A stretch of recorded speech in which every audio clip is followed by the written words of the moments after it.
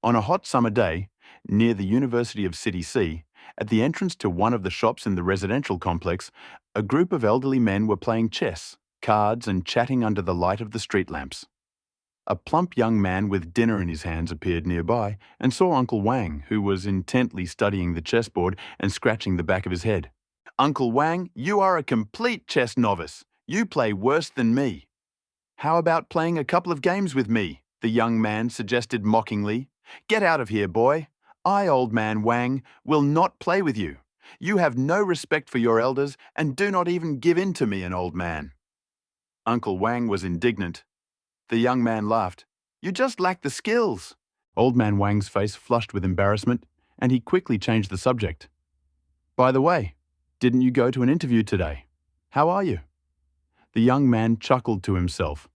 Who in the area doesn't know the local celebrity chess ignoramus Uncle Wang? But he only hopelessly answered the old man, "I wish I could work from 9 to 5, but I'm not capable enough," and quickly climbed the stairs. This young man's name was Li Bu-shing. 23 years ago, Li Da-chuan came to City C and married the beautiful Wan Yan Li. And that's how Li Bu-shing was born.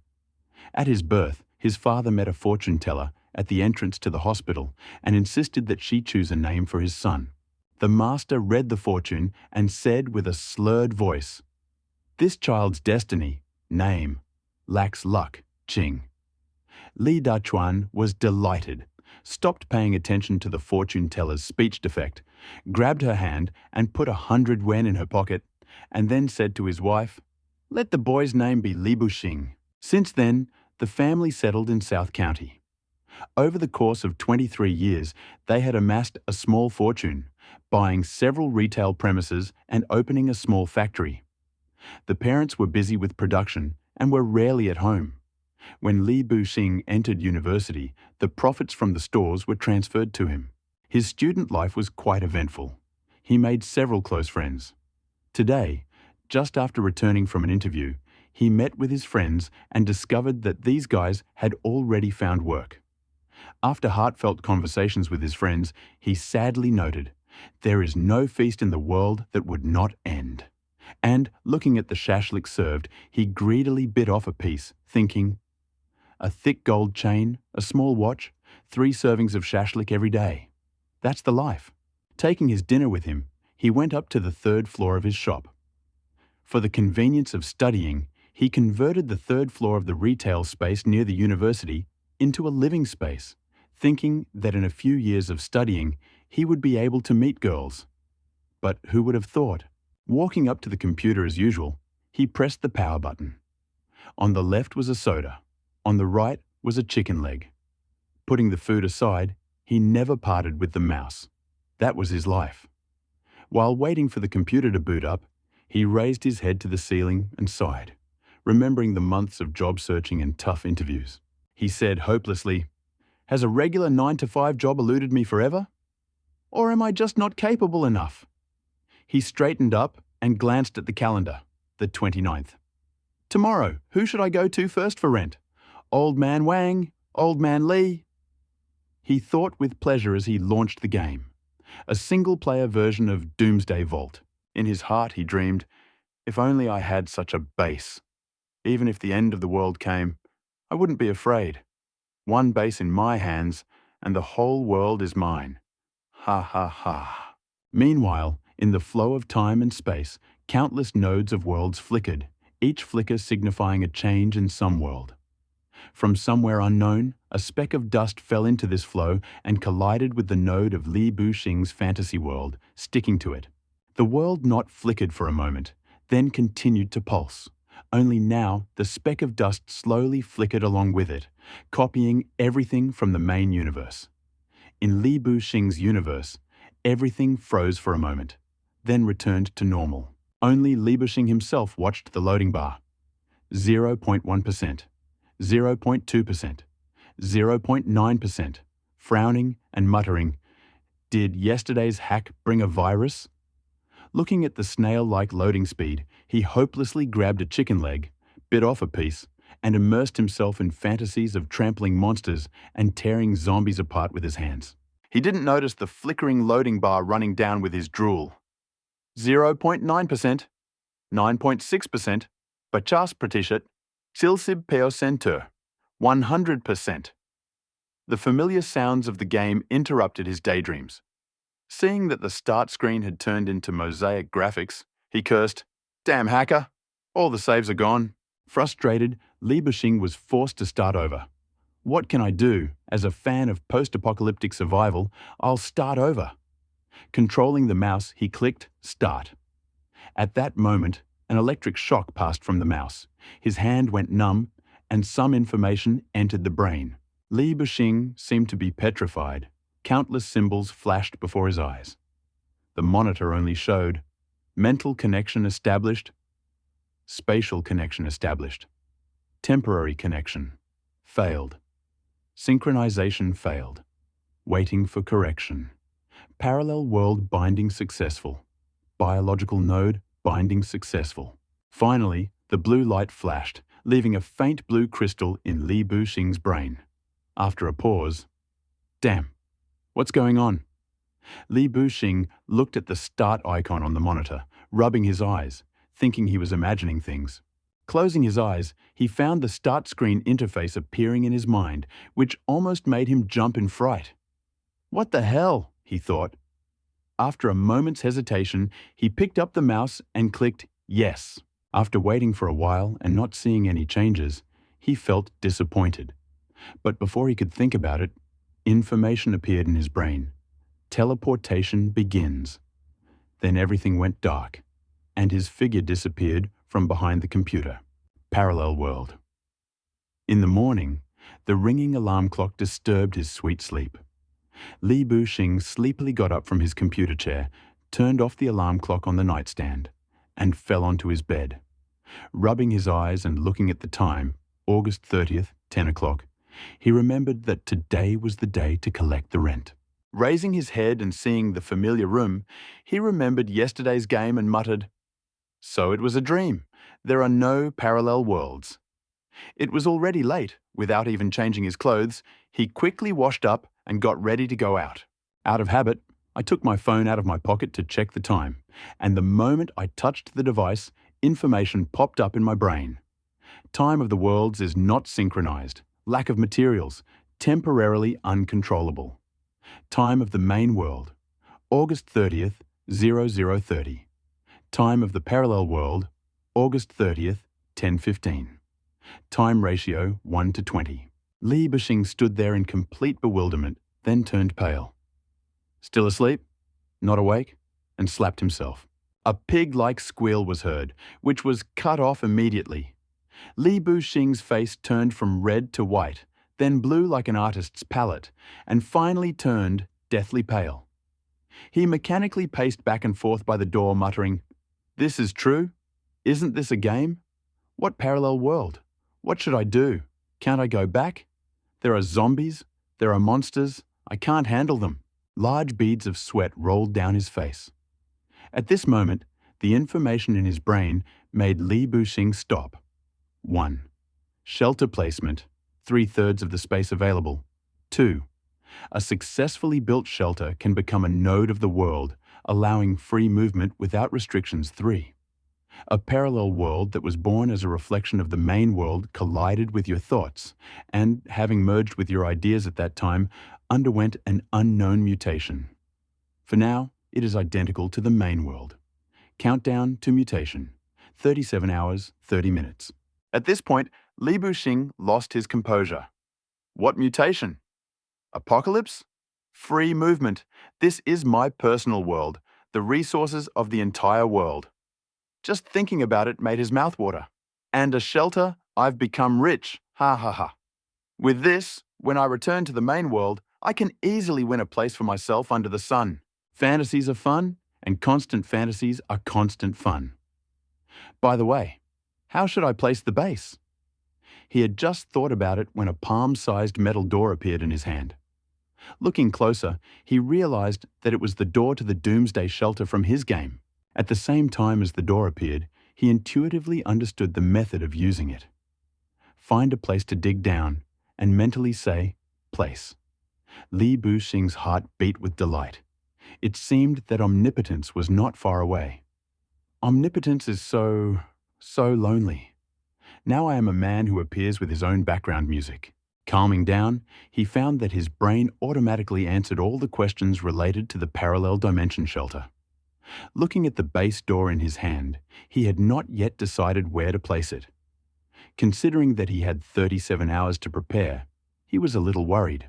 However, as an experienced post-apocalyptic fan, he understood the need to be prepared. No matter what happened, a supply of food and materials was a must.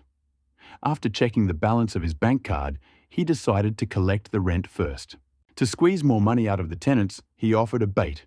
If you pay for 2 years at once, the second year will be at a 50% discount, pretending that he himself is incurring losses, but in his soul, he was blossoming with joy.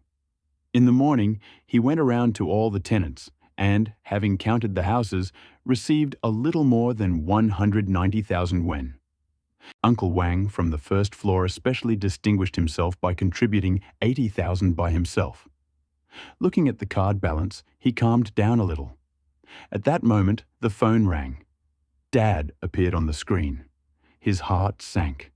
The problem he had been running away from all the time had finally caught up with him. After his morning observations, he was convinced that the two worlds were absolutely identical. Listening to the repeated beeps, he wondered, where did I go from this world? How can I meet the parents of this world? At the moment of his emotional fluctuations, the blue crystal in his brain also flickered in time with his mood, as if pondering how to answer the question. Finally, the blue light flashed.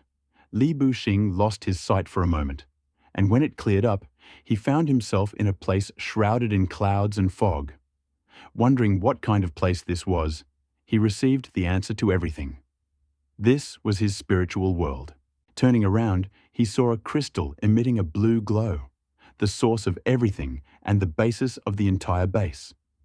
This blue crystal selectively answered his questions. Looking at the cold crystal, he realized, this parallel world is identical to the main world. All things exist in a 1-to-1 ratio. There is a double of him here too. The same family, the same life experience. From the moment he arrived, he began to merge with himself from the parallel world. Li Buxing took the phone. Before he even started talking, he heard his father's voice. Brat, you must have grown wings, huh? Just now, several tenants called me and said that you bastard took rent from them for 2 years at once and even gave them a discount. Apparently, we give too much pocket money. Next month, we'll cut it in half. After a portion of curses, the father cooled down and asked, What's the matter? You need money. Tell Dad. Li Buxing spread his hands in confusion, but his heart warmed. However, he couldn't tell the truth. He wouldn't believe it. He had to answer, Well, you haven't come for a long time, so I decided to prepare a surprise for you and Mom. Father noticeably softened, but still grumbled, Sly one. Tomorrow, Mom and I will come see what you're up to.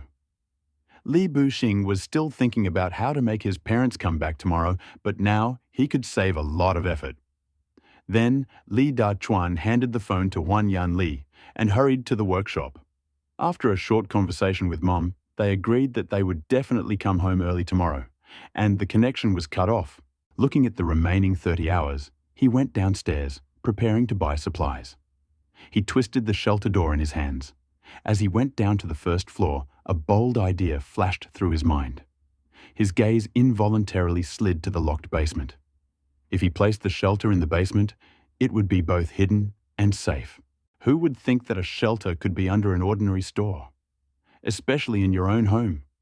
Compared to being located in the mountains, on the contrary, the risk of detection will decrease. If they find it now, it is not a disaster. And if danger arises, you can hide immediately. This thought, having arisen, did not give him any rest. He turned to the basement, having estimated the area at 60 square meters, became worried. Was it not too little space? As soon as the question arose in his mind, the blue light flashed and gave the answer. For now, this is only the initial shelter. With the increase of resources, it can be expanded without limitation. Li Buxing didn't think for long. He placed the door against the wall and mentally said, Place. The palm-sized miniature door spread across the wall like water, the silvery liquid wriggling vigorously, and after a while, it covered the entire wall and floor. The initially cement surface gradually turned into dark grey metal. From below, sounds of shh, shh could be heard, like insects gnawing food. After a quarter of an hour, the sounds died down. The numbers 001 appeared on the dark metal wall. The entire basement sank half a metre deeper, and a metal gate 3 metres high and 8 metres wide appeared before my eyes, an exact copy of the miniature door. A mechanical voice rang out. Vault activating, default owner detected. The half-metre thick metal gates slid apart. Li Buxing's mouth dropped open as he watched the gates open. The high-tech atmosphere hit him in the face. A 300-square-metre hall surrounded by the same metal as the gates appeared in front of him. The light sources on the ceiling brightly illuminated the surroundings. The thing that caught Li Buxing's attention the most was the 10 huge mechanical arms on the ceiling. His mouth began to water at the sight of them. A pleasant female voice rang out. Assistant of Shelter Number 001 reports readiness, requesting the manager with the highest authority to give orders. A projection of a large sphere of light appeared in front of him, which sobered up the drooling Li Buxing. He hurriedly wiped away his drool and stared at the large sphere. The two round figures in the empty hall stared at each other until a light breeze blew. Li Buxing gave the first command, "Listen carefully." The ball replied seriously, "I am listening. From now on, do not appear before me as a ball." The ball projection flickered and said resentfully, "Right now, I can only appear in this form. If you give me enough resources, I can transform into any form you wish." Hearing this, many thoughts flashed through Li Buxing's mind, and he almost drooled again. Then let's say that in the future, when there is nothing to do, appear in a miniature form the size of a palm. If there is something to do, contact me via phone, and only I can call you. That's all. Give me a tour of the shelter. By the way, do you have a name? If not, I'll call you Tangle. Tangle has taken note. As a shelter assistant, everything exists for the manager, so Tangle didn't have a name before. Mr. Manager, there are 4 levels in the initial base. The first is the shelter gate, a multifunctional defense hall, 2 freight elevators, 2 passenger elevators, a security room at the gate to control the gate, and the mechanical arms in the hall. Can also be controlled by the ball. The second level is a living area for 30 people with separate rooms and a dining room. Li Buxing looked at the facilities that were no worse than a star hotel with admiration, muttering that it was better than his own home. The third level is storage for materials and small biological, medical, and weapons laboratories. The fourth is the personal territory of the manager, the main control room. Entry is prohibited without the manager's permission. Li Buxing went up to the control room, sat down at the semicircular control panel, leaned back in his chair, and looked at the various equipment and instruments of the control center. In the center, a metal column as tall as a man rose. An image of the ball appeared on it. This is the core of the entire shelter and my main body. From here, I can control everything in the shelter. The current shelter data is as follows. Total population: 1 male, 1 human, 0 female. Shelter life support data: power production, 0, no generator. Power supply: 5,000 water production, 0, no water collection system. Water supply: 5,000 food production, 0, no food processing plant. Food supply: 5,000. Current consumption per person per day. Electricity: 10. Water: 0.5. Food: 1. Core energy: 1,000 units. Building materials: metal: 0. Basic vault infrastructure: Gate level 1, unique. Control room level 1, unique. 4 deep lifts. Living area 1. Warehouse 1. Multi-purpose lab 1. Upgradable. Interface for unbuilt objects. Li Buxing studied everything from household to industrial, from civil to military, especially the hangar for mechs, the production of various combat suits and mechs. All kinds of high technology were presented. Seeing that Li Buxing couldn't tear his gaze away, Little Ball said quietly, "Mr. Manager, we don't have the building materials to upgrade. We need the appropriate metals to build all this." A bucket of cold water splashed all the way to Li Buxing's heart. He studied the requirements carefully, and his face became increasingly gloomy. The ball seemed to notice something, and even the sounds of the current became quieter. Li Buxing looked at the screen and sighed, thinking hopelessly, "Yes, this is the real world, not a game. Where did all the resources come from out of nowhere?" Looking at the requirements of tens and hundreds of tons of metal resources, his head began to hurt. And this was only the initial construction. "Tangle, here," Li Buxing asked with a sour face. "What kind of core energy is this?" The ball excitedly replied, "This is high-level energy. Through the ball, you can transform important materials that are missing when upgrading buildings.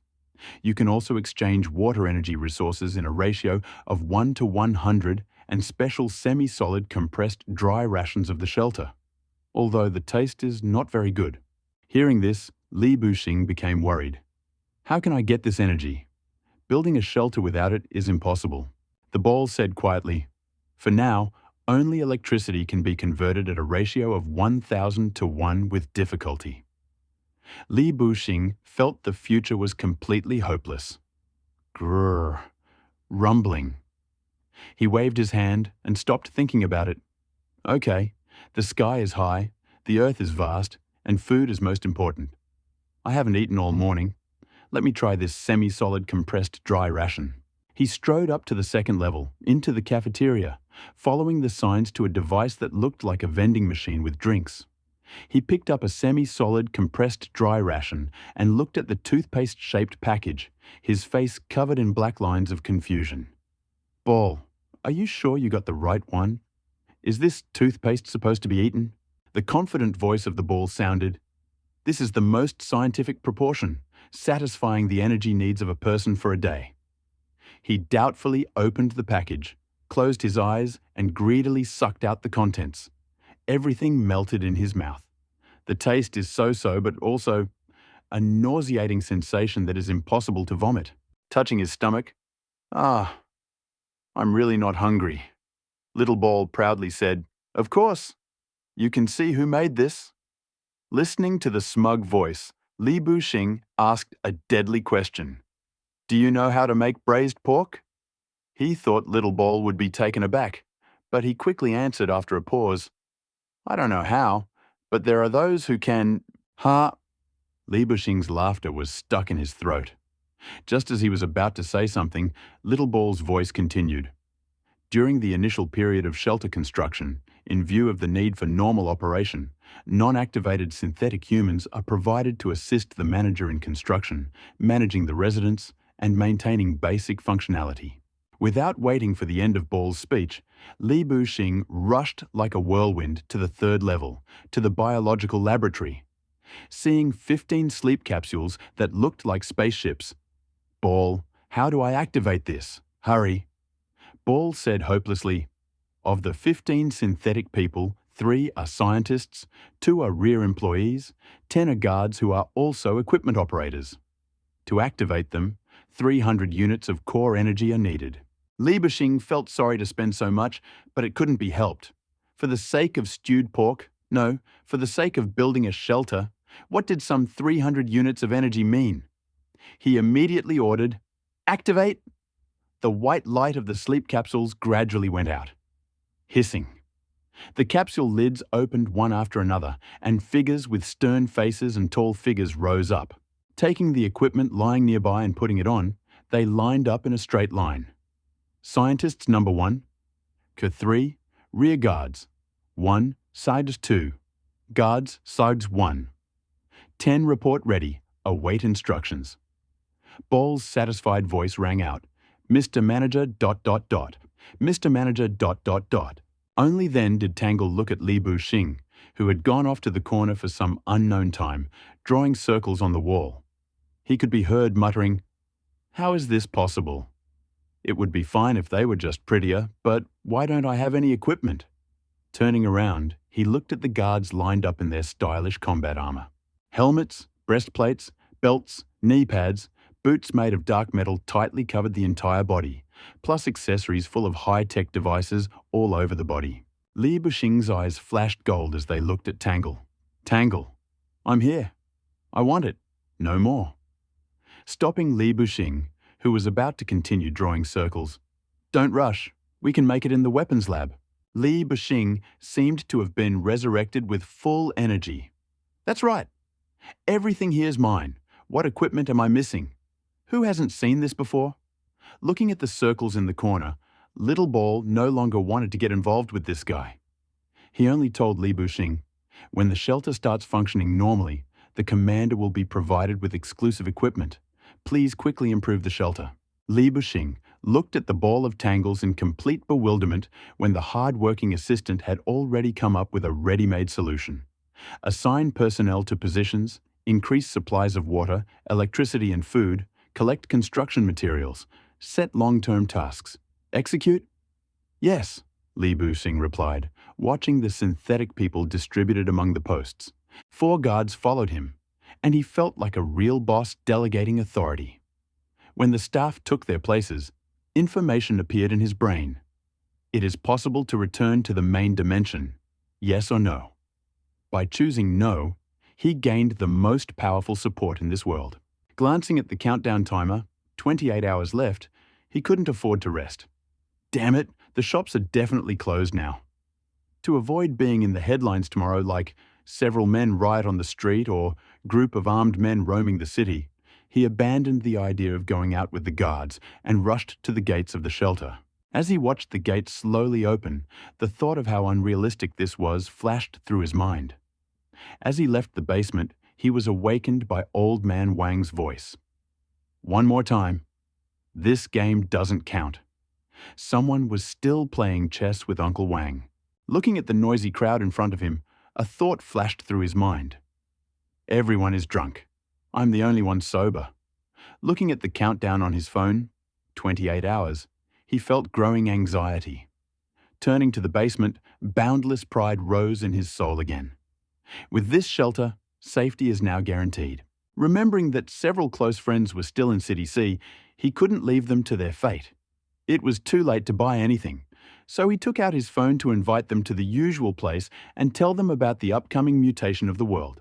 In the night area near the university in City C, many juniors were selling on the street stalls, earning extra money. When he came to his usual barbecue place, he sat down at a table and ordered 100 yuan worth of barbecue plus beer. Fourth, did you go to the interview today? First and second are starting work tomorrow. Third, Sun Yu asked as usual. Hearing the question, Li Buxing smiled bitterly. I'll tell you later. Sun Yu did not insist, thinking that the interview had gone badly, patted him on the shoulder and said nothing more. Just as the kebabs were being served, first Zhao Lei and second Chen door arrived. Zhao Lei's loud voice boomed out, just in time for the treat. Fourth, have you found a job?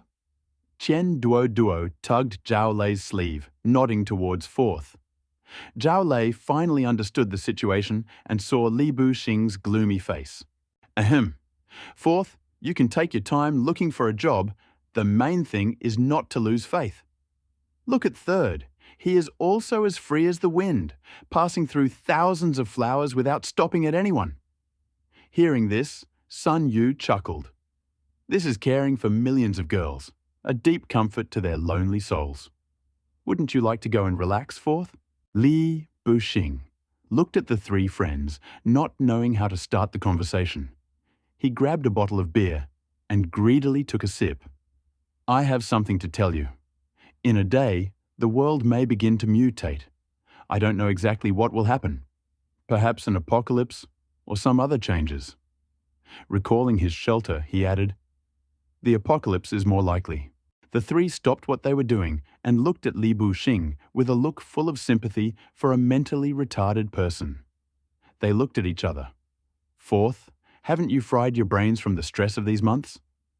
Everyone began to calm him down. Seeing the distrust in their eyes, he played his trump card. I plan to buy a lot of supplies. I have 190,000. If you have any spare money, lend it to me. The three, seeing that Li Buxing was not joking, asked cautiously, "Are you sure you haven't gone crazy?" "What jokes? I am telling you because I consider you brothers. I wish it were a lie myself. In any case, if you believe me, come to my house. If you don't come, then at least try to stay home and not go out." Zhao Lei and Chen Dordo hesitated but promised, "I understand." Li Buxing felt helpless, but he couldn't blame them. It sounded too unbelievable. Sun Yu, on the other hand, was interested. "Fourth, I'll help you with the food. My family is in the food wholesale business. I'll arrange as much as you need." Li Buxing's face brightened. How could he forget about this guy? Without ceremony, he took out his phone and transferred 150,000. "You know how to do this. I'll entrust you. And arrange for clean water too." Sun Yu patted his chest. "Don't worry. I'll arrange everything tonight. Bring it tomorrow." Having settled the main issue, Li Buxing took a kebab and ate several in a row. Divinely delicious. The company dispersed without much enthusiasm. When he reached the crossroads, he saw several clothing merchants and, remembering the equipment of the guards, stopped to buy several sets. "Master, pack me 20 sets of extra large clothing." The elderly saleswoman hurried over, looking at Li Buxing warily. Without further ado, she selected 20 of the most expensive sets, handed them to him, quickly received the money, and escorted the customer out. "Here's another fool who wants to please me," she muttered. A 20-year-old girl with a box of food appeared nearby and approached the stall. The vendor took the box and pulled the girl by the hand. "Why are you so late? Did you see that fat man with bags of clothes? Xiaolian, is that your admirer? A real fool with money. He bought 20 sets of clothes at once, thinking that this way I will marry my daughter to him." Seeing her mother looking at her as if she were a money tree, the girl turned away without saying anything. Looking at the retreating figure, she sighed softly. Li Buxing didn't know that he was taken for a fool, and even if he had known, he would probably have cursed them in his heart for their ignorance. Back at the base, he asked Ball to hand out clothes, then went to the living area, washed up, and lay down on the bed, tossing and turning.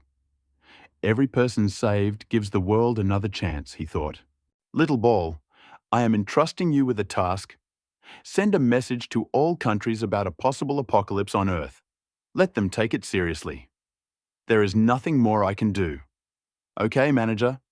When Li Buxing fell asleep, a rather big event happened on Earth. Leaders of all countries received a message about the theft of data from scientific laboratories, and on the computers remained, "The apocalypse is coming. Prepare." At the same time, an astronomical observatory, unnoticed, reported the fall of a meteorite in the region of the Arctic Circle. Having received the news, the leaders of the countries gave a general order to find the hacker. The intelligence services of all countries went into action. In the Arctic Circle of the Earth, a fragment of the star core, leaving behind a bright, fiery trail, lit up the sky. Rumble. The meteorite broke through the ice and fell deep into the ice layer. The super high temperature melted the ice funnel, the radiation killed many fish and shrimp, attracted large fish to feast.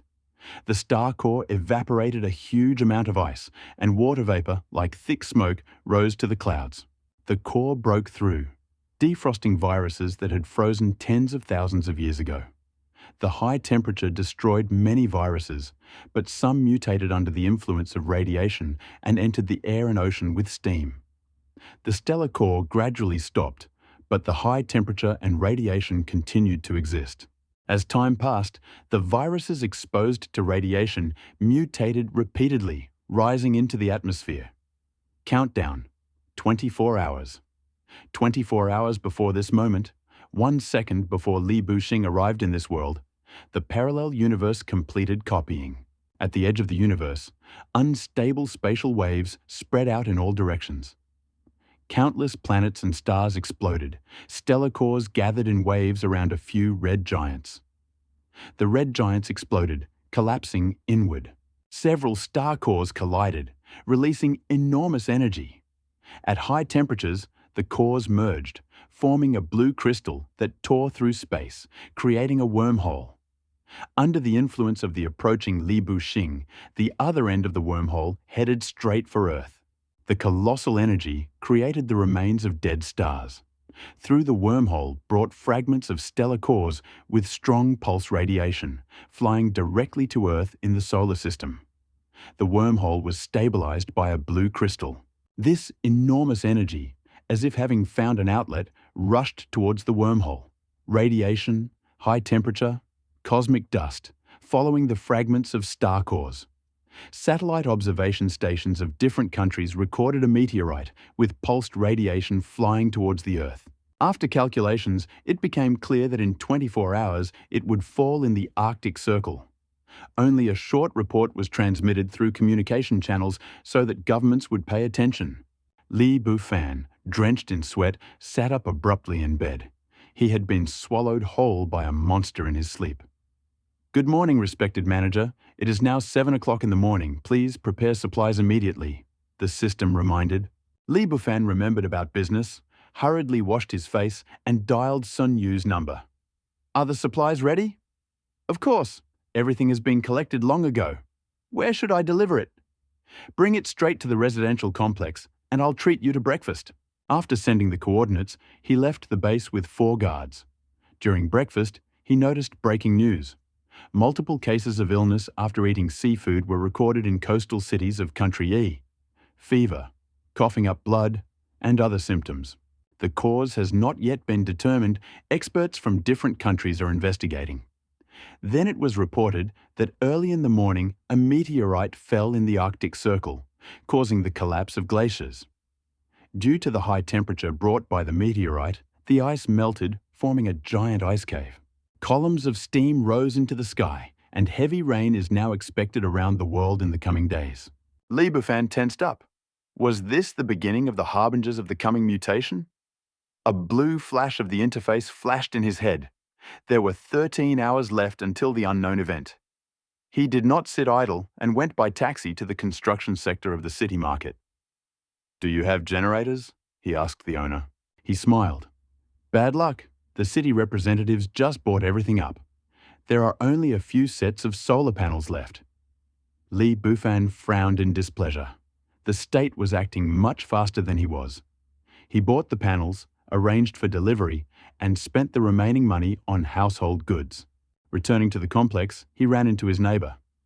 "Bufan, what are you up to? So many cars with things."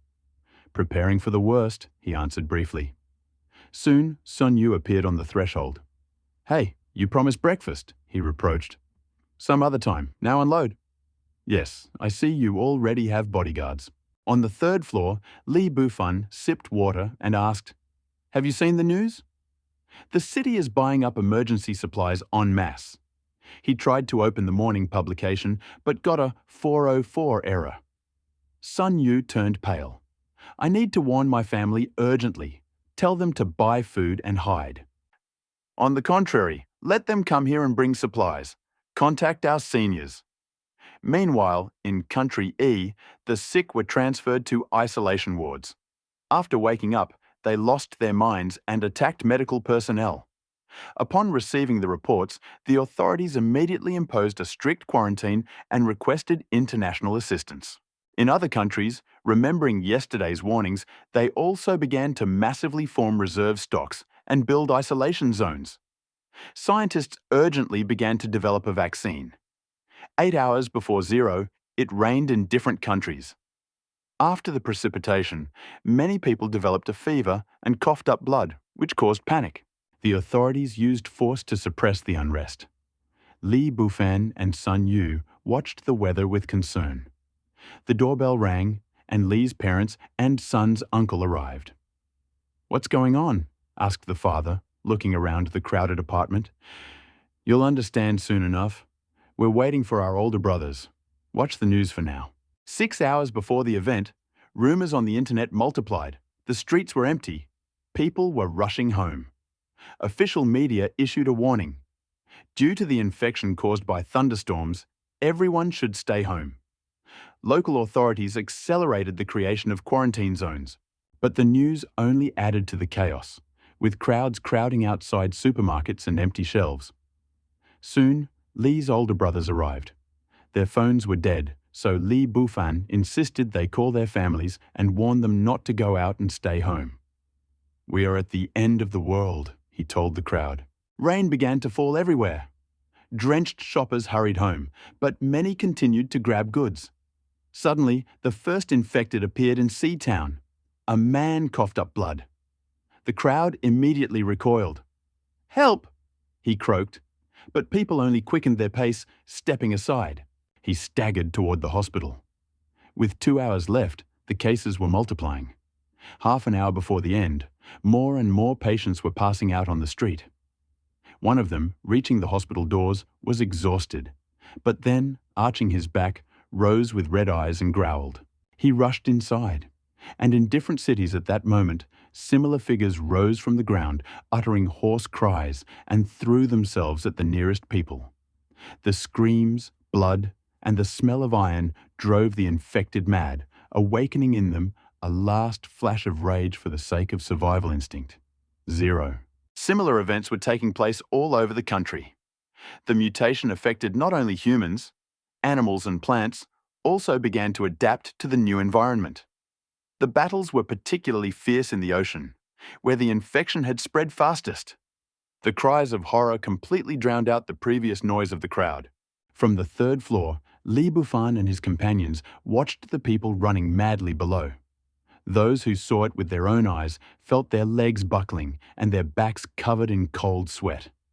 They tried to say something, but their lips only trembled and no sound came out. Li Bufan had expected something like this to happen, but the reality was much more cruel than he had expected. "Is this the mutation you spoke of? Is this the end of the world?" Sun Yu asked in a choked voice as he looked at him. Meanwhile, the governments of the countries were gathering for an urgent meeting. A long, oppressive silence. "We urgently need help," a voice from the K country sounded. But again, silence. Everyone has their own troubles, no time for others. G. Country A. "We are forced to sacrifice most of the population to protect those who are not yet infected." Country B. "We support, urgently create large-scale quarantine zones." Country C. "Let's join forces to develop a vaccine." Country D. "Agree, we support." That's where the discussion ended.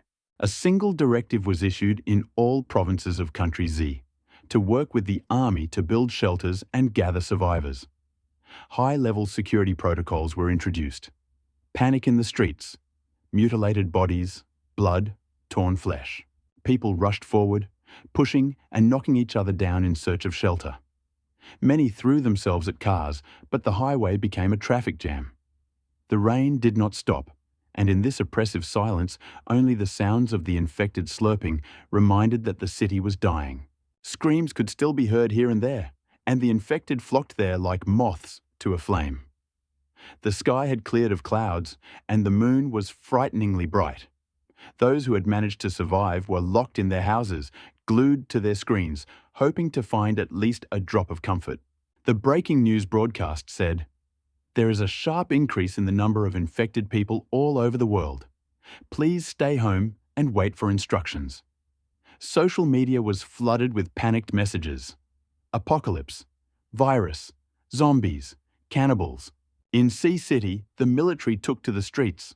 Loudspeakers were heard. "Citizens, remain calm. Evacuation points will be announced tomorrow." Shots were heard. People clung to their last hope. Some even ran out of their houses and followed the military vehicle with the broadcast. The military was clearing the area near the evacuation point. The moonlight illuminated the distorted faces of the zombies. As the car approached, chaos could be heard from the loudspeaker behind. "Help! Who's pushing? Get your hands off!" "Rrrr! Ah!" Zombies had crept into the crowd. At the front, the fighters held their weapons in formation, anxiously listening to the panic flaring up behind them. "Commander, we need to open fire immediately. They're breaking through. The mayor is still here," Sheriff Chen Wei shouted. "Silence! I'm in command here." "Rescue team, forward! Don't let the civilians break through." Single shots rang out. The first wave of evacuation resulted in casualties. More than a dozen dead. Those rescued cried with happiness, and the relatives of the dead shouted in the soldiers' faces, "Why didn't you save them? Why didn't you let us in? Why?" War and anger boiled in the soldiers' souls, but no one said a word. A shot. The crowd fell silent. Commander Lu Noguo said harshly, "From now on, we will only save if there is no threat to the soldiers' lives. You should have stayed home. Isn't it because of you that everything went like this?" And that was only the first wave. From the heights of the city, it was possible to see groups of survivors rushing to evacuation points one by one. Everything was repeated according to the same scenario in different countries. "Bufan, should we also wait for help?" Li Dachuan asked anxiously, looking at the screen. Li Bufan thought for a moment, but he didn't dare tell the whole truth yet. "Dad, I foresaw everything. I prepared a shelter in the basement in advance. There is enough space and supplies for 30 people." Everyone breathed a sigh of relief. He contacted the guards. "Prepare the lift. Take us away." A few minutes later, there was a knock on the door. 4 people in black armored suits stood on the threshold. "Let's go. The entrance to the shelter is over there." Everyone silently moved into the basement. Everyone's eyes widened at the sight of the transformed room. The huge gates opened, and they looked at everything Bufan had built in amazement. "From now on, this is our home." He gave them a tour, assigned rooms, and everyone soon fell asleep from exhaustion. Only a few windows were lit in the city. The survivors endured the first night of the apocalypse to the roar of gunfire and the cries of beasts. At dawn, zombies, attracted by the crowd of people at the evacuation point, broke through the defense. The gathered survivors scattered again, destroying the fortifications. Many died at the hands of their already infected comrades. "Let's go to the Sea-Town Tower. Lu Noguo, don't delay," Sheriff Chen commanded, dragging the soldiers and the mayor along with him. The city, once alive, was now dead. Blood, scattered food, emptiness. When the last shots died down, no one knew. Bang! A dull explosion shook the entire city. Some survivors decided to make their way to the evacuation, but the roads were clogged with cars. "Hurry! This way!" a man shouted, dragging a woman into a clothing store. The shop owner leaned on the door from the inside. "Get away! Don't come near!" But it was too late. The zombies were hot on the pair's heels. Screams, blood, and silence. Those who saw this immediately abandoned the idea of salvation. More explosions thundered in the city, but soon silence returned. In the shelter on the lower level, everyone gathered for breakfast. Li Bufan, after listening to the guard's report, turned to the others. "We have enough food for a year. Electricity and water are only enough for a month. We need to find ways to replenish them. I'm going to spend 2 days on the observation floor to find out what's going on outside. We'll go with you. Maybe we can return to W City." Zhao Lei and Chen Duoduo responded. Sun Yu also decided to join in. Li Bufan took 2 more guards. Looking at their equipment, he thought, "I should also set up equipment production." On the 3rd floor, everyone peered at the city. The guns were silent, but muffled explosions could be heard. "Why is there still no news about the evacuation? What's going on with W City?" Zhao Lei said anxiously. After calling his relatives, they calmed down a little, and Li Bufan, watching the wandering zombies, decided not to interfere for now. He needed to study their behavior. Meanwhile, a rift opened in the atmosphere above the Arctic. A grey beam with high temperature and powerful pulsed radiation flew down from space. It followed the trajectory of the meteorite that had fallen earlier and brought mutagenic dust with it. The last message from the orbital satellites read, "A powerful blow to Earth is coming." After that, the connection was finally lost. The world was plunged into silence. 2 days passed in anticipation. Panic, hunger, despair. The last hope collapsed with the disconnection of communication. The real hell began. The northern ice melted. New viruses were released. In the primeval forests, plants grew at an insane rate, and the mushroom giants grew even larger. New alpha leaders emerged among the animals, having broken free after a bloody selection. Their territoriality increased. Even zombies mutated. Scientists had been studying the pathogen since the first hours. A frightening discovery was made when the bodies were opened. "What the hell is this?" Academician Wu muttered, pointing to the growths in the brain. On the third floor, after the connection was cut off, the Li brothers could no longer sit still. Li Bufan tried to calm them down. "We don't know for sure yet whether our families are safe. Let's wait a few days, prepare, and then take them. We can't walk tens of kilometers on foot, can we?" The brothers reluctantly agreed. Together, they discussed a plan to gather the resources needed for the shelter. "Just in case, we'll connect you to the shelter's internal network. It works within a 10-kilometer radius," Li said. Having gone down, they quietly, step by step, passed the floors. The guards, as if according to a well-practiced scenario, silently eliminated the zombies. Li and his friends followed them in amazement. 2 guards took up positions on the roof of the truck and 2 more got into the escort car. They started the engine. Having passed a street with snack bars, the survivors, looking out of the windows, whispered, "Well, finally. There were some brave souls who will distract these creatures."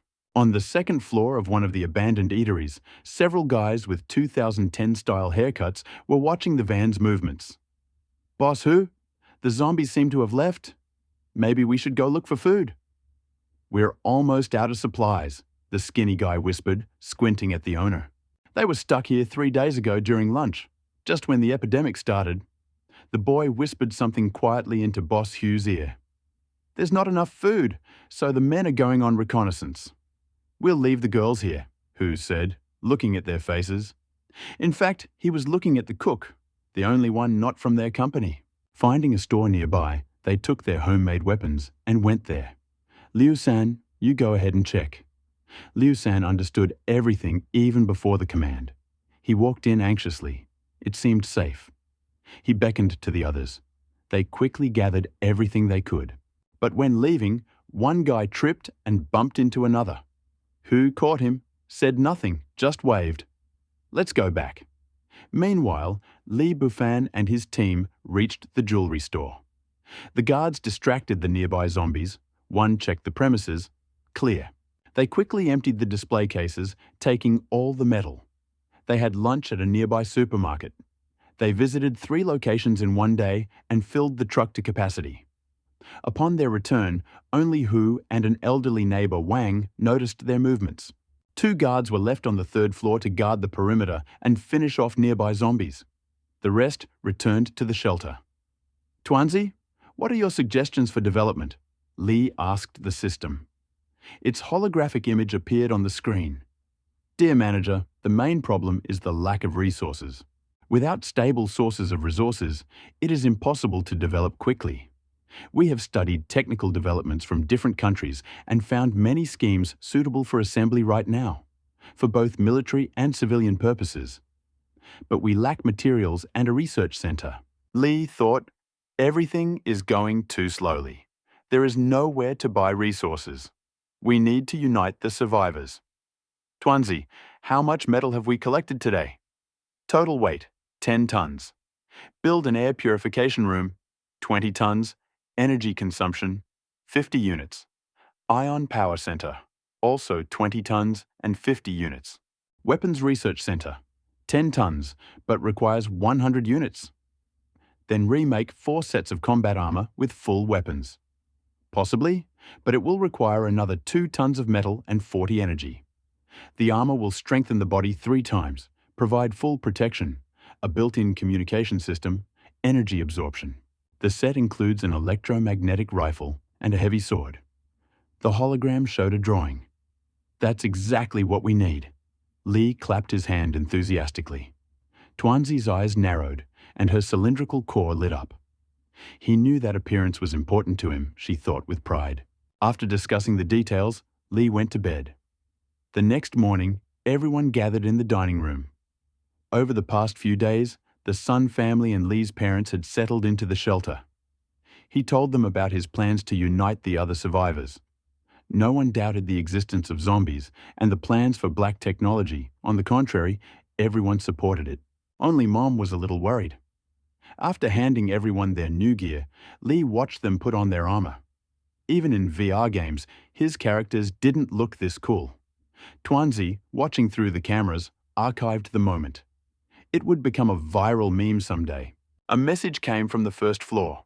All the zombies in the adjacent row of shops had been eliminated. There were 8 survivors left in the house. When Lee left, Grandpa Wang appeared first, followed by the others, thanking and praising him. "We've cleared the building. You can stay. You'll get protection and food, but obey the commands. Or you can go your own way." "Think about it," said Lee, and left. He and his friends decided to continue clearing the area. The guards were ordered to collect all the resources from the upper floors. The 4 of them headed to another entrance. Now it was time to meet the zombies in person. Lee walked ahead with the electromagnetic rifle. His hands were shaking.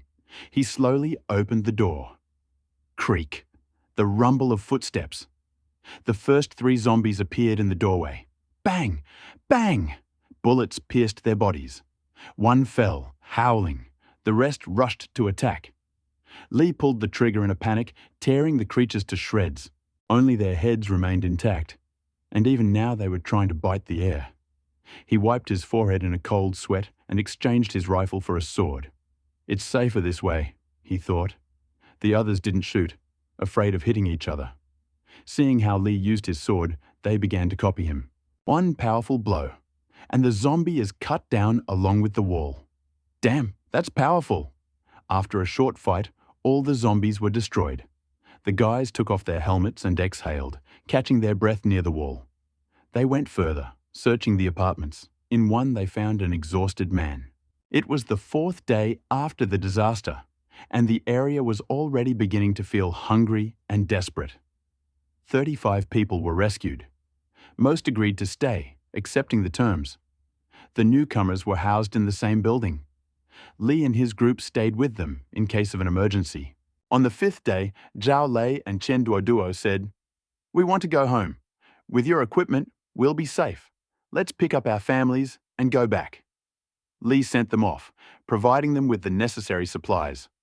"Good luck to you. Take care of yourselves." They left, and Lee continued clearing the area. 3 days later, the entire block was cleared. They were joined by 80 people. The metal in the storage facilities had accumulated 50 tons.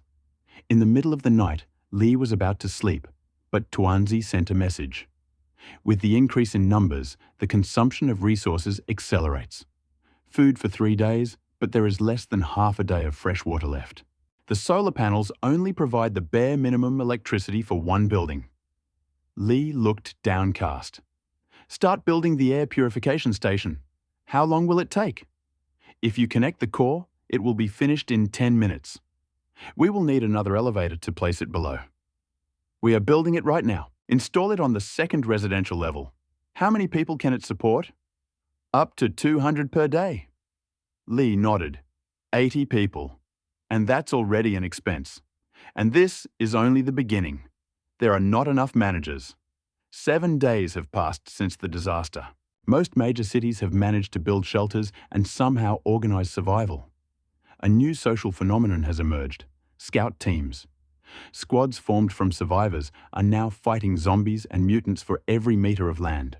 Day 8 of the end of the world. Dear listeners, this is the Sea City radio station speaking. This is an urgent message. Is there anyone? If you can hear us, please help. We are stuck at the radio station. Please help.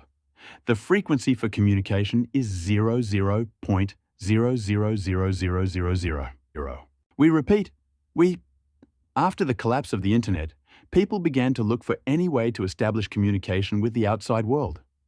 Dusty old radios, forgotten in attics, were put to use again. The airwaves were silent for several days, and suddenly, a familiar screensaver, the announcer's voice. Although the message was incoherent, it lit a spark of hope. You are not alone. Someone is still alive. An hour before... Excellent! The backup power is working. We are saved! Xiaoshang joyfully exclaimed to his colleagues. He and several other night radio employees were at work when the apocalypse began. While eating dinner in the cafeteria, they saw one of the technicians suddenly begin to mutate. In a panic, they hid in the cafeteria. When the food was almost gone, they decided to sneak into the radio room and try to call for help. "Hey, senior, turn on the radio. There's someone alive from the TV tower." Sun Yu burst in with a shout. For the past few days, he had been collecting old radios, hoping to catch at least some news. Li Bufan was disturbed from sleeping, and he listened sleepily, frowning with displeasure. With each phrase, a spark lit up in his eyes. "That's right. We can broadcast too. Exchange, protection, food, weapons, in exchange for resources. Tuanzi, do we have the ability to create a radio transmitter? We could establish contact with other survivors, offer them shelter, and make deals." "No problem," the system responded. "There are base station plans in the Earth archives. We'll put them together in an hour." Li quickly assessed the situation. 80 people in the camp were resting with nothing to do. He found Sun Yu, who, as luck would have it, was playing a game. "Are you having fun? Very well. Here's a more serious task for you. Take 6 guards, clear the area. Tell everyone, half of the collected products are given to us, the rest is divided. All metal. To us. The same goes for the running cars." Sun Yu almost groaned. "This is a job." But the inhabitants of the camp were fired up by the idea. Yes, it was safe here. There was plenty of food, but anxiety remained in their souls. Having survived the famine, they knew it was better to prepare in advance. Armed with carts, under guard, they set off in a column to search for resources, trying not to make noise. Other survivors watched with envy, but did not dare to join in.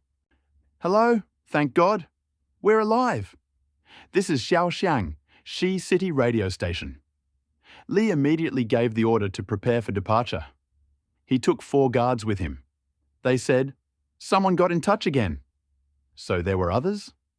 Meanwhile, on the top floor of the city tower, an emergency meeting was taking place. The mayor, having received the message about the radio station, turned to his subordinates. "What do you think? Rescue?" "Of course," Lu Yueguo answered sharply.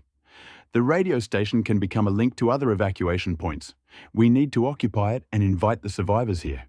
And without waiting for the opinion of the others, Lu left the room. The others were clearly dissatisfied. "What a scumbag," Chen Wei muttered. "If it weren't for the lack of weapons, I'd like to see how he would command." Lu gave the order. "Luzi, take the reconnaissance team. The task is to evacuate people and seize the radio station." "Yes," and the squad moved out. At this time, in a hotel near the TV tower, a young guy burned a homemade radio, hid a gun and a knife, changed into inconspicuous clothes. Pretending to be an ordinary survivor, he headed to the radio station. Meanwhile, Li Bufan reached the desired location without any particular obstacles. The sound of the car attracted a crowd of zombies, but the newest weapon dealt with them instantly. That same mysterious guy, watching from cover, squinted. So powerful. Is it armor or something else? In any case, it is better to be with the strong. Inside the radio station. "Are you Li Bufan? You have contacted us." The guy in glasses shouted happily. "Yes, we came for you. We're not an army, just a group of survivors. Building a safe place, looking for allies." "I see." Xiaosang pushed the glasses, interest flashing in his eyes. "Is everyone here?" "We're leaving. It's not safe here." "Almost." There was another one. He should come too. And at that moment, Li heard in his earpiece, "Contact! There's another person." There was a guy standing outside the entrance. "Hello, I heard the radio. I'm alone. Are you military?" "No, we're survivors. We have a shelter. Will you join us?" "Of course. I'm Mo Feng. I came to find people like you." When Xiaoxiang and his friends came down and saw the mutilated bodies, they almost threw up. Supported by the guards, they got into the car. Li sensed something was wrong, but he didn't show it. They returned to the camp. Half an hour later, Luzi and the fighters arrived at the station. Seeing the destruction, they combed everything, made sure there was no danger, and occupied the object. Luzi returned with a report. Li Bufan, wasting no time, immediately began to spread his proposals on the radio. Food, protection, weapons in exchange for metal and materials. That same day, under his leadership, another sector of the city was cleared and all nearby resources were collected. The alarms rang, and one by one the survivors began to emerge from their rooms in this six-story building. Sun Yu was distributing food and glanced at Li Bufan. "Hey, Senior, we should reconsider the distribution of duties. Everything is too chaotic. There are too many people, and only the guards are on duty at night. If this continues, order will collapse." Li rubbed his face. Lately, all his efforts had been focused on resource extraction and expansion of the shelter, and he hadn't thought about a clear structure. Then Tuanzi intervened. "Attention! I can activate the Logistics 1 module.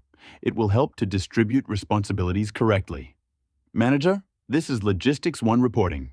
I have already accessed the current information through the Tuanzi system," a new voice sounded.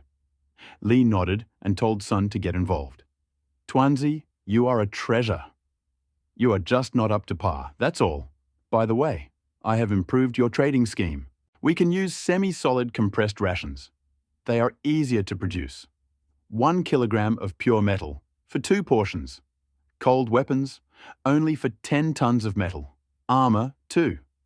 Precious metals are exchanged 10 to 1. Water and food, 1 to 1,000. Li thought and agreed. Meanwhile, an argument broke out in the camp. "If we don't have enough fighters, how will we stand up to the zombies?" Sun Yu shouted. Of the 95 people, only 20 expressed their willingness to join the combat unit. The rest refused. Li, standing aside, watched with displeasure. "Still, 2 squads will be enough for current needs." "2 groups are enough. There is no need for more for now," he said briefly. Turning to the rest, Li said, "If you don't want to fight, don't. But get busy strengthening the walls, sorting and dismantling the metal. Those who are not ready to work, leave. You have no right to exploit us. Will they at least feed us?" There was indignation. "If you don't shirk, food and protection are provided," he answered. The people calmed down. No one wanted to leave the safe camp. "From you, 80 people, choose commanders. 2 guards will work with you." 2 guards stepped forward. "You have 10 minutes to choose leaders. We are responsible for training and assignments.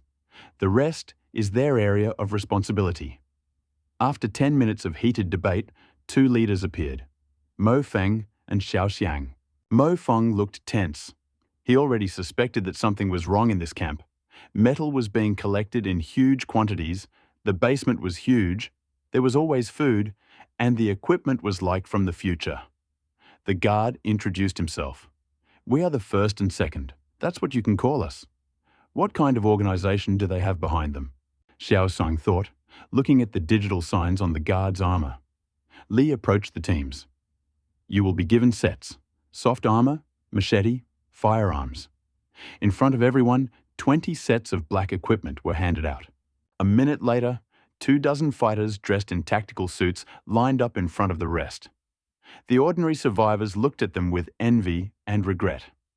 "Everyone to the training, so that we don't screw up during the first attack," said the first. At headquarters, Tuanzi reported, "We've accumulated 100 tons of metal. The warehouse is full. There is still much to be processed. Estimate up to 300 tons. Energy, 660 units." "Excellent! Finally!" exclaimed Li. "Begin construction of 2 power stations and 1 weapons center. Completion in 50 minutes. Costs, 100 tons and 200 energy. There will be 0 tons, 460 energy." "Negative," came the answer. "Now start a radio message. We have a safe area. For metal you can get food, weapons, housing." At the same time, on the other side of the city, Lu Yueguo occupied the television center building. Their message went on the air. "This is a government evacuation squad. We invite all survivors to the administration building.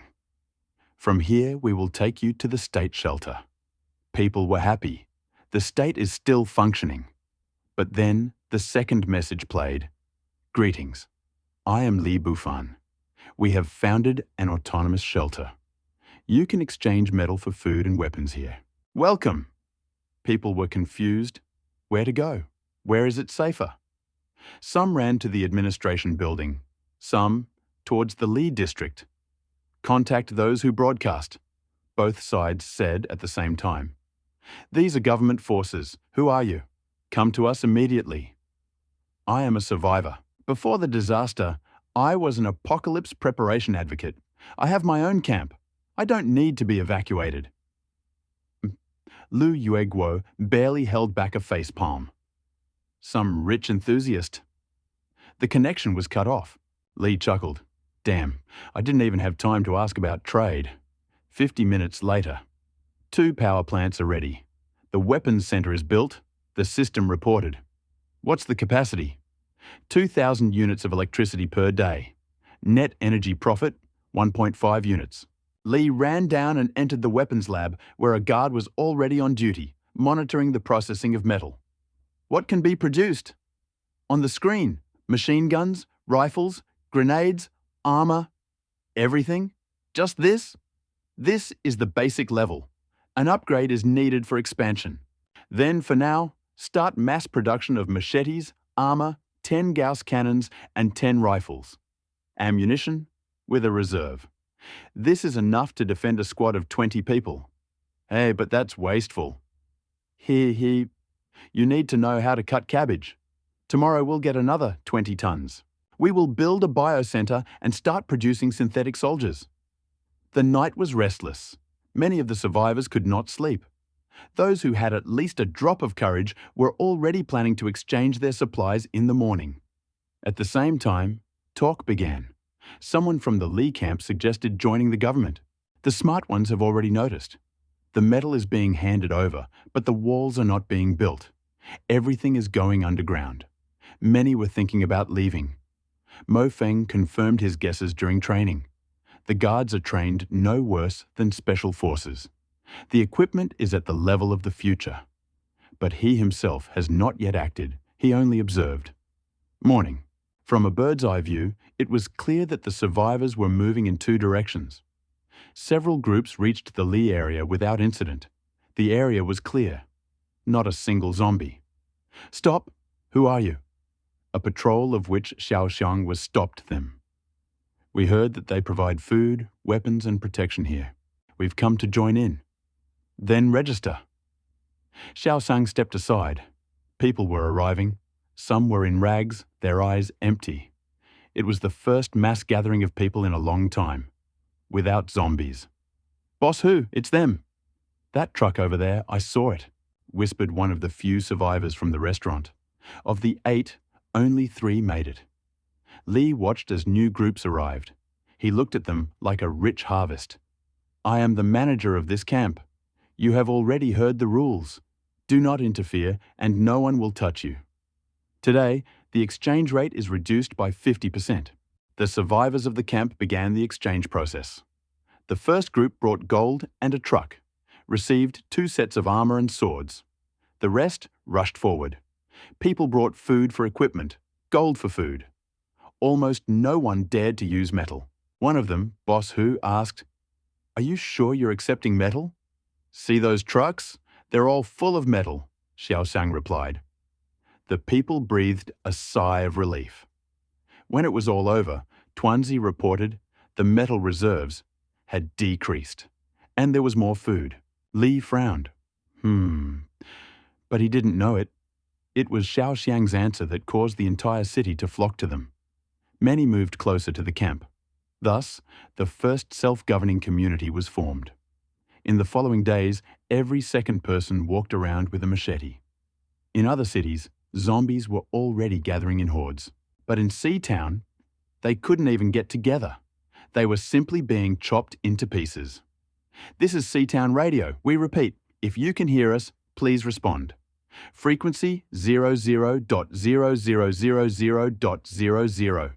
We are still alive. In the conditions of a complete communication blackout, this message sounded like a miracle. Someone finally got on the air using old radio equipment. People couldn't believe their ears at first, but when the signal was repeated, it became clear that there were still survivors somewhere. The message quickly spread among the survivors.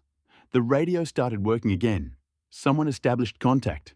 An hour earlier, in an abandoned TV studio, 3 people were fiddling with wires and generators.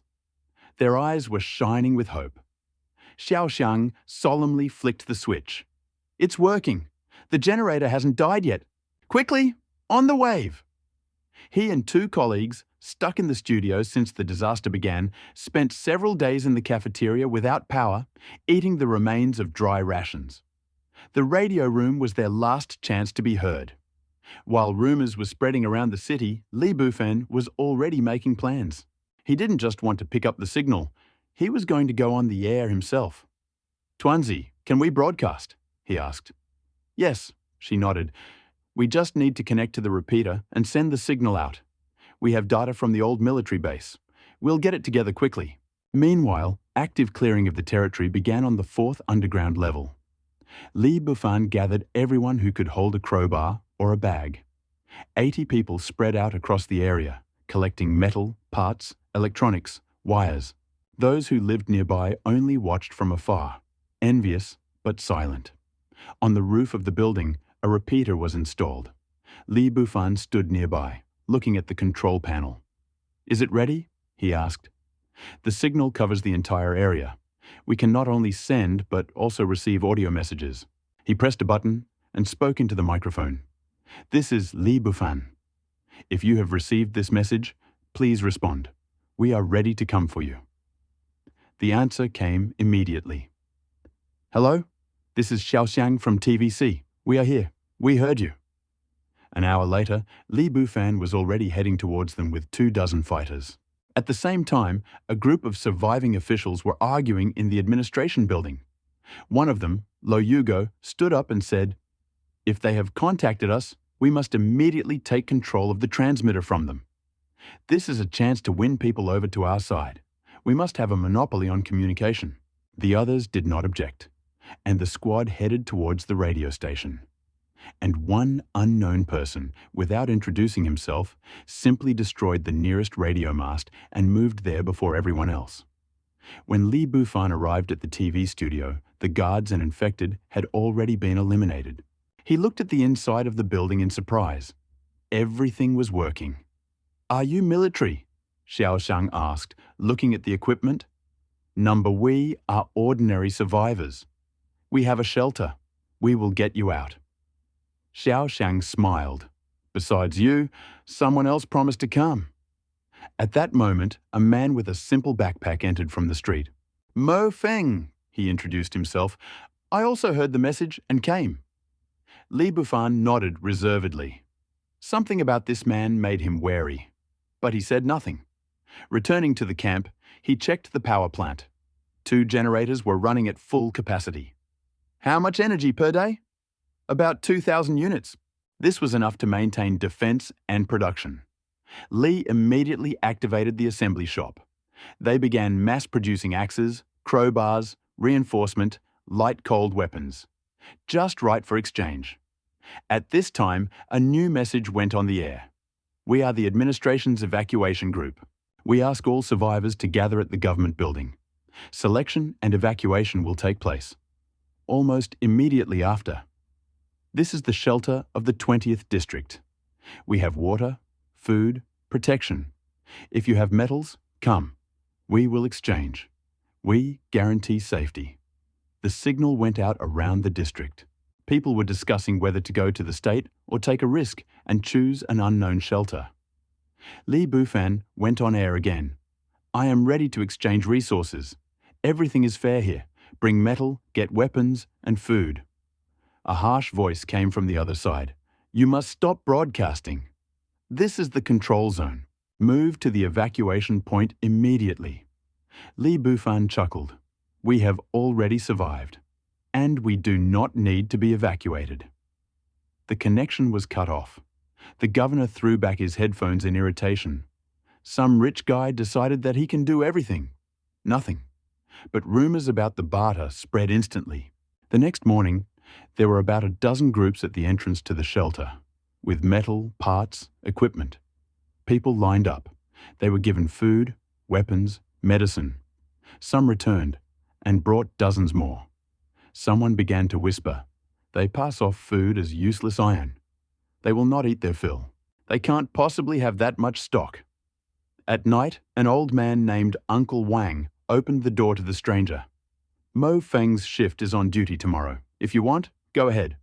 We'll show you the entrance to the underground level. Let him believe he's found something valuable. The deal was made. Footsteps in the darkness disappeared into the corridor. Hey, wait! I only ate a little more a couple of days ago. Can't I get it for that now? A voice rang out indignantly. Two figures walked confidently along the road to the camp, Liu San and Bai Xiaoxiao, who miraculously survived the chaos of the last few days. After leaving Hu Gei's gang, Xiaoxiao had become much bolder. But Liu San was still the one walking in front, silent, sullen, with an emotionless gaze. Every zombie in their path fell with one blow from the club, but his eyes showed neither fear nor pity, only silent determination. Aren't we there yet? Xiaoxiao complained. My legs are already falling off. Everyone says that you can exchange resources in that camp, but why is it so far away? Isn't this a scam? Liu San answered briefly, without turning around. It's not a scam. Since they have so many identical machetes and chainmail, it means the place is real. There was hope in his voice. Perhaps it was in that camp that he would be able to find Hu Gei and get even.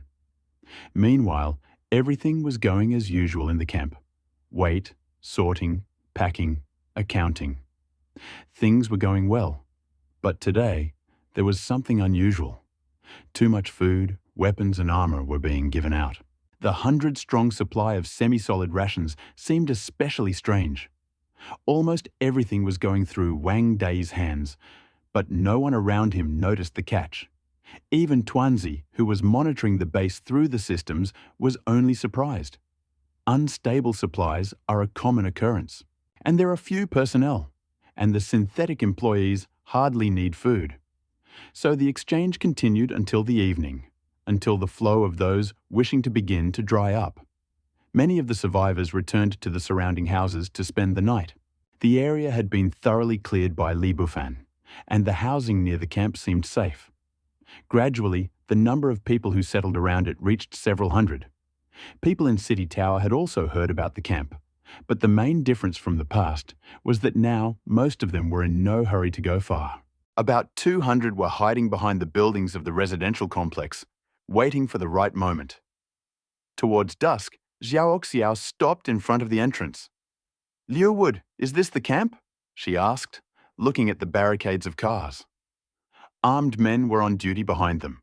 Liu San silently approached. They were met by a guard in black armor with a heavy weapon. Are you here for an exchange? Then to the registration, the guard said, without further ado. Liu San just nodded. Xiao Xiao swallowed nervously, afraid that they would be shot for such behavior, but everything worked out. They were let in. There were a lot of people, weapons, food inside. They looked at each other in surprise. It was the first time they had seen such a large, organized group, but they didn't have time to comprehend anything. Suddenly, there was a rustling sound. A blade entered flesh. The participants in the exchange, grabbing machetes, suddenly began a massacre, attacking innocent neighbors. Liu San reacted instantly, grabbed the dumbfounded Xiao Xiao and pulled her into the building. Meanwhile, Mo Feng, who was standing at the exchange point, turned to the guard. Instructor, I think it's time to act. At the same time, his men pounced on the guard and knocked him to the ground. Mo Feng raised his gun and shot him in the head. The electromagnetic rifle penetrated the skull instantly. Another guard on duty on the roof immediately rushed down. Footsteps and shouts could be heard from afar. 3 people met at the entrance to the camp: Wang Dai, Mo Feng, and Hu Gei. The attack coordination began. At this time, on the 3rd floor, Song Yu heard a noise and rushed to the command center. Tuanzi! The camp has been betrayed. Open the doors. Calm down. They won't get through, she replied coldly. And then she sent out an order. Traitors, destroy. The huge doors of the shelter opened and 14 fighters in black armor, armed to the teeth, came out. In the neighboring building, a guard knocked on the door of Xiao Xiao and her group. She immediately raised her hands up, without resistance. The guard silently pointed the machine gun at the window and began shooting at the fleeing people. On the street, the fighters opened heavy fire. The simple survivors with a few rusty guns could not withstand the onslaught. The electromagnetic weapons pierced several people at once, and those who did not fall immediately scattered. Among them were those who succumbed to Mo Feng's persuasion. He, seeing the failure, calmly retreated, took the food, and sped away in a prepared car. In 15 minutes, it was all over. Xiaoxiao and her 10 fighters vomited out of the window right onto the floor. The camp fighters remained on guard. Song Yu came down from the shelter and, seeing the consequences, turned pale. There were few survivors left in the area. They heard gunfire, but didn't know how it all ended. While they were guessing, the cars tore off in different directions, taking zombies with them. This strengthened the faith in the camp. It became a symbol of power. Even the nearest houses began to fill up with people wanting to move closer. And the zombies in this area have noticeably diminished. In the main reality, Li Bufan has just returned home, dreaming of setting up a new warehouse and starting a business with his dad's equipment. But then, he was given a surprise. Putting on his armor and grabbing some shashlik for his father, he activated the transfer command. He had barely landed when he heard sirens. "Camp under attack," Tuanzi reported. "Damn you," was all he could manage, disappearing back. A second later, he ran into the command center calling out, "Tuanzi, show yourself immediately. What have you done?" On the screen, he saw streams of blood and mutilated bodies. He threw up. A few minutes later, he pulled himself together and called out to Song Yu. "Where are you?" "I'm waiting on the second level." "When did you get back? We have a riot here. There are a lot of corpses," he shouted, running after him.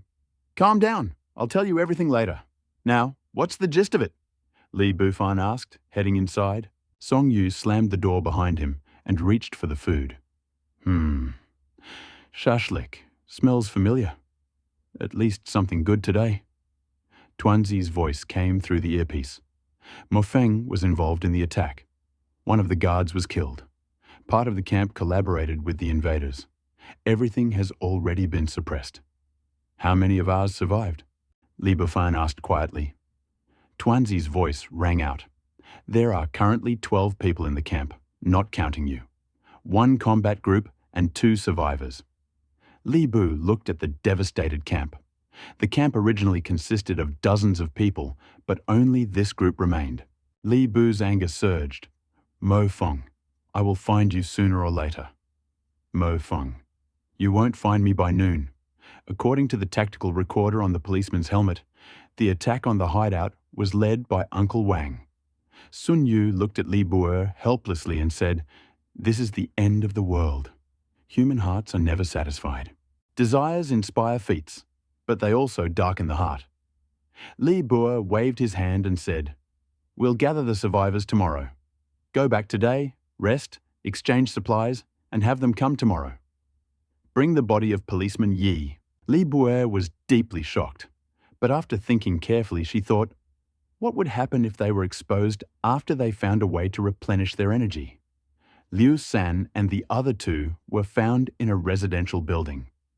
Bai Xiaoxiao's face turned pale. "We are here to exchange supplies, not with these guys now." Liu San didn't say anything, just standing in front of Bai Xiaoxiao. The guards checked the CCTV footage, confirmed that this was indeed their first visit, and said, "We'll exchange supplies tomorrow. You can rest here today." Bai Xiaoxiao breathed a sigh of relief and thanked them warmly. They stopped at a residential complex. The next morning, the camp announcement and the TV broadcast were played simultaneously. The only difference was the content of the announcement: "Supply trade continues. XXX community is open to all survivors. Come here and trade freely.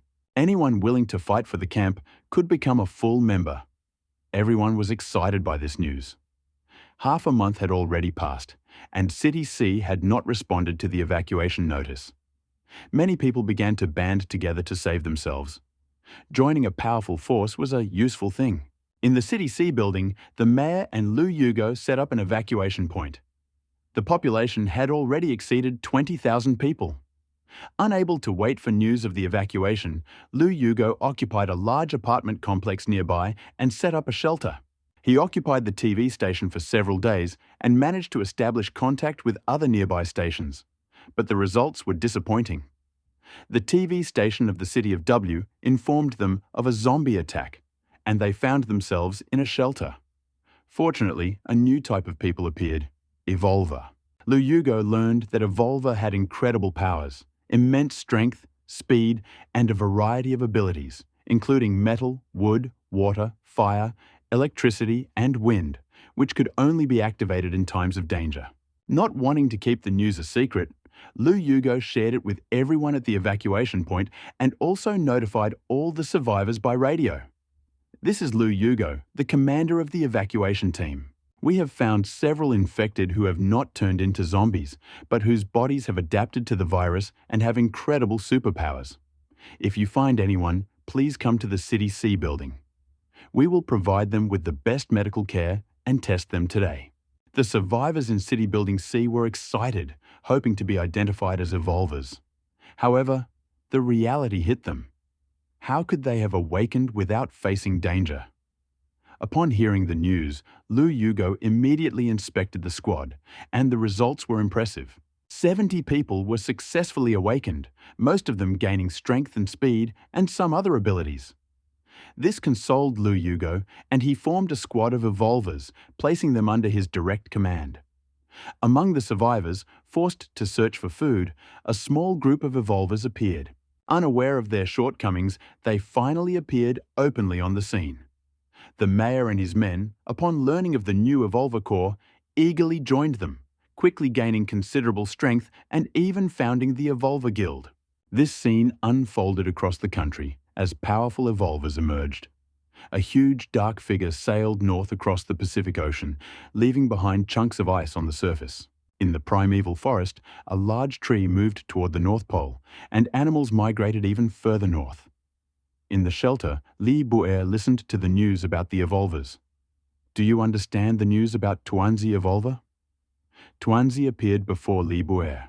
I haven't looked into it, but the shelter has strength training halls, agility training halls, mental conditioning training halls, and attribute training halls. Anyone can train there. I wonder if they're the same thing. Li Buer thought it was a good idea. But there are no energy points here. After Tuanzi's last words, Li Buer felt a premonition of winter approaching. Li Buer didn't want to say more because he hadn't earned any energy points yet.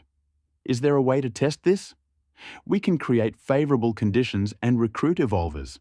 Of course we can. The Synthetic Biology Laboratories Production Center has the necessary testing equipment. Li Buer was overjoyed. Tuanzi, just make one. We can't let them test it. Okay, we just need to make the collection equipment. The Synthetic Biology Laboratories Production Center will conduct the analysis. 10 energy points. It should be done in half an hour. Li Bu looked at the remaining 190 energy points and nodded helplessly. Then he posted a new announcement. Camp XXX has equipment that can accurately detect Evolvers. Survivors can use it for free. Lu Yugo and all the survivors were stunned. They just discovered the Evolvers, and you already have a detector? How is that possible? Most of them just laughed. Only the survivors who escaped from the camp knew where the real potential lay. On the way to the Sea City building, Mo Feng arrived at the gate of the shelter that Lu Yuo had set up. He showed his ID card and was let in. He met Lu Yuo without incident. Colonel Lu, I am an agent of the National Special Department. We need to contact the government immediately, so please prepare something. Lu Yuo looked at Mo Feng silently and said, The connection is currently cut off and the broadcast network is unavailable, but I can provide you with transportation, food, and weapons. After a long pause, when Mo Feng thought he had given up, Lu Yuo said, Okay, just prepare the car. We have food and weapons. And beware of Camp XXX. They just escaped from there. With that, he left. Lu Yuo watched Mo Feng retreat, and his expression suddenly changed. He understood the meaning of the special squad. A thought flashed through his mind. We have equipment that can accurately detect Evolvers. Of the survivors near settlement XXXX, in addition to those who had seen everything and settled there, many planned to try it out during the supply exchange. At the supply exchange point, Xiaoxian and his men removed the bodies yesterday morning. Fearing a shortage of people, Li Buxiao assigned 6 more guards to the camp. He himself went to the testing equipment, waiting for the leaks to arrive. Liu San and Bai Xiaoxiao woke up and saw that the camp had been cleared. They approached the exchange officer dressed in a black combat uniform and asked, "How can I join the camp?" It was Xiaoxian. He looked at the guest and calmly replied, "If you don't cause any trouble, you can stay in the camp as long as you want. But if you really want to join, find the boss at the testing machine." Liu San and Bai Xiaoxiao walked up to Li Buxiao and were about to say something when Li Buxiao interrupted them. "Put your hand on the groove of the instrument." Bai Xiaoxiao opened her mouth to say something, but Liu San had already put his hand there. A mechanical voice rang out. "The test begins. First level strength. 0 energy attribute." Li Bu's eyes lit up and he asked, "What did you want to say?" "I want to join you." Li Bu's heart was already blooming with joy, but his face remained serious. "If you pass the test, you can join the camp. You have passed. But joining here also means fighting for this place. Are you willing to accept it?" At this moment, another mechanical voice rang out. "Test begins, water attribute, level 1. Bai Xiaoxiao blinked and looked at Li Bu. Liu San and Bai Xiaoxiao were speechless for a while, feeling that it would be no problem. Was it true that they could join? Li Bu was also a little speechless. Was this a slap in the face for these two? He said to them seriously, "This can only mean that you are lucky enough to become evolvers. Are you still willing to join?" Li Bufan felt a little elated as he watched the 2 evolvers join him in one fell swoop. But the reality was as harsh as a slap in the face. The survivors waiting in line in front of the testing facility for the supply exchange were eager to try their luck. But there were very few takers. No one came for nothing. So why risk their lives for this place? He never imagined that in the future, everyone would regret their decision. Li Bufan held out all day, and now he gave in. How could so many people not join? Had his luck turned against him? "Brother, why are there so many people here? Everyone has been standing in line for so long." Wang Gao looked at the skinny Ma Xiaopang in front, full of dissatisfaction. "Calm down. You 3 are special. You 3 will be the fastest. Haven't you heard? All martial arts are invincible because of speed." Li Sanpao lectured his younger brothers. "It's finally your turn. Fatty and Black, what about you?" Li Bufan looked at the 3 in line. "Fatty? Of course not. You 3 are here for a test. I heard that you can join us if you pass," Li Sanpao said bluntly. Li Bufan looked at the 3 and ordered them to pass the test, wanting to beat them to death. Even though he wanted to, he didn't. The test results showed that they were indeed evolvers. He heard their conversation from start to finish. They were real idiots. But unfortunately, all 3 were speed-type evolvers. But since there were only 2 evolvers in the camp, Li Bufan gritted his teeth and accepted them. In fact, Li Bufan accepted them because Tuanzi discovered the possibility of obtaining energy points during the 3 brothers' trial. In the basement of the shelter, Li Bufan looked at the 190 energy points with a helpless expression. "Tuanzi, you are telling the truth. If you really have discovered a way to replenish energy, you will have to work hard to build a shelter. These energy points are incredibly difficult to obtain." During further testing of the 3 brothers, the Synthetic Biology Center discovered a similar ability to receive energy in their cells. "We need to send them for further testing," Tuanzi said seriously. After much thought, Li Bufan decided to let them into the testing shelter. After all, it was the first time they discovered the power source. "Chief Administrator, in fact, the problem you are worried about did not arise. Mo Feng took the police's weapons when he left. Even the base's core weapons technology is far ahead of that of other countries. Moreover, if we open ourselves to cooperation with large forces, we can take advantage of the situation. The existence of the shelter is also used to save people. The authority of the chief administrator is always the highest. Tuanzi's words awakened Li Bufan. No, if we build it ourselves, it will be too slow. We are too cautious. In addition to having the highest authority over the shelter, we can also return to the main world at any time. The main goal is to build the strongest shelter. Li Bufan, having understood everything, got rid of his previous confusion. The survivors who joined the camp received a message. Meet me at the entrance of the basement. Except for the newly arrived San Bao, who didn't know what was going on, Liu San and Bai Xiaoxiao, who heard the reason for the rebellion, were filled with curiosity. Xiaoxian, the most enthusiastic, and the 10 veterans finally saw this most mysterious place. Liu San looked at Xiaoxian and asked, "Why are you so excited?" Xiaoxian looked at Liu San and the arrivals and said, "Then you didn't know. Do you know about the last rebellion? If you don't know, figure it out yourself. So many people died then. This is the main reason why these people rebelled. Now that you know, how can you not be happy?" Liu San couldn't listen any longer after hearing about Brother Hu's death. Bai Xiaoxiao and San Huobao, on the other hand, were filled with excitement. What a big secret. It was exciting. Li Bufan ordered the guards to remain on guard. Sun Yu also knew this news and asked, "Have you thought it over?" "Haha, we were too timid before. That's why so many people died. If so many people had joined, we would have built a bigger shelter long ago. But here, we have complete control." He walked out of the shelter with Sun Yu and walked to the entrance of the basement. He looked at everyone and said, "I'm sure the old people among you are very curious. Come in and take a look. You might not want to leave."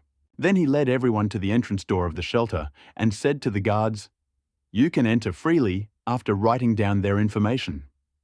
When Li Bufan entered the shelter and saw the heavy door opening, everyone who entered realized how lucky they were. As long as there was food, there was practically no danger. Who would want to leave? "Do you still have any questions?" Li Bufan asked Bai Xiaoxiao doubtfully, after seeing everyone come to their senses. "You won't let us reveal your secrets, will you? You won't kill us to silence us, right?" Li Bufan replied smugly. "Only you have the right to use this place. Anyone who gets here will only get the basement." Everyone was defeated by this logic and could only watch and listen to what was happening. Ahem, now there is a problem. The shelter needs energy to operate, and this may be related to you evolvers, so we need your help. Bai Xiaoxiao's face turned pale. "I knew it. What a big secret. This thing needs to be cut up and examined." Wow.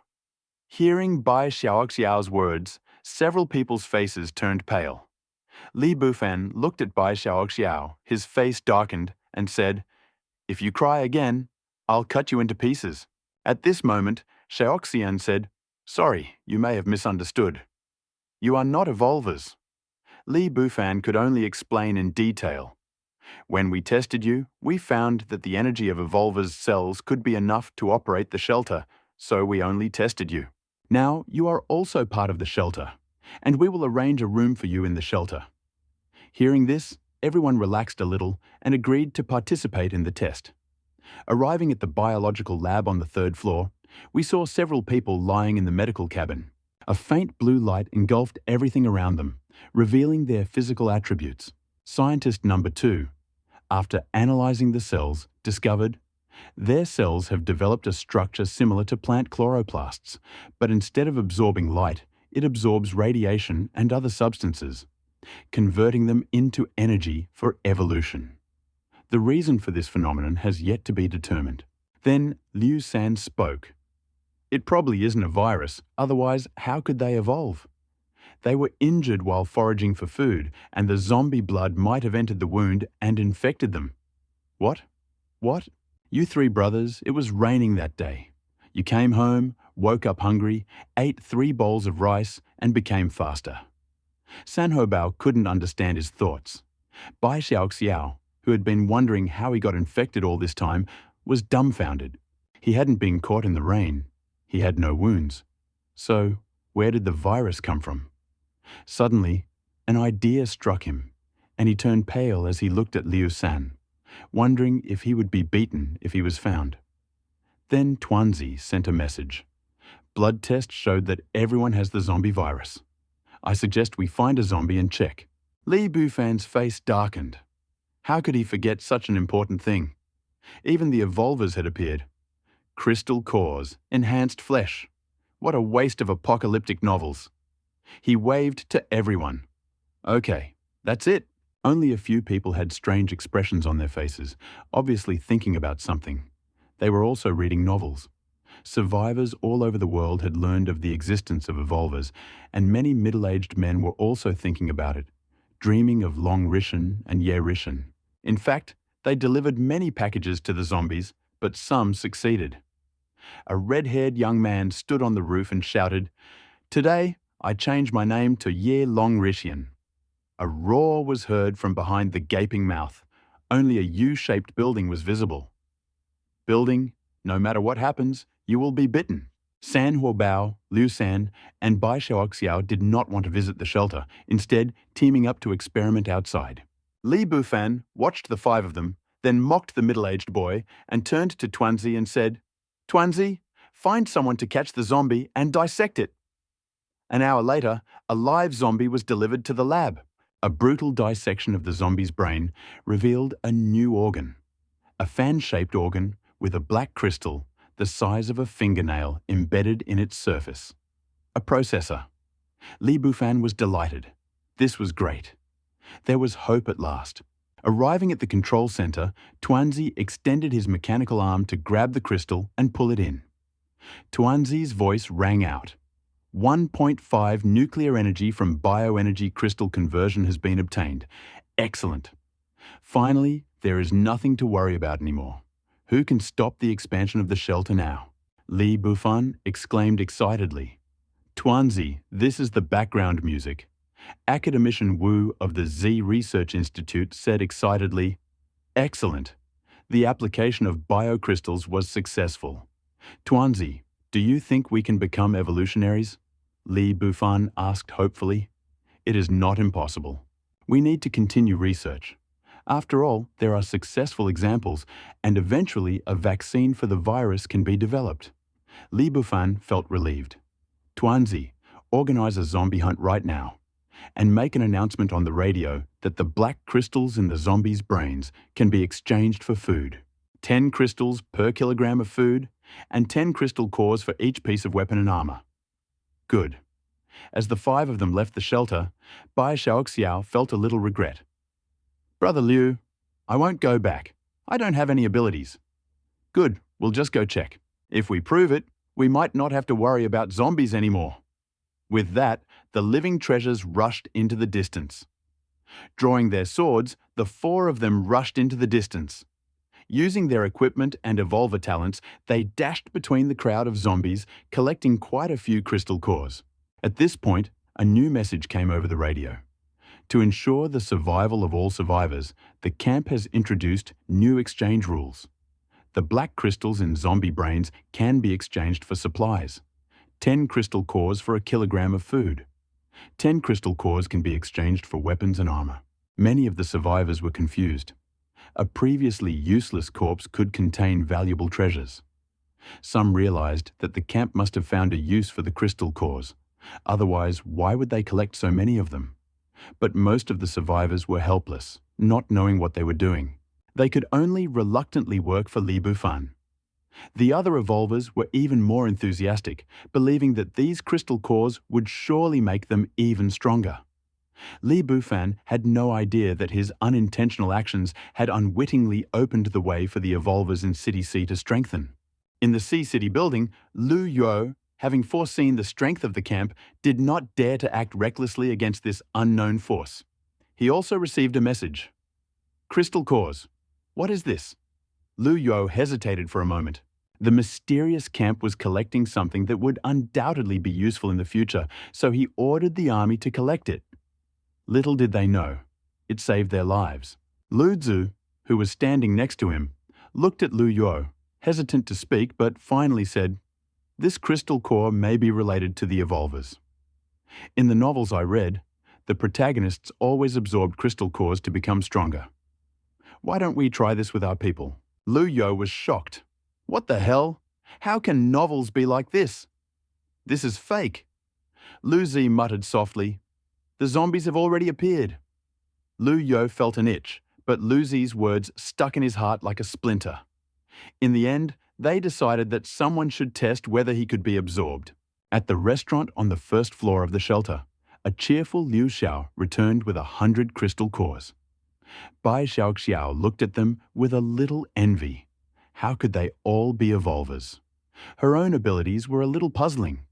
Li Xiaopao said to Wang Xiaogu, "Brother, why don't you try it? Our parents gave you a name that will help you easily support."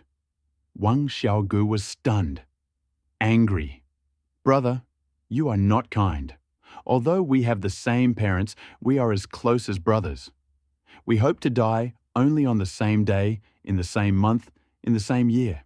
Seeing that Ma Xiaopang was about to speak, Liu Xiao couldn't listen any longer and waited for the boss to come. Several people found Li Bufan to see if there was a way to absorb the crystal core energy.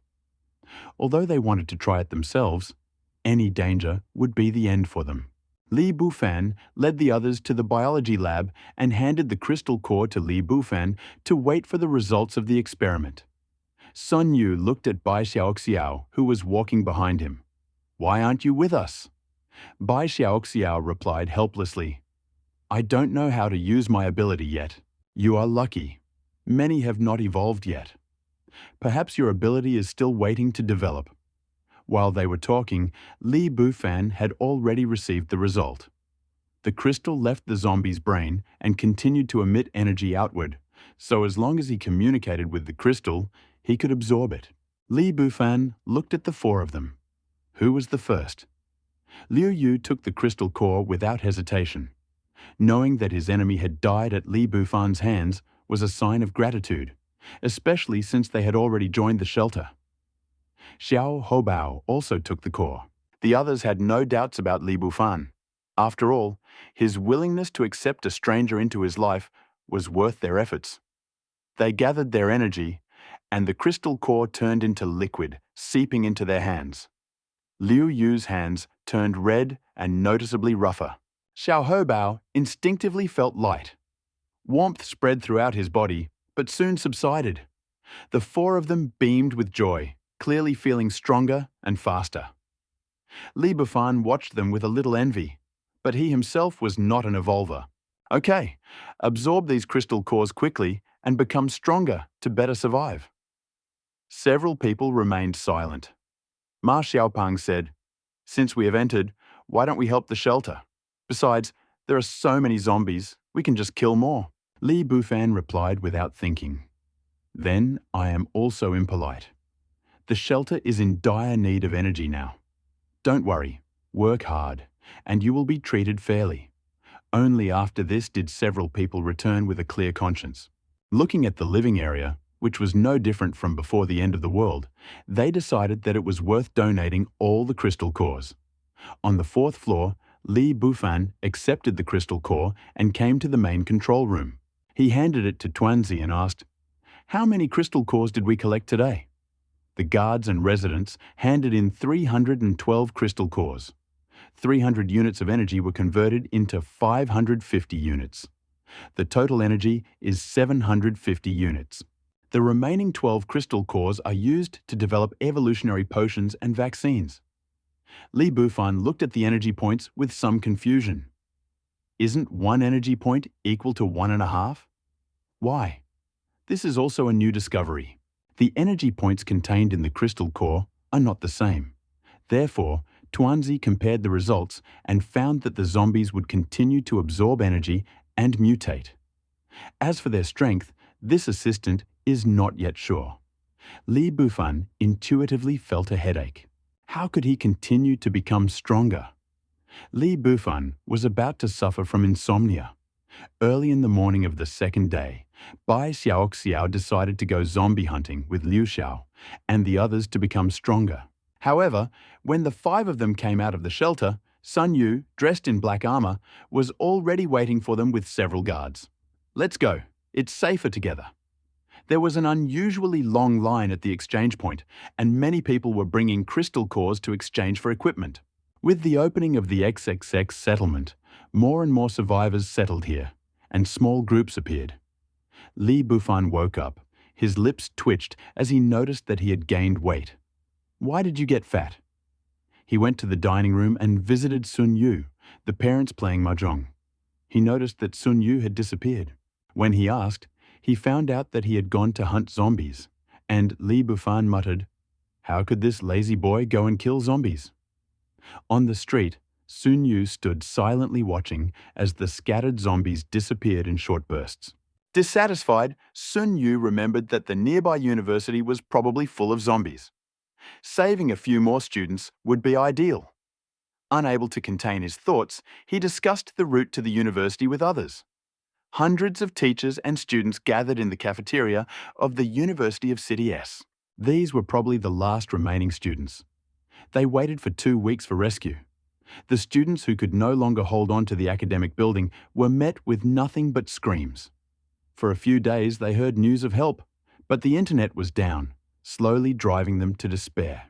A few days ago, the last students to escape attracted a swarm of zombies. To save them, the principal led the zombies away alone and ran to the academic building. Everyone in the cafeteria witnessed the horrific scene. The principal, already covered in blood and ready to pounce, knew he was doomed. Suddenly he pulled himself together and turned, charging at the horde of zombies.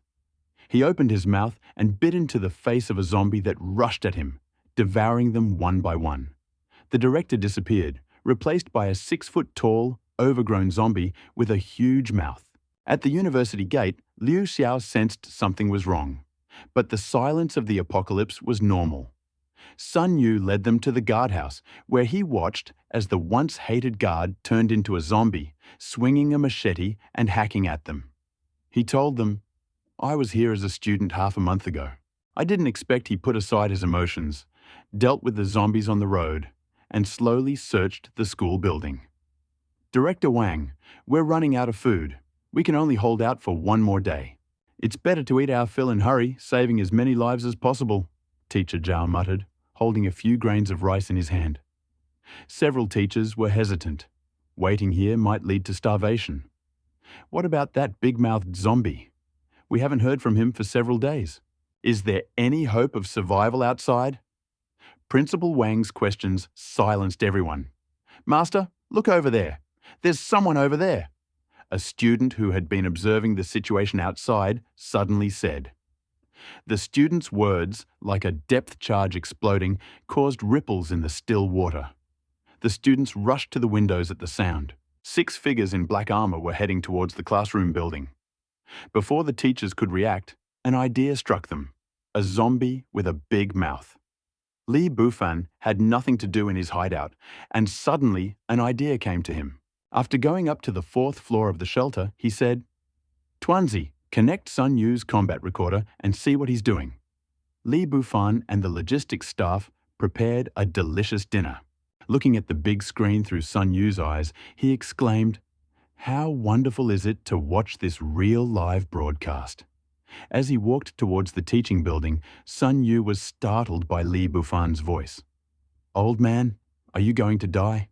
Are you still watching live broadcasts? There is no internet. How can you broadcast live?" Sun Yu suddenly seemed to understand that this guy was no longer worth watching. How would he flirt with girls later? Liu San and the others were also worried about Sun Yu's actions. Seeing Sun Yu go silent again, they were momentarily taken aback. A loud roar came from the classroom building, and the sound of heavy footsteps approached them. Sun Yu's expression darkened. What was going on? He had never encountered anything like this before. He aimed his rifle at the gate. Boom! A huge hand forcefully swung the gate open, pushing the wall apart and pushing out a 3-meter-tall zombie idiot. Sun Yu watched the zombie emerge and fired. The electromagnetic rifle, which was often effective against normal zombies, tore a huge hole in the zombie idiot's body with a loud poof sound. An even louder howl was heard in response. "Run! It might be an evolved zombie. Hide! Bring someone to help. Tuanzi, prepare 6 guards armed with machine guns and grenades. Li Bufan said and ran out. Sun Yu did not dare to stay any longer and ordered his men to flee. The zombie idiot, apparently remembering Sun Yu's shots, aimed straight at him. Helpless, he shouted, "Run! Find a place to catch this zombie and contact us!" Li Bufan, who had already arrived from the shelter with his men, heard the roar in his headphones and confirmed that the man was alive, urging the guards to hurry. Sun Yu cursed in his mind as he listened to the noise behind him. The fourth brother had cruelly deceived him. His attention was drawn to the view of the auditorium ahead. It was filled with immobile tables and benches, with narrow passages. He thought that this should be enough to escape the big-mouthed zombie. Indeed, the zombies slowed down, but Sun Yu did not dare to stop. He hid in the library. "Bai Xiao, how are you?" The only sound coming from the earpiece was heavy breathing, and Sun Yu almost thought that it was not true. "There are zombies chasing us. There are too many of them," Bai Xiao said quickly. After parting ways, Liu San and Sun Yu went to find a place to catch the zombies. Bai Xiao, a former student at the school, remembered the narrow passage between the dormitories and the cafeteria and headed there. However, he forgot that on the night of the outbreak, the dormitories were the busiest place for students. Many students returned late at night to find themselves caught in the rain, leading to a horrific scene in the closed dorms. One student infected the entire dorm, leaving only a handful of zombies who managed to escape from the first floor and gather in the cafeteria. Frightened by the small number of people, the zombies poured out of the dormitories. "San Huobao, we're done. We can't get out. Even the second human can't. Come here quickly." Ropes made from clothes were strung from several windows of the student cafeteria.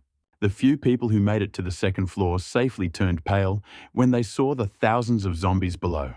"Hello, Wang Qingshan principal. Are your soldiers coming to save us?"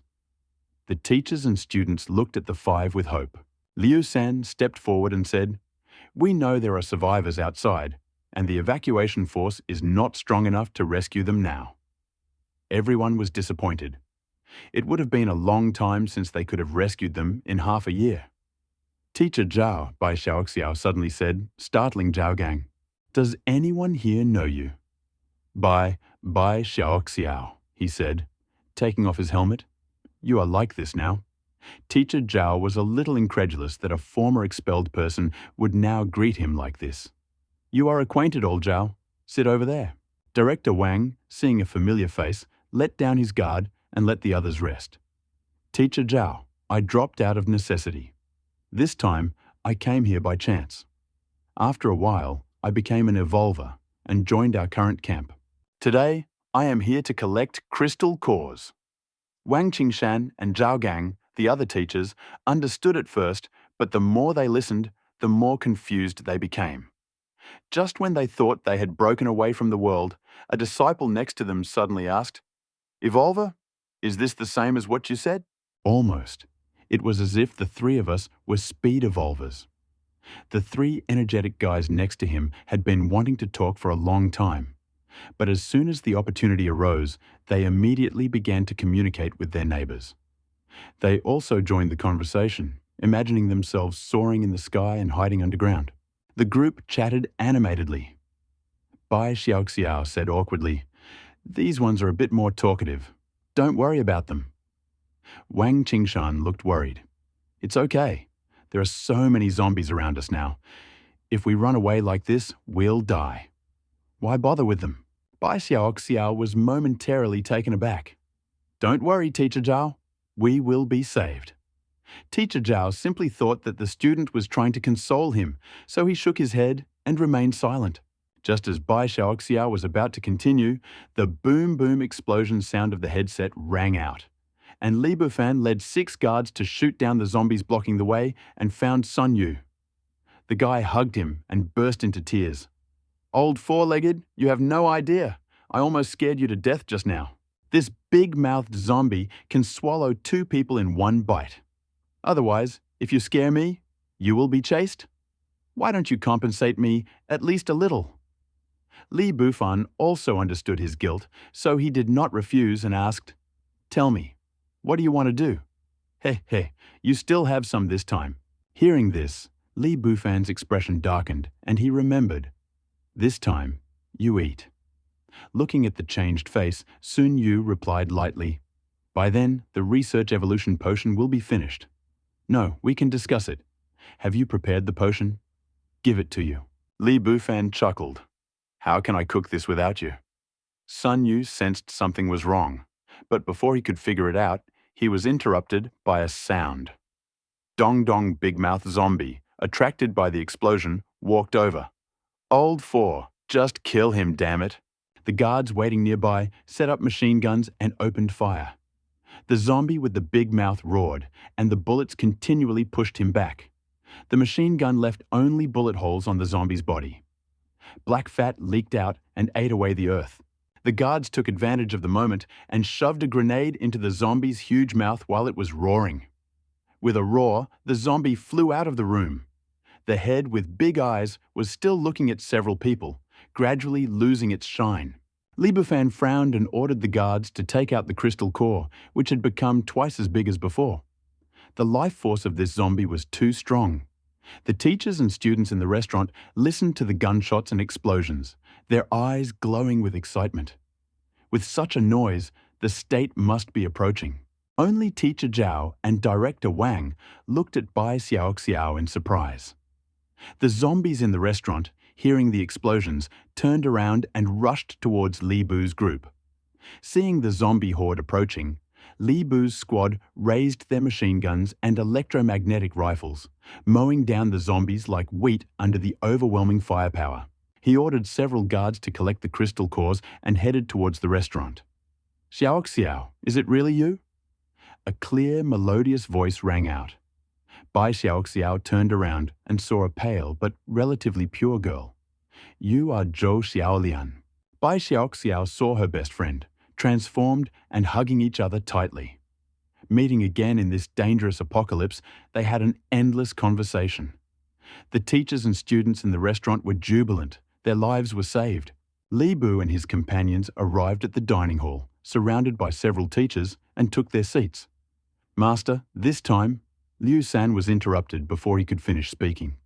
It's a small thing. It's okay if they're okay. Besides, this is Sun Yu and my alma mater. I had long wanted to come and see, and now my wish has finally come true. Li Bu did not expect to return to school under such circumstances. Director Wang, who was standing nearby, was already puzzled, initially thinking that this was a military rescue operation. Then he couldn't help but ask, Are you students at our school? Li Bu and Sun Yu took off their masks, revealing two faces in their 20s. Although they hadn't attended school, they had recently graduated. Principal Wang was delighted. They say that it's easier to come to an agreement with acquaintances, especially between teachers and students. The graduate couldn't help but say, Hello, I'm Director Wang. My classmate, can you do me a favor? Tell me what you want, and I'll definitely help. Li Bu didn't dare agree right away, fearing the consequences of deception. No, we won't join you and go to safety, Director Wang said with a note of worry in his voice. Li Bu's heart sank. It was just a small thing. Even more survivors were so happy to work for him. How could they refuse? He agreed. I have set up a camp for survivors in the XXX area. You can go there first and then decide whether to stay or leave. Upon hearing this news, Director Wang immediately alerted all teachers and students to take action. They gathered their supplies, grabbed pots and pans, and walked out of the restaurant. Li Bu watched the spectacle, organized security, and found several buses to transport hundreds of people to the camp. Fortunately, there were no traffic police on this apocalyptic day, and teachers and students did not complain about the overflowing tins of human flesh. Their hearts were touched only by the sight of mangled limbs and half-destroyed shops outside. Before they could take a breath, the crowd approaching the camp was filled with excitement at the sight of so many survivors in the complex. They were safe. Unbeknownst to them, they knew that this was only the beginning of the end. Li Buxiao's car took everyone to the residential building he had left there specifically for the temporary staff. He handed over the things to Director Wang and left with the others. Zhou Xiaolian looked at the plump figure in the distance.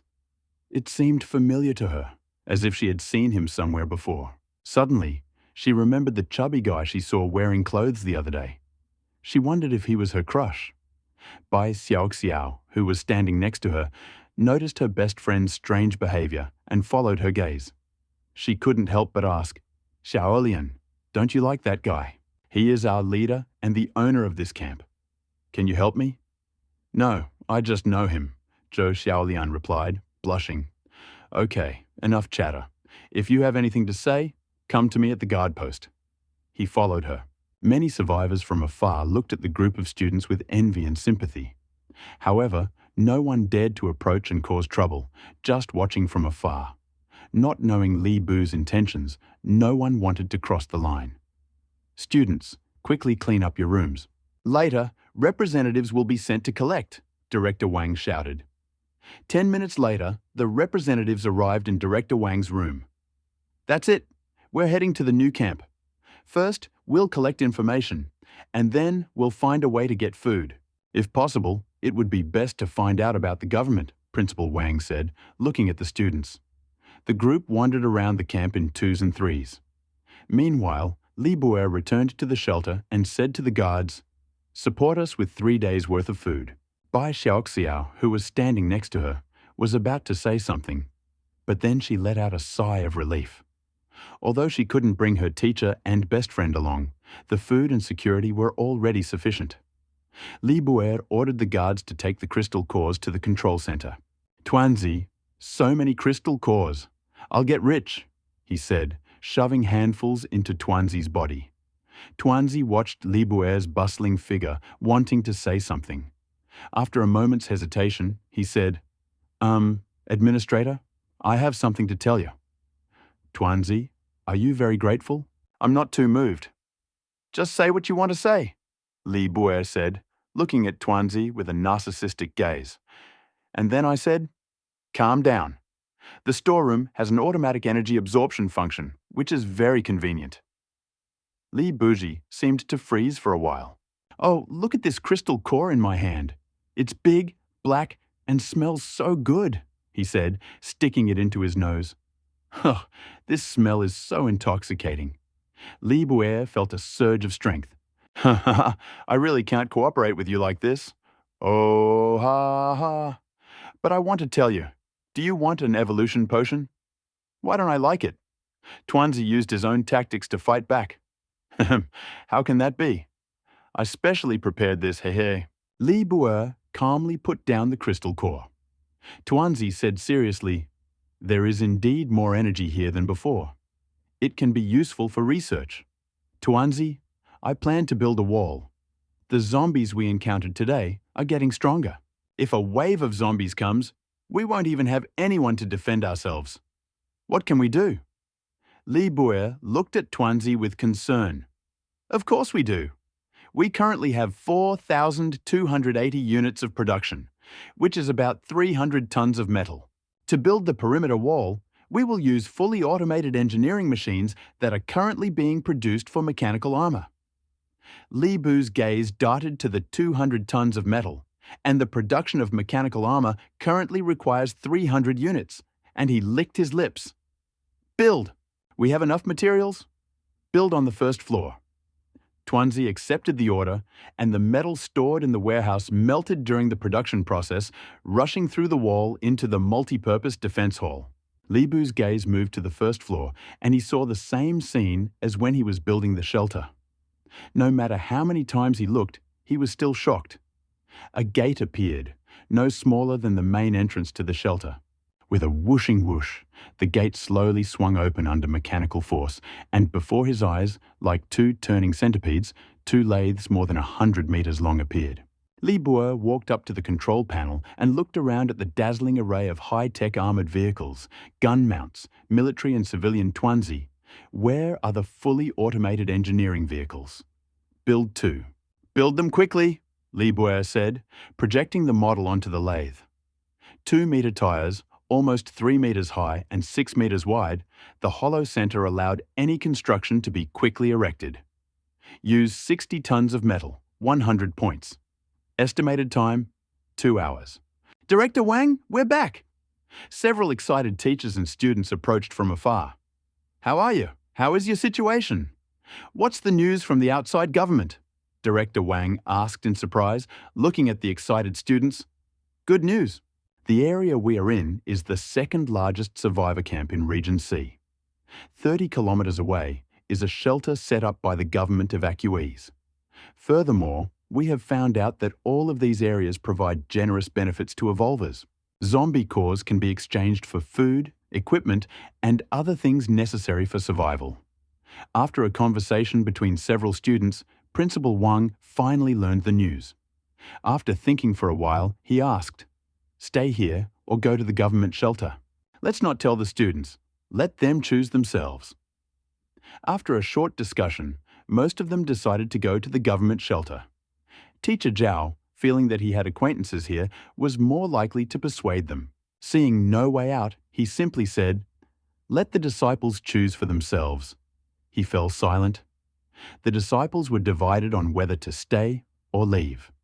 Only a small group, led by the disciple who had been chatting animatedly with San Bao, decided to stay. The majority chose the government shelter. Zhou Xiaolian and several of her roommates were debating whether to stay or go. "Xiaolian, why don't you ask your best friend for advice?" Several classmates nearby insisted. Zhou Xiaolian reluctantly agreed. She didn't dare to approach the guards, but instead walked up to Xiaoxian, the transaction manager, and asked, "Hello? I'm looking for someone, Bai Xiaoxiao. I'm your good friend." Xiaoxian, assuming it was Li Buxiao, was about to refuse. But upon hearing Bai Xiaoxiao contacting him on the headset, he contacted her himself. On the second floor of the shelter, Bai Xiaoxiao, feeling a little envious of the others who had returned to receive a bountiful harvest of crystal cores, suddenly received a connection request. A moment later, Bai Xiaoxiao ran up to her and asked, "Xiaolian, what happened? Are you in trouble?" Then he dragged Xiaolian to the second floor of the shelter. Xiaolian finished telling what happened, then looked at her strangely and said, "It's good that you came to ask me. Remember, it's very safe here. Haven't you noticed that several camps in the depths are left unattended, but no one dares to cause trouble?" Xiaolian wanted to say something, but was interrupted by Bai Xiaoxiao. "Just leave it here. By the way, you just officially joined the camp. Find out later. I'll bring you something delicious tonight." Of course, no one dared to cause trouble in the camp. On the second day of the rebellion, Xiaoxian found that there were 10 new people in the camp. While clearing away the corpses, he had a good idea. He burned the corpses a little away from the entrance to the community. Many teams that came for supplies looked at hundreds of charred corpses. After questioning, all teams of survivors who had ideas obeyed this unspoken rule. No conflicts were allowed in the camp. After Zhou Xiaolian returned, several roommates looked at her in unison, not daring to tell them that she would stay here and officially join the team. Some of the roommates were hesitant after hearing this, but they still believed Zhou Xiaolian. Back at the hideout, Bai Xiaoxiao hesitated.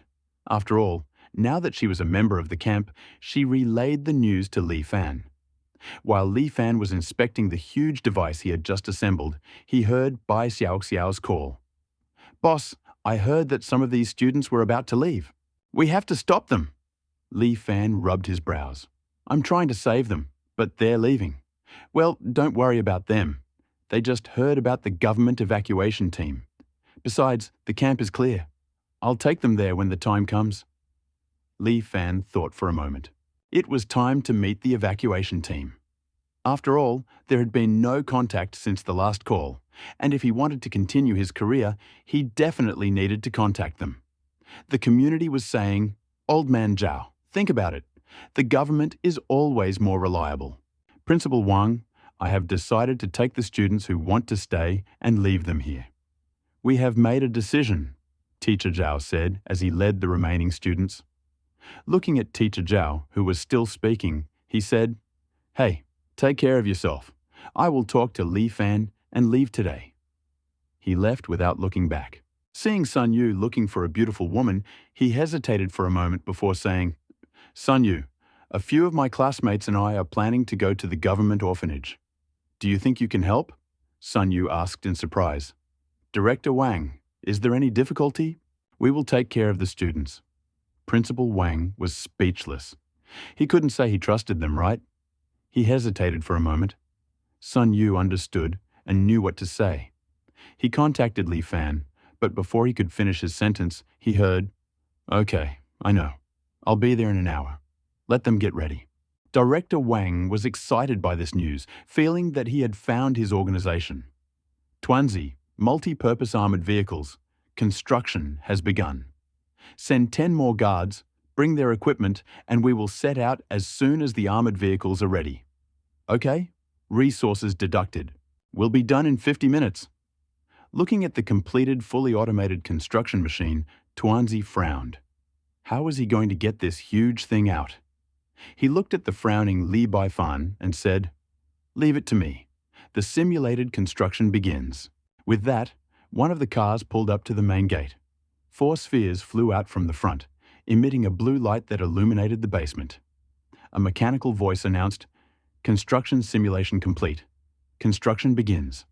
4 robotic arms extended and made a hole in the wall.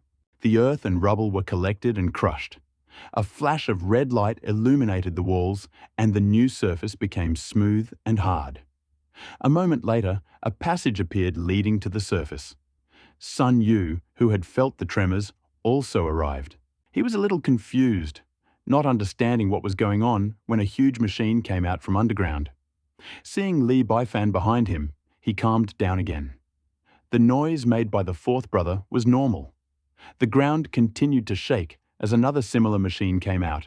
The survivors who heard the noise ran out to look, their mouths wide open in surprise when they saw 2 strangely shaped cars parked on the road. Li Fan watched the crowd of onlookers grow and ordered the guards to disperse. The survivors scattered in pairs, speculating about what had happened. Some people talked about a secret laboratory, a military base, and so on. The rumors became more and more mysterious, becoming a topic of conversation among many survivors. Sun Yu walked over and looked at the car. "4th brother, what are you planning to do?" "Hey, you're just in time. I'll go to the government shelter later. I'll leave this camp to you. I have a difficult task for you. Do you see these 2 ferocious steel monsters? You will gain access to them." Sun Yu, noticing Li Fan's trust, said seriously, "Don't worry, I will put this to good use." "What is it called?" "Don't worry, Tuanzi will teach you how to use it later. First, study it carefully." Li Baifan watched Sun Yu, who was carrying the construction machine, hurriedly leave. Director Wang, watching Li Baifan approaching, was about to say something, but Li Baifan spoke first. "It's okay. We can take you to the government shelter. You pack first." Li Baifan was a little angry at the trust shown to his rescued, but he silently watched the teachers and students. Seeing Li Baifan frown, Director Wang became serious and hurriedly packed his things. Instead of just packing up, he said he would take the food Li Baifan had given him. A few hours later, everyone returned to the car, which was much emptier than when they arrived. Li Baifan received a message from Tuanzi that armored vehicles were waiting for him at the camp gate. He then shouted, "Let's go. I'll be there soon." Several buses left the complex, waiting for Li Baifan to arrive. Suddenly, they looked at the charred bodies in the distance, and their faces turned pale. The timid girls opened the windows and tore. Those female students who did not vomit were also grateful to Li Baifan for being a perceptive person, knowing his heart, and not abandoning him despite such cruelty. Rumble. The girl who stuck her head out almost vomited, but was frightened by the appearance of the metal monster. Her face turned purple from the overwhelming force, and it took her a while to recover. The teachers and students in the car looked at the fierce barrels of the metal monster's guns and the huge machine guns mounted on its sides. The vehicle, 4 meters wide and more than 10 meters wide, looked like a hippopotamus. Director Wang, watching this scene, suddenly felt a surge of regret. Was he really doing the right thing? At this moment, Li Baifan's voice came from the armored vehicle. "Let's go. We'll arrive before dark." With these words, the powerful engine roared and the behemoth rushed past. Director Wang's slightly hoarse voice rang out, "Let's go. We'll be safe in the government shelter." After Li Baifan left, Sun Yu looked at the armored vehicle leaving with envy, and then looked at the engineering vehicle, feeling increasingly strange. Ding dong. Resident Sun Yu, the instruction manual for your engineering vehicle has been received. Sun Yu suddenly felt that he had misheard. He looked closely at the message on his helmet screen. Engineering, engineering, machine, and another one appeared. Sun Yu, you have been assigned an important task, planning the construction of the wall. I have already left, so don't look for me. Sun Yu intuitively felt that the fourth brother was attacking him with malice. But he knew that the malice of the world was also attacking him. Helplessly, for the sake of the safety of the shelter, he slowly drove the car, watching the sign. Imitation construction begins. 8 balls flew out from the 2 machines, a blue light flashed, and a map of the area appeared on the helmet. A prompt sounded. Select the type and size of the structure. Height. Sun Yu glanced at it and muttered, just like in the game. Build a wall with the shelter in the center. The wall is 1 kilometer long, 6 meters wide, and 2 meters wide. Then the roar of a machine was heard. Sun Yu, who was standing there, watched as the construction equipment moved away, dismantling the original buildings for reuse, and a section of the wall gradually emerged. Is this where my role ends? Sun Yu was stunned and jumped up in anger. The survivors nearby, as well as Teacher Zhao and his group, were increasingly relieved and shocked, but also felt sorry for the students who had left. Zhou Xiaolian, who was standing nearby, was shocked and also understood why Bai Xiaoxiao wanted him to stay. He hadn't officially joined yet, so what would happen after joining? The more he thought about it, the more scared he became, and he became curious about who Li Fan was chasing him. Li Fan knew everything that happened here, and the teachers and students who left with them later had the honor of returning and seeing their former classmates, and regretted it even more. The armored vehicles went ahead, and all the zombies and abandoned cars were easily crushed and thrown back. Halfway there, the zombies became even bigger, and suddenly, an unusually tall zombie with the figure of a bodybuilding champion appeared in front of him. It was a larger version of a bodybuilding champion. The little girl in the car did not flinch, but her heart trembled. Fear was growing. Knowing the entire process of the director's transformation, she thought of nothing but the hope that Li Fan could destroy the zombie. Watching the approaching convoy, the zombie grabbed the lantern and, like a spear, pierced the air with a roar, piercing the last bus and blocking their path. Li Fan, who was caught in an ambush, found a way to express his joy. He switched the cannon to manual mode. A supersonic gas clot erupted from the muzzle of the electromagnetic cannon, and the zombie's spear-like arm disappeared, followed by the other arm, then both legs, and finally the head. The armored vehicle's tracks rolled smoothly past, and the single crystal core, flashing, was picked up by the guards who had stopped. The convoy continued on its way, and it was the students and teachers who had lost so many people on the bus who regretted their loss. Gradually, the zombies thinned out. The scout, who was in the government shelter, suddenly heard a rumble. Many years of military experience convinced them that it was the engine of heavy equipment. While they were wondering if their unit had heavy equipment, a steel beast was approaching them at high speed. Without thinking, the scout headed towards the rear checkpoint. Che Li Bu was surprised by such speed and asked what kind of fuel the armored vehicle used. After asking Tuanzi, he learned that most of the energy used to build the machine was used for power, and the crystal core energy conversion device was also used for recharging. The scout at the checkpoint noticed an armored vehicle nearby. Without distinguishing between friends or enemies, his comrades bravely stopped the car. Seeing the menacing barrel of the gun, they did not doubt its authenticity. They bravely shouted, "What are you doing?" The huge body of the car blocked the bus behind it, hiding the soldiers' intentions. Li Bu had already noticed the checkpoint.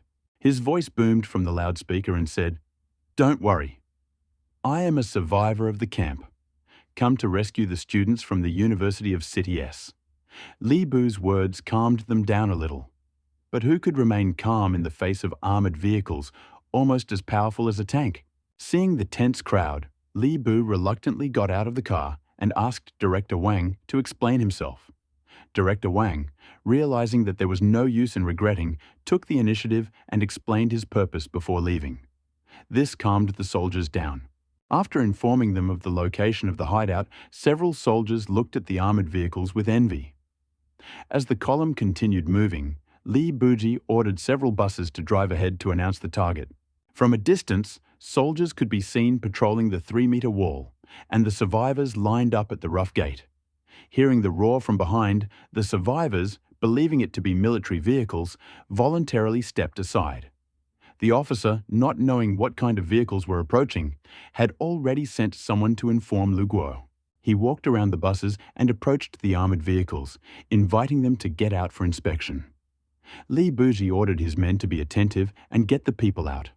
The officer watched Li Buji and the others disembark, and a frightened thought flashed across his face. His sharp eyes noticed that this was not an ordinary technique, and he decided that these were not just survivors. "I don't know you, brother. What is your name?" Li Buer asked with a smile, not wanting to cause trouble. Besides, it was better not to make people smile. "We are from Camp 3XX. We are here to drop off these students. Came in to take a look? Got it. Thank you very much for your work.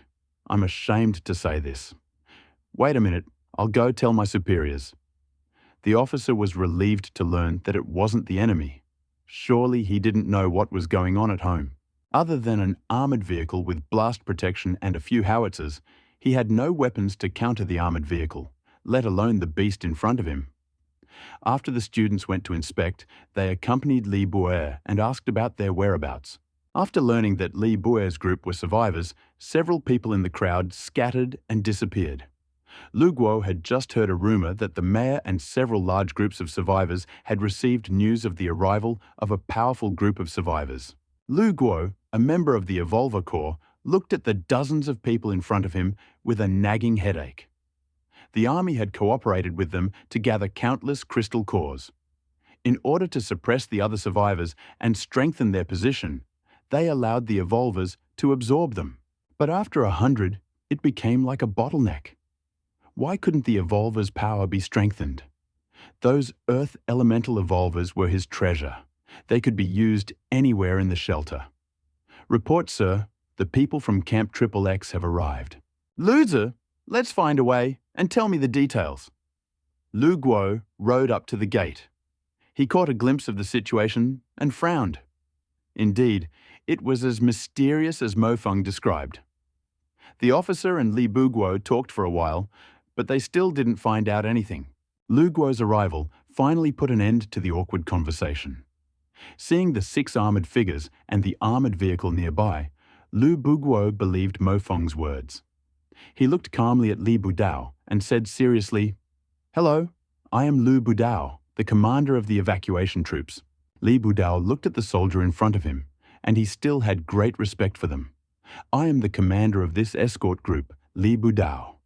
At the same time, I came to see if we can cooperate, such as exchanging intelligence and supplying supplies." "Haha, of course I am willing. I have been friends with your camp for a long time, but I have never met." Mayor Wang squeezed in from the side with a group of people, smiling at Li Budao.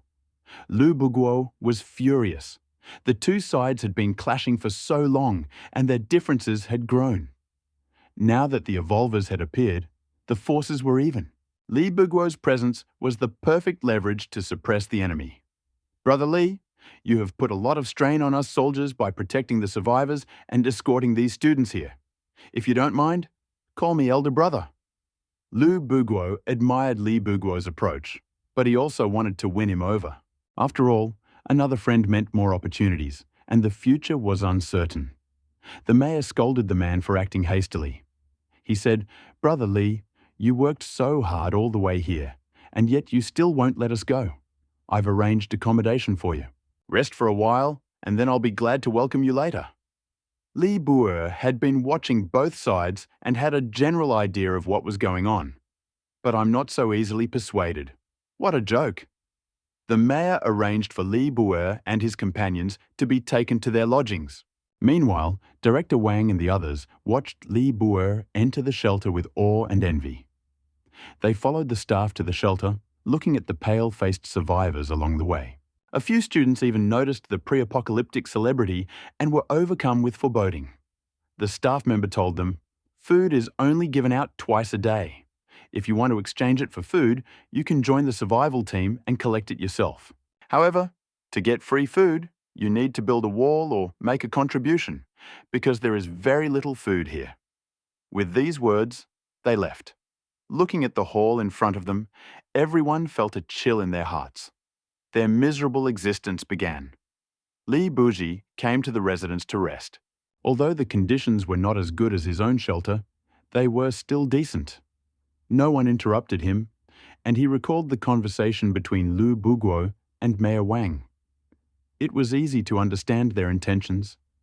He did not intend to live here permanently, and he did not intend to join the team. He was only here to collect crystal cores. Wouldn't it be nice if they worked for him? Suddenly, the guards reported that Mayor Wang and Lu Buguo were holding a banquet for him, and he followed the people they sent into the hall. Those waiting in the hall were momentarily dumbfounded when they saw the man enter. But then they realized what was going on. Mayor Wang stood up and said, "A true hero? I didn't expect Brother Li to be so humble." Chen Wei, who was standing next to him, greeted Li Buer and sat down. "Come on, Brother Li, don't be so polite." "Eat as much as you want," Mayor Wang said smugly. They had prepared all this food carefully. After all, not all meat was canned these days. Frozen foods like these were a necessity.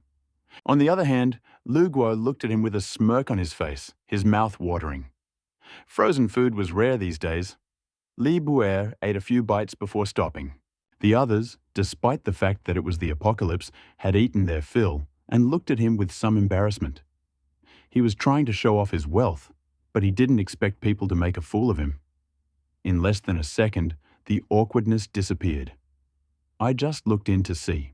I can provide you with weapons, ammunition, broadswords, chainmail, and semi-liquid dry rations," Li Budao replied, his eyes lighting up. "Do you have any armored vehicles for sale?" Lu Guo looked at Li Budao expectantly. Seeing the goosebumps on his skin, he thought, "You're dreaming, right?" But then he realized that it was possible, unless the armored vehicle had weapons. The mayor stared at Li Budao's armored vehicle, eagerly waiting to seize it. It wasn't there, but it was still an ordinary vehicle. "But what can you give me?" He looked at the disappointed faces of the others and remained silent. "Okay, just tell me. Whatever you want, we will give it to you," Lu Guo said imperiously. Of course, yes. Mayor Wang, looking at his opponent, was not disappointed. Then he looked at Li Buer and said, "I need your crystal cores. All supplies require crystal cores in exchange. Of course, the metal can be exchanged. I will tell you the rate later." The mayor and his men were alarmed. The usefulness of the crystal cores was obvious. They had many evolvers, but they were hesitant to supply them in large quantities, since they were not their own. For a moment, they were in a quandary. Lu Bugo was excited, but they knew they could only accept 100 crystal cores, so they immediately agreed. The mayor and his men were not going to be left behind, first agreeing and then discussing the matter. The three parties had a pleasant dinner. Li Buer drank and went back to bed, then asked the second officer to give them the exchange list. Looking at the 1,000 crystal cores for armored vehicles, 20 for broadswords and chainmail, 100 for machine guns, and various ammunition boxes of 20 each, as well as 5 for semi-liquid compressed rations, a sick feeling arose in his stomach. After a sleepless night, both sides collected all the crystal cores and prepared to exchange. The list was handed over to Li Bu, and he just woke up to receive a big gift. Li Bu's usual laziness disappeared when he entered the living room. The two sides secretly handed him the list, saying it would be delivered in 3 days. Without further ado, he left. At the gate, a spy gave Li Bu's group a message asking them to leave. Once outside, Li Bu couldn't help but count the 10 armored vehicles, 10,000 rations, 500 machine guns, 200 sets of armor and broadswords, and 1,000 boxes of ammunition. A total of 138,000 crystal cores had been collected. Li Buzi sighed. The money for the war is really coming in quickly. Unable to contain his anxiety, Li Buji quickly rode to the shelter. He did not even want to collect zombie cores along the way, and the troubles of the journey had long been forgotten. He watched the construction of the wall from afar and thought, Sun Yu, who was deceived by him, should not hold a grudge against him. Sun Yu, who was standing at the trading post, sneezed, wondering, is old Four trying to trick me again? Back at the hideout, Li Bufan checked the supplies. There might not be enough metal for the weapon. According to the data provided by Tuanzi, the metal, together with today's harvest, should only be enough for 15 tons, which would return 4,560 units of energy to him. Tuanzi, calculate how much metal and energy it will take to do this. Li Bufan handed the list to Tuanzi's robotic arm. Tuanzi scanned it and said, this equipment will require about 400 tons of metal. The armor, chainmail, and machine guns will only require steel. The rest is 1,800 units of energy. Sir, you still need to decide on one thing, Administrator. Sun Yu has already reported the lack of people in the camp and suggests recruiting. Li Bufan hesitated for a moment. First, make 100 pieces of armor and equip them with the appropriate weapons and equipment. Remove 1,000 units of energy. Estimated completion time, 2 days. Finding no metal, Li Bufan came out of the shelter, admired the clear sky, and felt a surge of relief. In the distance, he watched the construction of a high wall and saw abandoned houses being rebuilt from scrap steel. A thought struck him. Oh, the steel in this house could be used. This is ineffective. And where will the survivors live? He reluctantly headed towards the camp when he saw Bai Xiaoxiao sneaking out of a nearby shelter, his clothes still bulging. Li Bufan, intrigued by this scene, followed him. Bai Xiaoxiao, not seeing anyone notice her, quickly ran towards the student dormitory. When she reached Zhou Xiaolian's dormitory, she looked at them and smiled. Xiaolian, I came to see you. Look, I brought you delicious food. Several girls in the dormitory excitedly crowded around her. Wow, fried chicken, braised duck, and steamed buns. Xiaoxiao, you're so kind. We haven't eaten meat in a long time. Zhou Xiaolian looked at Xiaoxiao worriedly. What if you get caught like this? No way. We have no food restrictions, and there are only a few of us. Hearing this, the girls were already curious about where Bai Xiaoxiao lived. Li Bufan, who was listening to their conversation outside, frowned. This girl was acting too casually. He pushed the door and walked in. Several girls recognized Li Bufan, and Zhou Xiaolian pulled Bai Xiaoxiao, who had not yet noticed, along with her. It's delicious, isn't it? Of course it is. Can't you see how delicious our food is? Bai Xiaoxiao shuddered, suddenly realizing what she was doing, and instinctively turned around to look at her boss. Boss, you came here like this? I know I was wrong. What if I used my best friend to buy my way out? And then, Before Bai Xiaoxiao could finish speaking, her mouth got stuck. Zhou Xiaolian blushed and hurriedly said, Bai Xiaoxiao, you are talking nonsense. Li Bufan glanced at her twice, frowning. Although Bai Xiaoxiao was a beauty, he had always felt that it did not suit him. The girl next to her made his eyes light up, and her rosy face became even more charming. Li Bufan looked at Bai Xiaoxiao with lust and said, Bai Xiaoxiao, you see, your best friend doesn't agree. How about... Bai Xiaoxiao felt a surge of fear. Is this the first time I've cheated on someone? Seeing Bai Xiaoxiao's frightened face, he said, Okay, I won't scare you anymore. Find me a place with a large supply of steel. You will be punished by eating semi-liquid compressed rations for 3 days. Bai Xiaoxiao breathed a sigh of relief, but she knew her mouth was about to hurt. She had tried this compressed ration on the day she arrived, and it was unforgettable. Zhou Xiaolian, who was standing next to her, also breathed a sigh of relief. Someone might think that she was worried about Bai Xiaoxiao, but only she knew the truth. She interrupted, I know where there is a large reserve of steel, a lot, but you have to agree to one thing. Then she looked nervously at Li Bufan. Li Bufan looked at this bold graduate in surprise. After all, he was a high-ranking member of this camp, and few people had the courage to speak out. He paused, preparing to leave. Okay, if I'm satisfied, I'll agree to 2 more requests, and Bai Xiaoxiao's 3-day punishment will be lifted. Bai Xiaoxiao, who was standing next to her, was nervous and waiting. Okay, then 3 requests. I'm sure you won't regret it. There is a scrap metal collection point in the suburbs of University C where they accept scrap metal, and there is an industrial park nearby. Zhou Xiaolian said, looking at him expectantly.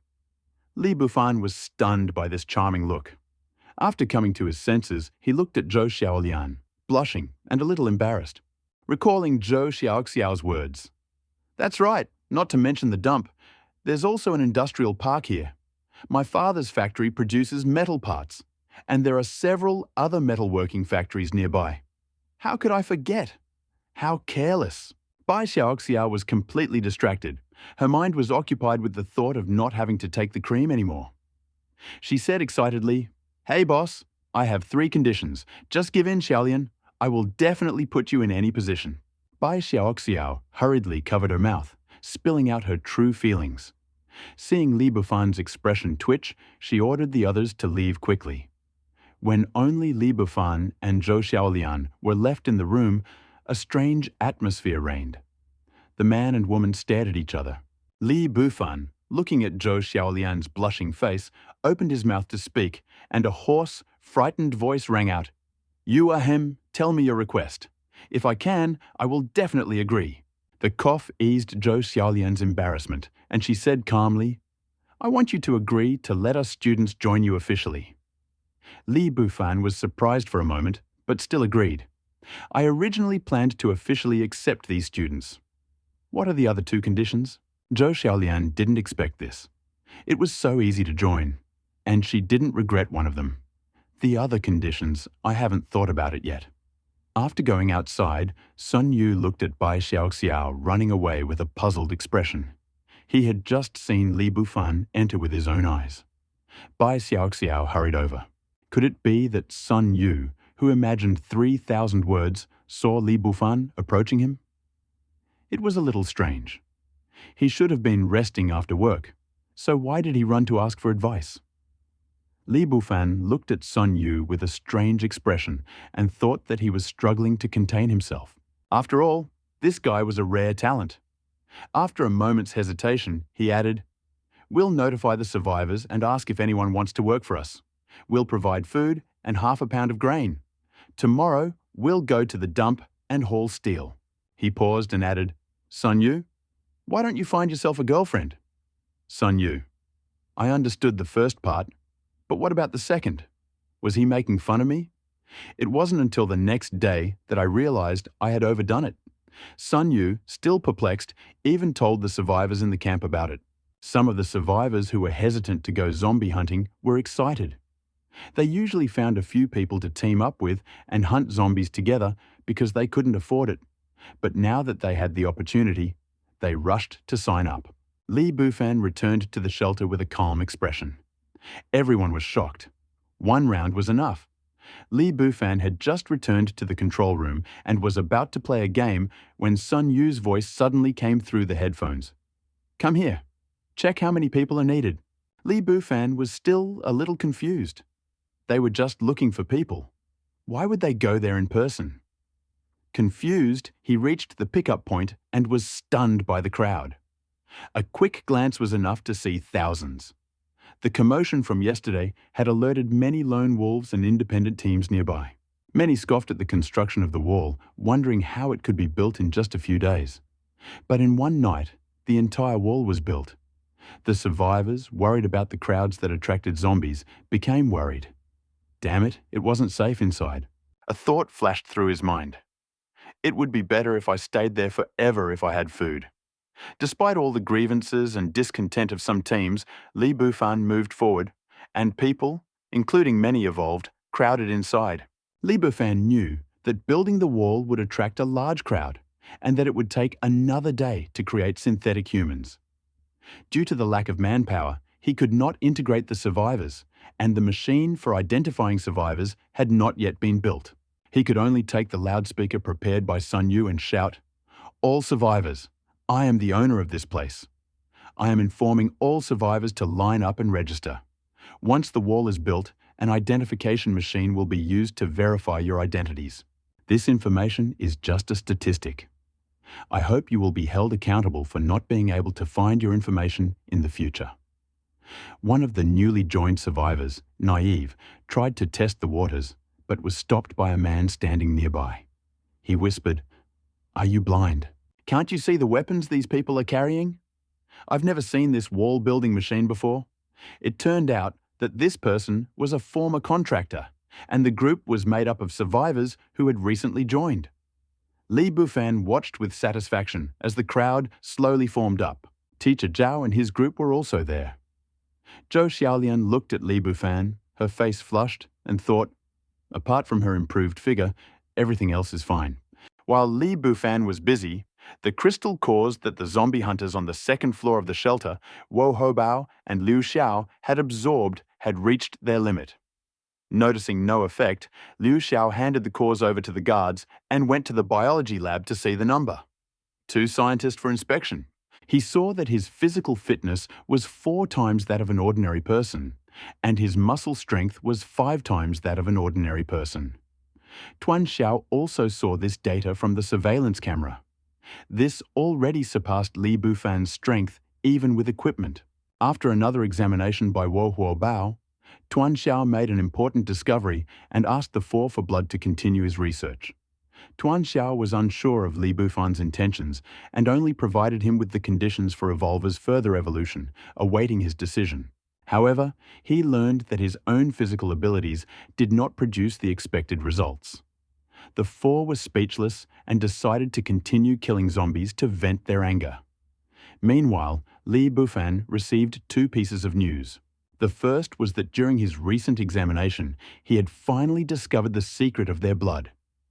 The research on Evolver's potion had been successful. The second was that Evolver required a higher-level crystal core to evolve further. Li Bufan, after receiving this news, looked at the survivors who had already lined up and headed to the first floor. He saw another figure, Policeman 2, Tuan. "Why is Policeman 2 here?" Tuan said without explanation. "I just discovered that the energy lines that reappeared in their cells are inactive after reaching saturation, which is in stark contrast to their previous state." Li Bufan stared at Tuan's projection and said, "Speak in human language. Okay, let the cells eat to their heart's content." Li Bufan was angry. Who was he mocking? The simpler, the better. The silent group answered directly. "We still lack the crystal core like last time, and after research, we found that this one has about 10 times more energy than the usual one. So it is classified as a Tier 2 core. I just checked, and it seems that this Tier 2 core may be the target of their next upgrade." Li Bufan wondered where he could get it, considering how many cores he would need. Then, remembering that the giant zombie's core was still in the armored vehicle, he ordered the guards to bring it in. Li Bufan was delighted to see the core that was twice as big. He watched as the core melted in an unknown liquid, emitting an emerald green glow. He wondered if anyone would die if he injected this thing. He thought, "Superpower, I will fight." Li Bufan, ready to fight, had just taken off his pants when someone even faster than him grabbed the test tube and drank it. The second guard? "Tuan, what's going on?" "Policeman number 2. Tuan looked at him strangely. "This requires testing." Policeman number 2 volunteered to test the drug. Li Bufan's face was already red. "I took off my pants, and the drug was still being tested." Tuan was surprised. "Do you like flowers?" Li Bufan was completely stunned. "What was that?" He screamed, "I thought it was an injection. I'll reboot you." A mechanical voice rang out. "Reboot auxiliary system? Reboot." Li Bufan was completely stunned. "What have I done? I destroyed the being I trusted the most. I rebooted successfully." "Wow, how can someone be so cruel? I did everything for you. I didn't even sleep." Suddenly, a familiar voice sounded next to Li Bufan. Looking at the speechless Li Bufan, he said, "Excited or not, I won't disappear even if I reboot." Li Bufan just nodded in excitement and delight. Nearby, the irritated policeman number 2 could no longer bear the excruciating pain and began to swell. The scientists quickly prepared a painkiller, finally calming him down, but his flushed face betrayed the difficulty. Li Bufan was moved by this scene. 10 minutes later, policeman number 2 lost consciousness. The scientist took him back to the machine for examination. The data was encouraging. Perhaps due to his synthetic nature, his physical fitness was 7 times that of an ordinary person. Li Bufan felt a little conflicted. It seemed to be quite painful. He should have given Sun Yu the evolution potion he promised last time. Meanwhile, Sun Yu and the other members of the battle group had already counted all the survivors and selected those who needed to be hired. Someone plugged in Li Bufan's headset and said, "I have already selected the survivors to be hired. A Q who said anything bad about me? I will make you suffer when I become an evolver." Li Bufan's guilty tone changed to, "Yes, fine. I will make you an evolver soon," and he hung up. Sun Yu shuddered, thinking he had caught a cold. Recalling the second message, Li Bufan hesitated for a moment, still hesitant to tell Liu Hobao and Liu Xiao about the evolution method. After all, there was a shortage of secondary crystal cores. The team was preparing to make 5 trucks with maximum carrying capacity. "Manager, the steel we have is only enough for 2 trucks with a higher load capacity," the others said helplessly. Li Bufan waved his hand and said, "2 is enough, move on." After returning, Zhou Xiaolian found Teacher Zhao and told them the news that Li Bufan had promised him that all the teachers and students would join them. Hearing this, the eyes of several middle school students lit up. They had long dreamed of getting this set of equipment. Teacher Zhao looked at Zhou Xiaolian with concern.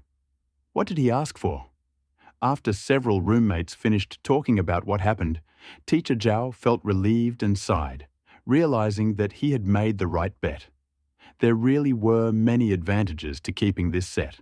The next morning, the survivors in the camp woke up early. They first looked at the almost closed wall in the distance, even more happy to be alive. The chosen survivors quickly gathered at the main entrance of the complex, each in a small group. Li Xiaoxiao had not yet gotten up in the shelter. He slowly stood up, only when Tuanzi informed him that the survivors outside had already gathered.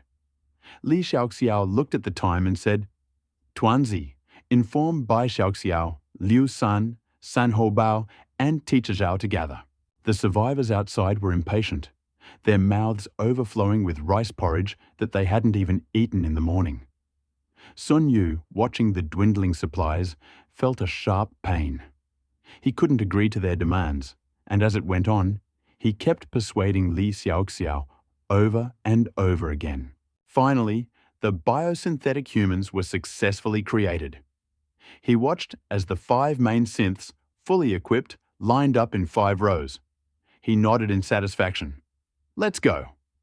After receiving the notification from the guards, Master Zhao and the students gathered at the entrance to the shelter. Liu San and the other 4, excluding Bai Xiaoxiao, watched in surprise as the disciples appeared. Bai Xiaoxiao greeted Zhou Xiaolian and the others from afar, eagerly awaiting their arrival. Meanwhile, Li Xiaoxiao and the 5 guards stood in front of the group, watching the teachers and students. The noisy students had quieted down. You still have time to retreat. If you want to join this place, you must be fully prepared. I will not force you to do anything, but you will live here. Li Xiaoxiao glanced at the group and confirmed that everything was in order. Gather your equipment. This time, we will give you firearms, and we will issue them after training. After putting on their equipment, they saw what seemed to be a well-armed squad. Bai Xiaoxiao, you lead the girls.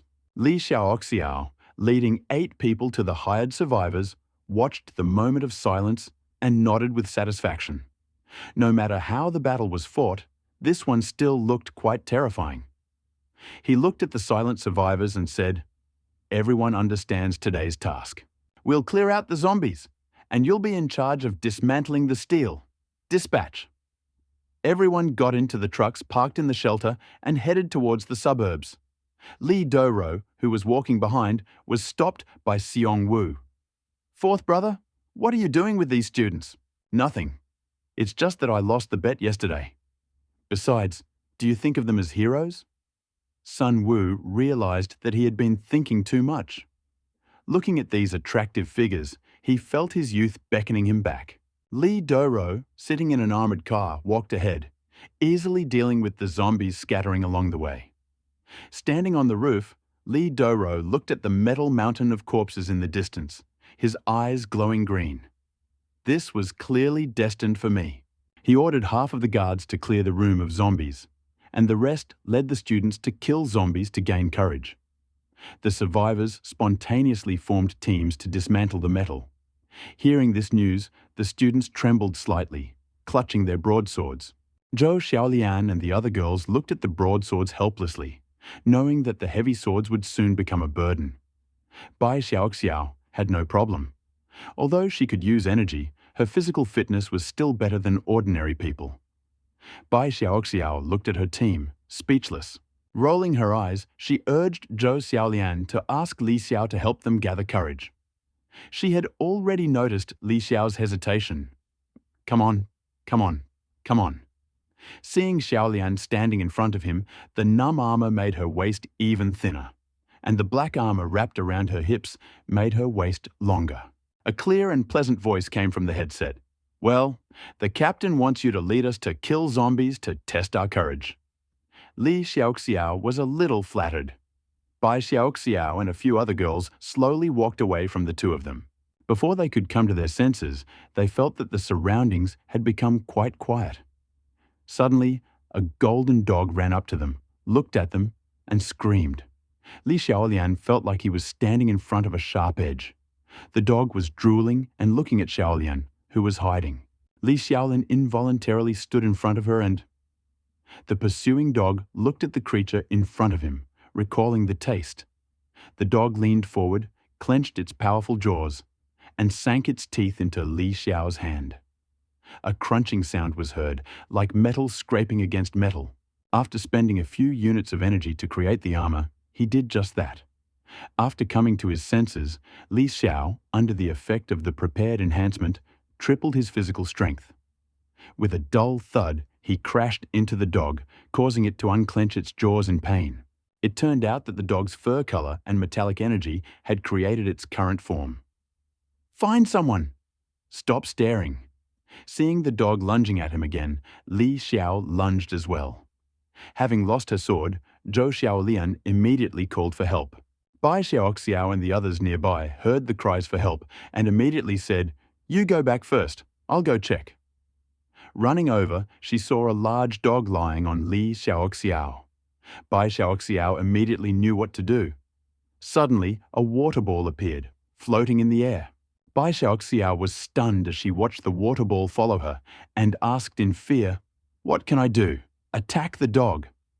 The water ball swung and collided with the dog, /forward/ /forward/ /. The dog looked at the water, howled, and ran away. Stunned, Bai Xiaoxiao and Li Xiaoxiao exchanged glances. This guy was afraid of water. Li Xiaoxiao was unharmed and waved his hand to disperse the guards who came running. Bai Xiaoxiao excitedly played with water balloons, while the little girls nearby gathered around and chatted. Li Xiaoxiao, wanting to continue playing with the zombie girl, silently watched as the group of girls retreated. The collection of metal continued methodically, and as the wreckage of the machine gradually diminished, Li Xiaoxiao knew that they had a source of metal. As darkness fell, everyone returned to the camp. Bai Xiaoxiao had already fallen asleep in the car. Her face was pale but still smiling. In City Hospital C, a large golden dog was whining next to a figure. Suddenly, the dog made a different sound. A candle nearby illuminated a small area. On the table, page after page of medical books were torn out and set on fire. Each flame illuminated a handsome man whose eyes, distinctly black and white, suddenly glowed red. The man froze, looking through the book, and slowly picked up a test tube. A particularly contagious virus. With one flick of his finger, the cork flew off and stuck into the wall. He brought the test tube to his lips and took a sip. Qing's handsome face lit up, and the book was completely burned. The dog whined twice, and Ching smiled. "Let's go find them first. I'll cure myself later." "Be good," he said, reaching out to pat the dog on the head. There was a sharp, metallic sound. He glanced at the map and saw the West County Center for Disease Control and Prevention. Braving the night, he left with his pet. The big dog barked twice at the campsite and ran after Ching. If Lee saw this, he would understand what he was feeling. Lucky XXX campsite. At the shelter, Lee Bufan led everyone back and arranged for the students to rest in the community. Watching as the truck drove straight into the shelter, the huge robotic arm finally showed its power. The metal that had just been delivered to the warehouse instantly melted into blocks, filling half the warehouse. Lee Bufan watched the mechanical armor factory, which had already begun operations, melting blocks and making various parts. Robotic arms of all sizes assembled them, and each factory began to work, churning out one piece of equipment and firearm after another. In the main control room, Lee Bufan stared at the data displayed on a large screen. There were relatively enough resources and energy, but there was a shortage of food. There were no vegetables or fruits. He licked his lips and asked, "Tuanzi, what are the requirements for upgrading this shelter?" "Nuclear energy is needed to upgrade the shelter. As long as there is enough energy, it will be ready. The shelter is currently under construction, lacking medical research and production. After the construction is completed, it will require the exclusive equipment of the manager." Lee Bufan remembered that he never received the long-awaited equipment. "Tuanzi, now that the shelter has enough resources, start construction immediately. Build the third floor. Okay, it will cost 50 tons of metal, 100 units of energy, and take 30 minutes. Waiting was always slow. Ever since he was brutally killed while playing in the control room the last time, he had been in a despondent state and had given up on games. Lee Bufan thought for a moment. "Tuanzi, upgrade the living quarters. Expanding the first-level living quarters requires 100 tons of metal and 1,000 units of energy. The resources have been deducted, and the maximum number of people is 100. Lee Bufan was speechless. It was still a long way to accommodate all the survivors. When the notification sounded, "Construction in the Medical Research Center is complete, the shelter infrastructure is ready, and the administrator's exclusive equipment is activated," Lee Bufan's eyes lit up. The main event was about to begin. Was it a Gundam, a mech, or something else entirely? "Hurry up! Where are Twanky's things? Look around." Lee Bufan turned around. The wall of the control room parted, and a black windbreaker appeared in the air. This was not as he imagined. No high-tech Gundams or advanced weapons. Lee Bufan looked at Twanky, waiting for an explanation. He was sure that Twanky would not give him ordinary clothes. "This is a suit of polymer robots, up to the shelter level, capable of protecting against ordinary projectiles. Of course, it could be anything. Combat armor, broadswords, energy weapons." Twanzy's explanation did not disappoint him. He stretched out his hand and saw his clothes turn into black liquid, which spread all over his body. The feeling and color were a little strange. Pff, why is this in my mouth? Lee Bufan was enveloped in black liquid. After a few convulsive movements, his original suit was devoured, and black clothes appeared, clinging to his skin. Obeying the force of thought, a black suit appeared on his body, transforming into black combat armor. Then he wielded a cold weapon, an energy weapon, and finally his casual clothes. Lee Bufan nodded with satisfaction. He returned to the bedroom with a brisk gait. When he lay down, his clothes automatically turned into liquid and hung on the hanger. Just as he was about to undress, pleased with himself, he felt a chill below. He looked down and saw a mosaic under his white belly. "Oh shit, is it clean enough?" He hurriedly found his pajamas and dozed off. The next day, Lee Bufan's bedroom. "I'm so scared, Tuanzi, you're like this." Lee Bufan opened his eyes and looked at Tuanzi floating in front of him, unable to speak. The government order for the shelter had been completed, all the synths had been manufactured, and the living area was completely ready. The construction of the walls had been completed. After Tuanzi woke up, he immediately reported to Lee Bufan. Oh, and one more thing.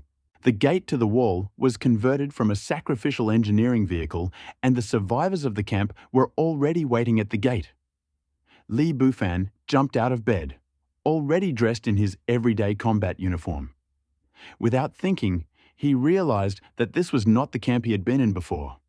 He needed to get himself in order. He didn't want another mutiny, so he immediately headed there with 10 guards. Looking at the 10 parked armored vehicles, he felt the crystalline core beckoning him. Without thinking, he went outside to look at the survivors gathered at the camp gate. None of the survivors seemed unhappy. They cheered Li Bufan, believing that he had created a safe environment. The cheers scared Li Bufan, and he almost ordered his guards to attack. But then he realized what was happening, and breathed a sigh of relief. Sun Yu had arrived earlier with his troop and disciples. When he saw Li Bufan, he let his guard down. He was only allowed to open the gates of the camp, but this time everyone in the camp was present. The moment had come to finally establish control over the camp, and he did not want to cause any unforeseen consequences. Sun Yu pushed Li Bufan forward. A little late, he felt disappointed. Originally, he only wanted to build the strongest shelter, but he didn't expect that such a burden would fall on him. The thought of it brought satisfaction. Without further hesitation, he said, "I will not ask you for anything, but the main rule is no betrayal. From today on, this place will be called the Spark Shelter."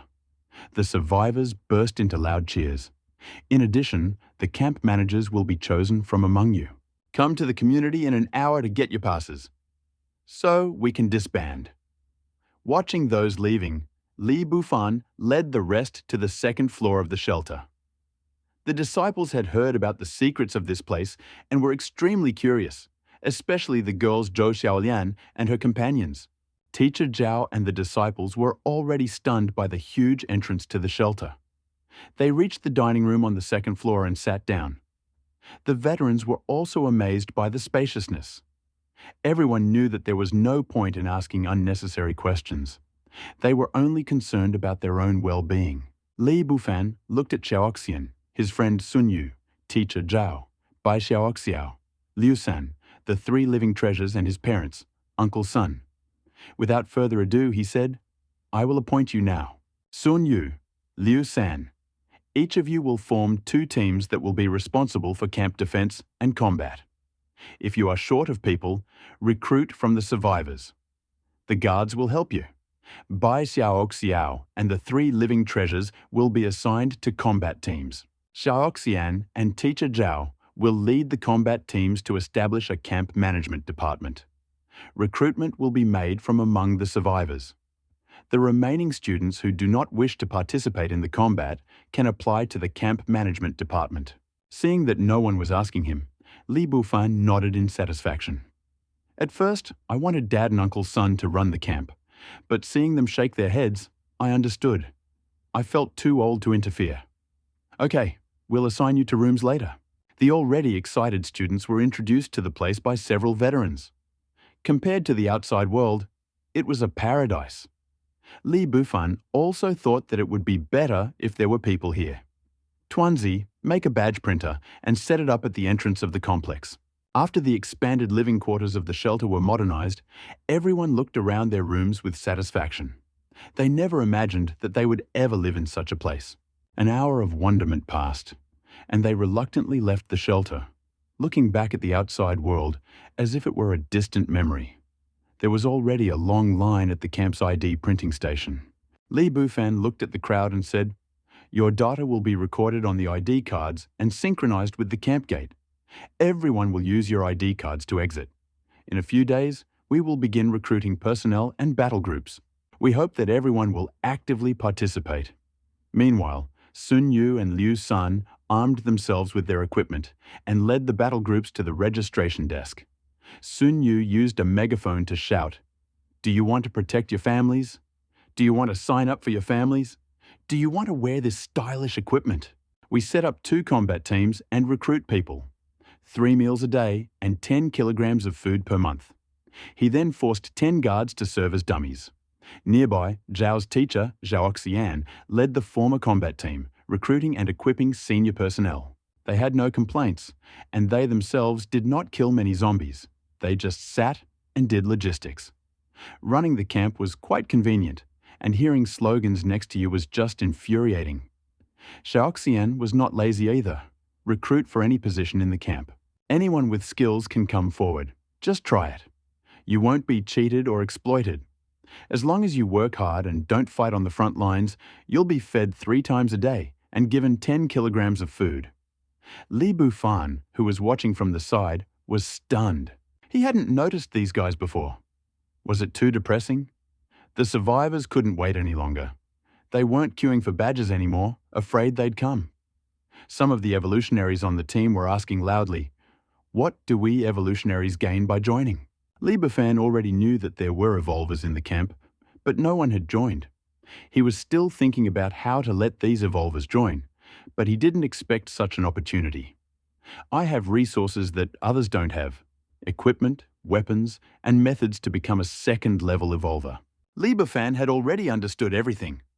As the amount of energy the zombies absorbed increased, second-level crystal cores gradually appeared. Soon, someone realized that it was not as profitable as winning people's hearts. Li Bufan's words were like a depth charge, scaring away all the sharks. Not only the evolvers in the camp's survivor group, but also the lone evolvers were looking at him with blazing eyes. Liu San, San Hobao, and Bai Xiaoxiao, who had just mastered Evolver and were stuck in a narrow place, were especially worried. If they couldn't escape, they might have already pounced on Li Bufan. Seeing everyone's reaction, he smiled to himself. I still have a way to turn ordinary people into Evolvers, and I'll tell Jing Er about it first. He then blurted out the harsh truth, which enraged the rest of the Evolvers, including Liu San and the other 5. Of course, I'll let my people in first. The Evolvers, who initially disliked the restrictions, immediately submitted. Wouldn't it be great to work for them? I love my job. That morning, Li Bufan, obsessed with his financial backer, could no longer hold back and arrived at the lobby where 10 crystal core power armored vehicles filled with supplies were parked quietly.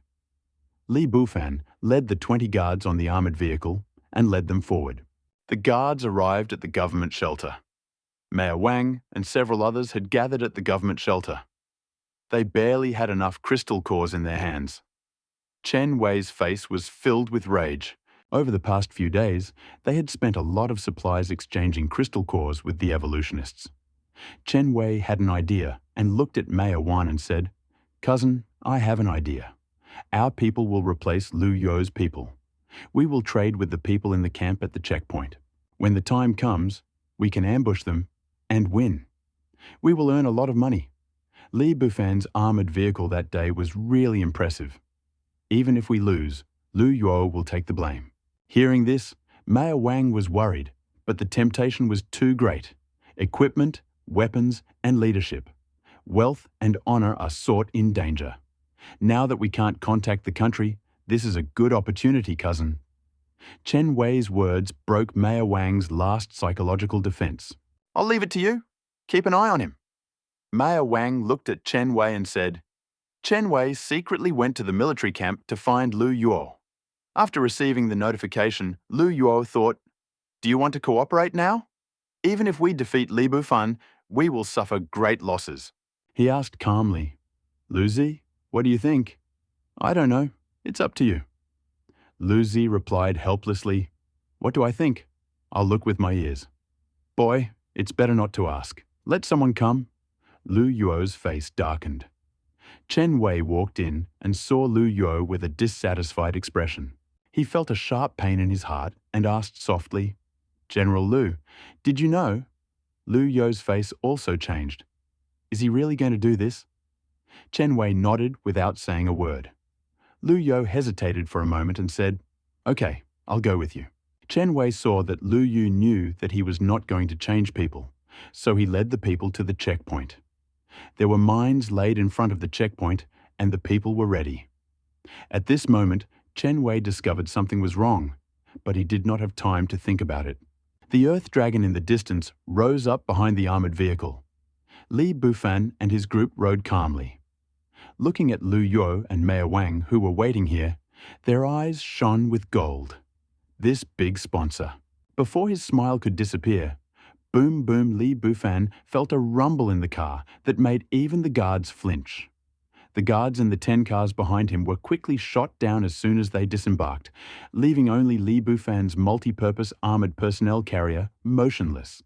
Chen Wei watched Lu Yuo's actions in amazement, and then watched as his men followed suit without hesitation.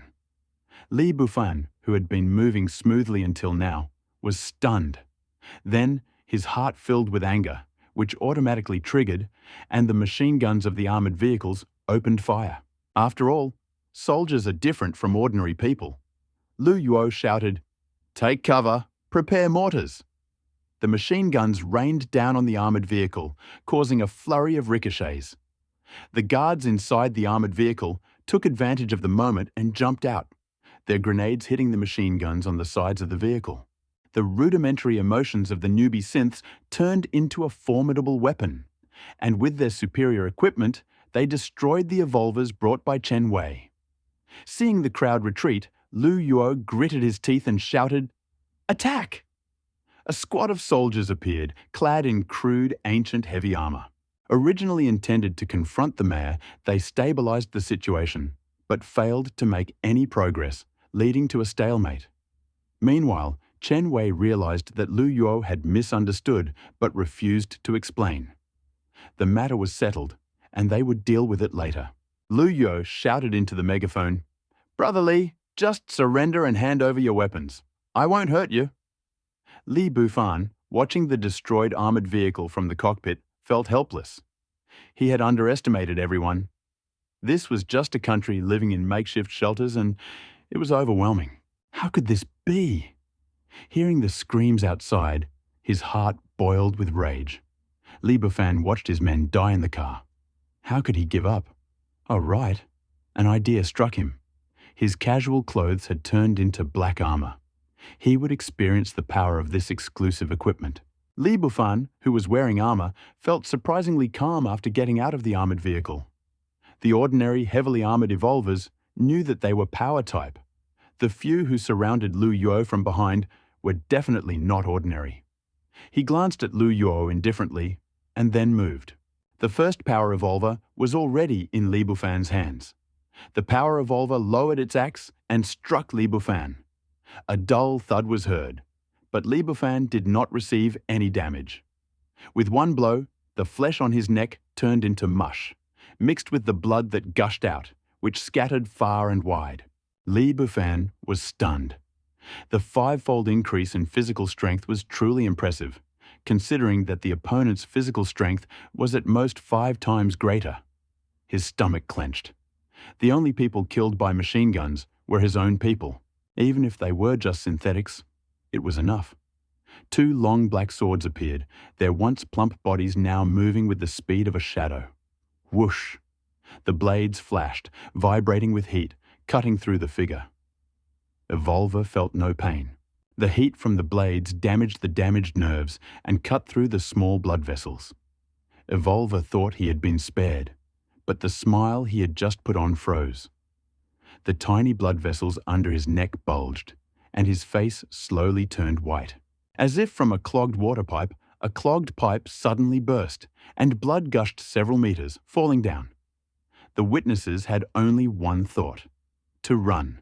Before Li Bufan started killing, Lu Yuo ordered several others to use their earthly abilities to escape and take him away. Chen Wei, full of remorse, stood by, frightened and unable to move. He muttered, "This was a bad idea." Mayor Wang originally intended to blame Lu Yugo, but who knew that he actually wanted to steal your weapons? While Li Bufan and his men were killing the hundreds of people he brought with him, Chen Wei hurriedly said, "We are serious if you bring back the crystal cores." Seeing that Chen Wei had not run away, he exclaimed, "Are you serious? Forget it, we are of the same bloodline." Before Chen Wei could finish speaking, a flash of white light shot out from his shoulder. He exclaimed, "Excellent," while looking at the small energy weapon. A search of the nearby vehicles revealed only half of the crystal core. Given Chen Wei's words, it was easy to guess that Lu Yuo had taken nothing. Enraged, Li Bufan ordered the other armored vehicles to tow the multi-energy armored car forward, heading for the main gate of the shelter. After escaping, Lu Yuo realized Li Bufan's purpose. He knew that Li Bufan was definitely his target, so he hurried back to the barracks with his men, preparing to intercept Li Bufan at the main gate. Mayor Wang, who learned of the situation when Lu Yuo came out of the shelter, was shocked to see Lu Yuo mobilizing troops to defend the main gate. He was terrified. The war was about to start, and what would he do when most of his men were gone? He was lucky that these few people were enough to protect him. Boom Mayor Wang was stunned. He wasn't ready yet. Quickly, call someone to check what's going on. At the main gate of the government shelter, although the power supply of the multi-purpose armored vehicle was damaged, its armament was still relatively intact. Lu Yuo noticed the approaching armored vehicle from afar and ordered, "These people stole our weapons. Armored vehicles, open fire when you are in range." The confused soldiers were furious. They were protecting the survivors, and someone had stolen their own. Without thinking, they charged, and a hail of bullets rained down on them. Li Bufan, standing in the vehicle, sneered contemptuously. "This old thief is really fast, but is he really that strong?" He ordered, "Prepare the electromagnetic cannon, switch to automatic mode, and aim it at the gate." Before the attack was completed, a whistle sounded and a huge hole appeared in the door of the shelter. The force of the blow startled Lu Yuo, and all the soldiers shuddered. Was that their armored vehicle? Continue the attack. Lu Yuo's order sounded, and the soldiers could only grit their teeth and attack, praying that this formidable weapon would not hit them. Lu Yuo was in a panic. He had never seen such a weapon before. He took Lu Zi and a few trusted evolutionists to load the armored vehicle with supplies and crystal cores and went to City G to report the news to the other local authorities. Mayor Wang also learned of it and guessed that Lu Yuo had uncovered his plot. Lu Yuo decided to take advantage of the situation and capture Li Bufan. After some hesitation, he asked the guard to hand him the gun. Without thinking, he shot the guard. Looking at the suspicious guard, Mayor Wang mentally apologized and shot himself in the thigh again. "Come on, help me get to the gate of the shelter." Those who entered saw the bodies on the ground and the wounded Mayor Wang. "Mayor, you are so stupid." Chen Wei killed Wang's guards, knocked out Wang, and is now trying to steal Li Bufan's ammunition with Lu Yuo. Quickly take Wang to the gate to stop them. The people who entered did not dare to say much. They helped the mayor to the car, bandaged his wounds, and shouted, "Hold on. There was a misunderstanding. Hold on." The mayor's words made the soldiers stop. Looking at their comrades riddled with artillery shells, they did not want to move. This formidable weapon did not look like something a Chinese unit should be armed with. Moreover, the commander-in-chief had disappeared, and Mayor Wang's life was in danger.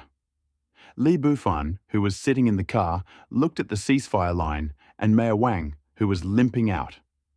After thinking for a while, he decided to go out. Mayor Wang was also gambling. He was trying to lure people over to his side. Lu Yuo's disappearance had given him a great opportunity, and he was also confident that Li Bufan would not kill him. Seeing Li Bufan get out of the car, he felt relieved. Any conversation about anything meant another opportunity. "Brother Li, this is a misunderstanding. Chen Wei killed your guard, knocked you out, and cooperated with Lu Yugo. It's not our fault. You can make any request you want." Mayor Wang looked at Li Bufan seriously. "Oh, Mayor Wang, this one misunderstanding can solve the problem. Isn't it too simple?" Li Bufan's voice came from under his helmet. For Mayor Wang, this muffled sound was like thunder. Now, risking his life, Mayor Wang, sweating profusely, said, "I am ready to join Brother Li's troops. I will obey his orders." Li Bufan originally thought of killing Mayor Wang and installing a new manager. But that would be too difficult. Surrendering Mayor Wang would save him a lot of trouble. Besides, if he killed so many evolvers here, there wouldn't be any serious resistance. A thought flashed through Li Bufan's mind, and he smiled at Mayor Wang, saying, "This is a misunderstanding. Mayor Wang must have been too lenient with his subordinates, which led to this mistake. We still rely on Mayor Wang's leadership." Mayor Wang breathed a sigh of relief. His bullet had been spot on. The battle at the camp gate ended dismally, and the ignorant people did not worry as long as they were alive. The team that had lost their revolvers heard the news, but did not dare to say a word. Looking at the chaos at the entrance to the hideout, where the originally simple door was now pierced with a gaping hole, Mayor Wang was once again filled with respect for Li Fan and his gang, grateful for Lu Yo being there to protect him. Mayor Wang greeted Li Fan humbly and led him into the conference room, where he sat at the head of the table and flattered him. "Brother Li, be polite if you have any instructions," he said. "I will ask more questions. Of course, you can do it yourself, but I am sure someone will be happy to do it for you." "And find Lu Yo for me," Mayor Wang said politely. Hearing this, he did not hesitate. He swore allegiance and promised to manage the place well. He then arranged for Lu Yo to be pursued and everyone associated with him to be eliminated. He assigned someone to take care of Li Fan while he rested. The government shelter was about to change. The teams that had lost their revolvers had returned to their rooms outside the base. Some of the regular people, realizing what was happening, had also gone home early. The members of the mayor's faction had been mobilized.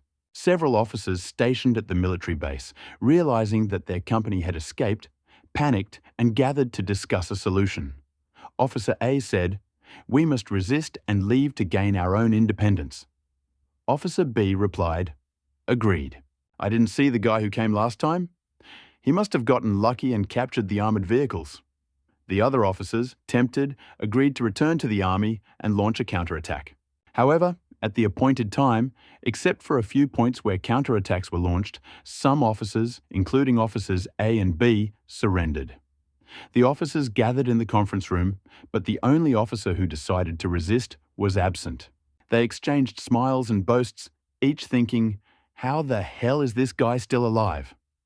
Several people sat down and waited for Mayor Wang, hoping to follow him and make the next move, but they were met with the cold barrels of machine guns. A burst of gunfire rang out, and Mayor Wang, looking at the corpses being carried out the door, said casually, "If you unite, I will still have to work hard, but you have all betrayed your people. I am glad that I can maintain stability in this way. This can be considered your atonement." Looking at the tidy conference room, Mayor Wang casually asked, "By the way, have you found Lu Yo?" Several of his confidants looked at each other and pursed their lips and said, "Lu Yo ran away from the gate and did not return." Mayor Wang's face darkened and he cursed. "Trash, come here and gather all the crystal cores of the army." The confidant standing next to him paused and said, "Mayor, Chen Wei found 2 sisters yesterday. How about introducing them to Mr. Li?" The confidant felt a pain in his heart and cursed silently.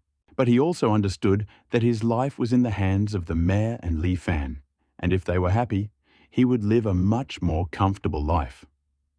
Mayor Wang also watched his younger brother's behavior for a while and nodded with satisfaction. At the same time, Li Fan, listening to the noise outside, sighed to himself. "This mayor's methods are wrong. It seems I need to give him a good scolding."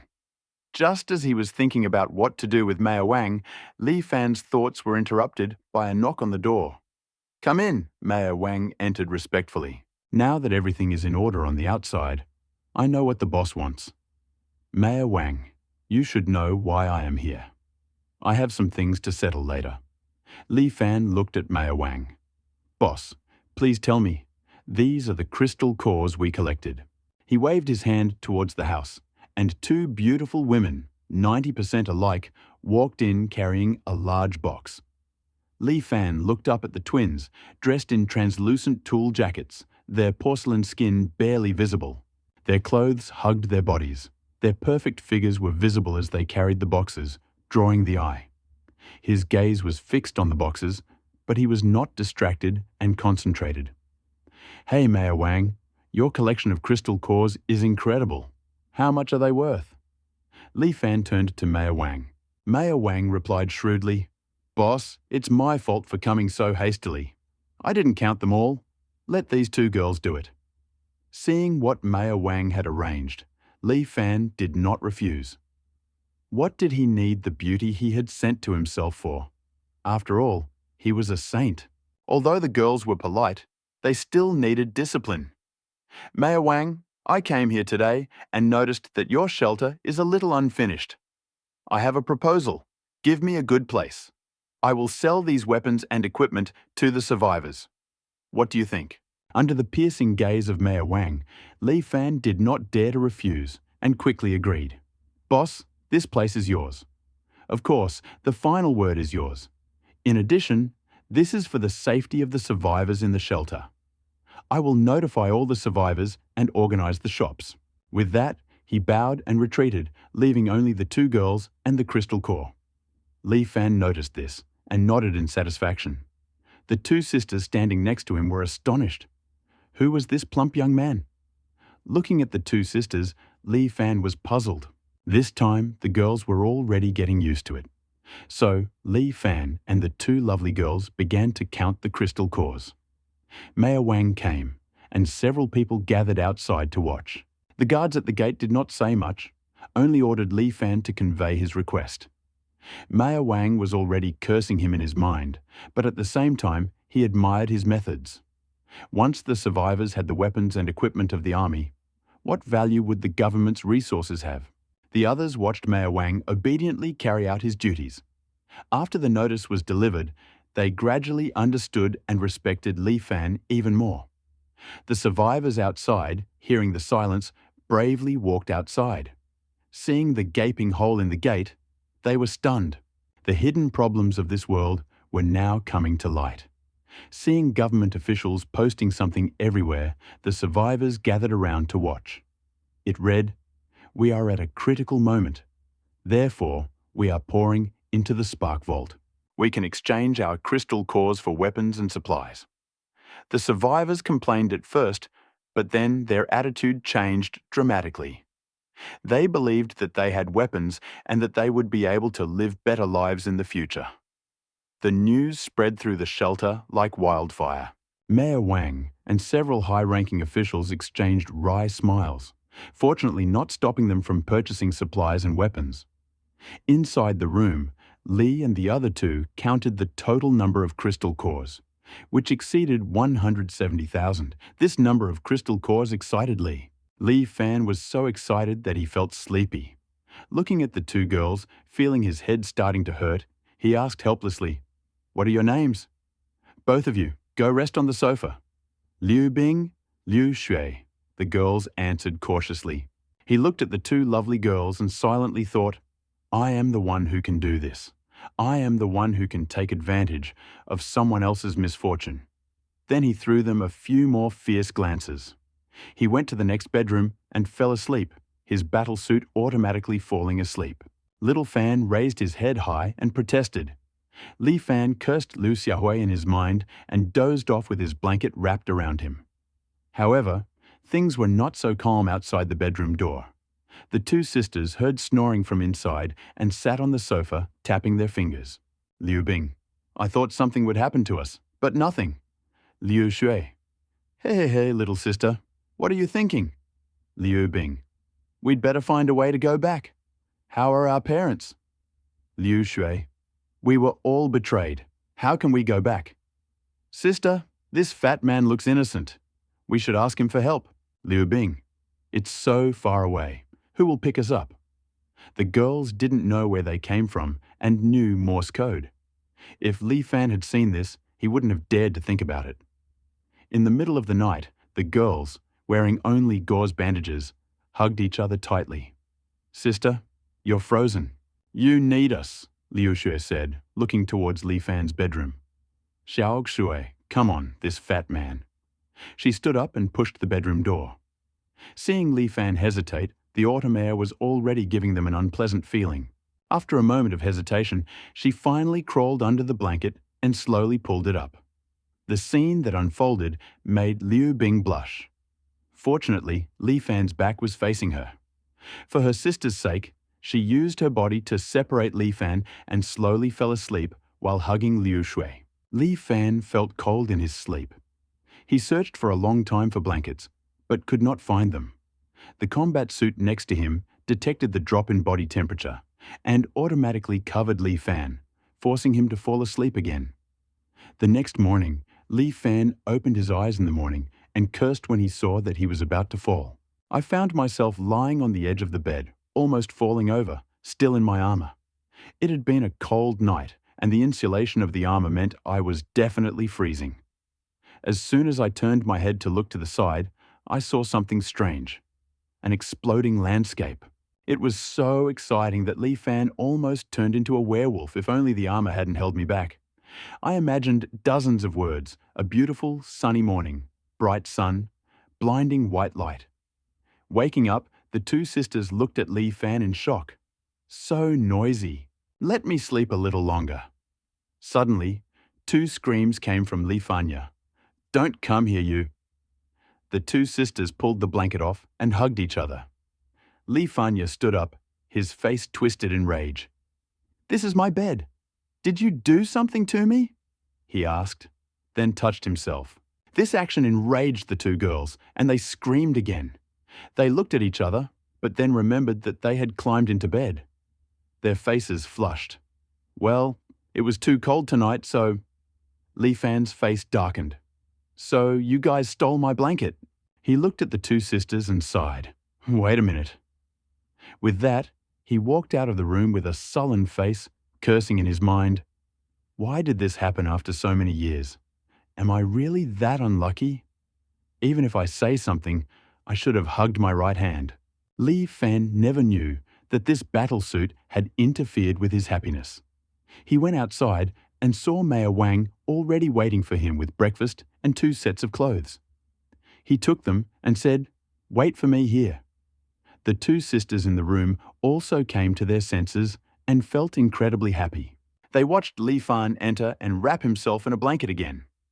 Li Fan put down his clothes and said, "Don't worry, I won't do anything to you. I'll take care of you." He walked into the bedroom. "Sister, he looks like a scoundrel." "Let's ask him to help us," he said, and walked in. The two women, dressed in formal suits, looked stunning. Their figures were perfectly proportioned. They looked cute and sexy at the same time. Li Fan was stunned. A sip interrupted the beautiful scene. Li Fan beckoned. "Come eat." Looking at the table laden with fried dough sticks, pancakes, pickled mustard, millet porridge and salted duck eggs, the women did not pay attention to their appearance. Li Fan ate a little, and the rest went into their stomachs. After eating, they found Li Fan looking at them, and their faces were flushed. This was the best meal they had ever had. If they hadn't been rescued a few days ago, they would have starved to death. Fortunately, Chen Wei had picked them up and brought them here before they could do anything. The two sisters in the living room had already finished eating. Seeing Li Buer's hesitation, they initially wanted to ask for help, but instead blinked. "Can we come with you?" Seeing the charming faces of the two women, Li Buer did not hesitate. "Of course, you guys follow me first." The women breathed a sigh of relief at the answer. They grabbed his blanket, and it was great to take them with him. "Go, carry the crystal core and follow me," he said, leading them to the exit. The goodwill they had just felt vanished in an instant. They cursed in their minds as they recalled what they had done. Outside, Maya Wang watched the men leave with his head slightly lowered. A thought flashed through his mind. This Li Buer was no ordinary person. He could handle such a beautiful woman without hesitation. And it seemed like he was going to take the crystal core, so he had to leave today. This thought rekindled his excitement. From now on, he had the final say.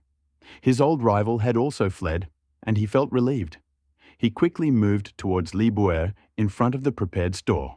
Looking at the assembled survivors, he picked up the megaphone Maya Wang had prepared and announced, "Survivors who have come here, I am sure you all know what this place is for. I will publish a list of weapons and supplies for exchange. Now, everyone, get started." Further, there seemed to be unrelated fragments of text and should probably be omitted. Armored vehicles costing 1,000 crystal cores consume crystal cores to obtain energy. Broadswords and chainmail costing 20 crystal cores. Machine guns costing 100 crystal cores. Various firearms costing 30 to 70 crystal cores. A box with various ammunition worth 5 crystal cores. A portion of semi-solid compressed rations. And a ton of metal for 2 crystal cores. Many of the survivors looked at the supplies with wide eyes, slightly distrustful. Could ordinary people like us touch this? It was outrageous. Some of them, who had previously attacked the shelter and escaped, recognized the figure in front of them and retreated, hoping that Lee would not notice them. Another group of pale-faced survivors looked at the figure with a little excitement, but just as they were about to say something, they dropped their hands in despair. These were the students who insisted on their own. Now survival was the most important thing, and no one cared about either the teachers or the students. Seeing the armored vehicles parked inside, the machine guns and machetes on display, no one doubted their authenticity. Many soldiers who were still waiting with the crystal cores lined up to exchange supplies and weapons, still not believing their eyes, and the survivors next to them felt envious.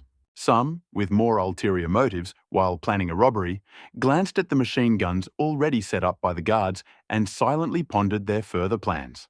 Lee Buru arranged for the two sisters to help and watched from the sidelines as the crowd gradually thinned out, halting sales and posting notices about the need to leave the government shelter.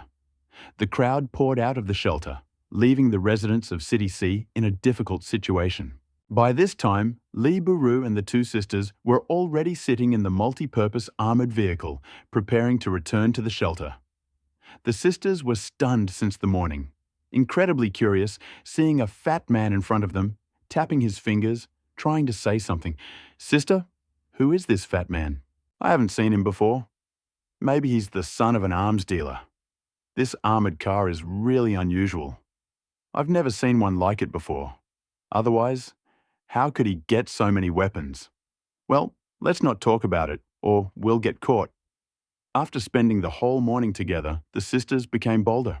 After finishing their private conversation, Liu Shui looked at Li Buer and said, "Brother Li, I never thought that your lousy armored vehicle was so advanced." Brother Li's address encouraged Li Buer, but the content of his words left him cold. He angrily retorted, "What do you mean by lousy vehicle? I don't want to ride it. I'll go run around." Liu Shui laughed beside her and replied, "Then look at the armored car in front of you, right? And how can it be faster than an ox cart?" Seeing Li Buer remain silent, Liu Bing pulled her sister to stop. He looked at Li Bu and asked, "Brother Li, where are we going?" Li Buer was not stupid. With two beautiful women to accompany us, even an ox cart would be a great ride. "You know, I am the camp manager, and I have hundreds of people under me. Now, I'm going back to my camp," Li Buer said with a smug expression. "Dong dong, a storm has broken out. Sister, this fat man is a real idiot. Yes, look at how proud he is." The two sisters and Li Buer chatted on the way until they finally arrived at the place just as the sun was setting. The two sisters looked at the massive wall and the open metal gate, mouths agape, speechless. They glanced at each other, wondering if Li Buer had realized that the camp consisted of several hundred people. It seemed like there were several thousand people here. Led by Li Buer, they walked into the shelter without any obstacles. Watching the fighting squads patrolling the wall and the noisy survivors, the two sisters were puzzled. All the survivors were fully armed, a strange but harmonious sight. Watching the retreating crowd, they wondered where they were headed. Not daring to ask, afraid to reveal her ignorance, Li Buer watched the sisters' astonishment with great satisfaction. But the next surprise was yet to come, when the armored vehicle entered the tunnel leading down. Liu Shui asked, "Are we going to the parking lot?" Li Buer, not wanting to miss the charming expressions on the girls' faces, replied, "We'll find out in a minute." The two women were puzzled as they heard the sound of a mechanism and saw through the window that a metal door, no less impressive than the gate outside, opened, revealing a sci-fi scene. "Let's go. Get out of the car and welcome to my hideout," Li Buer said, smiling at the two women. Their faces were now in confusion, their previous assumptions completely disproved. They walked in mechanically, watching as the huge machine dragged the armored car into a luxuriously furnished room nearby. When they saw the numbers on the elevator, they were even more surprised. And then, after feeding them, he explained, "This is my refuge. Upstairs is the camp of my subordinates, or rather, my workers." Liu Shui asked a question that left Liu Bing speechless. You're not that terrorist organization from the movies that conducts experiments on people, are you? You didn't spread the virus, did you? Brother Lee, you're not going to capture me for experiments, are you? Beside him, Liu Bing tensed up. Li Buyu smiled ominously. What do you think? He looked at the pale sisters and said, Someone arrange for you to rest. I'm still busy. Li Buyu had to arrange for several people to manage the government shelter. He hurried to the control room. Tuanzi, make another 50 synths. The production of weapons, armored vehicles, broadswords and firearms will continue. Tell Sun Yu, Liu San, Shoxian and Teacher Zhao to come. The two sisters were escorted to the bedroom, where they finally got an outlet for their shock. The safe environment allowed them to chat for a while before finally falling into a deep sleep. At the camp, the four received the news and finally saw Li Buwei, who had left 2 days ago. They were a little surprised to learn that the government shelter had been included. Hearing this whole story, many people were a little worried. If something happened to you, the shelter would be doomed. It took a lot of effort to explain to them that everything was fine and console a few people. Fourth brother, next time you go, take more people with you. You are the head of the camp now, aren't you? Sun Yu said, looking at Li Bufan intently. Li Bufan was speechless. Who would have thought that a simple deal would turn out like this? But he still agreed. Looking at the audience, he said, I have 2 things to say. First, I plan to find someone to supervise the sale of weapons there, so one of you should go there. Of course, I will send security. The few people were silent. After thinking for a while, Teacher Zhao said, I will go. I have nothing special to do here. The 2 camps are back in line. I'll go to old friends. Seeing that no one objected, Li Bufan agreed. Secondly, we will unify the exchange system between the 2 sides. I will send it to your tactical helmets. This time, we will add many weapons that were not there before. Please be careful. Li Bufan's words increased their vigilance. After all, he had been there before. After thinking for a moment, he let them go. Tuanzi, how many resources do you have in your shelter? Not counting the initial production needs, we have 500 tons of metal and 8,563 nuclear energy points. Do you think we can absorb 17,000 crystal cores in the storage? That should be enough to upgrade the main control room. Tuanzi's eyes lit up. It was the first time he had to absorb so much energy. Seeing Tuanzi drooling, Li Bufan said directly, Leave 10,000 crystal cores and absorb them all. Tuanzi was a little speechless. Why leave 10,000? But knowing that all the armored vehicles in the shelter were powered by crystal cores, and there were still quite a few left, he said excitedly, Start absorbing. There are only 300,000 units of energy in total. The current reserve is 308,563 units of energy. Administrator, please complete the upgrade of the main control room of the shelter.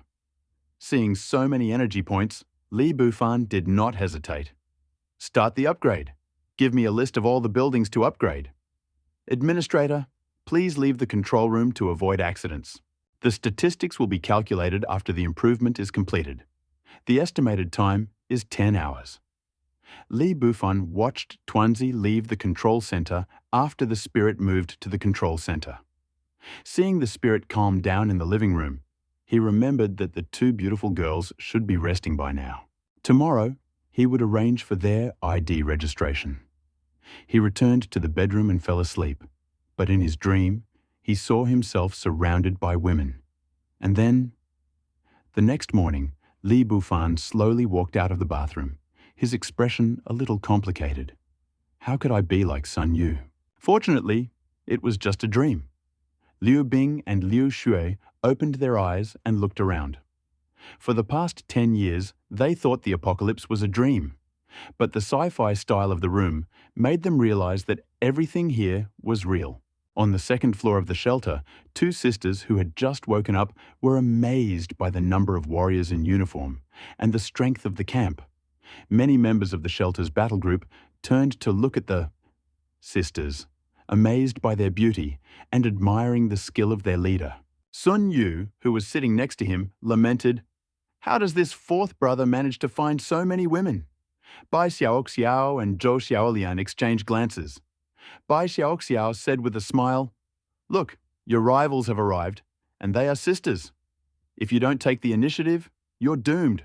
Surprisingly, Zhou Xiaolian did not object, which surprised Bai Xiaoxiao, who felt that her best friend understood everything.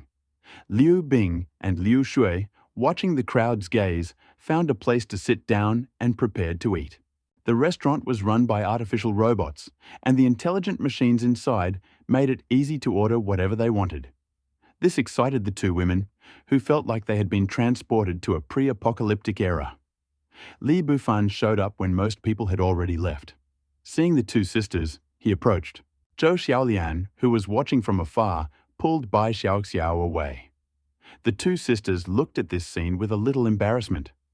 Li Bufan just came to enjoy the food of beautiful women and could not think of anything more. Instead, they felt sorry that Zhou Xiaolian was not there. After registering the two sisters, he let them roam freely. He hurried away again after receiving a notification from Tuanzi that the upgrade of the main control room had been completed. He ran up to the 4th floor, looking at the even more sci-fi main control room. The large screen that had disappeared turned into a holographic projector. Tuanzi's body became even smaller, now resembling a solid object. Li Bufan shuddered. He reached out to touch it, but it was not a physical object. Suddenly, a distorted face appeared in front of him, similar to Lolita's. The face, originally cute, gave Li Bufan goosebumps. Only the head floated in front of him, still almost solid. "Tuanzi, you spent 10,000 of my energy points, and this is how you look. If you are impolite to me," Li Bufan said without noticing the difference. Tuanzi knew this guy's character and immediately stopped joking. A miniature doll-like figure appeared. "Mr. Administrator, I am strengthening our control over the shelter. With sufficient resources, we can expand it tenfold. Accelerating nuclear calculations will help experimental research and management of new buildings, especially the training room, which requires a lot of nuclear calculations." Li Bufan nodded, seemingly understanding, a little speechless. He did not see any real advantage. As soon as he thought about it, his body was illuminated by a blue light, and his battle suit returned to its original windbreaker appearance. This made Li Bufan a little confused, but then he remembered that this battlesuit and the main control system could be upgraded at the same time. Tuanzi, without waiting for Li Bufan's question, explained, "The armor's properties have doubled. It has gained the function of nanoparticle-absorbing repair and can connect to all the equipment in the shelter for independent control." Only after the armor had been upgraded and the main control room had been completely renovated, Li Bufan sat in the control chair, carefully studying these new capabilities. The shelter's communication systems covered the entire City C and some surrounding areas. Seeing the many construction rooms, he flushed and did not dare to look at the materials and energy. He was a few points behind them, afraid of being attacked. However, looking at the list of improvements, he still felt a little depressed. Shelter gate on the 1st floor is unique. Metal 300 tons. Energy 50,000 points. Multifunctional defense hall. Metal 500 tons. Energy 40,000 points. Mechanical armor in production. Metal 400 tons. Energy 6,000 points. Upgrading the living area on the 2nd floor. Air purification room. Metal 50 tons. Energy 5,000 points. Ion energy generation room. Metal 50 tons. Energy 5,000 points. 1st floor warehouse. Metal 600 tons. Energy 50,000 points. Weapons research and production in progress. Metal 100 tons. Energy 3,000 points. Medicine research and production in progress metal. 100 tons. Energy 3,000 points. The main control center on the 4th floor is unique. Improvement 10,000 energy points. Improvement is currently intermediate. The synthetic biology laboratory on the 5th floor is in the process of production. Metal 100 tons. Energy 10,000 points. While Li Bufan was studying these headache-inducing data, Teacher Zhao has already taken 50 guards and prepared supplies for the government shelter. This morning, the survivors of the Spark Shelter received a notification to update the exchange list. All the survivor teams rushed to the exchange point without hesitation, taking all their equipment with them. Looking at the exchange list, they were stunned by the amount of firearms and armored vehicles. Several groups in the crowd were veterans, witnesses to the uprising. They had been in the camp from the very beginning and were now the strongest group inside. The appearance of these people caused the survivors to exclaim in surprise, "Look, Liu Feng from the Tiger Hunter survivor team. And over there is Ma Hulu from the Pegasus survivor team." The two main survivor teams showed up. The only one missing was Zhang Geng from Doug's survivor team. A laugh came from afar. "Ha ha ha, you two are really early." The noise in the crowd died down as everyone listened to the exchange. Liu Xiaofeng asked from the side, "Wouldn't it be too late if you hadn't come?" Ma Hulu, who was standing nearby, ignored the two men's verbal attacks and slipped past the exchange window. Liu Xiaofeng immediately understood what Zhang Xiaogeng was up to and immediately joined the queue. Seeing that his plan had failed, Zhang Xiaogeng cursed the two old foxes in his mind and quickly joined in. Seeing the lack of activity, the survivors nearby joined them. Xiaoxian observed everything, but did not comment on the correct formation of the group. Yes, everyone here obediently lined up, regardless of the situation. Zhang Xiaogeng's words were intended to take a better position, but he realized that the area around the camp was so clean that it was impossible to find even a nail, let alone a zombie. The entire area within a radius of 10 kilometers had been plundered by these survivors. In order to continue their development, the camp's core forces agreed to take control of it first. Now, with access to better equipment, the strongest arrived first, leaving those who arrived later with nothing. The survivors waiting in line watched with envy as the Japanese rolled out armored vehicles equipped with Gatling guns, prompting several teams to band together and trade armor for heavy weapons. As for the proposal to rob the camp, the team leader led the others out and never showed up again. Teacher Zhao, leading people and supplies, arrived at the government shelter. The soldiers guarding the gate opened it after seeing the multi-purpose armored vehicles from afar. The exchange point was already crowded, and if they hadn't seen the 8 guards guarding the survivors, they would have rushed in. Teacher Zhao had already gotten used to this kind of scene. Mayor Wang breathed a sigh of relief when he saw that it wasn't Li Bufan. After the guards relayed their orders to Teacher Zhao, the exchange began. The survivors, eager to choose their equipment, ran out of the camp. The survivors knew that falling behind meant falling behind. Then, Mayor Wang came over and exchanged pleasantries with Teacher Zhao. After several attempts to uncover Teacher Zhao's secrets, he realized that he had underestimated Li Bufan. Principal Wang and his students, mingling with the crowd, looked at Teacher Zhao, who was from a completely different world, with bitterness in their hearts. Teacher Zhao, seeing that his former students and colleagues were still alive, wanted to go over and greet them, but he met Principal Wang's gaze and hesitated. Knowing Principal Wang's reputation, he paused. The exchange of opinions was in full swing, and Mayor Wang, unable to resist, sent troops to kill zombies and exchange them for supplies. The largest massacre in City C began, with people killing zombies. Li Bufan's collection of crystal cores had quickly surpassed his previous accumulation in the past few days, doubling his energy points to 1,000. He had also organized several metal collection operations, bringing his stockpile to 2,000 tons. All this cost the vast majority of City C's metal products. The two survivors met while gathering supplies. These last few days were the most carefree time for Li Bufan in the parallel world.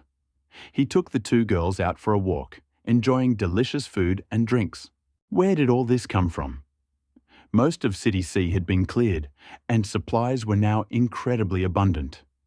If he hadn't checked the weapons sales agreements every day, he might never have to go into the control center again.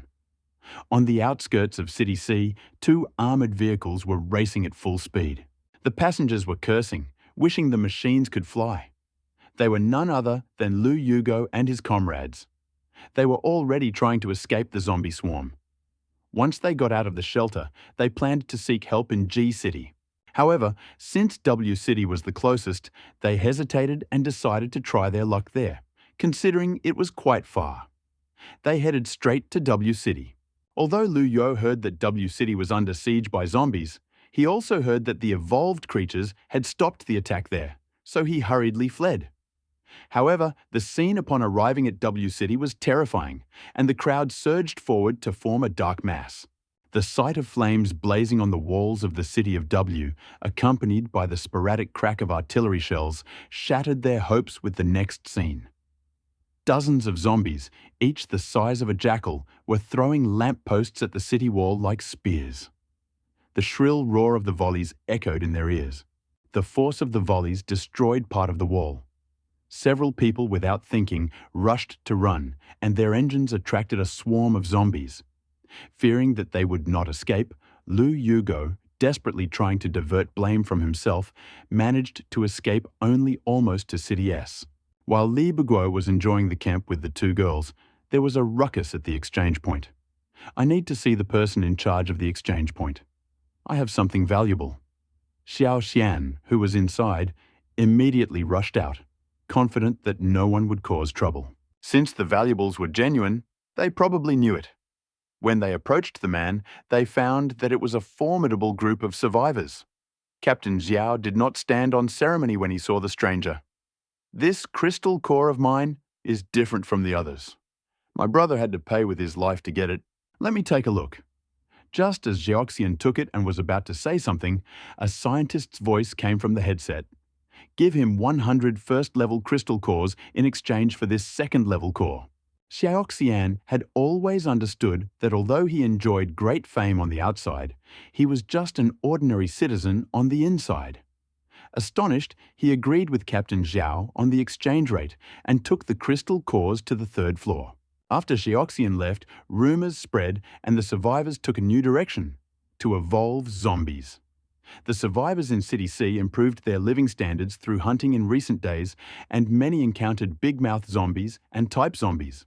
However, through sheer persistence, they managed to kill quite a few without incident.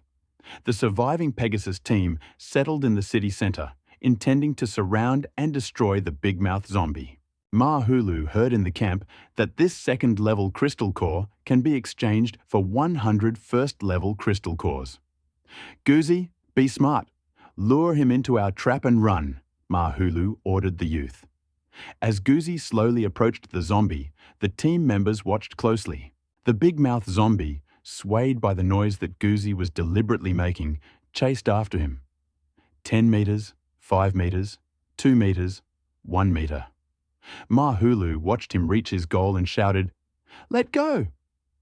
The big-mouth zombie flinched at the sound. A heavy object fell from above, and the big-mouth zombie howled as it was pinned to the ground. Seeing that the zombie couldn't escape, everyone relaxed, pulled out the prepared grenades, and threw them into the big-mouth zombie's mouth. Boom! Corpses hung in the air, and Ma Hulu looked on expressionlessly. "Brother, we have avenged you." During his first encounter with the evolved zombie, he led it away to save the entire group, shouting, "Boss, just avenge me and live happily." Similar incidents occurred throughout City C, although some of them chose otherwise, taking their squads with them. However, the survivors who witnessed this found a way around this obstacle, and the gradually evolving zombies became the target of all survivors. For revenge and profit, the heavily armed survivors entered into a fierce battle with the zombies. However, the mindless zombies were unable to resist him, and many died, having deceived them. After a few quiet days in the shelter, Li Buer discovered the presence of secondary crystal cores in the camp and immediately adjusted the exchange rate. Go to the control center to find Tuanqi. Tuanqi, we are currently collecting secondary crystal cores to brew Evolver's potions. How is your research going? Tuanzi glared at Li Bu and said, "You realized too late. A few days ago, after Xiaoxian collected them, I ordered the scholars to report this to the exchange. I have already studied them. Now there are two types of potions. The first is an evolution potion that matches the properties of the crystal core. One secondary crystal core is used to produce one potion. The second is the decomposition of the secondary crystal core to obtain an evolution stimulation potion with random awakening abilities. One secondary crystal core is used to make two potions. Li Bu was shocked when he heard this.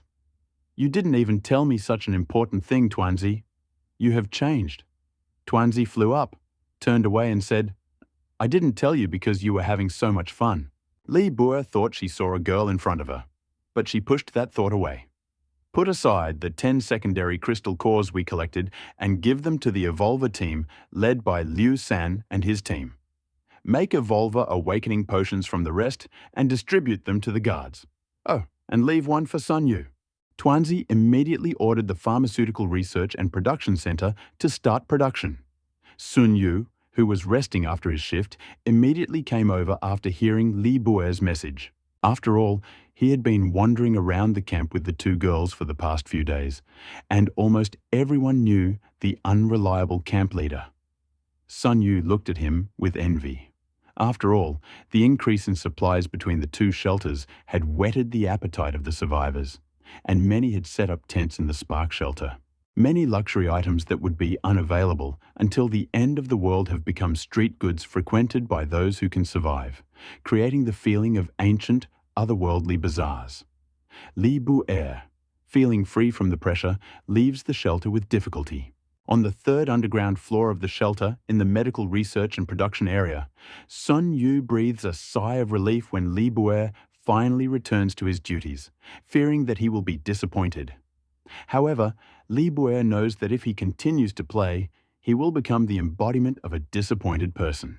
He looks at Sun Yu and says, "Last time, I promised you the Evolver potion that I have been researching and developing. Now, there are two options, random and power Evolver. How should I choose?" Sun Yu, seeing this as a good opportunity, immediately replies, "With my incredible luck, of course, random. How could I choose the people's power? Think carefully. If it turns out that he is a scumbag, he will not be changed," Li Buer threatens. "Enough nonsense. Let's begin," Sun Yu says impatiently. Li Buer led Sun Yu to the bed and tied him up. Sun Yu was confused. What is going on? He looked at Li Buer's evil smile. Before he could say anything, the scientist brought out a syringe. Yes, it was an injection. It was originally supposed to be a drink, but the vengeful Li Buer did not forget what he said and deliberately changed it to an injection. After a while, a loud cry echoed across the sky. "Hey, uncle!" Liu San and his men returned from their shift and received a notice from Li Buer. Here was a level 2 Evolver. They were excited, but those who knew the method were speechless. Could they be being deceived? Hearing the plaintive cry from the side, they silently accepted this fact and absorbed the second-level crystal core to evolve. Sun Yu's cry reached the ears of several people, but then they looked at each other, suddenly realizing something important. Li Sanpao was horrified. They are using their own brothers to conduct human experiments. Ma Xiaopang and Wang Ergu were also scared. Isn't he going to bother us next time? Liu San, standing next to him, frowned and glanced at Bai Xiaoxiao, not expecting her to see anything.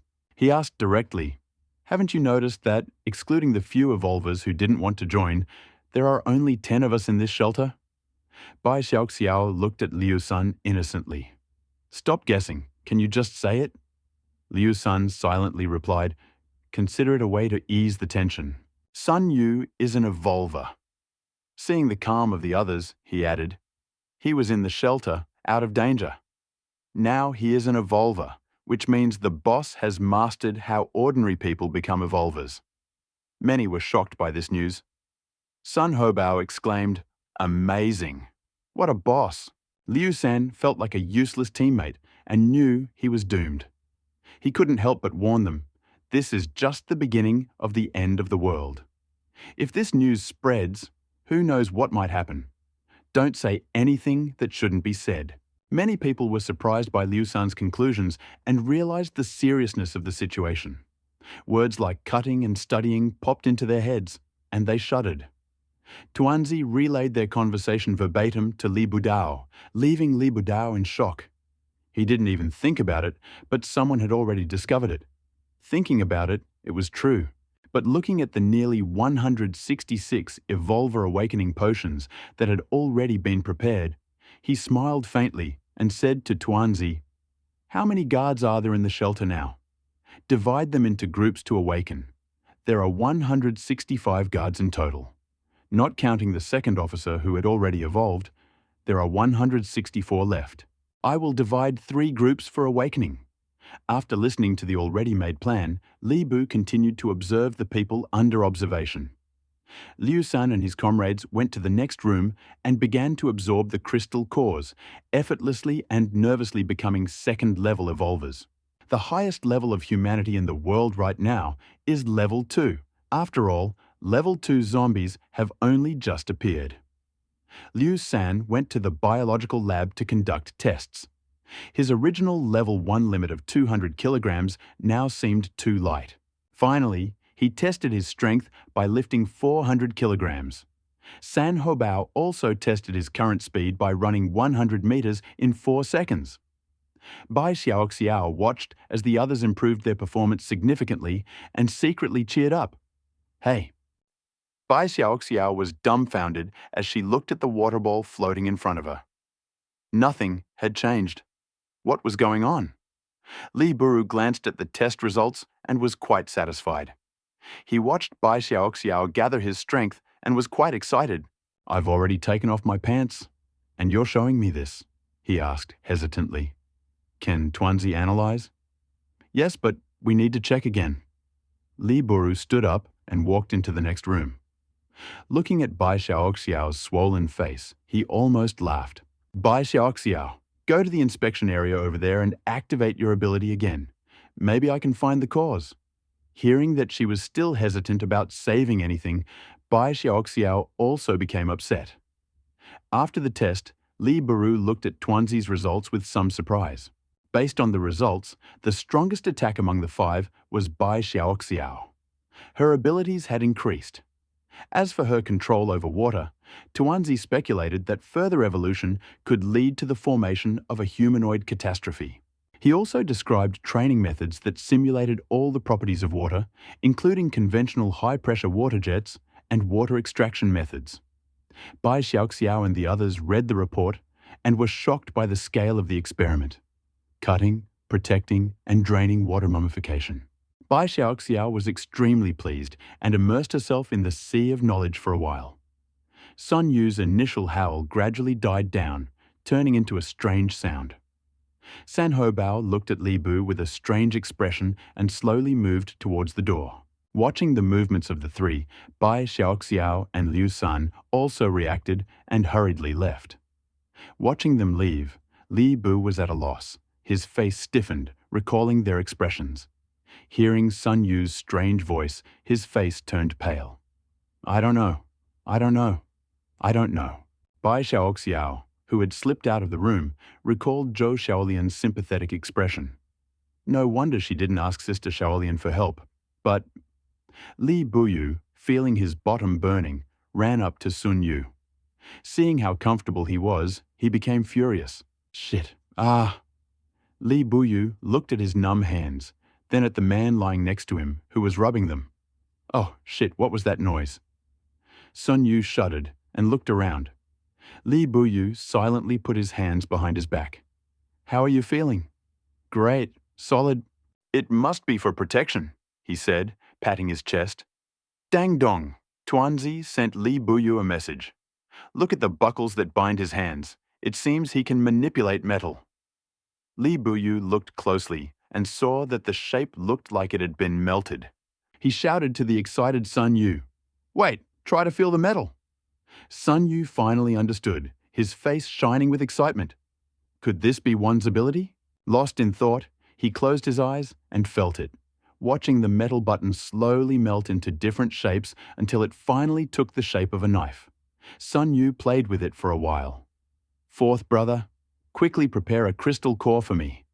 I need to fight Liu San and the others." Last time, they demonstrated their strength. Li Buer also wanted to test their strength, allowing Tuanzi to assess the combat power of other evolvers. Suddenly, a conversation came from his earphones. Li Buer hesitated, but did not refuse. Sun Yu handed him the crystal core and said, "I will find someone to support you later." The 5 newly arrived evolutionaries outside the camp were also told about the method to reach the second level of evolutionaries. After they had absorbed the crystal cores, they felt a pang of shame, realizing that they had been so easily deceived and betrayed. Feeling stronger and constrained, one of the thin ones said, "We cannot demand anything now.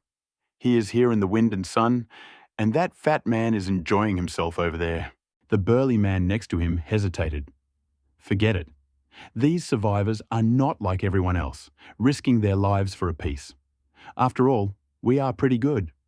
There are only 5 of us, and Liu San and the others are already second-level evolvers. It's best not to think about it." The skinny man smiled sheepishly. No. Then Li Buyu's voice came through the headphones, startling them. They thought he had eavesdropped on their conversation, but assured them that they were not using the headphones. Li Buyu, watching Sun Yu absorb the crystal core, was now looking forward to what abilities his guards could awaken to intimidate them. He asked Tuanzi to arrange for the first batch of guards to arrive. As Li Buyu watched over 50 people drink the potion and receive painkiller injections, he couldn't help but tease him. With such an army of evolutionists, what could stop them? In the air in front of the gate of the shelter, Li Budao gave the order. All evolutionists gather at the gate. Strong Man, Skinny Man, and the other 5 became nervous when they saw that Liu Sang and his group had arrived early. They thought, why aren't they talking now that all the evolutionists in the shelter have gathered? The strong man was about to ask something when he heard footsteps, and more than 50 fully armed guards ran up to him. This made the strong man and the others turn pale. Looking at Li Budao, who came out, he said, "Sun Yu has just become an evolutionist, so he wants to find someone to spar with. I also need combat data so that I can make a plan for you." The strong men breathed a sigh of relief. They were just curious about how Sun Yu became an evolver, but they didn't dwell on it. All of these moves were fighting moves taught by the guards, and the thin ones were terrified. At first, the 2 men exchanged blows, but after a few blows, Liu San lost control and hit Sun Yu's arm. A dull thud and a buzzing sound came from the bell. Liu San was a little worried that he might hurt Sun Yu, but the sight before him lit up his eyes. This defense was impressive. Sun Yu only felt a slight pain, and with armor, he definitely wouldn't feel any pain. Liu San roared, "Come again!" Sun Yu was not afraid either. He melted a long metal rod from a nearby pile and threw it at Liu San. His broadsword deflected the blow with a whistle, and he raised his blade and emitted a powerful force. Sun Yu felt his body lighten and fell backwards. He took a few steps back before stopping. Unable to use their final moves, the 2 men reached a stalemate, eventually ending in a draw. The crowd was delighted. The scene resembled a martial arts match. Li Buju, who had been watching this with excitement, looked at the big guys and exclaimed, "Why don't you come over and try?" These people, who are just evolutionists of strength and speed, saw this fierce exchange of blows. How dare they take a beating? Li Buju chuckled. They had the nerve to even think about it. He looked at the 50-plus guards and ordered, "Go back, absorb the crystal cores, and reach the first peak level. Second officer, take them and hunt down the evolved zombies for me." "Yes, Mr. Administrator." The second officer led the guards to the shelter. When the crowd dispersed, the thin man at the gate of the shelter, his face pale and tense, was grateful that he had not acted impulsively. "Thank you," the thin man said to the strong men. The thought made him a little nervous. Finally, he understood. It wasn't about more than 50 sudden awakenings. No, there were more than 100 guards in the shelter, and therefore more than 100 evolvers. Given the camp's resources, even a level 2 evolver would be within their reach. Moreover, they knew exactly how to turn ordinary people into evolvers. This thought was terrifying. Li Buer didn't care what these cowards could do. He hurried to the control room. "Tuanzi, can't you predict what abilities they will have?" Li Buer looked at him enviously. Otherwise, he was afraid that he would develop some lousy ability and start showing off and picking up girls. It's hard to say. We don't have time to research now. Maybe later. Tuanzi felt a little helpless. He was just a sentient being, Not even a god. He really couldn't do it. Chief Administrator, there's no need to worry about it now. The battle data shows that your suit is capable of reaching the level of an absolute evolver, so don't worry for now. Twanky's words reassured Lee Buru. The second officer had already led the guards out to hunt the evolved zombies, and the second group of guards had also become evolvers. Hearing this, Lee Buru was no longer worried. Why would my invincible younger brother rush into battle? Wouldn't it be better to just sit back and rest? The shelter led by the police hunted the zombies, and the last group of guards successfully became evolvers. The survivors recruited from the breach in the city walls of W fought fiercely against the advancing zombies. Two people quietly retreated, Zhao Lei and Qian Duodo. 10 days ago, a rescue operation was underway in W City. The soldiers were shocked to see two men, fully armed in combat gear, with firearms, machetes, grenades, and a modified SUV. They looked nothing like ordinary survivors, pointing their guns at them. The captain, not prepared to take any chances, realized that the day of judgment had come and shouted, "Drop your weapons and turn slowly." The two men were stunned and dumbfounded. What was he doing? "We're just ordinary survivors," Zhao Lei muttered as he slowly pulled out his equipment. An electromagnetic rifle, a broadsword, a tactical dagger, and 20 grenades. Qian Duodo, who was standing next to him, followed suit. The sight of all this equipment made both men grimace. The weapons were comparable to those of the average military, and even their combat uniforms were much better than their own. It was the apocalypse, and they didn't believe that this was cosplay. "Just ordinary survivors, I don't believe you. If all the survivors were like that, why would I save them?" Without thinking, he tied them both up and took them away. The captain took them to the car and, looking at them, said, "Take off your helmets." The two men took off their helmets, revealing their young faces. The captain hesitated. They were too young. Besides, they were mercenaries. How could they just drop their weapons and run to him? "Are you really ordinary survivors?" the captain asked with an unnatural expression, thinking, "This equipment doesn't look like that." Qian Duodo knew that they were doubting their equipment. "We are ordinary survivors. We are still students. We found this equipment." The captain laughed. "Ha ha! How could I not find anything so suitable?" The two of them were taken to the shelter. After an investigation, they claimed to have found equipment and were looking for their parents. After checking, their family was found and called to pick them up.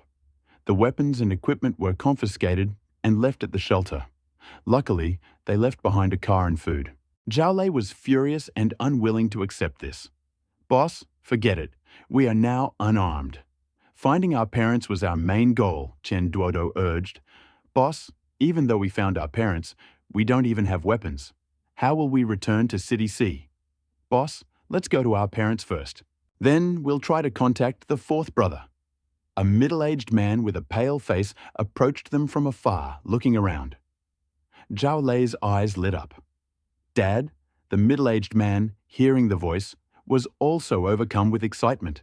Seeing that it was indeed his son, he said excitedly, "We are doing well, and Qian's father is also here. We exchanged our food supplies for the house, and now we have found a job that barely covers our food." Listening to their father's muttering, they both forgot about everything else, feeling that it was all worth it. Oh! The siren blared, calling for all survivors to return to the resettlement site as quickly as possible. Played 3 times in a row. "Return quickly!" Now, except for the government forces, all survivors must return. With these words, he quickly returned with them. Qian Duodo also met with his parents. The next 2 days of continuous shooting. "Can we still go back? I heard there is a zombie siege." Qian Duodo looked at Zhao Lei seriously. Knock, knock, knock. There was a knock on the door. Each family now joins the government logistics team delivering supplies and ammunition to the city walls. "Open up!" Several people in the room turned pale. Seeing that the father was about to stand up, they stood up and stopped him, saying, "Let's go. We have experience in killing zombies." Without waiting for their parents to answer, They left the room. "It's you!" a voice rang out. The two raised their heads and recognized the captain they were with last time. "Thank you for your kindness last time. I misunderstood you. Sorry to bother you again." Over the next few days, the group of recruited survivors continued to do this logistical work, right up until today. Take your weapons and go kill zombies wherever you go. Before they could react, a mountain of weapons appeared in front of them. One of the soldiers shouted, "Hurry! Anyone who retreats will be killed immediately." Under the threat of imminent death, a group of soldiers armed with swords and spears approached the breach in the wall. Two soldiers armed with swords moved to the rear, watching the zombies slowly crawl out of the breach. "Boss, let's wait for an opportunity to escape." "This is certain death," Chien Duodo said slowly, looking around the surroundings. "Okay, I'll bring the car later. You go back and get your parents." Zhao Lei knew that the city's fall was only a matter of time. The command center in W City was in a panic. Seeing the mayor leaving, a group of employees lost their composure and fled. The mayor led them to the underground parking lot. Looking at the tunnels dug earlier during the construction of the city wall, they got into the car without hesitation. The tunnel picked up speed, breaking through the wooden boards above, and disappeared into the distance. Suddenly, they noticed a group of soldiers in the distance, packing up and leaving. They looked at each other and, without thinking, dispersed. Now that there was no guard, Zhao Lei, watching the armored vehicles drive away, found a parked SUV, rammed the fence, and returned to his apartment. Seeing that Chen Duodo and his parents had already gone down, he shouted, "Get in the car!" A few moments later, he sat down in his seat and followed the soldiers, following them from afar. Noticing their sudden departure, many of the smart survivors reacted and followed. "We just saw them evacuate, taking the armored vehicles with them. We are following them," Zhao Lei said from the car. It seemed they were prepared, but it was a pity for the soldiers who stood firm. Chien Duodo felt a pang of sadness as he looked at the city wall in the distance, where the zombies were already hiding. The captain often talked to him while transporting supplies, and he didn't know if they would survive. Zhao Lei watched the column enter the basement. After a moment's hesitation, he rushed inside. Looking at the tunnel in front of him, he stepped on the gas. The lights flashed, and a zombie fell from above. Bang! The roof of the car slammed with a loud noise. Chien Duodo's face turned pale. A trace of blood froze in his eyes. Zhao Lei's hands and feet froze, his foot firmly holding the gas pedal and gripping the steering wheel. Bang, bang! Zombies fell on the front of the car, painting it white and black. The car slowly slowed down due to the strong vibration. Fortunately, the soldier in the armored car in front looked at the car behind him. "Captain, help them!" Seeing that the captain was silent, the soldier raised his rifle without hesitation and shot at the zombies behind him through the loophole. Bang, bang, bang! The people in the car looked at the slowing SUV in despair when suddenly gunshots were heard. Zhao Lei froze. What was that? He reacted, but did not freeze. He watched as the car stabilized and followed the armored vehicle. The soldier in the armored car looked at the captain and said, "Captain, I was wrong." The captain waved his hand. "Wrong? We are soldiers. We abandoned these people and ran away. You saved them. What's wrong with that?" The captain's words were quiet, but they echoed in the cramped space like thunder. "Excellent. We escaped," Chien Duodu shouted excitedly. He turned around and saw the bloody path slowly closing behind him like the gates of hell closing. A figure emerged from the swarm of zombies, standing out from the rest, but not a single zombie attacked. Clean clothes, normal facial features, but bloodshot eyes. Roar! A loud roar came from the red-eyed figure, causing all the zombies to freeze. Then the zombies launched a final attack. Countless zombies poured through the gap in the wall. The veterans who had not managed to evacuate looked at the recruits nearby and said, "Run! Don't stay! We can't hold this place any longer. Stay alive so you can kill more zombies later." With that, they grabbed their grenades and charged at the advancing zombies. The armed recruits joined the troops retreating from the wall, preparing to break through. The soldiers evacuating through the main gates were the first to plant the explosives, preparing to use the main gate to crush the zombies blocking it. Their eyes lit up as they saw the survivors gathering behind them, struggling and crazed. The soldiers climbed into their vehicles and detonated the explosives. Boom! The gates collapsed, and the already prepared troops cleared the way. The survivors went mad. Those who managed to seize the cars broke through the blockade, and following the soldiers, the crowd rushed towards the gates in chaos. Those who were pushed back were no longer able to rise, trampled to smithereens. 2 cars were stuck at the gate, blocking the only way out. The crowd at the gate went silent. Angry curses were heard. The swarm of zombies rolled over the roofs of the cars, and the survivors poured out like ants from a fire. The front was pushed forward, and several zombies pounced, killing people in the inner circle. Then came the 3rd and 4th circles. From above, it looked like a giant hot air balloon. The swarm outside the wall continued to expand, running forward, while those inside rushed forward, tens of thousands of people running. In the end, only a small group of people in the center managed to escape. After the apocalypse, several survivors told of their survival. Zhao Lei escaped a few days ago, unaware of what happened next, and knowing that it would probably give him a chill. A few days after his departure, the W City shelter fell, and many of the survivors who had been bitten rose up and joined the zombie swarm. Intelligent zombies appeared in many places on Earth, leading the zombie army and heading north. All the shelters blocking the way were destroyed and collapsed along the way. After the new zombies joined, the red-eyed zombies roared loudly and headed north to City C. "Let's return to City C and find Lao Shi," Zhao Lei said. But they didn't know that the zombies they saw were also following them towards City C. In the Spark hideout, in the bustling market, in front of the counter, Li Bufan looked at the 2 little girls next to him. It was really nice to have 2 beautiful women looking at you, but it was always a little creepy when they were staring at you all the time. He said helplessly, "You've been stalking me all day? What the hell is going on?" "Oh, Nissan Oppa, Brother Li," Liu Shui called to Li Bufan in a gentle voice that made his hair stand on end. "Actually, the 2 of us need your help. Namely..." Liu Bing was stopped mid-sentence. Li Bufan saw that she looked a little helpless, but after spending a few days together, he had a general idea. Especially this morning at breakfast, he noticed that the girls were constantly distracted and pounding the table. Li Bufan secretly asked Tuanzi to record their unusual movements. Li Bufan was wary, waiting for Tuanzi to solve the code. After a while, his phone vibrated and he checked the records.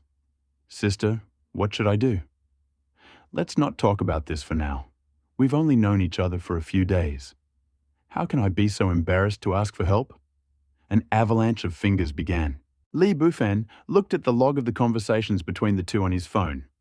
With a dong-dong sound, red fingers gradually appeared, and he almost laughed out loud. Seeing that the 2 wanted to say something but couldn't bring themselves to say it, he laughed out loud. "Haha, come back when you can." Tuanzi's message came through the headphones. "Manager, Deputy Commander has taken over the zombie hunt. All crystal cores except those absorbed by the guards have been sent to the warehouse. We have recently collected the 2nd-level crystal cores to upgrade the evolved 2nd-level guardians and are storing them in the warehouse to accumulate core energy."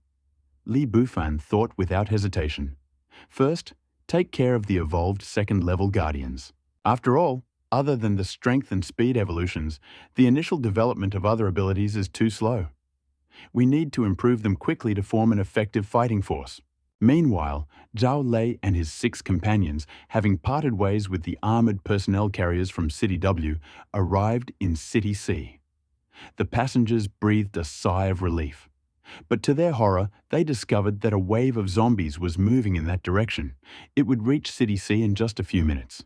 The 2 passengers in the car complained about their families, but Zhao remembered that they had survived thanks to his son's advice. Moreover, knowing the end was coming, they were perhaps even better prepared than the national shelters. On the way, they noticed a strange phenomenon. There were very few zombies. They saw many survivors in the armored vehicles. At first, they thought they were soldiers and were going to approach them. But gradually, they realized that there were too many of them, and they didn't look like soldiers.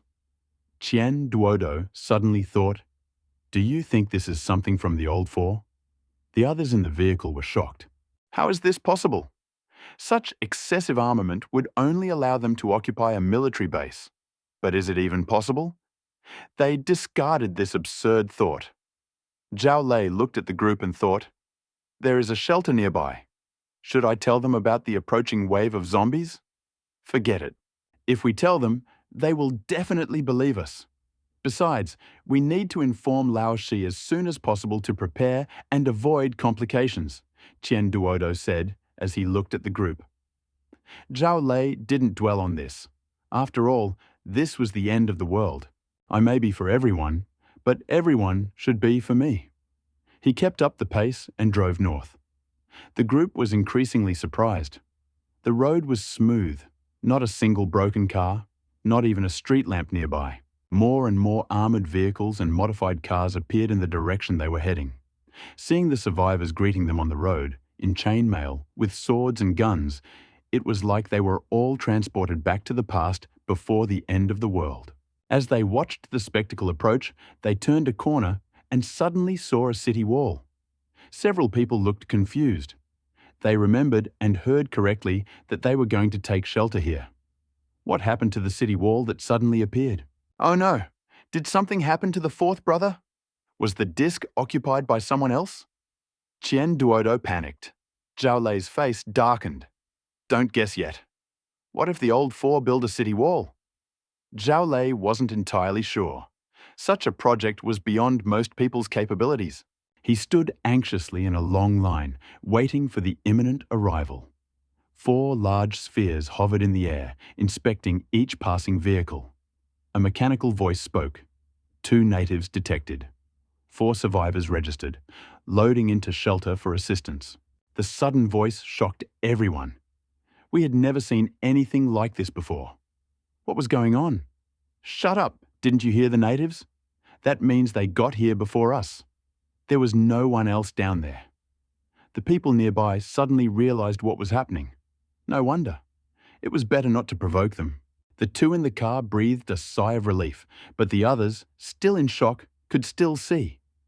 Qian Duodo, remembering himself and the others, shouted, "Quickly inform Li Bufan. Something is happening." Li Bufan, who was in the shelter's control room, also received a message from Tuanzi. "Administrator, residents Zhao Lei and Qian Duodo have arrived and asked to meet you." Li Bufan was puzzled, but he did not hesitate to run towards them. The guards at the gate also received the message and let them through. This puzzled the recruited survivors, but they did not dare to oppose the order from above. Qian Duodo, seeing no one to stop him, watched Li Bufan's appearance from afar, and his doubts were dispelled. He immediately shouted, "Old Four, something is happening!" But seeing the survivors nearby, he didn't dare to speak. He quickly ran towards Li Bufan. "Fourth brother, a wave of zombies is coming." Seriously? Li Bufan's pupils shrank when he heard this. "Second brother, don't joke. You only came back to give me this surprise." But deep down, he still believed. Looking at Qian Duodo, who was looking at him, Li Bufan's expression changed abruptly. He said as he walked, "Go into the shelter, take a rest first, and then tell me everything." Zhao Lei and Qian Duodo's parents, who were on the 2nd floor of the shelter, were already shocked. Zhao Lei and Qian Duodo told the whole story. "We finally escaped, and now the zombie wave is only an hour away from here, or even less." Sun Yu, who ran up to them, was also shocked. "So you mean to say that we will have to face a zombie wave?" Several people looked at Sun Yu silently, seeing how clearly he said this. Qian Duodo looked at Li Bufan and asked, "Fourth brother, can we hold this place?" Several people also looked at him expectantly. Li Bufan smacked his lips and said, "It is unlikely that all the zombies will be exterminated." Hearing this, several people were ready to persuade Li Bufan to leave. "Ahem, it's unlikely that they'll all be wiped out, but it's almost impossible to break through here." They heard it clearly now. In such a safe place, who would want to flee? Well, get some rest first. Sun Yu will inform everyone and allow those who want to escape to leave quickly. Li Bufan turned and returned to the control room. Tuanzi, contact Teacher Zhao and tell them to return, and broadcast that a zombie invasion is approaching. Send guards to investigate." He said this in one breath, thought for a moment, and added, "Tuanzi, make defensive weapons and install them on the city walls. Any good suggestions?" Li Buzhu watched with a serious expression. Tuanzi immediately designed several defensive turrets. "I have two recommendations. We are currently running low on fully automatic turrets, so we are looking at two production lines. The Weapons Research and Production Center will produce fully automatic defensive beam turrets that fire 2,000-degree high-temperature beams every second, once every 30 minutes. The Mechanical Armor Production Center will also produce rapid-fire machine gun turrets that fire 1,000 rounds per minute, once every 10 minutes. They will be monitored by guards." Li Buzhu listened to Tuanzi's explanation. "Is that enough? It seems that the city walls will not be able to provide complete protection this way. Yes, we need to build 2 more weapons research and production centers and 2 mechanical armor production centers. We calculated that on a city wall, 1 kilometer long, there is 1 tower for every 10 meters, which means we will need 400 towers. After optimization, the 3 mechanical armor production centers will be able to produce 36 rapid-fire machine gun turrets per hour, and the city wall can be built 10 hours before nightfall. One of the 3 weapons research and production centers will produce ammunition and bombs for rapid-fire machine guns, and the other 2 will produce fully automatic defense beam turrets, producing 4 turrets per hour. It is estimated that this will take 20 hours. Li Bu was stunned. "Tuanzi, isn't 10 o'clock too late?" "No, we can finish the installation before the full-scale attack. We will use rapid-fire machine guns to hold the defense," Tuanzi said confidently. Li Buer ordered with relief. "Tuanzi, start construction according to plan. The new facilities will be expanded on the existing foundation." "Good. Estimated consumption: 900 tons of metal and 1,000 core points." Li Buer finally calmed down, and all the shelter's security forces were mobilized. Trucks of metal were brought to the shelter, where it was processed into iron for weapons. When the announcement was made, the survivors were delighted. This was not danger, but wealth. Some survivors from the south of City C rushed there in their cars. The sight of them alone was terrifying.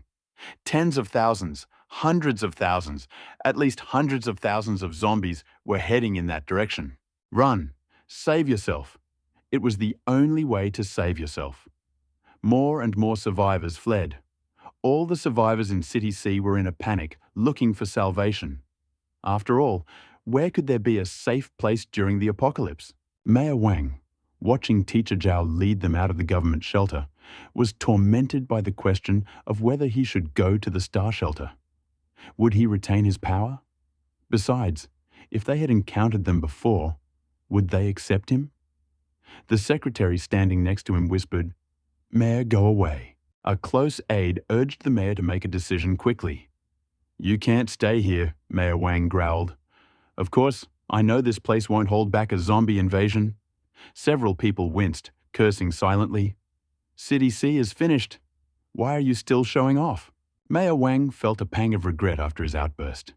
He had climbed the ladder step by step, but he still did not understand the current situation. He said with a slight smile, "At this critical moment, we must think things through carefully. Let's go to City G." The eyes of several people behind him flickered, exchanging glances before coming to a conclusion. Now that the situation was clear, what use was a middle-aged man who lacked physical strength? Their thoughts soared, unable to hold back any longer. The female secretary approached the official with military authority and said, "Mayor Wang, we are not going to accompany you anywhere." The others dispersed. Mayor Wang was stunned and pointed to the few who were leaving. "You, please take me with you. I will promote you. I have someone behind me. Wait for me." The secretary sneered and said, "I've accompanied you so many times. What did you give me? A bicycle? And you called it environmental protection. Ha!" The secretary, with such a smug look, did not notice how the official she was hugging darkened a little, and his expression became even worse when he looked at his former colleagues. Having said this, she hurried away. Looking at the few who didn't respond, Maya Wang spat out blood, grabbed the table, and ran downstairs. I don't want to die. I want to live. Oh yeah. To the star shelter. His body, long exhausted by alcohol and sex, gasped for breath as it descended. He looked at the survivors running away in the distance and tried to call for help, but his frail body did not allow him to speak. He waved his arms weakly. Seeing a parked bicycle, he knocked it over, cursing, "Damn it, BZ." He sat down to rest. Watching the survivors dwindle, Maya Wang recovered from his panic, picked up his bicycle next to him, and rode back to the star shelter. From above, the quiet, empty city seemed like a gaping abyss. In that silence, fear reigned. Roar! The first zombie appeared, followed by countless figures running towards City S. At Xinghu's hideout, many, worried about the situation, left early, planning to return when the zombie wave subsided. Many, watching, thought, they are already here forever, so there was no need to bury them with them. But the next scene dispelled this thought. Watching how the weapons were installed from underground, many silently counted. 2 12-40 batteries were installed every hour. Those who were about to leave were shocked. Teacher Zhao, who had returned from the government shelter, was dumbfounded for a moment. He knew that some weapons could be created in the shelter, but building a kilometre of wall would take time. The students who had left earlier returned with them, and behind them, almost 10,000 survivors. Everyone looked at the fortress, and each thought flashed through their minds. I want to live here. The student at the front of the line, looking at his former classmates in their impressive gear, felt a pang of envy like a pound of lemons. Registration lasted 3 hours before all the survivors were accepted into the shelter. The shelter, which had been almost empty, was now bustling with life. Only when darkness fell did everyone finally settle in. A survivor watching the defense of the city wall exclaimed, "My God, is there a safer place than this? I counted 360 artillery batteries set up. My God, they are moving out even more artillery batteries." At this time, Li Buru was closely monitoring the movements of the zombies. From his observations, he knew that more than 300,000 zombies were attacking in this direction.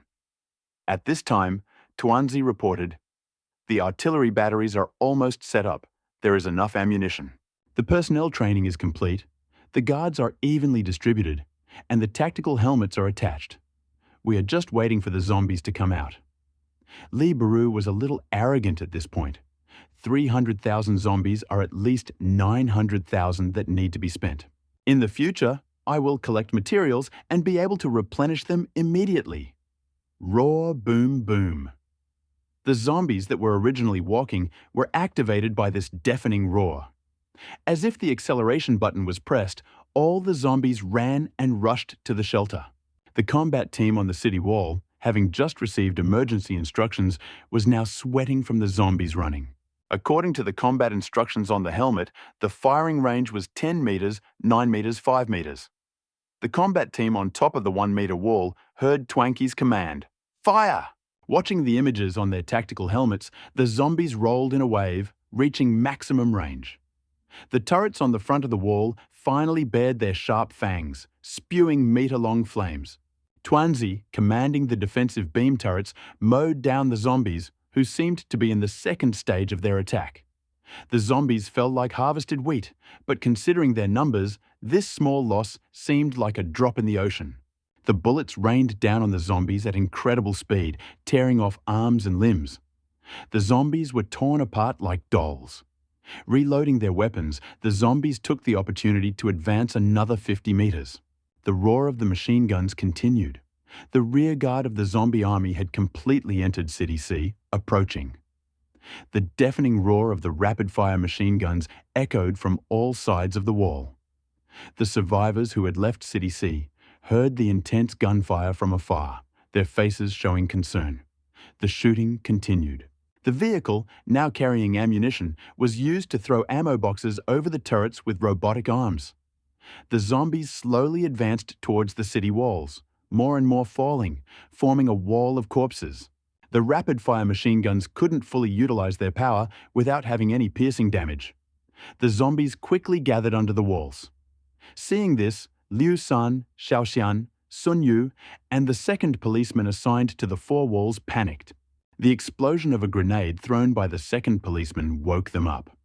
Without their orders, the guards posted on the walls had already launched grenades, temporarily weakening the zombie onslaught. In the control room, Li Buyu received reports from several people. "Fourth brother, boss, we see something outside." Before they could finish speaking, Li Buyu interrupted. "Let's wait and see. We'll sort it out soon." Although they trusted Li Buyu, they were still unsure about confronting this terrifying zombie horde. After all, zombies are fearless. Li Buyu glanced at Tuanzi's plan. First, build a high-pressure spray gun. Use the remaining gasoline from the cars collected in the camp to spray it, burning the wall of corpses and temporarily alleviating the situation. Buy time to build a rocket. Hurry up and build. Li Buyu didn't want to waste supplies now. He wanted to get through this difficult time first. However, one of the red-eyed zombies in the swarm, seeing the wall that had been unable to be broken through for so long, let out a loud roar. All the zombies froze, and, except for those who had already climbed over the wall of corpses, stopped attacking. A line of zombies with huge mouths jumped out of the swarm and devoured the corpses on the wall. The soldiers on the wall were delighted to see that the zombies were no longer crossing the wall. They directed artillery batteries to destroy the zombies below, cheering as the last one died. But soon, something went wrong. The zombies behind the wall did not retreat. Instead, it was as if all the soldiers had gone silent. Sun Yu, watching this strange scene, suddenly opened his eyes wide and exclaimed, "No, it's more like the zombies are waiting for some kind of order." The soldiers faltered, the sounds of chomping became louder, and a chilling atmosphere enveloped the now silent wall. "Ah!" A scream came from the apartment building where the shelter was located. A survivor, using night vision binoculars, shouted, "Zombies! Eat the wall!" Li Buju in the control room also noticed the eerie atmosphere and stared at the projection screen with a serious expression. A section of the wall collapsed, revealing the scene behind it. I felt my stomach twist, but not a single soldier on the city wall thought about how awkward I was. They were all stunned by the sight before them. A huge zombie, over 2 meters tall, appeared before them. Its mouth chewed on a piece of flesh. There was a crunching sound, and black blood gushed out of its mouth onto its stomach. The falling wall of corpses frightened the zombie, and it raised its head, glaring at Sun Yu on the wall. Sun Yu's hair stood on end, and he screamed hysterically, "Shoot!" It seemed to be the launch button. The wall of corpses collapsed, revealing zombies with huge mouths, each nearly 4 meters tall. Roar, whoosh. The roar of the zombies, mixed with the sound of rapid-fire machine gun turrets, echoed throughout the shelter. A voice came from the control room. "Tuanzi, quickly build a missile launcher and 20 electromagnetic cannons. Stop building defensive beam towers." Li Budao stared at the projected image, feeling that he had underestimated the zombies. On the projection screen, a towering big-mouth zombie, arms over his head, slammed into a wall under fire from rapid-fire machine gun turrets and defensive beam turrets. It often took several turrets to destroy one, and eventually several broke free and raced toward the base of the wall. The regular zombies, using Big Mouth's bodies as weapons, formed towers of corpses. Then, the machine finally used a high-pressure sprayer and gasoline, setting the towers ablaze before the zombies could climb the wall. Surrounded by normal zombies, Big Mouth Zombie roared furiously, shaking off the zombies and smashing into the wall again and again. Sun Yu chuckled as he watched. "Ha ha! How could a 2-meter wall collapse so easily?" Zhao Lei and Chen Duodo, who were watching the live broadcast from the restaurant, connected Sun Yu and Li Bu's phones and said, "Caution! There have been power-type zombies seen in W City using streetlights as spears. Be careful." The two laughed. "Don't worry, even steel pipes are rare these days, let alone street lamps." The restaurant workers also remembered that they hadn't seen a single street lamp on their way here. While Sun Yu was full of confidence, a line of power-type zombies appeared in the crowd. They moved out of range of their turrets, grabbed nearby zombies, and threw them into the wall. Suddenly, a hail of normal zombies rained down on the ground, smashing each one into the wall, leaving a puddle of black and red flesh behind. But the zombie rain always dealt damage to those unlucky enough. The wall of the main gate suffered the most. The zombie hit the soldier who was shooting. Bang! A muffled sound came from the soldier's helmet. The outside of the helmet was covered in black blood, and from the inside, a red and white liquid gushed out. For a moment, the force pressing on the wall weakened. Those zombies who managed to escape death by flying over the wall were also attacked by the survivors. Li Buer looked at the projected video in the control room, his eyes turning red. The losses on the wall were too severe. The survivors inside the wall also noticed the fire weakening. Liu Sanfeng of the Hunting Tiger Survivor Team, Ma Hulu of the Pegasus Survivor Team, and Zhang Sangan of the Duga Survivor Team, the three largest free squads in Star Shelter, gathered together. Liu Sanfeng asked, "What do you think?" "Don't talk nonsense. We can see it with our own eyes. Are you coming?" Zhang Sangang responded sharply. Ma Hulu stood up and shouted, "Brothers, we have long relied on this place. Gozi, take out my Gatling gun and beat him up." Seeing Ma Hulu's determination, Liu Feng bragged, "Brothers, climb the wall." Just as they were about to lead the charge, Ma Hulu pulled them aside and whispered, "Do you think the shelter leader will reward us?" Their initial admiration suddenly turned to worry, but when it came to their own interests, they beamed with joy. "This is necessary. We have put so much effort into this. How can we ignore it? Perhaps we will gain much benefit in the future." The survivors who had climbed over the wall looked at the scene before them in fear. The ground was covered in torn flesh and blood, slippery underfoot. But going down was now impossible. Wouldn't that be shameful? Many survivors bravely opened fire. A shot rang out, and the zombie attack was repelled. Li Bu watched the scene in the control room with relief. The missile launchers and electromagnetic turrets that had been made were immediately put into action.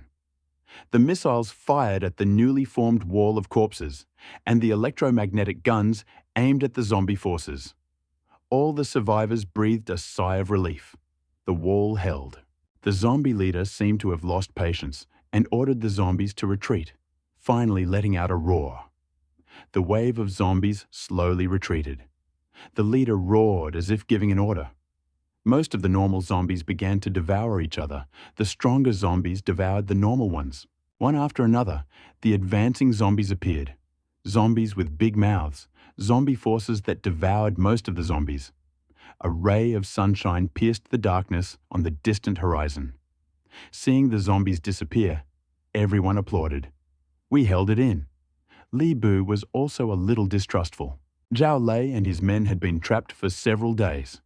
Was this really a problem? As expected, in the darkness, under the flickering sunlight, a pair of red pupils appeared with mouths wide open, and a roar rang out. With a roar and a roar, several advanced level 2 zombies appeared, followed by the last tens of thousands of normal zombies, aiming at the front wall. The survivors on the wall reacted as if they were being strangled, jubilant. On the front wall, everyone drew their weapons and prepared to fight.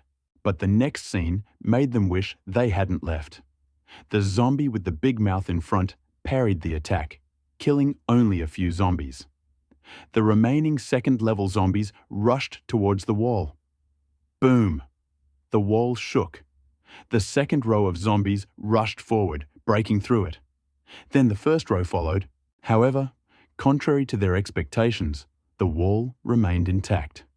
Before anyone could breathe a sigh of relief, the first row of zombies stepped on the bodies of the first row and jumped over the wall. Everyone was shocked except for Tuanzi, whose guards were still fighting back. Ah, the screams rang out, and all the survivors and combat teams rushed to the city wall. Those who could not break through simply jumped down, closing their eyes. Their fate was predictable. The lucky ones, the Lumi, died instantly. The unlucky ones were half dead. The city wall collapsed. Outside, more and more regular zombies were climbing up it and jumping off the other side. But unlike the survivors who jumped off, they were wriggling and stepping aside as they saw the tasty food sliding in front of them. On the front wall, besides the few who had just escaped, only the second officer and the remaining 25 guards remained, fighting and retreating. Shoot! The remaining walls opened fire, trapping the advancing zombies. A red-eyed zombie leader appeared on the wall. In the control room, Li Bu had already noticed this figure, but everything happened so fast that before he could warn, the zombie had already jumped to its feet. Tuanzi, this must be the leader of the zombie. Let them pay attention and attack with all their might.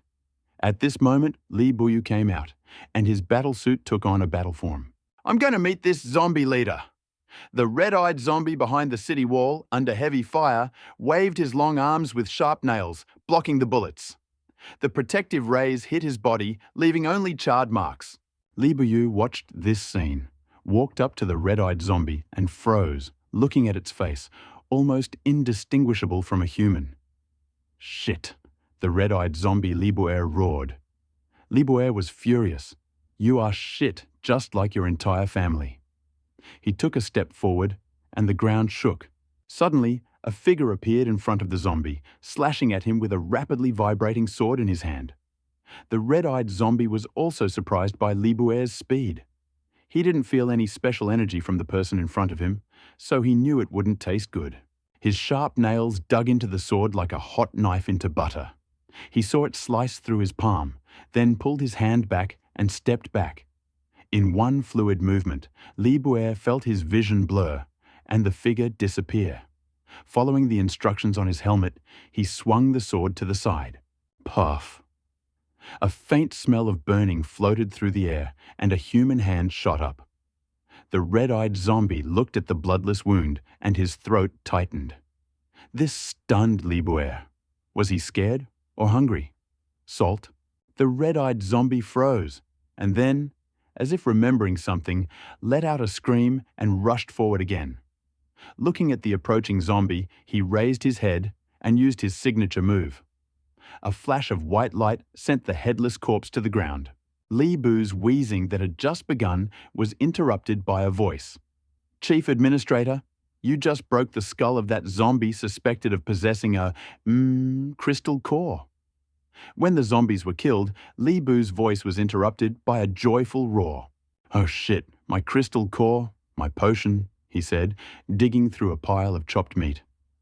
Luckily, he was still there, examining the unusual crystal cores and taking them back to the lab. He didn't linger long. There was still work to be done. After the tension, all the survivors outside felt sleepy and insisted on returning to their rooms. Many warriors fell asleep right there. Li Buer and the others gathered in the restaurant on the second floor. After a day of fear, they could no longer bear it. After confirming that they were safe, everyone went to their bedrooms to rest. They arrived at the control center. Tuanki, find someone to clean up the battlefield. I'll leave the rest to you. I'll go rest, Tuanki said, curling her lips as she watched Li Buer leave. Don't worry, everything will be fine. City C was plunged into silence. The stream of zombies left ruins everywhere. A bicycle stuck in the broken asphalt marked the path of the zombies. All over the world, except for the large shelters that managed to stop the invasion, and the city shelters where the zombie leader did not appear, where people still survived, everything was abandoned, filled only with mutated beasts. In the cities devastated by zombies, food was increasingly scarce. The shelters far from the capital also faced a terrifying onslaught of zombies. In the early morning, the camp was slowly filling with life, the aroma of food in the air. Li Bufan prepared this as a thank you to the survivors who helped fight the enemy. In the main control room of the shelter, Li Bufan looked around the noisy shelter and asked Tuanzi. Tuanzi, what is the current state of the shelter's reserves? 1,100 tons of metal and more than 10,000 units of energy have been used up. Most of it went into producing missiles. Not a single guard was hurt. Clearing the battlefield and collecting crystal cores. 1. Crystal core, 561 second-level crystal cores, a total of 200,000 first-level crystal cores. The metal reserves are 900 tons, and more than 100,000 units of energy remain. Li Bufan looked at the data and realized that although he had collected a considerable amount of crystal cores, he had also suffered significant losses, especially among the ordinary survivors outside. His face twisted in pain as he saw the remaining food supplies. All the food he had saved up this morning had been used up. The remaining food was only enough to feed most of the people in the shelter. City C was seriously damaged, and gathering supplies was becoming increasingly difficult. Tuanzi carefully examined this Chi crystal core and prepared me an evolver potion. I'll go check out what's going on outside. The city wall was covered in black and red stains, and a foul stench filled the air. The bodies inside the shelter wall had been cleared away, but the situation outside the wall was not one to be handled lightly. They went to the city wall to find Sun Yu, Xiaoxian, Master Zhao, and Liu San to inquire about the casualties. Fourth brother, you are here. We have something that requires your decision. Sun Yu had already noticed Li Bufan approaching and spoke. Why? Are the casualties too serious? What do the survivors want? Li Bufan now had a headache. Xiaoxian looked at the confused Li Bufan and said, the losses are not small. Thousands of people died at the front wall. Some escaped from the government shelter, and some are survivors who were originally here. But since then, most people have gotten used to life and death, so there aren't many waves. Fourth brother, let's discuss hiring these survivors, using the crystal cores as compensation, to clear the area of corpses, preventing the plague and attracting other monsters. Li Bufan didn't mind after all. It looked good after the cleanup. Okay, I'll leave it to you. Seeing Li Bufan about to leave, Liu San hesitated. Boss, after this wave of zombies, many survivors are planning to join us. Besides, we've lost quite a few soldiers this time. Looking at Liu San's worried expression, Li Bufan said, okay, clear the area outside the city wall and let you and Sun Yu do it. The main thing is that no problems arise. Liu San knew that he was now responsible for the security of the city wall. If Li Bufan did not agree with his decision, it would be difficult for him to explain it. There were nearly 20,000 people living inside the city wall. If rumors spread, he would be in trouble. Li Bufan had no idea that Liu San had thought about it so much. After being released, Li Bufan approached the two sisters to ask their opinions. The survivors in the shelter, having heard about the openings, rushed to sign up. They realized that everything had changed, especially considering that all they had to do was transport corpses. Any way to make money was a plus. Teacher Zhao, who was organizing the registration, looked at the crowd. Don't worry, anyone can participate. Everyone will receive a crystal core. Any additional cores found in corpses do not need to be handed in. The already growing crowd grew stronger. As Li Bufan returned, he felt a surge of anxiety as he watched the number of survivors grow. As the problems grew, the living conditions became somewhat chaotic. The environment became poor, and the previously small market became uneven. Perhaps his long-time vision had finally come true. On the second floor of the shelter, the two sisters felt a sense of helplessness, looking at the two people sitting opposite them with distrust. But standing opposite them were Li Bufan's parents. Huang Yanli had a long discussion with Li Dachuan about this. Now that the end has come, would it be unfair if her son, who has such outstanding abilities, could not find a wife? Xiaobing, Xiaoxue, where are your families? Is there anyone you like? Let me introduce you. Li Bufan walked over and watched the scene, a little confused. What's going on? Seeing the two sisters blush and speechless, Li Bufan hurried over and said, Mum, we have things to do. You can play mahjong with Uncle Sun and the others. He then pulled the sisters away. Hearing this, Mother shouted, Come on, take care of yourself. Li Bufan almost fell and ran even faster. Watching the two women walk away, the mother poked Li Dachuan. Which one do you think is good? Heh, I think both are good. Idiot. This is a good idea. Li Bufan led the two women out of the shelter. He didn't know what else to say if he had stayed. He was stunned by the two blushing women, recalling the last time Bai Da Chang and his imagination ran wild. He suddenly came to his senses and awkwardly said, "Don't pay attention." Looking at the two silent women, he felt even more embarrassed. Unable to find the right words, Li Bufan blurted out, "I agreed to your proposal," and then immediately regretted it. Damn, what did he just say? The women raised their heads and asked, "Really?" Then, realizing what they had said, their faces turned pale. "You already know everything." Li Bufan was a little confused. "I didn't say anything. I didn't know.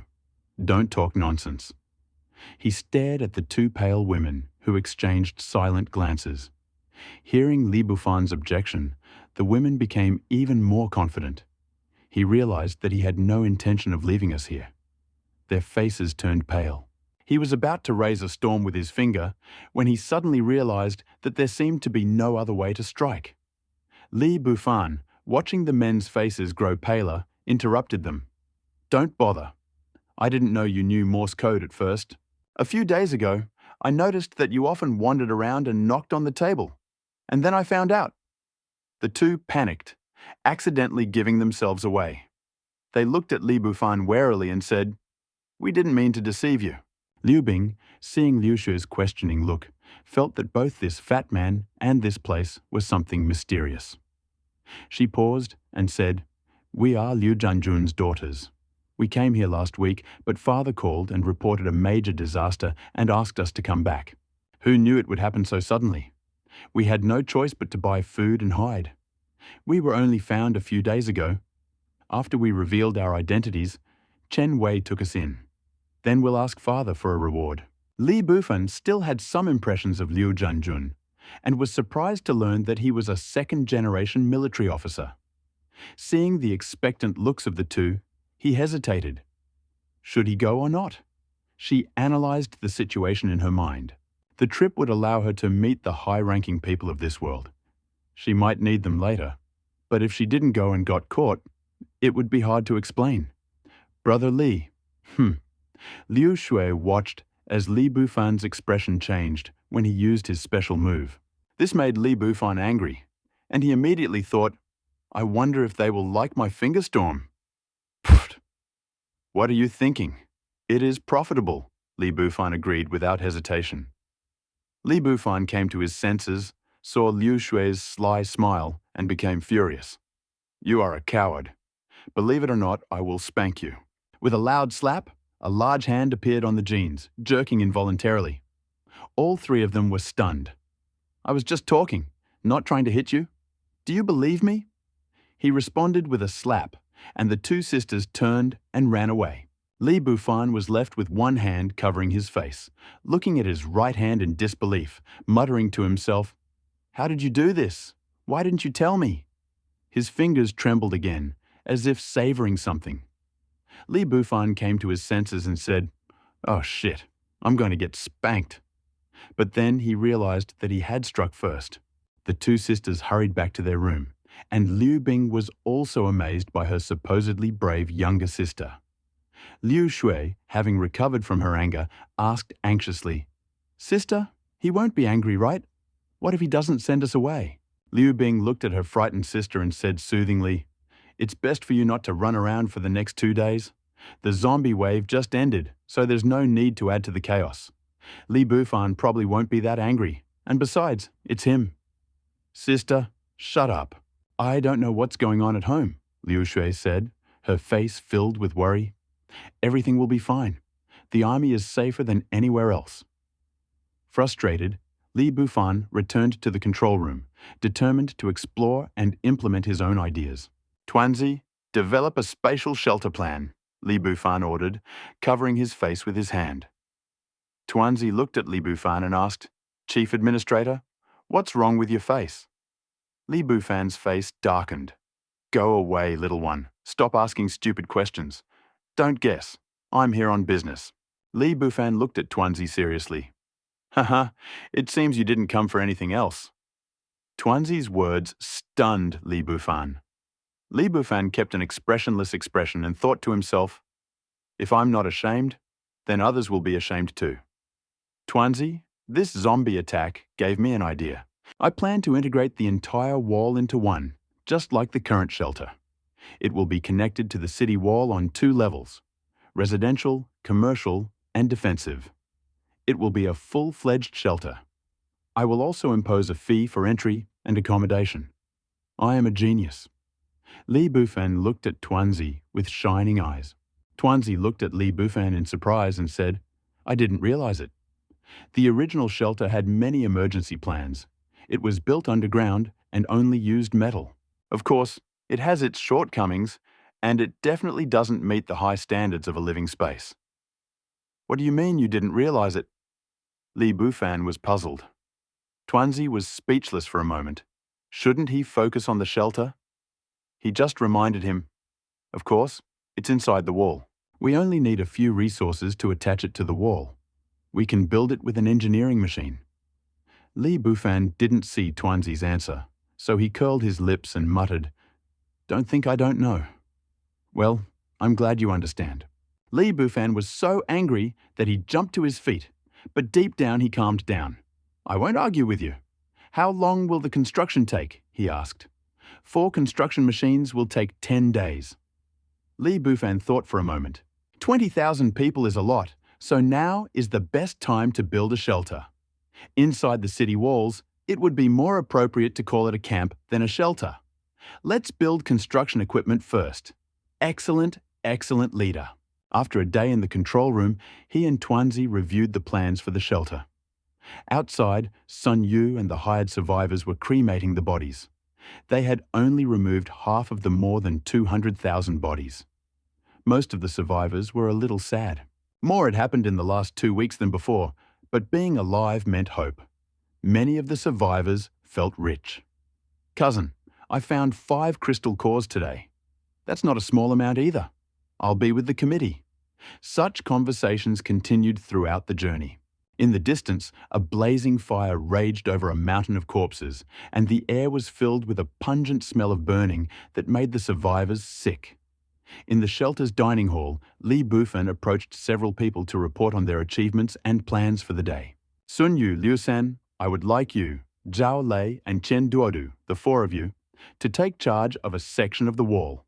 This is related to my upcoming plans." Zhao Lei and Chen Duodu, who were standing nearby, became worried. "Fourth brother, we have just returned and are not yet familiar with the area. There's no point in leaving everything to us. Besides, you're just killing the donkey after it's done its job." Sun Yu and Liu San seemed to be listening calmly to the first half of the conversation, but when they heard the rest, their faces turned red. Sun Yu was furious. "Damn it, big brother, who are you calling a donkey? Let's have a showdown tomorrow. Besides, you've covered this much of the wall in 1 day. You've been running for over 10 days, so perhaps you and Liu San should shoulder some of the burden." He looked at them arrogantly, and Liu San couldn't interrupt him. Seeing that they were about to say something, Li Bu said, "Okay, I have already thought of everything. The 4 of you will guard 1 wall. There are too many survivors there, so we need more. Each of you should have 1,000 people under you. I will assign you a guard to help you." The 4 of you did not object. They understood the need for this, and, having made sure that there were no problems, moved on to the next point. "I plan to connect all the walls inside and build a closed shelter that will combine the functions of housing, shelter, and other purposes. The walls will also be closed. Only firing points will remain." The soldiers were surprised by Li Bufan's words. "Isn't this a fortress?"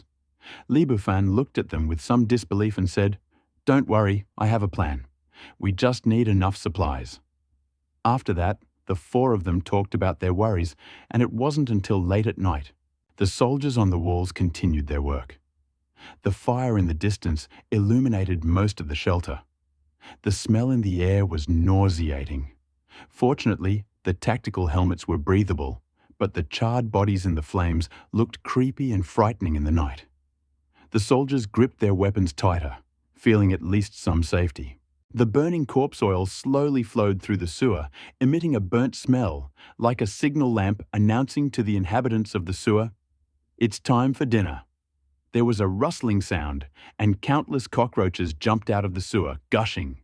In the light of the fire, the soldiers on the city wall looked at him with pale faces, not daring to make a sound. Only the remaining zombies were visible, their bodies swarming with cockroaches. The mutant cockroaches were the size of a fist, and some were as big as a sink. In just a few seconds, the corpse had disappeared. Tuanzi had already learned of what was happening outside from the guards posted on the city wall. All the soldiers received the message: shut up and be quiet. Fortunately, I didn't have any idiots on my team.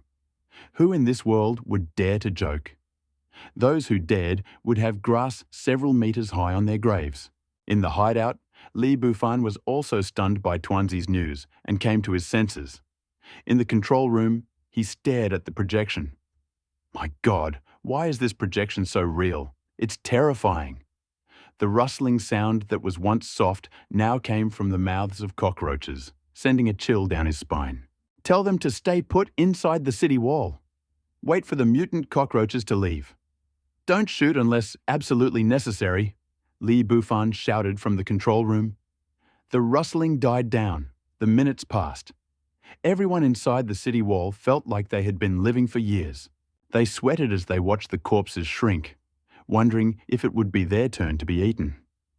As the last of the bodies were consumed, the air grew silent and an oppressive atmosphere hung in the air. The black figures retreated like a tide, and everyone breathed a sigh of relief. Tuanzi, what are our chances of defeating the mutant cockroaches? Li Bufan looked at Tuanzi nervously. Do you want to hear the truth? Speak, I will accept it.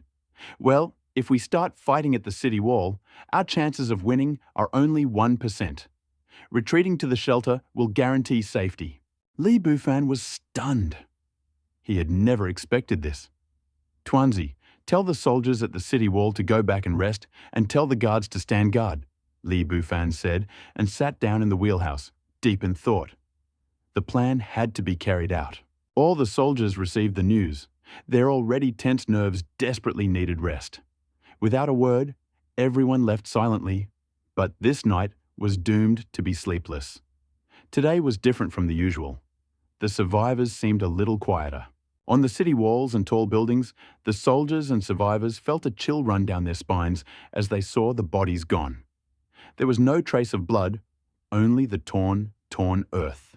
Zhao Lei, Xian Duodo, Sun Yu and Liu Xiao also knew about yesterday's incident and did not dare to look for Li Bufan. He looked at the arrivals and said directly, "Don't think too much. Dial as usual. But first, tell them that the shelter will be rebuilt into a complex multifunctional shelter where they can live, defend themselves, and trade. Also inform the soldiers defending the city walls about compensation. They will be provided with free housing in the new shelter." Knowing Li Bufan's intentions, the few who knew were no longer worried and passed on the news. As expected, people were skeptical at first. But after observing the activity of some of the older residents and crew members, the hesitant group began to convince themselves that it was dangerous to be outside, so it was better to stay here. Besides, there were no mutant cockroaches in the shelter. The herd mentality of humanity took over, and a strange phenomenon occurred in the team registration area. An ominous silence fell over the crowded registration area. After learning the details, everyone was delighted. This was definitely going to be heaven. Looking at the construction equipment moving in the distance, one could tell that a section of the building, as tall as the city wall, had already been completed, which gave one confidence. In the dining room on the second floor of the shelter, Li Bufan, who had not slept all night, was determined to build the strongest shelter. He arrived with red eyes and unable to stop his stomach from growling. The two sisters were feeling a little uneasy after the events of the previous day, and the news of mutated cockroaches in the middle of the night made them even more worried. They also realized that the outside world was even more dangerous and almost followed Li Bufan, lost in their crazy thoughts. After waking up, they finally calmed down and went to get food. Liu Shui, looking at her sister who was still a little dazed, said, "Sister, don't worry, it's so dangerous out there now. Let's have a snack here." "What if we can't get it back later?" Liu Bing looked confused. Could it be about food? But considering the abundance of supplies, Li Bufan saw the figurines in the restaurant and felt a little embarrassed. He heard what Liu Shui, the little girl, said. He hesitated, wondering what the 19-year-old girl could know. To dispel the awkwardness of the previous day, he asked, "Why don't you stay here?" But the girls saw his true face. A dirty fat man with red eyes looked at him and said, "Stay, don't come back." This scared the girls. They couldn't leave, their stomachs couldn't take it, so they had no choice but to come over. But Li Bufan, who hadn't had enough sleep, had no idea what his sisters thought of him. "Don't worry, we'll arrange something here and send you back." These words sounded like heavenly music to the two women, leaving them at a loss. "Really? Send you back? You aren't plotting against us." Hearing this, Li Bufan immediately understood why the girls were so afraid of him. So that was the reason. He briefly considered scaring them, but then changed his mind. There was no need for such trouble. If you were planning something against me, why were you still having fun like this? Don't worry, I promised you that day, and I won't regret it. Of course, if you agree, I'll be happy to offer you my body. He looked at the sisters with sparkling eyes. Liu Bing breathed a sigh of relief. It was just a case of lustful desire, but he lacked the courage. Liu Shui looked at Li Bufan and said, "Hey, I knew that Brother Li wouldn't do anything to us. Mente lel." Now that Li Bufan knew this, the girls were no longer afraid. For the next few days, all the survivors were haunted by the mutated cockroaches, causing some to be afraid to go outside. Only a few, having no other choice, dared to go out. Luckily, the entire zombie population in the city had been wiped out by this recent wave. With little competition, those who dared to venture out had their pickings. This encouraged many survivors, and seeing the nearly free supplies, some were tempted. With the increasing consumption of supplies, the shelter returned to its former prosperity. As the exchange of weapons and supplies increased, Li Bufan's various reserves were replenished. Taking advantage of this opportunity, he hired survivors to transport steel, and the fortress-like shelter was gradually completed. City C seemed to have returned to the human paradise. In 10 days, a huge building with an area of 1 square kilometre was built. Its outer walls were decorated with dazzlingly bright slits, which testified to its extraordinary nature. Survivors who passed through the building felt a sense of safety. However, the place was a place of love and hate. Entry was free, except for the first floor, where you could live. The second floor was for rent. Although shopping was possible, the exorbitant prices discouraged some.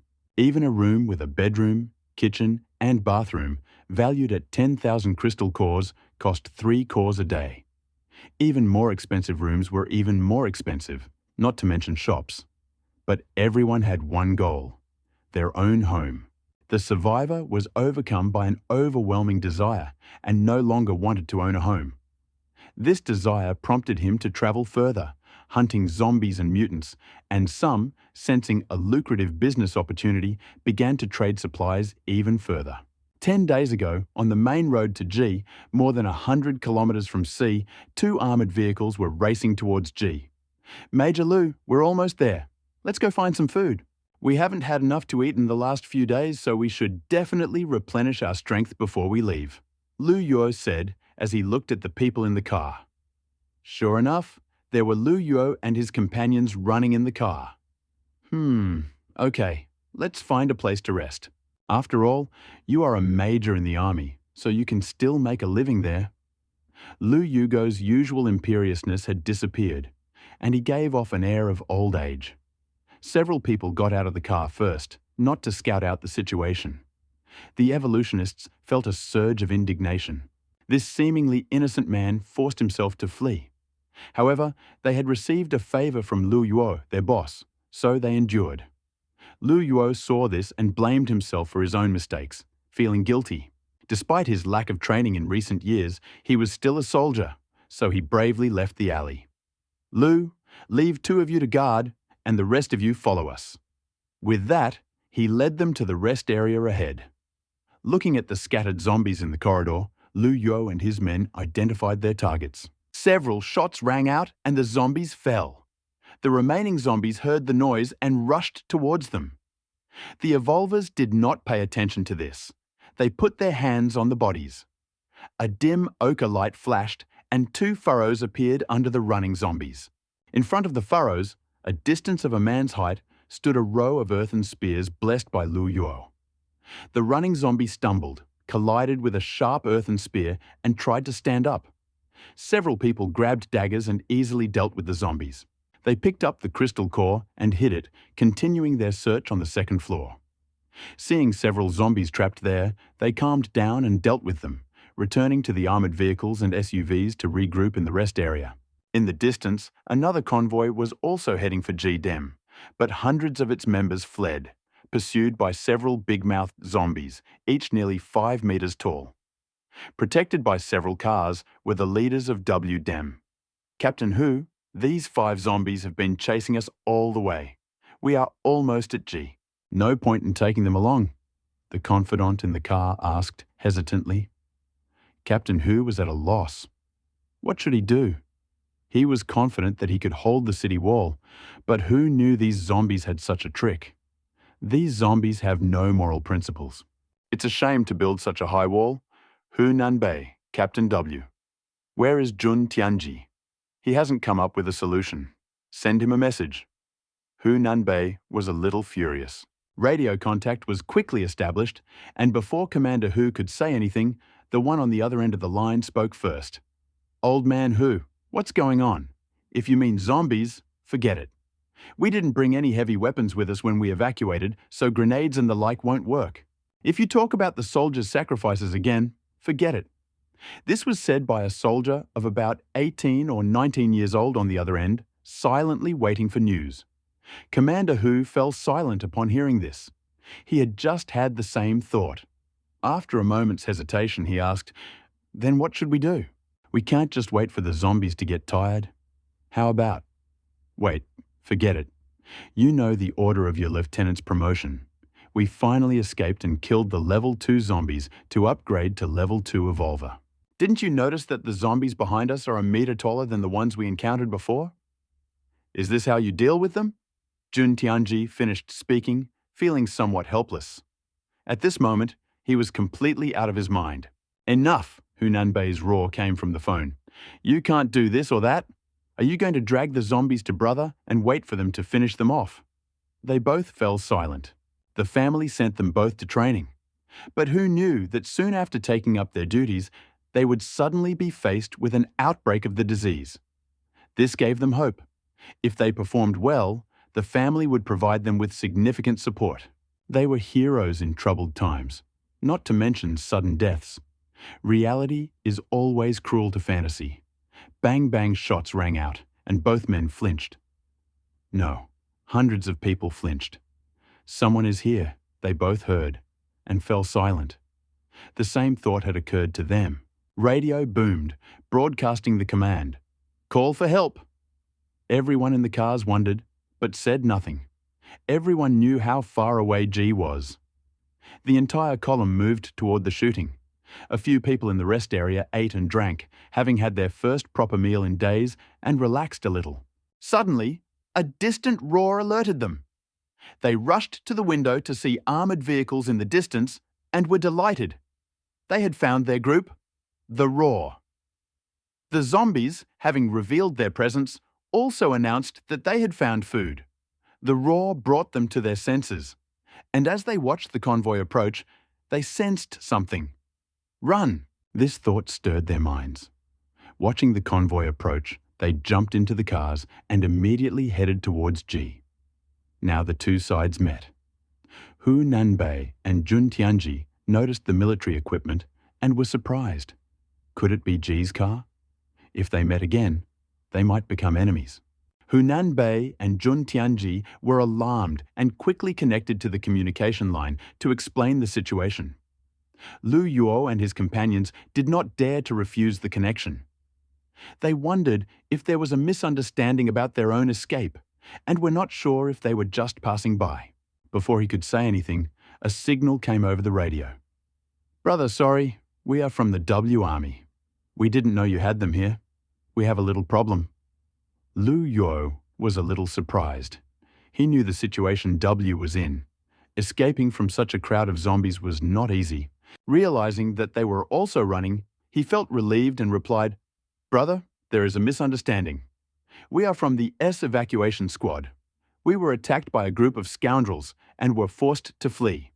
He then exaggerated his story. However, his closest comrades looked with distrust at those they were following. Are they still soldiers? Lu Yuo sighed to himself. Hu Nanbei and Jun Tianji, on the other hand, were relieved to hear that they were not from Ji. They felt a little disdain for Lu Yuo. Neither of them felt like talking. Such nonsense was not worth their time. After exchanging a few casual words, they disconnected. This delay brought them even closer to Ji. Jun Tianji said, "Don't even think about it. These soldiers shouldn't die here. After all, the army in Ji's shelter will deal with these zombies." At the outer reconnaissance checkpoint of Shelter G, a scout suddenly shouted, "Something is happening. It looks like a lot of equipment is moving here. Wait, something is wrong. It's zombies, 5 zombies with big mouths behind a column." The checkpoint captain's eyes narrowed, as if he suspected they were being deliberately drawn in. Seeing the column approaching, he shouted, "Get the cluster rockets ready. Calculate the range. Damn it, aim. We're low on ammo." As the column moved forward, the captain's expression grew more determined. The military armored vehicle seemed to belong to him. "Attention, everyone. There's military equipment ahead. We're being chased by zombies again. Time to save face. Once you are in effective range, take aim and fire heavily at the zombies." The scout whispered, "Captain, we are low on ammo." He knew his captain well. Now was the time to act deliberately, as supplies were running low. Needed to be convinced quickly so as not to regret it later. The captain blushed, hesitated, and decided to follow his heart's dictates, for the sake of both his reputation and his life. "Go and tell these artillerymen to simply destroy the zombies." The soldier ran up. Like old maids who were holding back, the gunners fired without ceasing. The soldier sighed, feeling like just a soldier, and how difficult it was. The soldiers in the column, looking at the soldiers they had previously disliked, now felt the same excitement as if they had seen their own family. Especially when they saw in the distance the clusters of carts with arrows, they wanted to sing, "Star, star, star, our little savior." Boom, boom, boom. The soldiers on the carts experienced incredible joy listening to the accompaniment, and the captain guard felt that his life was about to fade away. His body ached. They didn't notice that several zombies, although wounded by the explosion, were not killed. The zombie queen crawled away while struggling. Hu Nanbei, the driver of the armored vehicle, was eager to collect the crystal cores needed to advance to the second level. But this one had been killed by friendly fire, and he couldn't afford to lose face. At the checkpoint, the squad leader looked at the soldiers who had already arrived and immediately pulled himself together. There was nothing he could do. They were majors, and he was just a sergeant. "Hello, Commander." "Well, comrades, ahem." Hu Nanbei interrupted Jun Tianji before he could finish speaking. Jun Tianji replied that he came to ask for shelter. Thank you for your help. We are from Shelter W and need to see your commander." The squad leader did not dare to say anything and simply let them pass. Hu Nanbei, the driver of the car, looked at the situation in G with envy. When he saw the walls of the shelter, he was envious. They were so tall and thick. Hu Tianshan, the commander of Group G, who had received news from the outpost earlier, knew that his younger brother had arrived. He was a little taken aback by his presence, but ordered everyone to go out to investigate after finishing the job. Hu Nanbei and Jun Tianji also breathed a sigh of relief. They had been running for their lives for the past 2 days, barely taking a break. At the outpost, the squad leader was stunned to see the zombie corpses disappearing into the distance. His prey was gone. Before he could even comprehend what was happening, he was alerted by the sound of dust rising in the distance. Why were so many columns heading this way? Didn't the scouts need to explain? It was plain to see, and it was a large group. Weren't the survivors of Group C following the military running toward G? Many survivors felt safer following the army. More survivors fled Camp C, and most followed them. The squad leader, watching the scene before him, swallowed. He grabbed the loudspeaker and shouted, "What unit are you from? State your target and unit number." At this moment, several officers arrived in a car. They were the same ones who had abandoned Captain Wang. They looked at the squad leader and said, "You are the officers of Camp C. These are the evacuated soldiers of Camp C. Behind them are the survivors we have collected." The poison squad leader swallowed and said, "Wait a minute. If you need to report, we will send someone to fetch you." With that, he notified Captain Hu Tianshan. He was puzzled. The soldiers in front of him were armed with swords and guns, which was understandable, but what about the chainmail? In addition, their posture clearly indicated that they were military personnel. What about those people in the back? You call them survivors. They are dressed the same as the troops in front, except for the haphazard assortment of weapons. They are all standard firearms used by different armies, plus armoured vehicles. Guns on them were definitely not mock-ups, just to scare off zombies. What the hell? If I couldn't beat them, I really wanted to... A trembling voice called out to the shelter commander. It took a while for him to explain. After hanging up, he sat next to several officials who were in agony. Hu Tianshan looked at his phone and recalled the news, his face twitching. What the hell is going on? Come on, tell Liu Mingshan to bring the soldiers to the checkpoint for training. Say something happened, Hu Tianshan told his secretary, then thought for a moment and sighed. These are truly turbulent times. He then stood up and walked towards Liu Mingshan. In Shelter G, Liu Mingshan and his men had already reached the main gate. Looking at Hu Tianshan, who was already waiting, he said, "Old man Hu, do you think these people are really running away from here? They aren't up to anything, right? They've heard about W's situation." Hu Tianshan's face darkened. "Now, all we can do is come over and take a look. In the end, we're already outside the shelter." "Haha, old man Hu, what are you afraid of? We have prepared." At the far checkpoint, the impatient survivors had already gathered in groups of 3 or 4. Discontent broke out among the survivors. These lawless people had never suffered such humiliation. One of the survivors shouted, "What happened? You can't let us through?" "That's right, hurry up." The officer standing in front didn't interfere, just looked at each other silently. The captain, looking at him gloomily, said, "We have no choice. We are being oppressed." A powerful figure appeared in S, supplied these people with weapons and... Before he could finish speaking, a distant rumble was heard. The creaking of tracks echoed along the road. The survivors fell silent, and the officers standing in front also came out of their thoughts. Combat tanks rolled out from behind the checkpoint. The crowd fell silent at the sight of the cold guns. The captain straightened up, mentally cursing the refugees for scaring him and now acting so quietly. When the formation was finished, Hu Tianshan and Liu Mingshan got out of the car. Looking at the running group of more than 10,000 people, their eyes narrowed. They looked at each other and thought that if they couldn't handle this, they would be doomed. They thought they were exaggerating on the phone before, but now it seems like it wasn't an exaggeration at all. "Old man Hu, we need to think about this carefully." After that, he took the initiative and went ahead of the army to understand the situation. "What is your unit number and what is your mission?" The company commander came out of the unit and said, "Report to the commander. We are the evacuation troops previously subordinated to Lu Yuguo and are conducting an evacuation in the S area."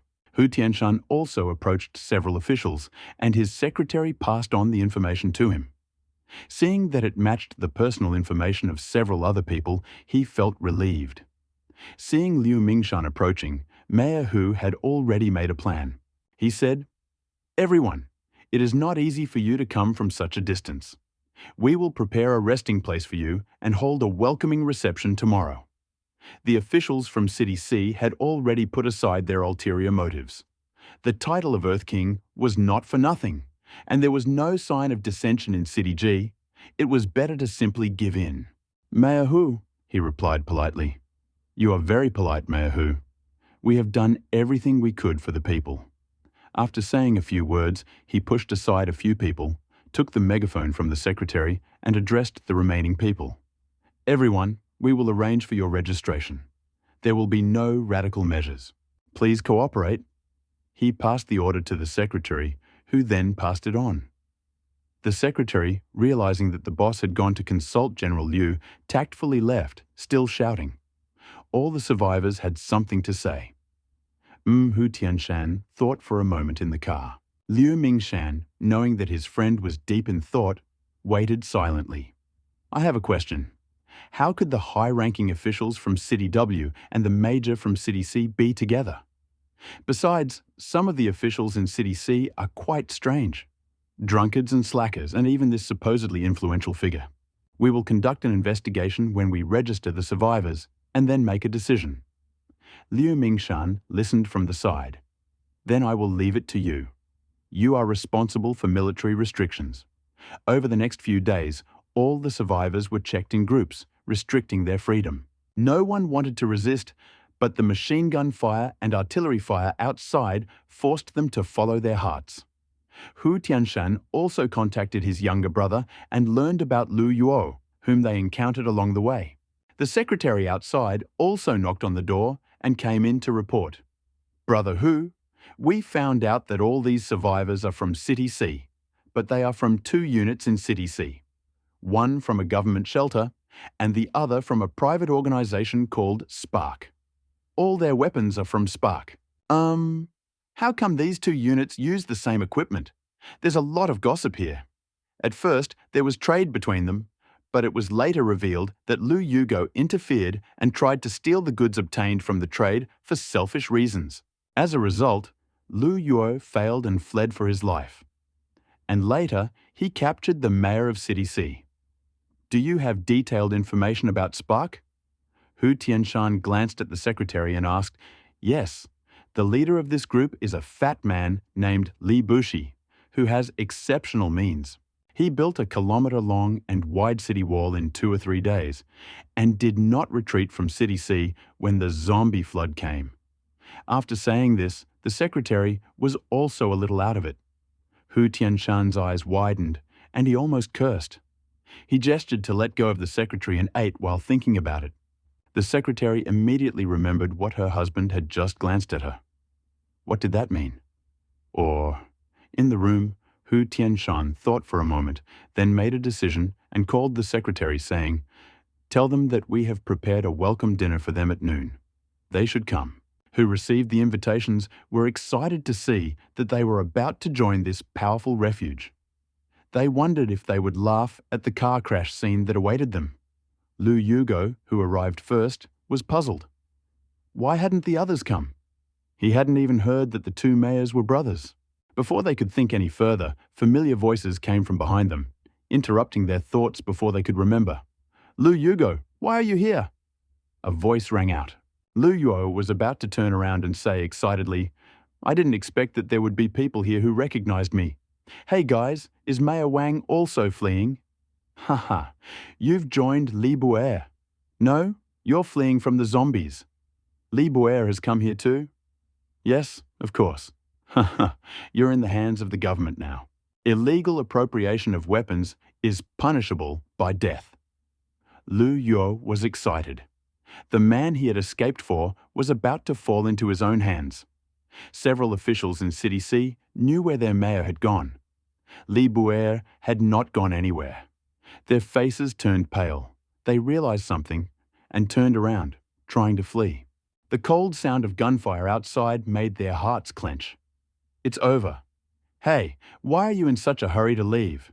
We just arrived, and you shouldn't leave now. Hu Tianshan and his men walked in slowly. Lu Yo, still lost in his thoughts, noticed the arrivals and walked over saying, Mayor Hu, these people, grab them all and send them to build the city wall. He waved his hand and led the men away, ignoring their cries. Brother, you are so impressive. The brothers once again indulged in commercial bragging. Not far away, Liu Mingshan and Jun Tianji exchanged glances. Both were disciples of the Jun family and knew each other, but did not keep in touch. There was a moment of silence. Liu Mingshan broke the silence, saying, I did not expect to meet a disciple of the Jun family here. Zheng Tianji interrupted him. Okay, if you don't know each other, don't be so polite. He looked at the two brothers next to him who were watching the situation carefully. Seeing that the performance wouldn't work, he gave up on the idea of making them get rid of their family prejudices. This is the end of the world. Whatever you do, forget about it. Let's get down to business. Seeing their gazes, Hu Nanbei gave up. Hu Tianshan, who was standing next to them, looked at them and said, Okay, tell us. We just heard their conversation. It's a shame for Li Bu's talent, who bravely resisted the zombie horde. What are you going to do with these survivors? They too... Dong dong! Hu Tianshan frowned. What has been happening to this secretary for the past 2 days? Come in. The secretary, unaware that the boss was suspicious of him, hurried in and whispered, Boss, news from the checkpoint. Someone is coming from City C. He is posing as Spark Sanctuary and is coming to trade. Hu Tianshan jumped up as if he had seen a ghost. No way. How is this possible? Everyone in the room was stunned by Hu Tianshan's gesture. The checkpoint chief of City G was also shocked by the news. Ruthless man who dared to fight a horde of tens of thousands of zombies was a hero. But perhaps he was just weak-minded. The roar of armored vehicles could be heard in the distance. The squad leader muttered, quite a few vehicles approaching. He stood up, picked up the loudspeaker, and was about to speak. Oh shit, why the same recipe again, and with a familiar taste? He shouted into the loudspeaker, Wait, who are you? The army and the survivors. At the checkpoint, the squad leader was at a loss. Why have so many strange events occurred in the last few days? Survivors of a super-military attack, strange troops, and ruthless individuals fighting a horde of zombies. Guzi has arrived. He looked at the strange squad leader and said, I am a member of the Pegasus survivor team from the Spark Shelter in City S. I am here to trade items. The squad leader was shocked to hear that they were not destroyed by the zombie horde. Could it be that they held off the zombies? But how is that possible? Wait a minute, I'll go find our commander, he said, informing his superior. The others in the room were stunned by Hu Tianshan's actions. He slowly explained the reason. Hu Nanbei's reaction was the most violent. It's a lie. How can I tell you that they have contained what I could not achieve after spending so many resources? Jun Tianji was also shocked. He knew the terror of the zombie horde, but he was also overcome with an indescribable fear. Hu Tianshan reacted and said to his secretary, Go and let them pass. The secretary hurried to relay the instructions. At the checkpoint, Guzi, waiting impatiently, almost turned around and left. It wasn't the price of the houses that had cost him his life. I was so helpless. I fought for the house before the apocalypse, and I'm still fighting after it. Guzi finally received the release notice, beaming with excitement. Home, I'm coming. In the room, several people were waiting for Hu Tianshan to explain. I'm going to follow them and test their strength. After all, if they're not enemies, it's better that way. Who knows, maybe we'll need them in the future. Li Bufan, still unaware that he had become a victim, was thinking up an escort plan for the two beauties. Tuanzi, tell me some good motorhome options. Looking at the motorhome options from different countries that Tuanzi listed, Li Bufan hesitated. He was planning a romantic trip with the girls, so what if... You know what I mean. Looking at the result of Tuanzi's work. Hit, the most luxurious motorhome before the apocalypse, 17 meters long and capable of rising to 5.18 meters in height, offering a usable living space of 100 square meters, Li Bufan felt a pang of envy. But then he frowned. Tuanzi, I can customize it to my liking. Of course I can. We can use existing technology. Under the right conditions, I can even build a spaceship. Tuanzi radiated confidence, and his eyes seemed to say, Praise me. Li Bufan ignored Tuanzi's words and chuckled softly, but he was convinced. Tuanzi muttered, You deserve to be alone forever, lonely dog. Li Bufan listened to Tuanzi inattentively. Tuanzi, prepare the thickest armor and the most powerful engine for me. For safety, install weapons. an electromagnetic cannon, and then a defensive beam machine gun. Also, install electronic eyes on the engineering machine. Just modify the attack and reconnaissance capabilities, that's all. Tuanzi was stunned and hesitated as he listened. Administrator, are you sure you don't want to go into space? Let's wait and build a spaceship. The weight of this machine alone can crush all the zombies we've seen. Add speed, and it'll be like a ground target bullet. No, it's a ground target projectile, Tuanzi replied silently. Li Bufan replied innocently, Well, I'm not done yet. After saying this, he blinked and looked at Tuanzi. Tuanzi was already upset. Just say it. Finish writing it down so I can show it to you. Li Bufan was impolite at that time and quietly made a few requests. Tuanzi said irritably, Apart from the fact that this thing can't fly or go underwater, it's practically a fortress. But I'll tell you about a few shortcomings. It's too heavy, and its wheels have been replaced with tracks, which slows down its speed. And there's also a miniature chamber for producing water. Your requests will cost you a lot of energy points. Li Bufan waved his hand and said, I have a lot of energy points now. It was true. After collecting 561 second-level crystal cores and 200,000 first-level crystal cores, I had 560,000 energy points left. Li Bufan was amazed by the characteristics of this monster. The machine was 20 meters long, 4.5 meters wide, 10 meters high, and weighed 90 tons. The initial speed was 10 to 20 kilometers per hour, increasing by inertia. It was powered by crystal cores and solar energy. Li Bufan looked at the small locomotive-like wagon with great satisfaction. Tuanzi, hurry up and build it. My safety depends on you.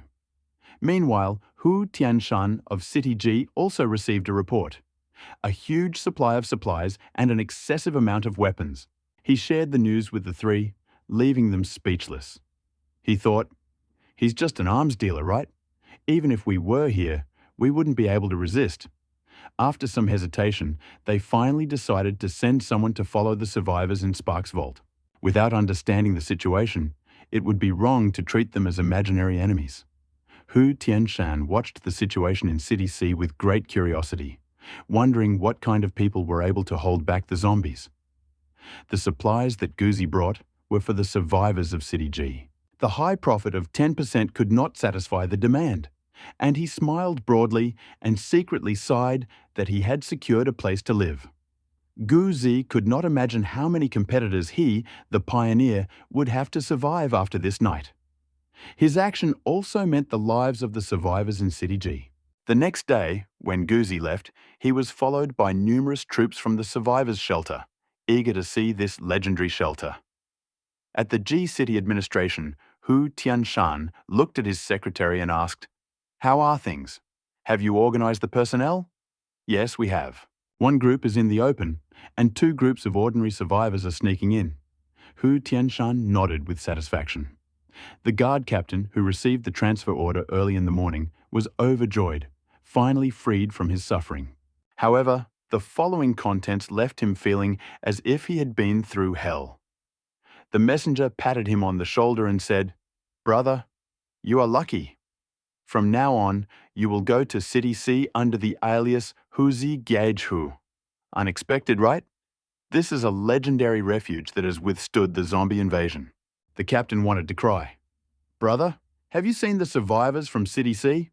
With their fighting skills, I wouldn't last 2 days. Suddenly, a plaintive voice sounded nearby. Great! Finally leaving. How good it is not to worry about you. The soldier next to him beamed with excitement, not noticing how the captain's face was slowly spreading. A smile spread across Captain Huzi Gyajhu's face, and he muttered, Finally, gone. Worried. The corners of his lips slightly lifted at these words. Soldier, I really don't want you to go. The soldier saw that the captain wanted to laugh, but he didn't dare. His expression slightly distorted, he opened his mouth and shouted, Captain, I don't want you to go either. Really? The soldier hesitated for a moment. Really? The captain said, Congratulations, you've been transferred to a man named Hu Zi. Go and report. Captain, how should I know? The soldier was surprised. Don't worry, Go ahead. I know him. He's a good man." Without thinking, the soldier packed his things and left.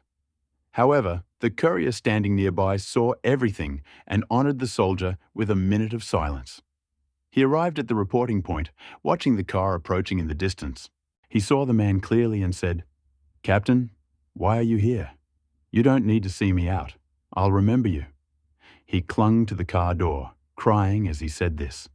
He glanced at the captain from time to time, seeing him take something out of his pocket. He felt a surge of emotion. This stingy old man was ready to give him a parting gift, and he also felt excited. Seeing that it was a folded sheet of white paper, he involuntarily sighed, "Stingy, stingy." But having read the contents, he could not believe his eyes. The transfer order, aka Big Beard. The words echoed in his head. A shrill sound was heard. "Surprised, aren't you?" "Why are you crying? Are you so touched?" "Yes, I am," the soldier answered in a breaking voice. "Oh, right, you just told me to go first, and you didn't want to get in the car, so I'll go first." Face changed, and he excitedly exclaimed, "No, no, don't talk nonsense." Li Bufan was still puzzled as to why the agreed place had changed, but he immediately got into the car without thinking. It took 20 minutes to get out of hiding, which made Xiaobing's eyelids twitch. Li Bufan snored like a crazy pervert. Li Bufan opened his eyes and was about to check his ground artillery. Tuan Xiao suddenly appeared and said to Li Bufan, "We have successfully made the evolver stimulant potion from this crystal core." Li Bufan did not care about the machine at all. It was incredibly powerful. He had been waiting for this for a long time. He walked a few steps to the biology lab, lay down on the bed and said, "Tuan Xiao, hurry up, I'm ready." Tuan Xiao was shocked. "What's going on?" "We optimized the potion so that it would be painless this time. Just drink it." Face turned green. He was so excited. He stretched out his hand to take the black potion and said melancholically, "Double this color. Apply it, it's okay." Li Bufan drank it in one gulp without thinking, licking his lips. The taste was tasteless. Just as he was about to say something, his vision darkened and he lost consciousness. Vaguely, he saw the blue crystal in his spiritual world again. Suddenly, blue crystal. Damn it, where did this guy get news? He was a cold and aloof god. He had been looking for him for a long time. "Oh yeah, aren't I consuming a potion? How did he end up here?" Suddenly, his vision blurred, and a blue crystal appeared above his head, emitting blue light. He felt as if his entire spiritual body was being torn apart. The pain was so intense that he couldn't even lose consciousness. He gritted his teeth and held on for an unknown amount of time. A strange and pleasant feeling spread through his body. When he touched his head, he felt a little uneasy. What was this? He looked at the crystal cores around him. An idea came to mind. Maybe I had completely merged with this? Li Bufan was frozen in a daze for a long time.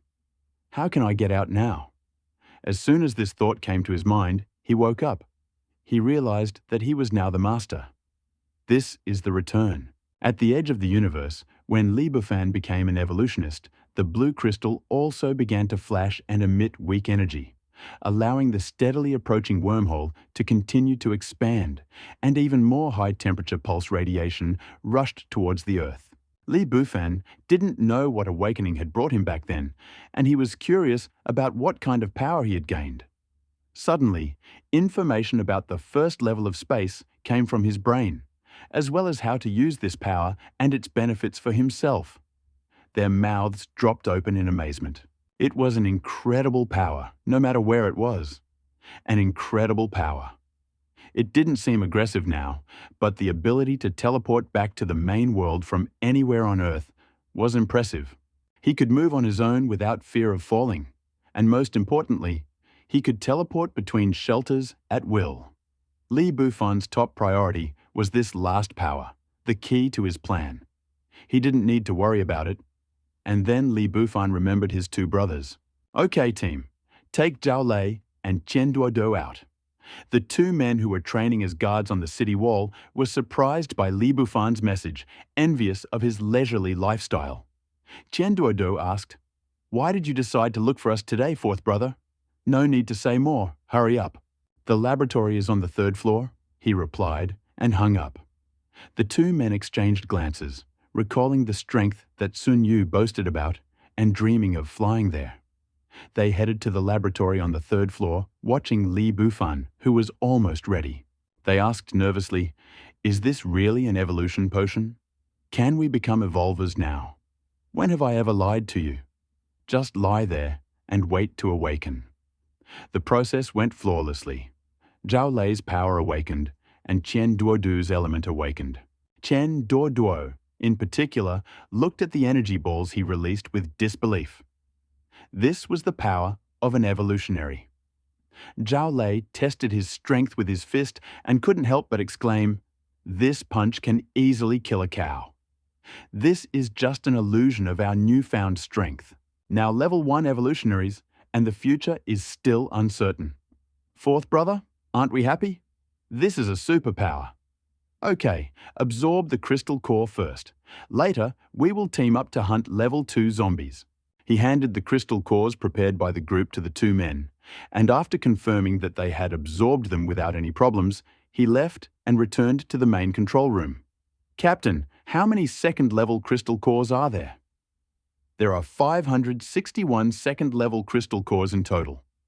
"How should we distribute them?" Leave me 100. Sergeant 2 will use 100 to advance to peak level 2. Use another 205 to advance all the guards to level 2, and the rest will be distributed among the 13 evolvers in the shelter. Li Bufan was not selfish. This was simply the author's need.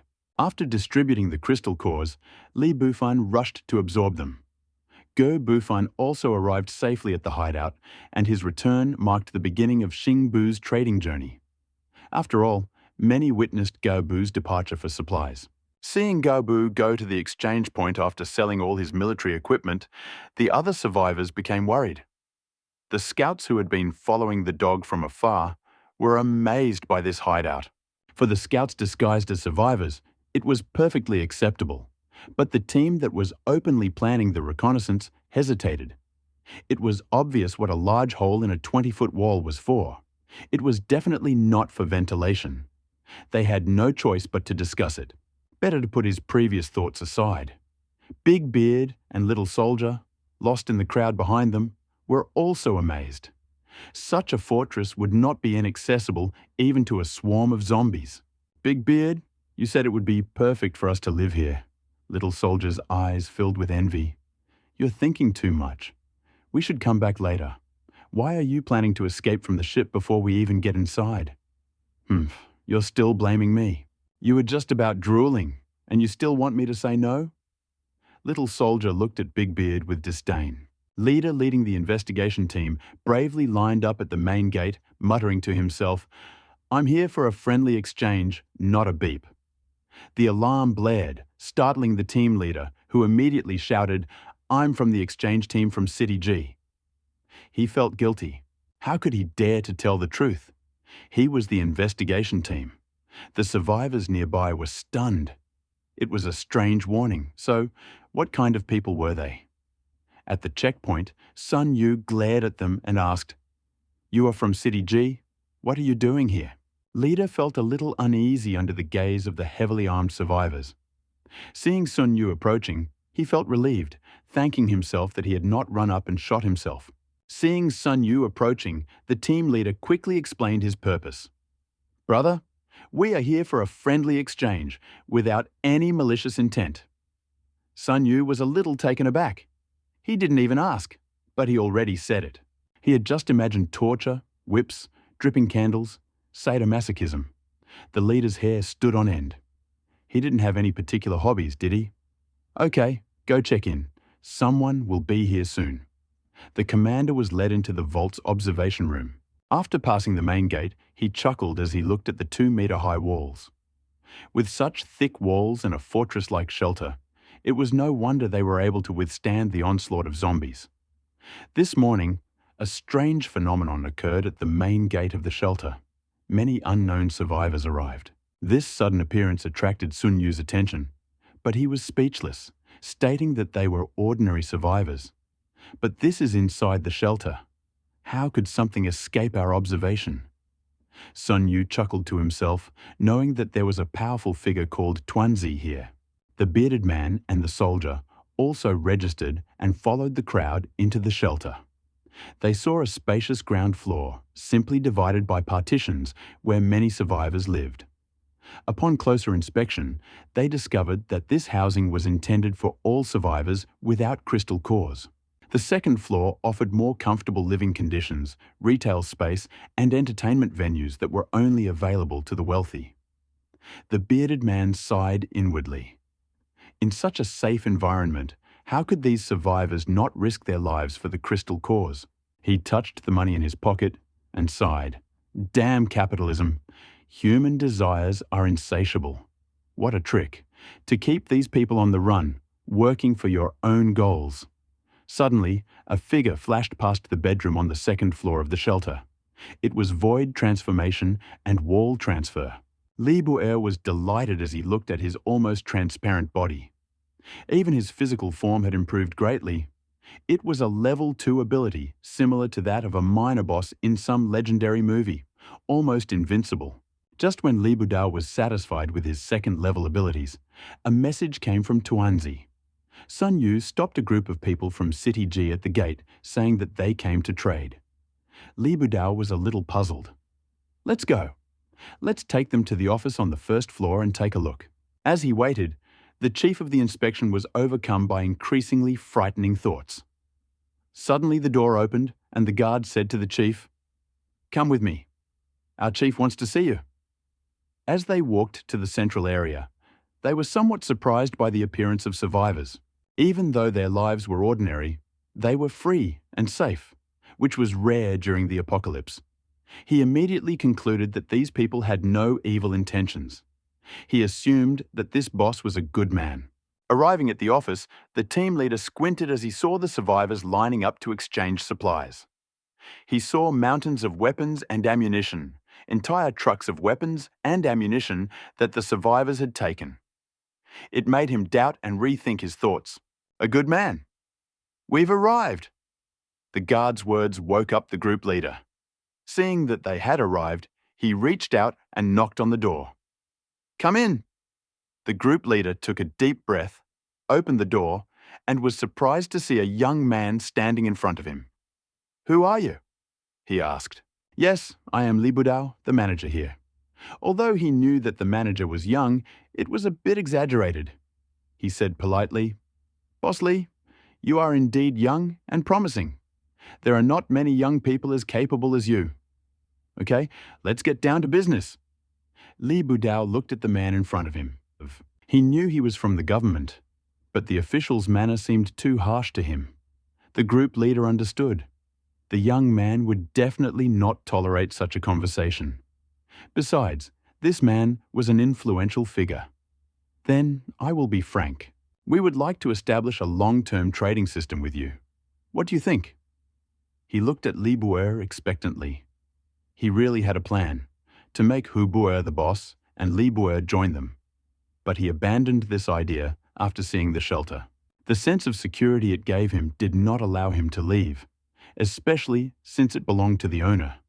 Li Bu'er thought it was a big deal, but when it turned out to be such a small thing, he smiled and said, How could I refuse such a good deal? Don't worry, we can trade any weapons and vehicles, but we need payment first.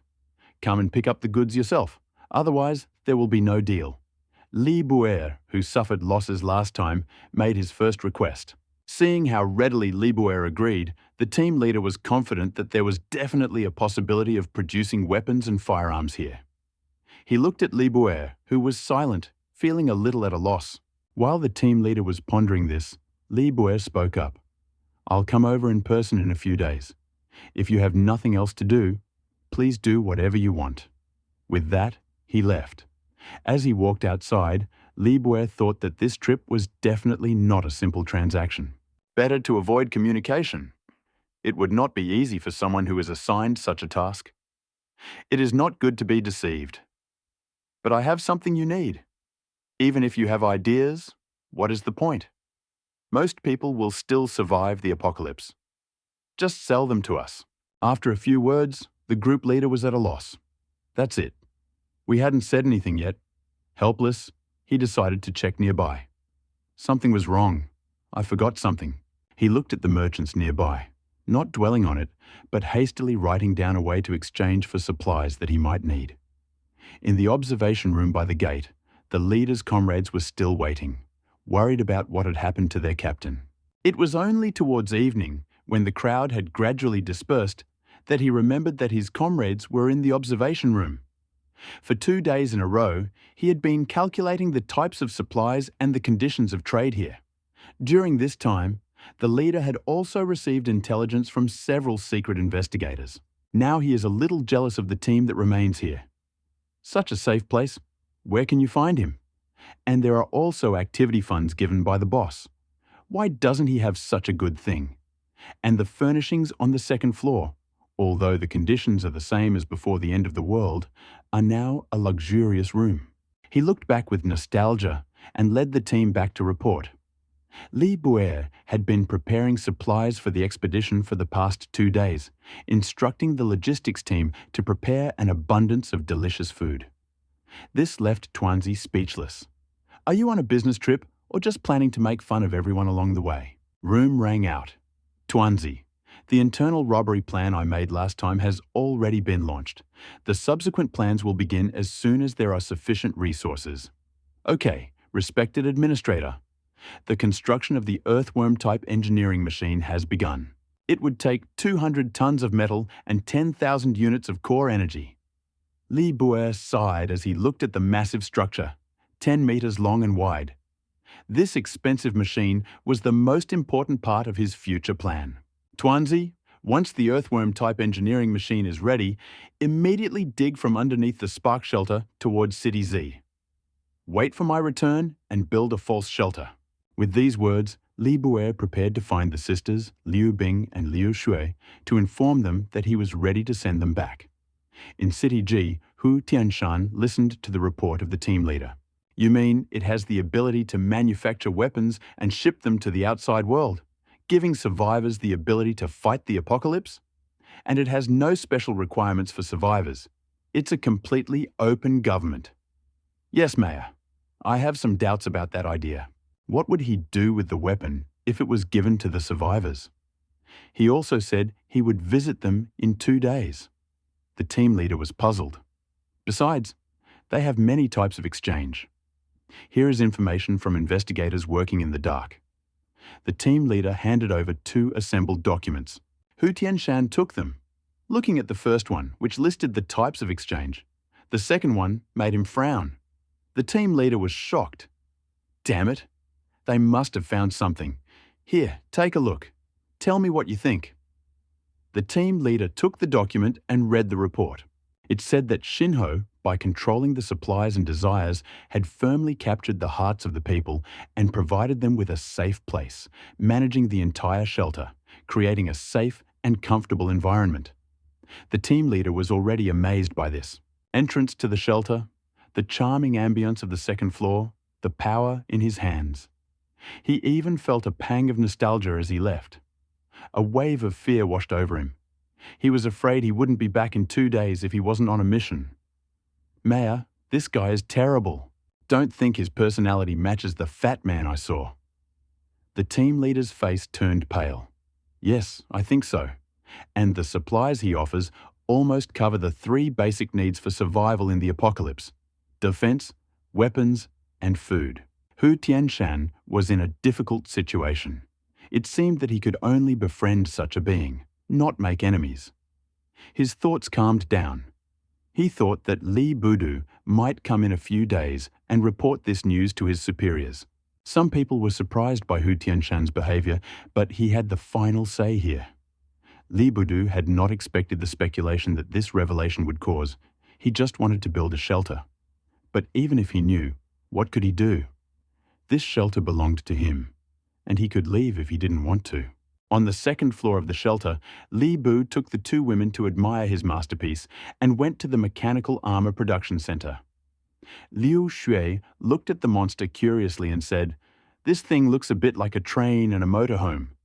Is this what you showed me?" Li Bu's face turned pale at her description. Looking at the van he had asked to modify, it really did resemble a locomotive. The functionality was excellent, but the appearance was nothing compared to the performance. Tuanzi, listening to his feelings, chuckled. The luxury of the interior could be compared to the presidential suite. You guys are so superficial. It's simple here, he continued. Anyway, I'll rely on this to bring you back. The two women were stunned. They had never heard of such a van before. Liu Shui pouted. Yes, it's ugly, but you know, beauty is justice. Li Bu smiled. How could this little girl bully him? Haha, open the door.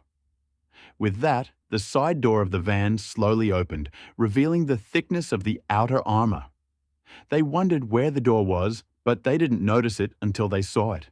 Would you like tonight, beauties? I have prepared a large bed. Li Buyu cast a lustful glance at Liu Shui. Liu Shui, knowing that he had the desire but lacked the courage, responded with a coquettish gesture. She pulled Liu Bing into the wagon and chatted with her sister, admiring the luxury. Li Buyu was stunned. Then a wave of heat swept over her and she ran away, covering her nose.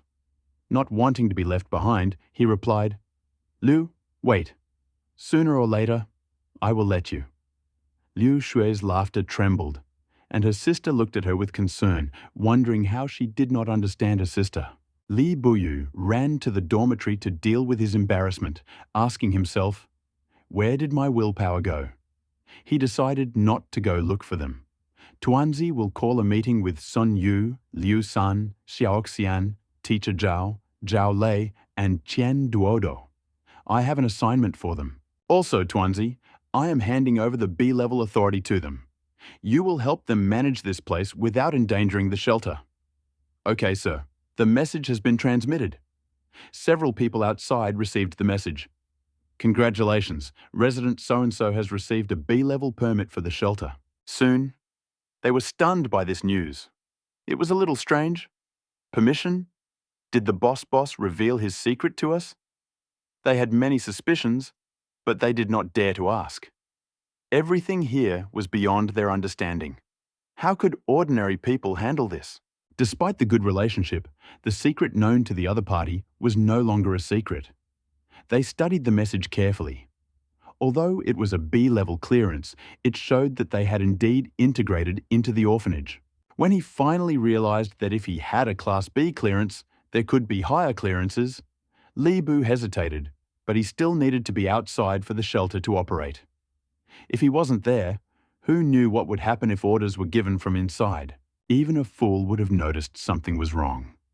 Looking at the people already waiting for him in the restaurant, he smiled and said, although you still have many questions, you will understand later.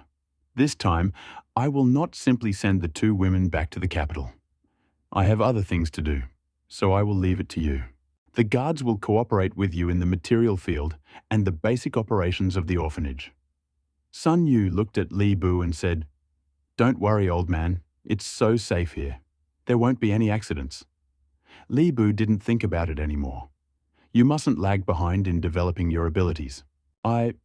Before he could finish speaking, Sun Yu interrupted him. This is the first time I've seen you being so picky. You don't even tell me about your latest plans. Okay, I'm the one picking on you. I'm going on a long journey, and I have a feeling it won't be Li Bufan, Li Bufan said with some humility. He apologized to the others, saying that there were things he couldn't tell them yet. Boom! The earth shook. 2 days ago, Li Bufan advanced to the second level, controlling the blue crystal and causing the wormhole to become unstable. The energy rushed towards the earth, causing tremors and accelerating the melting of the Arctic glaciers. Over the world, especially in the northern hemisphere, more zombies were seen heading north. Those who had been attacking those they encountered stopped their attacks and began to move. Surviving races also began to migrate back and forth, leaving only hordes of leaderless zombies roaming the plains. The same thing happened with the mutated animals. Only high-level mutants led their herds, accelerating their migration north. Only the southern hemisphere was practically unscathed. The survivors who were lucky enough to witness this spread the news, and researchers from different countries also warned from their shelters. Something must be pulling them north. On the second floor of the shelter, everyone looked at Li Bufan and his close friends in horror. Remembering Li Bufan's words before the apocalypse, they thought, could it be that this guy is the cause of the apocalypse? But it only took them a second to dismiss this thought. Heh, I won't tell you that I did this. Li Bufan said innocently, what a coincidence. How can I explain it? Okay, tell the outside to strengthen the defense. This place will be yours tomorrow. Go to bed early. The next morning, Li Bufan entered the room of the two sisters and knocked on the door. Tuanzi's figure appeared and scared Li Bufan. You scared me? Why did you come? I can't stand to see you leave, so I'm treating you. Li Bufan's eyes lit up and he asked, are you preparing some kind of superweapon or high-tech equipment? Tuanzi narrowed his eyes and said, how can this be? You all know this. Suddenly, a picture flashed before his eyes, and two figures in white robes appeared. They covered everything that should have been covered, but the vague temptation was quite attractive. The sleepiness from waking up early suddenly disappeared. Tuanzi closed the screen and said angrily, if you want to come in, just ask, open the door. How superficial. How could I be like this? Oh, Tuanzi said, and disappeared. Li Bufan stood outside, stunned, shouting, open the door, open the door. From the room, come on, so early, can't you sleep? The two women suddenly woke up. It turned out that Tuanzi had played Li Bufan's voice through the speakers. Two shrill screams came from the room. Outside, Li Bufan could barely make out words like pervert, peeping. After a while, the door of the room opened, and two women appeared in the doorway, fully dressed. However, the worry on their faces and the murderous intent in their eyes betrayed their displeasure. Hey, good morning. For us to go, Li Bufan said, looking calmly at the two women and motioning for them to leave. Liu Shui, still unsure whether Li Bufan was spying on her, looked at him warily before slowly following him. Li Bufan, who was walking in front, was already secretly cursing Tuanzi for being such a scoundrel. With a roar, Li Bufan and the two women hurriedly left the shelter. Inside the cabin, Li Bufan's lips curled. His plan was about to begin. Apart from the guards, no one noticed Li Bufan's departure. The gate of the shelter opened again, and the huge insect-shaped machine moved towards its destination. The movement of the mechanical arm simply created a hidden gate in the wall of the tunnel.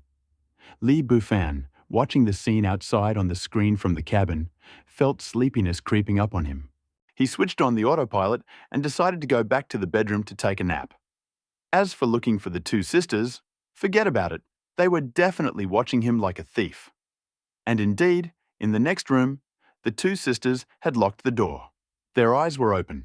They were chatting, occasionally glancing at the door. Finally, after about an hour, the women involuntarily fell asleep. As the sky gradually cleared, the car, like a cannonball, rushed down the road towards City G, sweeping away everything in its path. In the bedroom, Li Bufan opened his eyes and stared at the ceiling, not daring to get out of bed. He was amazed at his choice. The expensive motorhome was almost uneventful. At the shelter, Sun Yu got up to see Li Bufan off, but was surprised to hear Tuanzi's message that Li Bufan had left early. After hearing Li Bufan's message and instructions, the other five also received the message.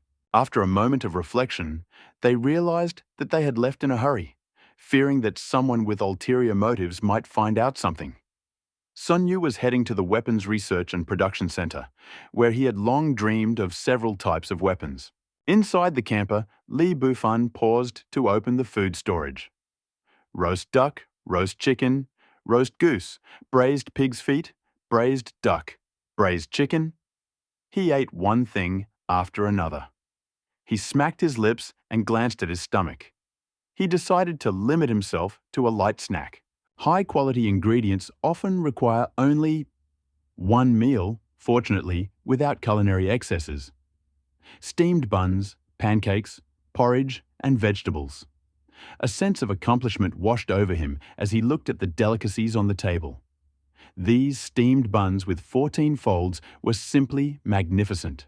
He knocked on the door of the women's bedroom. "Ah, don't come in!" A scream came from the room, causing Liu Shui and Liu Bing to come to their senses. A wave of embarrassment washed over them. Outside, Li Bufan's face darkened. What were these two girls thinking? His gaze involuntarily darted toward the armory. There must not have been any death poison there. Listening to the porridge slurping behind him and watching the food melting rapidly, Li Bufan became even more determined to subject both women to the ultimate punishment and joined their fight for food. After that, both women clutched their stomachs in complete satisfaction. Looking at the two women who didn't pay attention to their appearance, he said, "Choose one of you to wash the dishes. You'll get a surprise." Liu Shui rolled her eyes and said, "Sister, let's not be fooled. We're not going." Liu Bing, who was not as playful as her sister, immediately began cleaning. He knew that Li Bufan's promise to take them home was itself the greatest sacrifice, so it was not difficult to do it all himself. Looking at the cleared table, Li Bufan said, "From now on, we will have to collect food regularly. We do not have enough supplies here." Words made both women turn pale. Liu Shui was about to flirt, but Li Bufan stopped her from doing so, saying, "This is the end of the world. If you don't want to be a plaything in the hands of a powerful vassal, become a powerful person yourself." The women fell silent. Li Bufan looked a little guilty and said, "Of course, I will go with you to pick. If you do well, I will give you a big gift." The women hesitated, but recalling Li Bufan's words, they were even more afraid of becoming a toy. City G was visible in the distance. The girls were about to agree when they heard Li Bufan say, "I hope to see you next time." This made the girls blush, and they themselves did not know what they were thinking. The sisters glanced at each other furtively and then turned away, but both noticed each other's surprise. Suddenly, an alarm sounded, interrupting the conversation. The three of them walked to the taxi and found that it was an early warning. Seeing the checkpoint in the distance on the screen, Li Bufan realized that they had arrived in City G. At the checkpoint, after the first Captain GGE was transferred, the new Captain GGE was extremely excited. He had heard about the previous captain's promotion, but 2 months later, he was already doubting whether he had any hope of being promoted. There seemed to be no other interesting sights other than the cars coming and going. In the morning, Captain GGE watched the numerous cars leaving and felt bored, lying in his chair. Oddly enough, it hadn't rained for so long. Reaching for water, he looked at the ripples and thought, "Is this an earthquake?" Was heard, and the earth shook even more violently. Someone at the checkpoint looked up and cursed, "Damn it! Who brought the train onto the road?" Captain Xiao shuddered. He looked at the approaching train and shouted, "Prepare for battle!" The guard next to him was at a loss. "Help?" After a moment's hesitation, he handed Captain Xiao the nearest loudspeaker and turned away to hide. His movements were eerily familiar. Captain Xiao replied that he was just testing, a weakling with a combat power of 5. He grabbed the loudspeaker and shouted, "There is a car ahead! Stop immediately! Immediately!" As he spoke, a gust of wind blew past. Captain Xiao felt as if he had just experienced a life-or-death experience. His body was pale, as if blood had run out. He could clearly see a bloody stain in the shape of an abstract person on the hood of the train. He automatically turned to look at 3 people getting off the train, a plump man in combat fatigues and 2 beautiful sisters. His heart sank like a lemon. He was surviving the apocalypse while they were surviving Judgment Day. The guards standing nearby, seeing Xiao appear, knew without a doubt that he was a member of Spark, with his impressive equipment and luxury cars. How could Xiao survive the apocalypse like this? Captain Xiao looked at the women and was a little worried, but suddenly a thought occurred to him and his expression changed dramatically. He ran up to them, nodding and bowing, and said, "Excuse me, Mr. Li of the Spark Shelter? Boss Li?" Li Bufan looked at Captain Xiao in surprise. "Yes, it's me." Captain Xiao breathed a sigh of relief. Fortunately, he had learned of the previous notice and learned that a powerful figure would arrive at each checkpoint. He had wondered what kind of pomp and circumstance this doomsday figure would show, but he had not expected to see it so soon. It was truly unbelievable. It was terrifying. Boss Li, our mayor specifically ordered us to keep an eye on you so that we could bring you into the city. Li Bufan didn't expect the mayor to take him so seriously. Best to have someone to drive. It would save a lot of trouble. But if you think about it, it is worth testing the power of this main weapon. Captain Xiao probably never dreamed that his vigilance would save his life. He rubbed his hands, looked at the van, then glanced at Li Bufan and chuckled. Li Bufan thought in confusion. Why don't you step out of the way and show me the way? For some reason, Captain Xiao wanted to get into the car and take a look, thinking, I'm laughing my ass off, but you still can't get the hint. Only when Captain Xiao's face froze did Li Bufan finally respond, cursing in his mind, Bastard, why didn't you tell me right away? I'm just playing a trick on you. The guard next to him had already reacted and was watching the two people, wanting to laugh but not daring to. At the same time, he was worried about his captain, who had gone crazy and was asking to die. What if someone killed you? If you die, a new captain will appear, but we don't want that. Li Bufan led Captain Gege, who was rubbing his face, into the car. When Captain Gege saw the interior, he was clearly annoyed. What the hell is this? He had seen it in some pre-apocalyptic movie. Only when Li Bufan led him to the driver's seat, Captain Gege, stunned by the appearance of the cabin, stupidly said, Just drive straight. Li Bufan realized, this guy is definitely talented.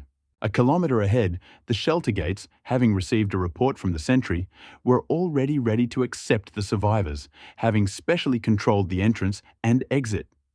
A survivor standing nearby complained, What's going on? Why aren't they letting us in? Who is this influential person? His companion said, Don't talk nonsense.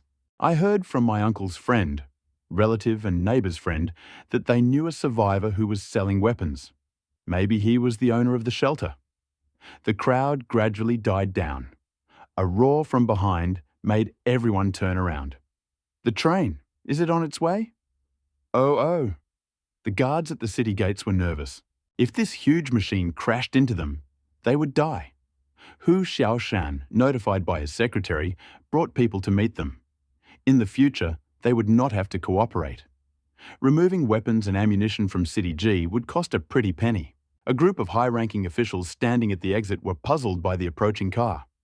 Hu Zhiji asked Liu Mingshan, who was standing next to him, Is there such a car in the world? Liu Mingshan looked at him for a moment and replied, No, has a more rugged appearance, and its length suggests that it is most likely a modified motorhome. As for its military capabilities, I am not sure. Li Bufan spotted Hu Jishan and his group through the camera outside the car, and after thinking for a moment, he came up with a plan. The car stopped abruptly. Li Bufan thought for a moment and decided to leave the two women while he went out. Hu Jishan watched the figure get out of the car, somewhat surprised that he had the courage to come alone. He gave them an appraising glance. His face looked young, but the armor on his body made his eyes narrow. He stared at them with distrust. Li Bufan looked at the middle-aged man appraisingly, but given his limited experience, he was not sure if he could see anything. He immediately said, I am Li Bufan, the administrator of the Spark Shelter. I am here for a friendly exchange. Hu Xiaoshan had already set his sights on a friendly exchange.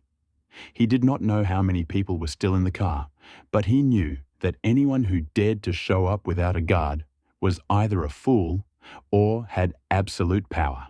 But the second option was the opposite. As the mayor, he was an experienced sage of the world. After thinking for a while, he said, I am the mayor of City G, Hu Xiaoshan. I have heard of your reputation. You are young and promising. I am not some pedantic official. In the apocalypse, we are able to protect ourselves. I am here to share the nation's burden. Li Bufan immediately took this as support for his arms sales. Mayor Hu, you are polite. Sharing the nation's burden is what we young people should do. Hu Xiaoshan's lips twitched and he cursed in his mind. How could you sell arms? But he knew the situation in the shelter and the consumption of various weapons. It was useful for humanity to have strength in the apocalypse. You are too polite. Just call me Brother Hu. We are neighbors now. Let's cooperate in the future. Li Bufan saw the goods trying to get closer to him. He knew that they must need something. However, it would be useful for him to establish connections with the government. He said directly, Brother Hu, don't worry. I will give you the right of first refusal. Hu Xiaoshan thought, apart from ordinary survivors, they are the ones who need help the most. Why so many priorities? Seeing no real benefit, he prepared to discuss the plan and winked at the secretary. The secretary next to him understood. Mayor, let's go inside and talk. Let's arrange a resting place for Brother Li. Hu Xiaoshan picked up. Brother Li, you had a hard time all the way here. Go and rest first. Let's have a chat over dinner. We'll arrange something, or I can show you. With that, the secretary prepared to lead Li Bufan to a resting place. The others who followed were already stunned. These few words had already impressed his brother, and they secretly admired his impressive performance. Li Bufan felt helpless. Seeing that there was no benefit from it, he was about to sneak away. Liu Bing and Liu Xue had been bored in the car for a long time. Liu Xue said, Let's go check it out. How boring. It's been so long, and Li Bufan still hasn't come. Liu Bing was slightly tempted. Wait, let's first see what's going on outside from the cabin. Liu Xue's eyes lit up. Hey. Seeing what was going on outside, she definitely wanted to get out. She grabbed her sister and ran to the car. Through the screen, they watched the friendly and affectionate Li Bufan and Hu Xiaoshan. The two sisters were startled when they saw someone behind Hu Xiaoshan. Sister, do you see? Yes, it seems to be second uncle. The two sisters were delighted. It was so exciting to run into relatives in a moment of danger. The mayor turned around and Liu Mingshan appeared on the screen. Sister, it's second uncle. Should we go out? It seems like they're leaving. Liu Xue jumped out of the car without thinking. Liu Bing reluctantly followed. Uncle, why are you here? It's you. A group of people who had not yet left suddenly saw a woman running out of the car. Many looked at her with envy. At first glance, she was beautiful, but they also understood why the ardent young man was accompanied by a beauty. But behind him was another. A bastard, a sister, or even two. Tsk, how corrupt the world is. Wait, uncle, do you know any of them?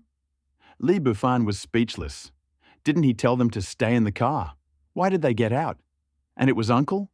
The four in the crowd were full of amazement, not to mention the two Hu brothers, He Junji and Liu Mingshan, who were members of the 5 major families and knew each of them.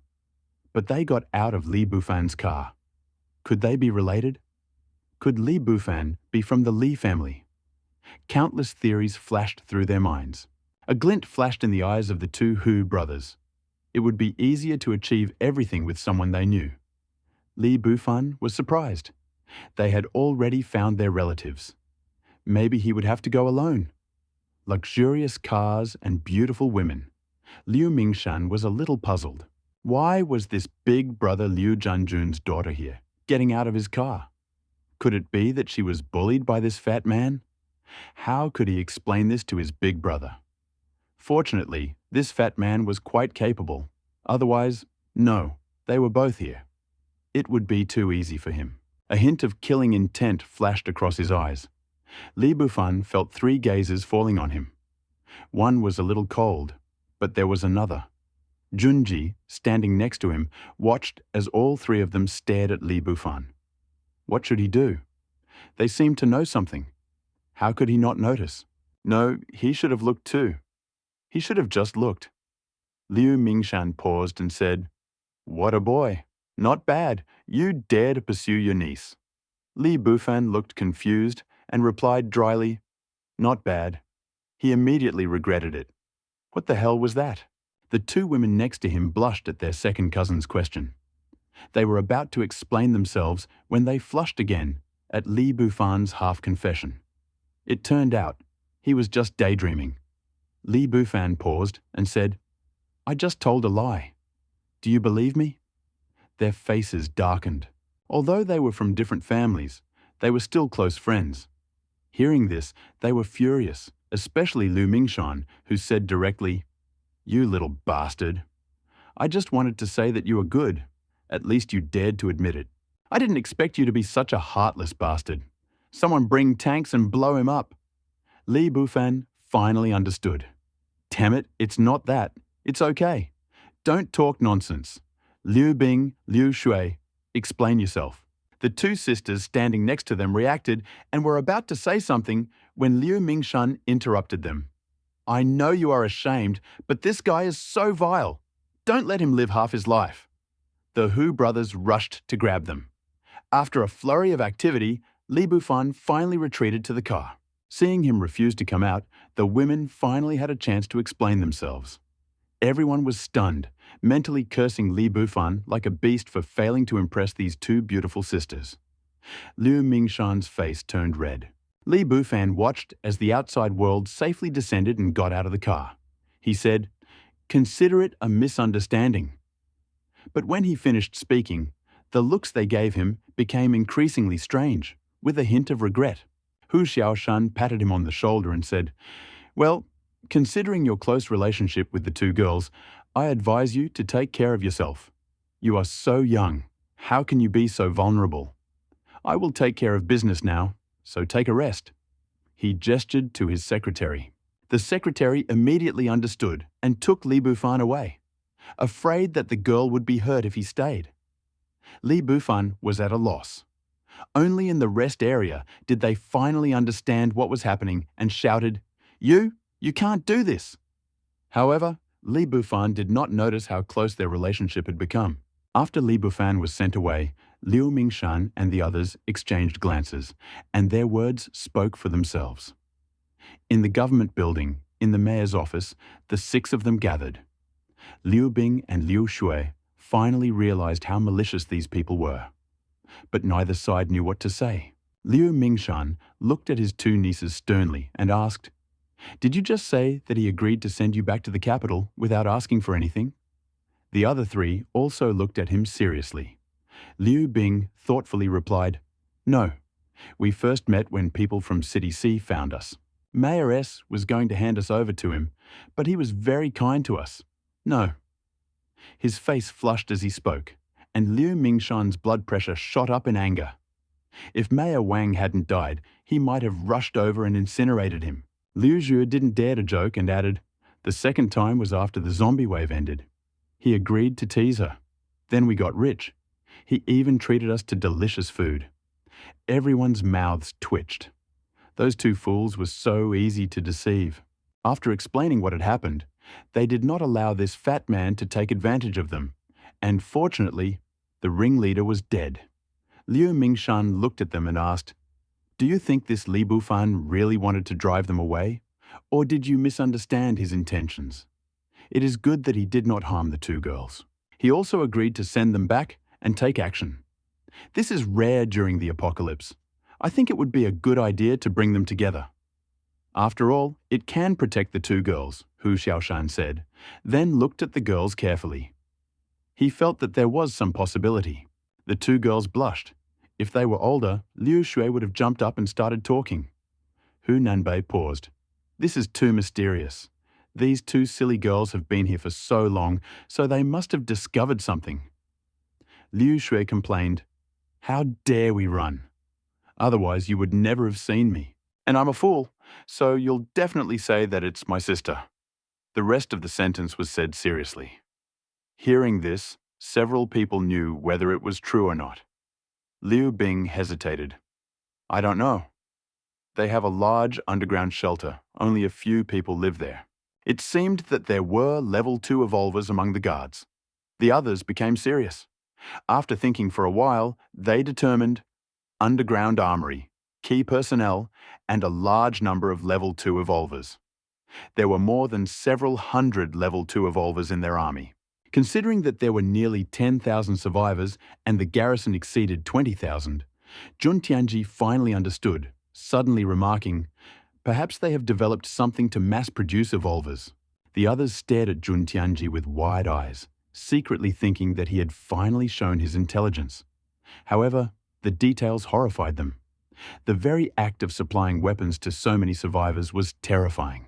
Add to that, a powerful infrastructure and the ability to control people. Turning ordinary people into evolvers would drive all the survivors crazy. Such power meant everything in the apocalypse. The power of the evolvers was irresistible to them, currently relying on the evolvers in the military to maintain the shelter, so they turned to Li Bofan for help. The prospect of this opportunity heightened their interest, and they immediately decided to form a closer partnership with him, then released the two sisters and began to discuss their options. But to their disappointment, they seemed to have no resources to offer. Population was plentiful, but now that food was a problem, who needed population? Li Bofan was unaware of this, becoming a desirable commodity in their eyes. The two sisters left and questioned the soldiers present and found that Li Bofan was in the government reception room. Later, they realized that they had said what they should have said, and after a moment's hesitation, they decided to admit their mistake. Found them, she was afraid and refused to enter. As he became an evolver, his five senses gradually became more acute. Li Fan, listening to the sounds outside, slowly approached. This frightened them. Liu Shui burst into tears. Li Fan thought, "Really? How could this little naughty girl be so easily scared?" He immediately shouted at them, "I know everything. What are you doing?" Both of them were scared and started talking like crazy. Li Fan chuckled to himself, wondering what it was. A second-level guardian, any evolver would be able to detect it. As for the survivors on the refuge planet, they all knew about the existence of the secret dungeon. But would they dare to explore it? Li Fan felt both amusement and a little angry. After all, he was wrong about them, and he felt a little betrayed. In my head, "You have disappointed me so much, and I have been so kind to you. It is nothing serious, so I will forgive you this time, but you must do me a favor." Li Fan's angry words, Liu Shui hugged his hand and said, "Okay, I will do you a favor." Sudden beauty caused Li Fan to feel a deep and tender emotion, and a strange expression appeared on his face. Liu Bing, who was standing nearby, noticed Li Fan's strangeness and cursed all men for being pigs. She walked over to pull Liu Shui away. Liu Shui, noticing Li Fan's indignation, angrily exclaimed, "Bastard, let's forget about it, humph." Li Fan's wonderful sense suddenly awakened. Seeing them leave, she became even more upset that her idea of raising her sisters was shattered. Now all she could do was let them implement another idea. He happily returned to his sisters and said, "I asked you for help, and you just hugged me." This last sentence made Liu Shui so angry that she wanted to pounce on Li Fan and bite him to death. But the thought that they had revealed Li Fan's secret caused a slight internal conflict in her. "Okay, I promise, but you have to tell me how to behave." Liu Bing and Liu Shui finally agreed. "Look, I'll be with you in a minute." While Li Fan was negotiating, they shook their heads like rattles. Seeing Li Fan's threat to split the delicious food in half, Liu Shui was the first to agree, which made Liu Bing extremely upset, but in the end, she reluctantly agreed. It was not until dinner that the others met with Li Fan to discuss business and prepare a feast for him. Liu Shui was delighted. The gourmet world was truly beautiful. However, the spoiled Li Baifan pouted when she saw the humble dish on the table. She kicked Li Baifan and glared at him, saying, "Hurry up and cook the food. I'll leave you alone." This puzzled Li Baifan. How is this girl supposed to live? He had threatened her before, and now she dared to threaten him. The helpless Li Baifan said politely, "Brother Hu, I'm sorry you're wasting money. I've prepared a lot of delicious food. Everything is ready. Let me—" Before he could finish speaking, Mayor Hu and his men understood. "Brother Li, you came all the way here. How can I let you spend money?" But he stopped and called the guards behind him for help. In one sentence, the table was spotlessly clean. Then he looked at Li Baifan. Ah, Li Fan couldn't finish his sentence and only called for help. Hu Nanbei said, "What are you standing here for? Go help." A few more people retreated. Looking at the people behind him, Li Fan felt a headache. Those who entered were amazed at the spaciousness of the motorhome, but delicacies were everywhere. Roast duck, roast chicken, roast goose, stewed pig's feet, stewed duck, stewed chicken. In short, they took everything they could. Those who had nothing took what was bigger. No one complained that they had taken too little. After all, they could only eat a little. Looking at the dishes being carried away, Li Fan's heart bled. These were all his favorite dishes. In the room, several people watched Li Fan's gloomy expression and silently cursed him for being stingy. Lu Xue seemed to sense something was wrong, blinking at Li Fan. Seeing him ignore her, Lu Xue felt even more uneasy.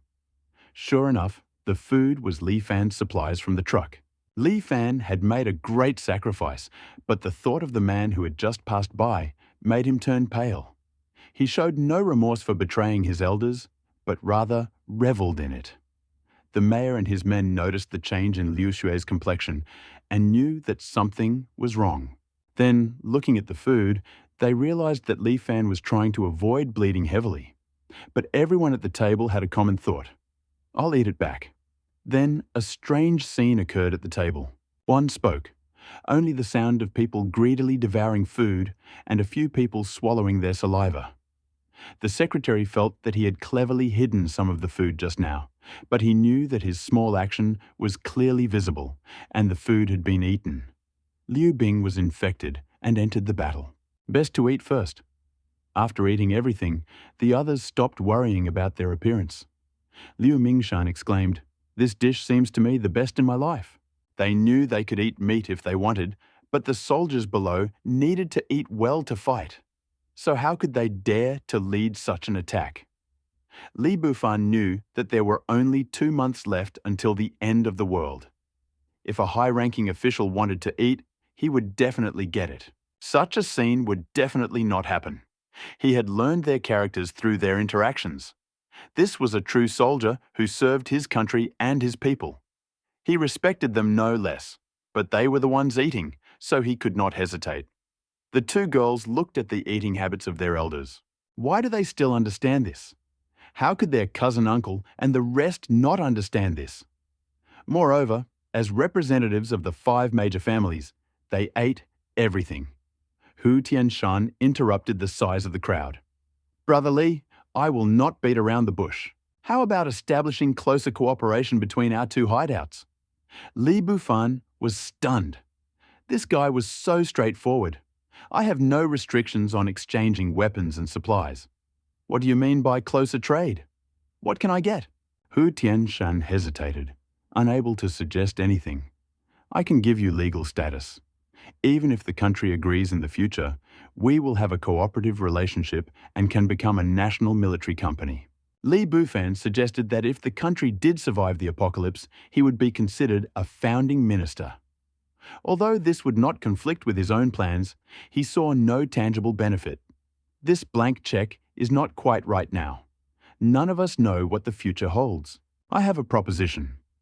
Given my good relationship with Liu Bing and Liu Xue, I can supply weapons without restrictions under your terms. However, I need a place to sell, and you will have to help if something happens to Star Shelter while I am away. The rest accepted the offer, but felt no real benefit. On the contrary, it seemed unfavorable compared to their future expenses. Even if they had not accepted, they would not have sold the weapons, which was not at all what they had expected. For a moment, no one responded, and silence hung in the air.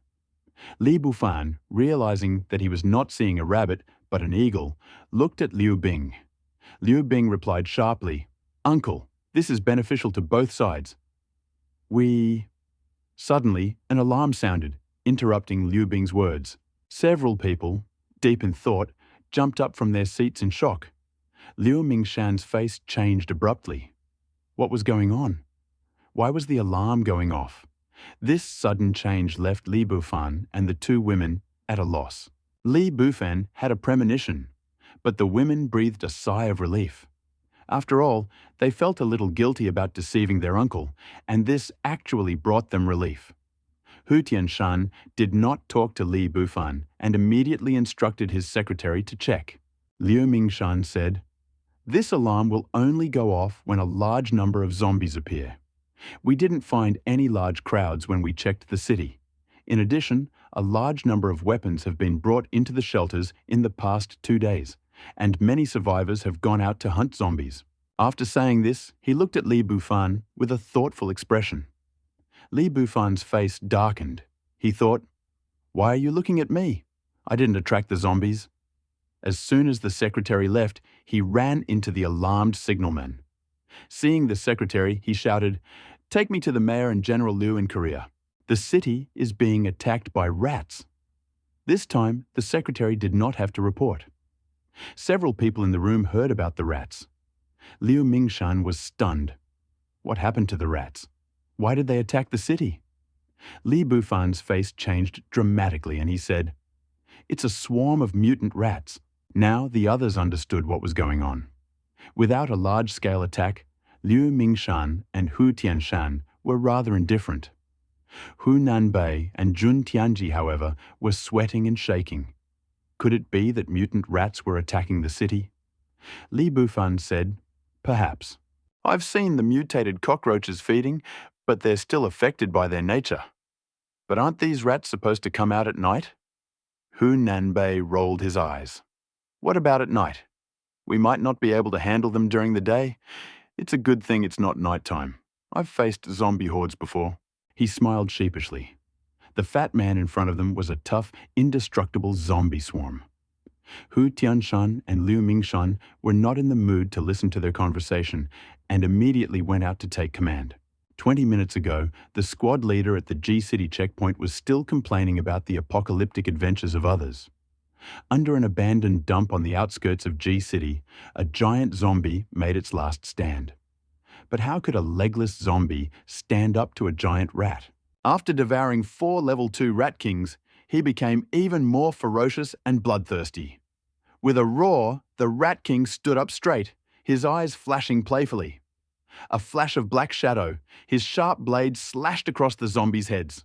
The Rat King looked at the surrounding normal mutant rats and growled in protest, causing them to retreat. Silence fell underground once more, followed by the sound of chomping until silence returned to the darkness. A pair of bloodthirsty eyes, glowing red, opened. Roar! A powerful roar echoed through the caves, causing all the rats, both on the first and second levels, to freeze and dig upwards feverishly. The captain of the sentries, leaning back in his chair, felt the underground shaking rise again. Thinking that it was Li Bufan's van, he pulled his straw hat onto his head and muttered, "Damn capitalists." The guard next to him was speechless, rolling his eyes and turning around. What the hell? He turned around, looking for something strange. Suddenly, a black fountain erupted in the distance, slowly spreading out in a dark streak. The sentry froze. He looked through his binoculars and saw a rat the size of a puppy running toward them. His face turned pale. Without even warning the sentry captain, he ran to the communications room and pressed the big red button. A shrill alarm sounded, and he picked up the phone and dialed the shelter. Leader was stunned by the sudden alarm and was about to shout, but a vibration under his feet made him turn around and see a picture that scared him to death. Gather. Start the vehicles. Prepare to evacuate. He ran to the communications room, watched Xiaojing dial the number, and answered, "Rat wave. A large number of mutant rats are attacking the shelter." With that, he pulled the guard to the car. As soon as the alarm sounded on the city wall, the guards froze and immediately went into combat readiness. The survivors in the shelter rushed to the designated rally point. After a quarter of an hour, there was not a single survivor in sight inside the city wall. Some soldiers on the city wall clutched their rifles, as if thinking about something. These were the soldiers who had fled from City W with Hu Nanbei and were now evenly distributed along the city wall as squad leaders. Hu Tianshan and Liu Mingshan arrived at their posts and gave a series of orders. Carts of ammunition were transported from the warehouse to the city walls. The small group of survivors who had recently evacuated from Shinho and brought supplies here were in despair. It was too dangerous. They just wanted to make money. How could they get into such trouble? Guzi, who had only arrived in the morning, was also in a panic. He cursed, "This isn't Shinho. What should I do?" There were survivors from City C who had recently fled the zombie apocalypse. They thought it was a zombie invasion and cursed the impending disaster. The survivors found some solace in the presence of the National Army on the city walls. Reached the wall, he received a report from scouts that more than 100,000 rats, no larger than adult wolfhounds, were approaching, moving at great speed. Standing on the city wall and watching the black line growing in the distance, he felt fear, but did not show it. As a military leader, how could he show fear to his soldiers? Liu Mingshan picked up a megaphone and shouted, "Brothers, we are humans, standing at the top of the food chain. How dare these rats attack us? Kill them all." The military order was as solid as a mountain. Every soldier heard the cry of their general, "We must win the battle. Kill, kill, kill." Their blood ran cold, and they enthusiastically rushed to fight the mutant rats.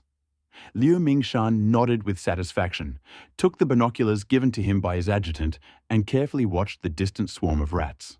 Their 10-centimeter fangs and 10-centimeter claws were enough to predict how many victims they would inflict.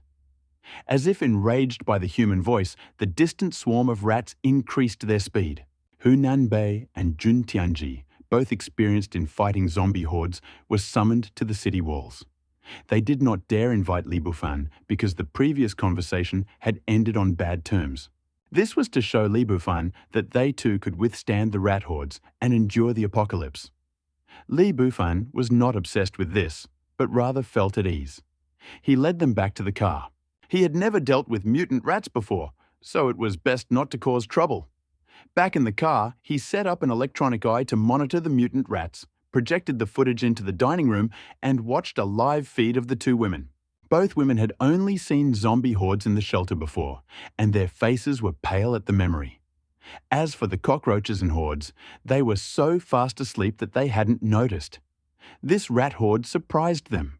They couldn't understand how a small rat could kill people. They only knew hamsters as pets. When Li Bufan came out with treats, the video started. Both women turned pale as they watched the black line rushing towards the city wall. How could such a cute little hamster attack a person?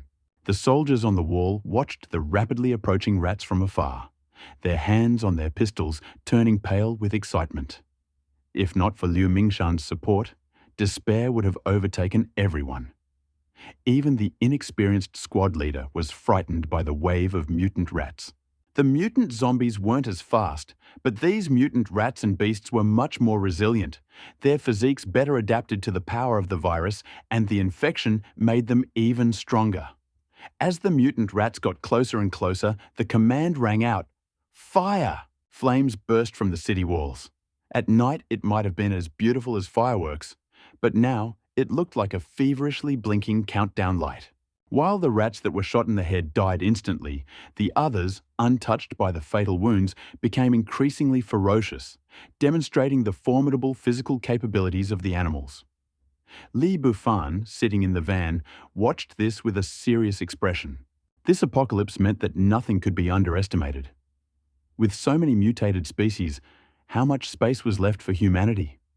The shooting continued from the city walls. The first 90-meter line of the minefield was activated, and a booming explosion echoed along the city walls. The rat stream froze at the sudden noise. But then, without fear of life or death, they poured toward the walls. Line after line of defense was breached. Metal barricades and improvised pits as thick as a man's leg, designed to protect against zombies, seemed useless against the rats. Instead, several smaller mutant rats began digging holes. This frightened Hu Nanbei, the author of this idea. He had planned to deal with the zombies, but who knew that the one who came up with this idea was actually a master of digging holes? Hu Nanbei's face turned pale. How could he fight underground? Who was standing nearby consoled him. At least the other traps won't work. But everyone knew that once the rats dug through, all their efforts would be in vain. Feeling guilty, Hu Nanbei panicked and said, "What about the firebombs?" Of course, when Liu Mingshan saw this, he immediately ordered, "Not now. Our only effective weapons are remote-controlled mines and underground incendiary bombs. We will not use them now. Prepare Molotov cocktails and throw them into the pit." No one blamed Hu Nanbei. Who knew what would happen next? As the rats advanced, their firepower weakened. Liu Mingshan gave the order again. "Tanks, move out." A group of soldiers formed a defensive line outside the city gate, ready to hold off the advancing rats. As soon as the gates opened, the mutant rats, as if they had found a way out, poured towards the gates. They were met with the roar of engines and the creaking of tracks as they pursued the advancing rats. Blood and flesh splattered. The tanks did not fire their cannons, but machine guns continued to fire at them. Once in formation, they crushed the rats. Attack was stopped. Everyone on the city wall smiled. The two girls in the van looked at Li Bufan with a challenge, saying, "See, second uncle is still quite formidable." Li Bufan shook his head and said, "It's better to quickly move the tanks away." The two girls looked puzzled, then saw the projection and saw their faces turn pale. Several people on the wall saw a rat the size of a calf appear. The observer in the tank also noticed it and immediately took aim, firing. However, when the smoke cleared, the calf-sized rat had disappeared, leaving behind only its carcass in the pit. The observer, excited and confident that he had destroyed the rat, did not notice the huge rat that had burst out of the blind spot. Everyone on the wall froze as the rat reached the edge of the tank and slashed at it with its claws. There was a sound of grinding metal, and the tracks burst. The two men in the tank realized something was wrong, but it was too late. Li Bufan's van drove up to the gate and demanded that the gate be opened. No one dared to do so without orders. The soldiers at the gate knew who this man was and were determined to find Liu Mingshan. Liu Mingshan was a little surprised when he heard the news. He looked at the people next to him and said, "What does he want to do? He is not going to leave." Hu Tianshan thought for a moment and said, "Let him go. Let's see what he's up to. If he wants to escape, we don't need to cooperate with him." The city gates opened and the mutant rats poured out, only to be met by a metal behemoth. With a roar, everyone on the city wall saw a sight more shocking than a tank. The black behemoth threw up bloody flowers with its terrifying acceleration. It turned out that when Liu Bing saw the tanks attacking the van, she hesitated and asked, "Save them?" Li Bufan was stunned. He was about to say something when a thought occurred to him. This might be an opportunity to shock them and make them understand that true cooperation was the best option. That was the picture he saw.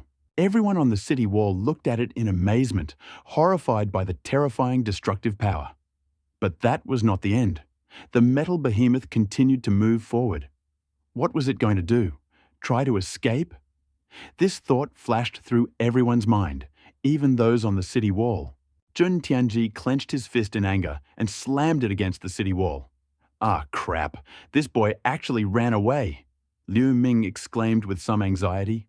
"As long as he takes his niece with him, it's fine. If he doesn't survive, I'll kill him." With that, the three of them looked at him with strange eyes, recalling a once popular urban legend. Liu walked through flowers, and all the flowers fell. His autobiography, which recounted his untold past with his sister-in-law, went viral, but was eventually banned due to its shocking content. The family could not afford to send him to military training. Some people already thought that Li Bufan was about to escape, but the next scene completely changed their understanding of the military capabilities of the Spark Shelter. From the city wall, someone exclaimed, "What the hell is this?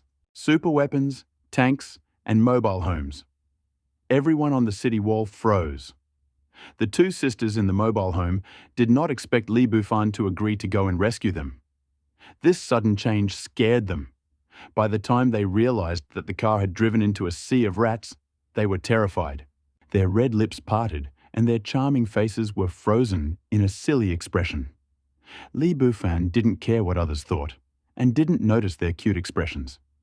He watched the video on the monitors with a slight smile and ordered, "Turn on the defense." The roof of the van opened left and right, and tiny mechanical gear-like levers quickly connected. The sci-fi main gun was revealed, and the surrounding defensive beam guns were assembled and raised from the roof. Load the main gun, set the main gun to manual mode, defensive beam machine guns free fire. An electric discharge burst out from the main gun. Li Bufan looked at the second-level mutant rats that were frantically destroying the tanks. He pointed the joystick at the rats, and the electromagnetic cannon, just charged to 30%, shot out of the barrel with a sharp sound and crackled through the air. Puff. A bloody mist rose from the rats. The shells flew past the tanks, creating a fist-sized rumbling tunnel. The projectiles, carrying residual energy, continued their flight, piercing every rat in their path, scattering their limbs. A deafening roar suddenly broke the silence on the battlefield until the defensive beam machine guns activated with an increasing roar, igniting the entire battlefield. Kill. Shoot. Kill those vermin. A mighty roar came from the city walls. Li Bufan also began to exterminate the second-level mutant rats. The tougher rat at the tail of the pack stared at Li Bufan's van. While the second-level rats were simply enlarged rats, the third-level rat king, although not much larger, had exaggeratedly muscular musculature and looked intelligent. The Rat King roared, and the ordinary level 1 rats surrounding him began to burrow into the ground in unison, a sight that stunned everyone on the city walls. Then everyone remembered the word, dig a hole. Liu Mingxiao's old fears came back to him, and he immediately ordered, all tanks, concentrate, aim, and shoot at the rats. The second-level rats took advantage of the opportunity and rushed at the tanks under the city wall. Regular bullets only caused shallow wounds to these rats, but to seriously wound them, more than 20 shots were required in the same place. Several first-level rats also rushed towards Li Bufan's van, causing him, who was covering the tanks, to frown. The two soldiers in the tanks also noticed this, their faces turning pale. They looked at their comrades, and everyone saw the determination in their eyes. Liu Mingxiao, who had climbed up the city wall, noticed the rats' intentions and immediately ordered his soldiers to descend to the tanks below for support. He picked up the radio and ordered, 2-2, prepare to evacuate. The tank group will pick you up. Please answer if you can hear me. But other than the sounds of reloading and ejecting cartridges, there was no other response, causing Liu Mingxiao's heart to clench.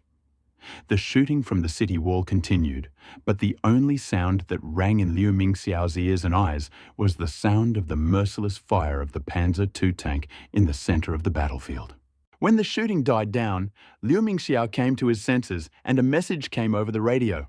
Brother, I don't regret fighting by your side. The driver next to him smiled helplessly. Me too. Just don't blame me for my poor driving skills. What are you talking about? You and I are from the same place. Brothers of the tank company, squad leader, if you have the chance, visit my parents at home and tell them that we died for our country. With these words, the tank fired its last shot. The hatch opened and two young figures jumped out, leaving a cloud of scattered limbs in the air. The soldiers on the city wall, seeing this scene, became even more desperate. They were defending their country, their people, but the sight of their comrades dying before their eyes made them feel helpless, and they only fired their rifles more furiously. Eyes turned red with anger, and he shouted, "Evolvers, move out! Kill them!" Li Bufan and the two women were also shocked by what they saw. He never imagined that those he was protecting would protect him in his final moments, and this filled Li Bufan with guilt. If he had allowed the car to move on its own and activated the defensive weapon, he could have easily escaped and saved the two men. Outside the city gates, two power evolvers, clad in iron armor and holding large caliber weapons, formed an ancient formation. By smaller squads. Looking at their badges of different shapes and colors, he could guess that they were some other attribute evolvers. They also saw the drone footage taken from the city walls. After the shock, they were filled with endless rage. We were the evolutionists that everyone envied. Ordinary people fought on the front lines while we enjoyed the safety of the rear. The city gates opened and rows of tanks blocked the path of the advancing wave of rats. Without thinking, They quickly circled the kill zone and fell into formation. 20 power evolutionists, splitting into small groups, charged the first-level rats. With one blow, then another, they killed countless numbers, leaving a ring of corpses around them. Many of the exhausted warriors were led back by chainmail-clad speed evolutionists. As they killed more and more mutant rats, their anger boiled over. Bang! The retreat signal was given, and the squads in the rear, each with their own stat boost, gathered together. Wind and fire, fire and wood, water and electricity, water and water. Suddenly, a tornado of fire, fire and wooden spikes, electricity, a swamp. It was like a powerful magic spell destroying the world. A scene of devastation unfolded. A fire tornado swept through, turning all the rats into ashes. Those at the edge of the tornado were roasted alive, their corpses charred. Flaming wooden spikes pierced each rat, causing them to scream in agony. The dead rats hung there with a hideous grimace. The nearby combination of electricity and water was not so terrifying to them. Each mutant rat participated in a frantic dance. The swampy land of the water combination was like an invisible black hole, swallowing the rats as they rushed towards it. This spectacle captivated everyone, including the evolvers who released their power. They only trained in teams of 3 during training. This was the first time they used such a large group, and the effect was stunning. The soldiers on the city wall, including Liu Mingshan, were also stunned by what they saw. The evolvers they had always envied were so strong. A ray of hope glimmered in the warriors' hearts. The 2 women, Li Bu and Che, watched this fantastic scene, unaware that Liu Mingshan and Hu Tianshan had such a hidden weapon.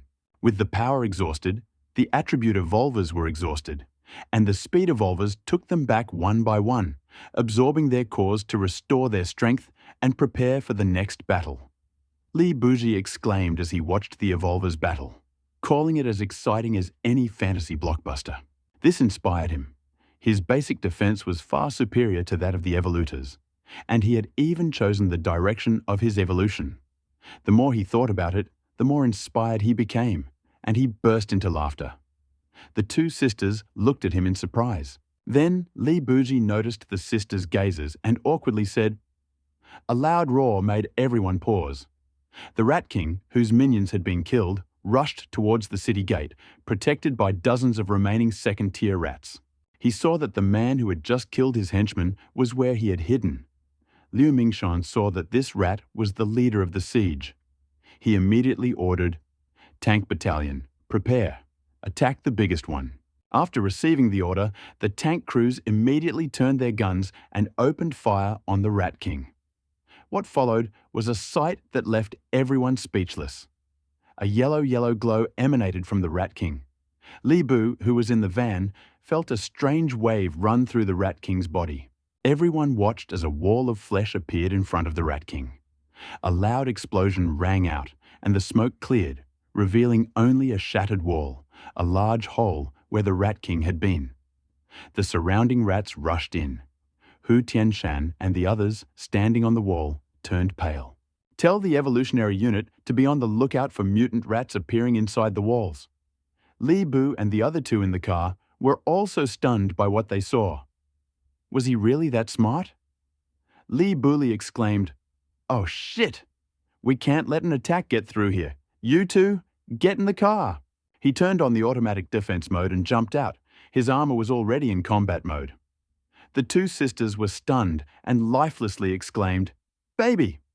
Liu Xue reacted and said, Sister, you left us in the car, I see. Yes, there are only 2 of us. Ah, a shrill scream echoed throughout the van, and the 2 sisters hugged each other tightly. Li Buji didn't care about anything else at the moment. This was the closest shelter to the Spark Shelter. If it was breached, how would the shelter develop? His pretentious plan had failed, and now was the perfect opportunity. Then, in front of the people on the city wall, a fat man in black armor jumped out of the van, clutching a long black sword in his hands. Everyone's attention was drawn to the sword itself, a full 3 meters long and incredibly sharp. With 9 times the physique of a level 2 evolver, coupled with 20 times the increase in strength, Li Buji released a power nearly 200 times greater. With one swing of his hand and forward, the rat was blown to pieces. The rat that had rushed from the side was crushed into a mess with one step, its fragments flying like bullets. This cruel scene attracted the attention of everyone on the city wall. Everyone knew that it was someone from City C, and they remembered the unyielding people of the city. Li Buer slashed countless times before finally reaching the wall. Liu Mingshan, who was watching from afar, said, "Open the gate and save them." "Wait, that's all?" The soldier on the other end of the radio fell silent, hesitantly saying, "My condolences." This startled Liu Mingshan, and before he could say anything, he heard a surprised cry, followed by the sound of the connection being cut off. Indeed, Li Buer had transformed his armored limbs into hiking boots and a climbing hammer, and with his powerful system, he struck the wall with several blows. Many evolutionaries who resisted the Rat King inside the wall were killed, most of them power evolutionaries. Who knew the pain of hand-to-hand combat? Seeing the half-meter teeth and claws, they fought to the death. The armored soldier, looking with all his might at the claws, closed his eyes in despair. He watched with his own eyes as his squad leader was torn in half by claws. Suddenly, a wave of scorching heat rushed past him. Opening his eyes, he saw a streak of white light hit the Rat King. The Rat King was stunned. He had planned to kill all the people who resisted, but it was this white light and the burning sensation on his face that made him look up. Furious, he roared and rushed towards Li Buer. Seeing the Rat King approaching, Li Buer's face lit up with joy. His armor shook, and a large sword appeared in his hand. He slashed at the Rat King, but the Rat King met his blow with his own claws. However, the scene of the duel between the two supreme masters was not shown. Instead, there was only Li Buer standing motionless, with his claw cut off by the sword and thrown back. This scene left everyone dumbfounded. Liu Mingshan and the others looked at Li Buer with disbelief, wondering if he had evolved to the second level or even higher. A click startled everyone, and when they turned around, they saw that the Rat King's teeth were almost knocked out. "Squeak, squeak," the Rat King screamed in pain. Li Buer, seeing that he was having a great time, looked at the Rat King and said, "I've recently gained weight, so I'll use you as a training ground." However, only the nearby rats heard this. Under everyone's curiosity, Li Buer sheathed his sword and clenched his fists. Understanding Li Buer's intentions, the armor automatically protected his palms. From the outside, it looked like Li Buer had sheathed his sword and turned into a pair of large boxing gloves. Everyone wondered, could it really be true, they thought. The Rat King, who was still suffering from toothache, was enveloped in a shadow. As soon as a fierce expression flashed across his face, a fist the size of a sandbag appeared. A rhythmic creaking, dong-dong creaking sounded. This scene shocked everyone. The Rat King began to shout for help to the surrounding rats, but the next scene excited everyone. Men also engaged in a fierce battle with several second-tier rats. Seeing their leader being beaten, several second-tier rats took the initiative and dove into their newly dug holes, fleeing from the city. Li Bufan of the Rat King struck blow after blow. Seeing that the Rat King refused to resist, a rat's head materialized from his broadsword and flew away in relief. After the death of the Rat King, more and more second-level rats, along with the pack, scattered in all directions. All the soldiers cheered as they watched the flock retreat like a wave beyond the city walls, but Hu Xiaoshan couldn't smile. The other soldiers also noticed something unusual and stared at Hu Xiaoshan, who frowned, wondering what had happened. Hu Nanbei asked in confusion, "Brother, what happened?" Hu Xiaoshan replied, "I hope my suspicions are wrong. These rats have clearly developed considerable intelligence. What about the other animals? What worries me most is that if the rats retreat this time, what will happen next time?" Several soldiers, hearing Hu Xiaoshan's words, realized something, and their faces darkened. Junji paused and said, "Why don't we agree to Li Bufan's terms? Based on the information we've received and the results of the war, Their weapons and technology are far superior to ours. I think even relying on them isn't a bad idea." Then looked at his subordinates and explained, "I'm not saying I'm betraying them. There's no news from the outside right now. At least we can survive and hope." They exchanged glances, and everyone agreed that there was some truth to this. Hu Nanbei said, "Go ahead." Junji was somewhat flattered that his subordinates were willing to listen to his opinions, so he replied without hesitation, "We will rely on them and cooperate if anything goes wrong." Hu Nanbei and his subordinates returned to discuss the feasibility of their idea, entrusting Junji to handle the post-war situation.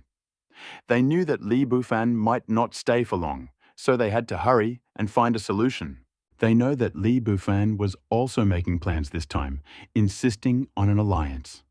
After all, he was going to make a plan to make this place his own. Li Bufan looked at the dead Rat King, guessing that this mutant rat had reached the level of a first-tier zombie. He wondered if this mutant had some kind of crystalline core. He swung his sword, splitting the Rat King's skull. Sure enough, a green crystalline core with a yellowish-brown glow appeared. This discovery excited Li Bufan, who thought that this was another source of energy for the shelter. He did not know that his action caused the others to think, "Corpse, whip." In high spirits, Li Bufan, ignoring his neighbors, returned to the motorhome to study the possibilities of using the core. Inside, the two sisters were watching the CCTV footage and waiting for Li Bufan. They hugged each other, laughing and crying. Although they had seen him pierce the city walls with his sword, they were still uneasy. Liu Bing teased her younger sister. "What happened to you just now? You don't talk nonsense. How can this be?" "I didn't say that," Liu Shui said, realizing that she had been deceived. She had denied everything before her sister had even finished speaking in an obvious attempt to hide the truth. She immediately asked, "Sister, what's wrong with you?" They were both stunned, looking at each other in silence. Walked in, puzzled by what he saw. Eager to confirm his suspicions, he greeted her and returned to the bedroom. Outside, the two women also came to their senses and returned to the bedroom. But this time, they did not fall asleep in each other's arms. The two of them fell asleep, lost in their thoughts, and then fell asleep again in each other's arms. In the room, Li Bufan was trying to absorb the beast core energy to break through to the second level and enter the 10th level. The beast core energy remained at the same level. Helpless, he headed to the energy collection room to try to absorb the energy. Seeing that the energy indicator had reached its limit, his eyes widened. Yuhan's energy was too much.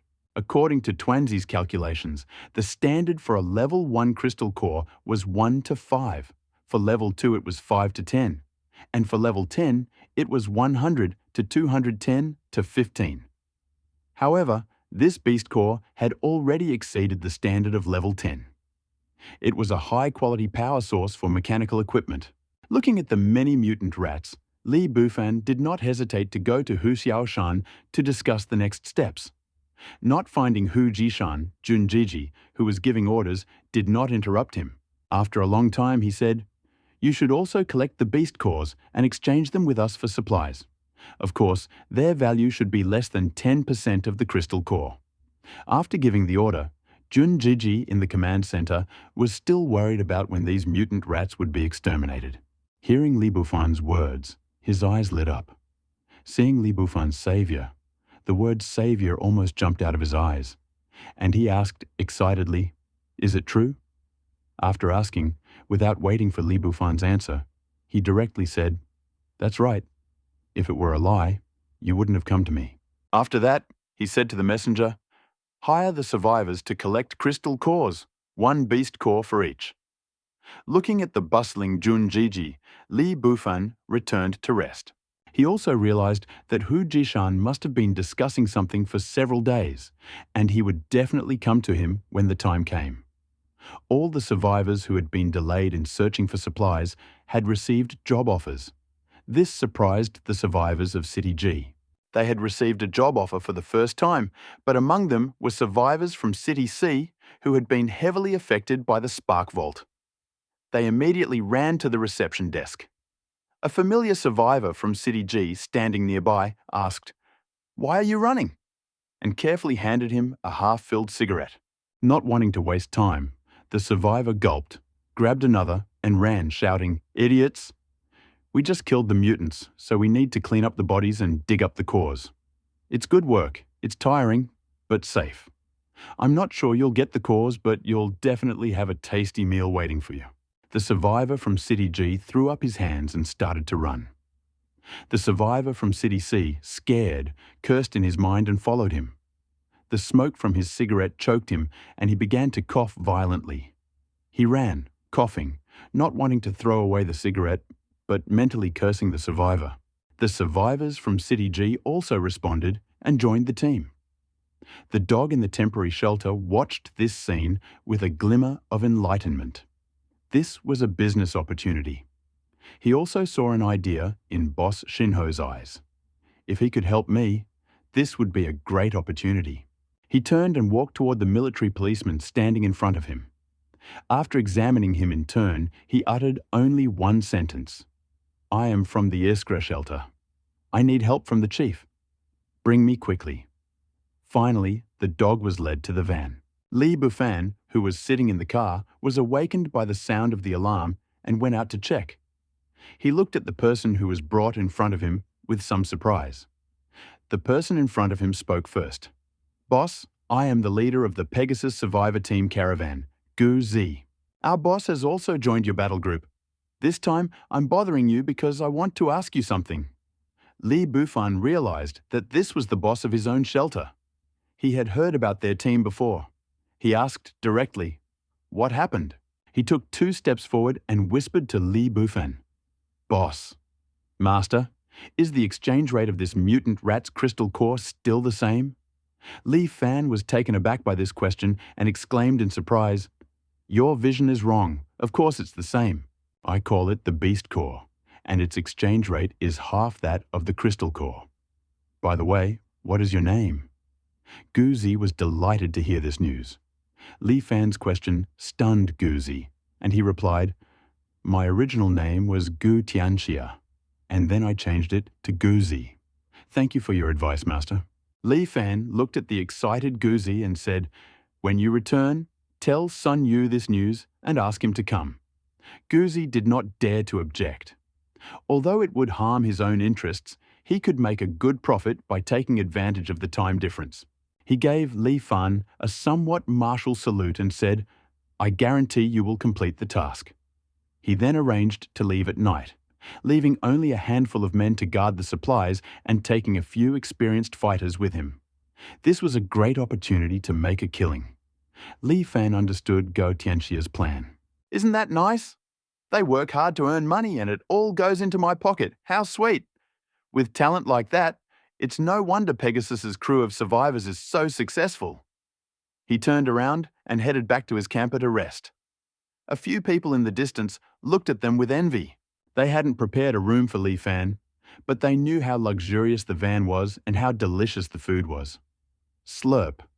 When they woke up, it was already completely dark outside. Li Fan staggered out of the van and looked at his secretary, who was already waiting outside. He asked, "Mayor Hu, do you need me for something?" The secretary respectfully replied, "Yes, Mayor Hu, I will be waiting in the conference room." The secretary was instructed to come over. The mayor informed him that future cooperation with Li Fan would focus on Xinghuo. The secretary was a little surprised by this news, but also saw Li Fan's strength, both in weapons and in subtle technology, which made her a little worried. Li Fan was a little surprised by the secretary's behavior. He said, "Okay, I'll be there in a minute." Then he turned and walked toward the van. After a moment's hesitation, the 2 sisters who were still sleeping in the next room woke up. Li Fan's voice woke them up through the door. Liu Jue blushed and looked at each other. They were about to say something, but Liu Bing interrupted her. "I was thinking about yesterday's matter. Let's go back and talk about it later." Liu Jacques nodded in agreement, dumbfounded. Liu Bing sighed and hesitated. Li Fan is still too mysterious. We know so little about him. Competent people are the most attractive. Liu Jue thought for a moment and then muttered, "Sister, This is too boring. Do you want to go? Yes. She felt Liu Xue's hand tighten, squeezing her body. The two sisters looked at each other, each thinking, good. After thinking about it, they fell asleep. Li Fan followed the secretary into the conference room. Seeing that the four of them had gathered, he asked, "Do you know what's going on?" He had already foreseen their arrival and specifically asked. The four did not expect Li Fan to ask this question. Liu Ming felt awkward when he saw the two women, as if he was trying to establish a relationship. That same day, Jun Tianji learned of Li Fan's trade in beast cores and told the three of them. At first, they thought that it would be absorbed like a crystal core, but it turned out to be completely useless. Jun Tianji had already arranged for so many people to gather the beast cores that the discussion became meaningless. The money they collected was simply money they used to exchange for supplies. In addition, they had already made their decision and, given Shinho's strength, they felt that cooperation would be more beneficial for them. Hu Tianxiao also hesitated. "Brother Li, thank you for your timely help this time. Otherwise, we still don't know how many people died. As for cooperation, please fulfill Brother Li's request." Li Fan had already guessed and replied with a smile. "Saving one more person gives great hope for the survival of humanity." Hearing this, Liu Mingxiao smiled and asked, "As part of our cooperation, are there any discounts on weapons, such as your machine gun and cannon?" Li Fan immediately understood. It turned out that the electromagnetic gun was designed to use it. He immediately replied, "Yes, but there is a problem with the limited amount of raw materials." Hearing that there was a chance, Liu Mingxiao said, "Put the materials together and give them to us." The corners of the lips of the people standing nearby twitched. At first, Jun Tianji wanted to buy it, and now he. He felt helpless. Li Fan felt relieved. With such a sacrifice at his doorstep, his future plans would be realized faster. "Don't worry, someone will come to discuss the details with you tomorrow." These people had no idea that Li Fan had long suspected his consent. But in the face of the mutant's threat, he could do nothing. Jun Tianji jumped up and said, "It's late. Eat something." Li Fan's face darkened. "This is my food, right?" He waved his hand. "I'll use it," and ran away. Of them sighed, and Jun Tianji sighed. "I'm so disappointed. Bring it." The aroma of meat hung in the air, and the three of them gasped in surprise. "Where did you get this meat, little one?" "It must have been taken from the army." Jun Tianji was furious. "How could I do this?" "Try it, it's not frozen meat." Then he took a piece and put it in his mouth. This sight made the three of them salivate. Although they had already eaten, they could not satisfy their hunger. They had already heaped on themselves countless times. "You are polite," Liu Mingxiao said, and joined the fight. Hu Tianxiao and Hu Nanbei also joined the fight. 10 dishes were eaten in the blink of an eye by 4 people. Liu Mingxiao asked in confusion, "This is fresh meat. Where did it come from? Huh?" Looking at the puzzled eyes of the three, he said, "When I was collecting the animal entrails during the day, I saw several survivors being roasted."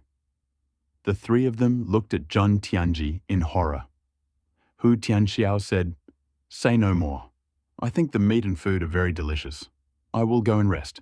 "Yes, I will too." After that, the three of them hurriedly left. This made Jun Tianji helplessly mutter, "You were eating so hard just now. All of you together. I can't eat any more if you're the first one." As he returned, Li Fan thought, "Why are so many survivors frying mince today?" The secretary next to him hesitated. "It's a rat. The survivors are all well-fed, so of course they're happy to have meat. Besides, there are bamboo rats on the table, aren't there?" With that, he walked even faster, as if some predator was chasing them. Thinking of Jun Tianji, who had just given him a treat, Li Fan's face turned pale. He hurried back to the van and smelled the pork elbow in front of him. For the first time in his life, he smelled meat. As he lay in bed, he dreamed that all his food had turned into rat meat.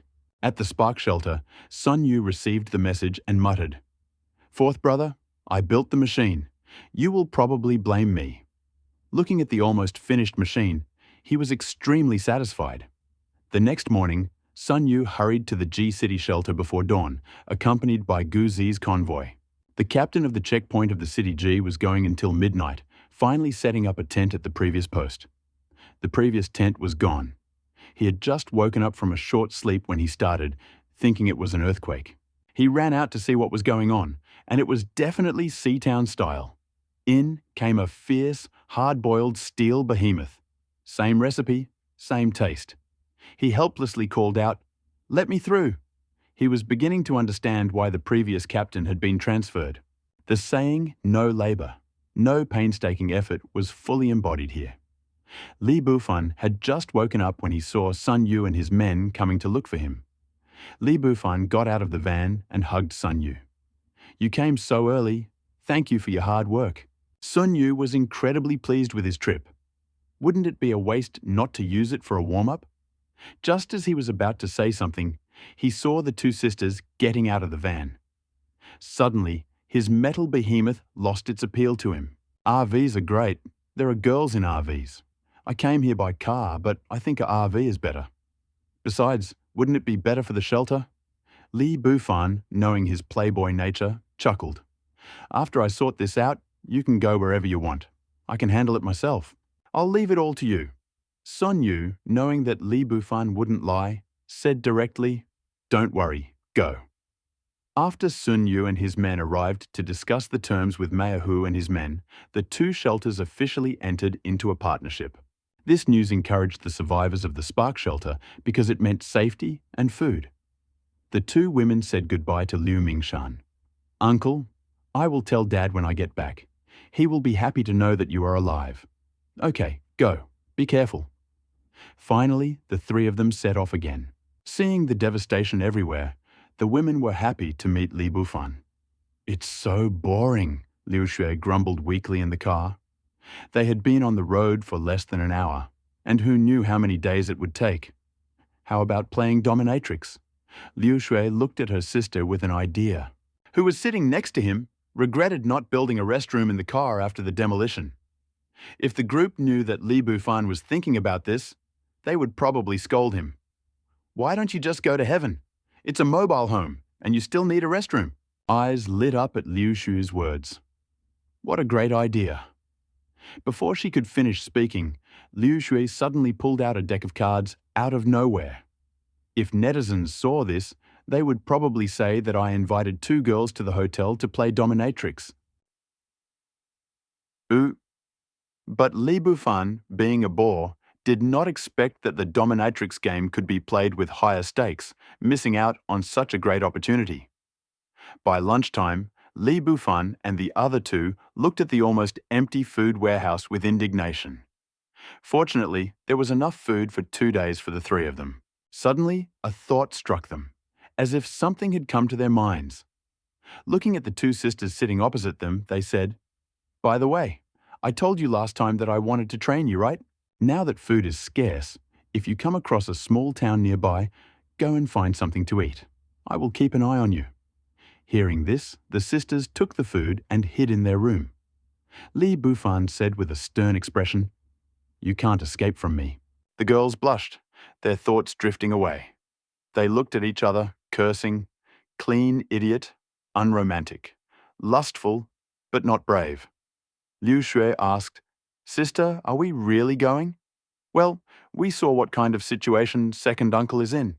If he is in this condition, how much better can father's position in the capital be?" Liu Bing expressed concern. The two sisters looked at the rice with chicken cutlets in their hands and suddenly felt that it was tasteless. However, thinking that they might get hungry, they decided to eat the rice. Who knows if they will be able to eat it again in the future? After finishing his meal, Li Bufan headed for a taxi and opened a preloaded map of different countries around the world to find out where the nearest city was. After computer calculations and comparison, he found that the nearest city was 20 kilometers away, in Guoshugu. They needed to continue east to reach Province N. After specifying the destination, he looked at the closed room and hesitated for a moment. He decided not to disturb the sisters and returned to the bedroom to rest. Half an hour later, the van stopped in an empty space. The three, who sensed the parked van, came out of the room. The girls looked a little pale. Liu Shui initially wanted to coquettishly dissuade Li Bufan, but after thinking about it, she changed her mind. Seeing that the women did not refuse, Li Bufan said without hesitation, "I have prepared armor and weapons for you. Don't worry, the first-level mutants will not be able to harm you. It also increases your strength by 4 times. It all depends on your basic skills." Hearing this, the women breathed a sigh of relief. At least they didn't have to worry about their safety. Just as they were thinking about this, they saw Li Bufan take out 2 sets of equipment, exactly the same as the ones he had worn before. Before setting out, Li Bufan prepared all kinds of supplies, including food, clothing, shelter, and transportation, including awakening potions and small repair robots. The 2 women took their armor and returned to the bedroom to change. Liu Bing asked with an opinion, "Are your clothes suitable?" Liu Jue, who was changing clothes, froze and whispered, "Well, it fits." The sisters blushed, but were unable to ask Li Bufan. Then, seeing each other's expressions, their faces flushed so much that blood flowed. The soft armor automatically hugged their bodies, revealing their evil prophetic figures with graceful curves. Seeing that she still had a few things to put on, she sighed with relief. The tactical vest, tactical belt, tactical helmet, fully dressed, finally hid her seductive figure. But even so, her graceful features revealed a wild beauty. Lu Jue clutched the helmet and asked, "Are we just going to leave? Let's go, I have everything. What else can I do for you?" With that, she took the helmet and went out, Liu Xue closely following her. Li Bufan waited for a long time, and then heard shouts from inside, wondering what the 2 sisters were doing. "It's just clothes, right? What's so interesting?" "Wait, curious? Clothes." The door clicked, and Li Bufan stared at the emerging figure. This was truly Tui. Slurp, a brilliant idea. The group in the far shelter sneezed, startling everyone. How is this possible? The internet was down, so where did the virus come from? Self-diagnosis began. Li Bufan, feigning calm, looked at the 2 women and said, "There are weapons there. Choose. Put on your helmets and you will be informed." Reassured by his calm, the women realized that nothing unusual was happening. Remembering that Bai Xiaoxiao and the other girls in the shelter were also wearing similar combat uniforms, they put on their helmets without hesitation and began to select suitable weapons.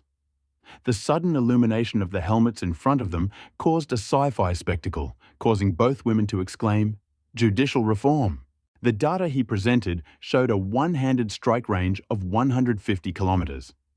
In addition to the electromagnetic rifle, the weapon also boasted a pistol, a dagger to reduce the range, and a high-explosive grenade. Both women were surprised by the information about the weapon. It was incredibly powerful. No wonder Second Uncle wanted to work with him. Looking at the 2 women who were now fully equipped, Li Bufan said sternly, "This time, I will lead you to gather supplies. Next time, you will act on your own." Without waiting for the women to respond, his suits automatically transformed into combat armor. He grabbed the electromagnetic rifle, attached a grenade to his tactical belt, and opened the car door before stepping out. The 2 sisters looked at them with envy. They had long dreamed of such a suit that could be transformed into a variety of images. Unfortunately, Li Bufan had not prepared anything for them. They turned and followed him. The sound of the car door closing behind them made the women nervous. When Li Bufan turned on the connection, he heard the sound of breathing in the headphones, and after a pause, he said, "Turn on the connection. Breathe calmly and do not be nervous. If there is any problem, please let us know in the team chat." Under Li Bufan's leadership, the women gradually got used to closed armor and the use of firearms. Fortunately, the electromagnetic rifle had very little recoil. "Let's go. Watch out and follow me." With these words, he led the way. For the first time in 2 months, the 2 women ventured out of their safe place. Looking at the deserted city, listening to the world filled only with the sound of their own breathing, they were frozen with fear. Liu Shui hesitated. "Brother Li, will we ever be able to live our own lives again?" Li Bufan was stunned. He had never thought about this question. He switched freely between the two worlds, constantly entertaining himself, believing that this was his own world. He thought deeply. No matter. I already have a plan. I just assume that in the future, humans will remain on Earth, even if they have a little selfishness. Just as the women were disappointed by Li Bufan's lack of a solution, a voice came through the headphones. Of course.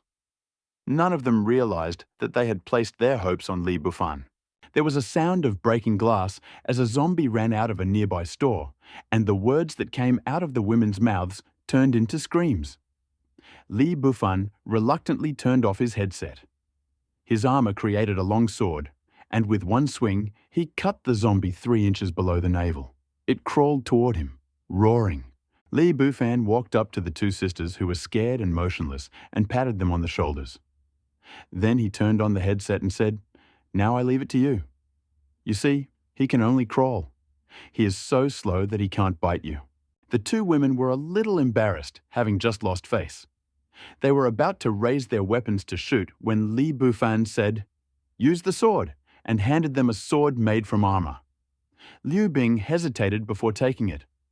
After all, she was the elder sister. Watching the zombie approach, Liu Bing trembled as she raised her long sword. A scream of flesh and bone rang out, and she opened her eyes. The zombie continued to crawl forward, startling her.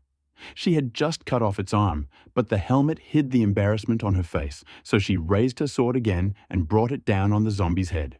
After successfully defeating the zombie, the two women were stunned by the sight of the white and red liquid gushing out and froze for a moment. When they turned around, they saw that Li Bufan had disappeared. They panicked and shouted at him, "Don't worry, let's go see him coming out of the store." Li Bufan, seeing the corpse, realized that the young woman must have closed her eyes when she hit him first. Looking at his backpack, which was already overflowing with food, he said to the women, "Dig out the zombie crystal core and then go fill your backpacks." With that, he turned and walked towards the car. Liu Bing and Liu Shui, hearing about the crystal core being dug up, showed some resistance. Seeing Li Bufan's hurried steps, they asked, "Where are you going?" "I'll be back soon. I'm putting away food." Reassured, the sisters stopped struggling and, suppressing their nausea, dug out the core. They then ran to gather supplies, fearing that Li Bufan had left. They looked through the food shelves, picked out some snacks, and hurried back to the RV, breathing a sigh of relief. Li Bufan heard the voices of the two women and said, "I won't lie.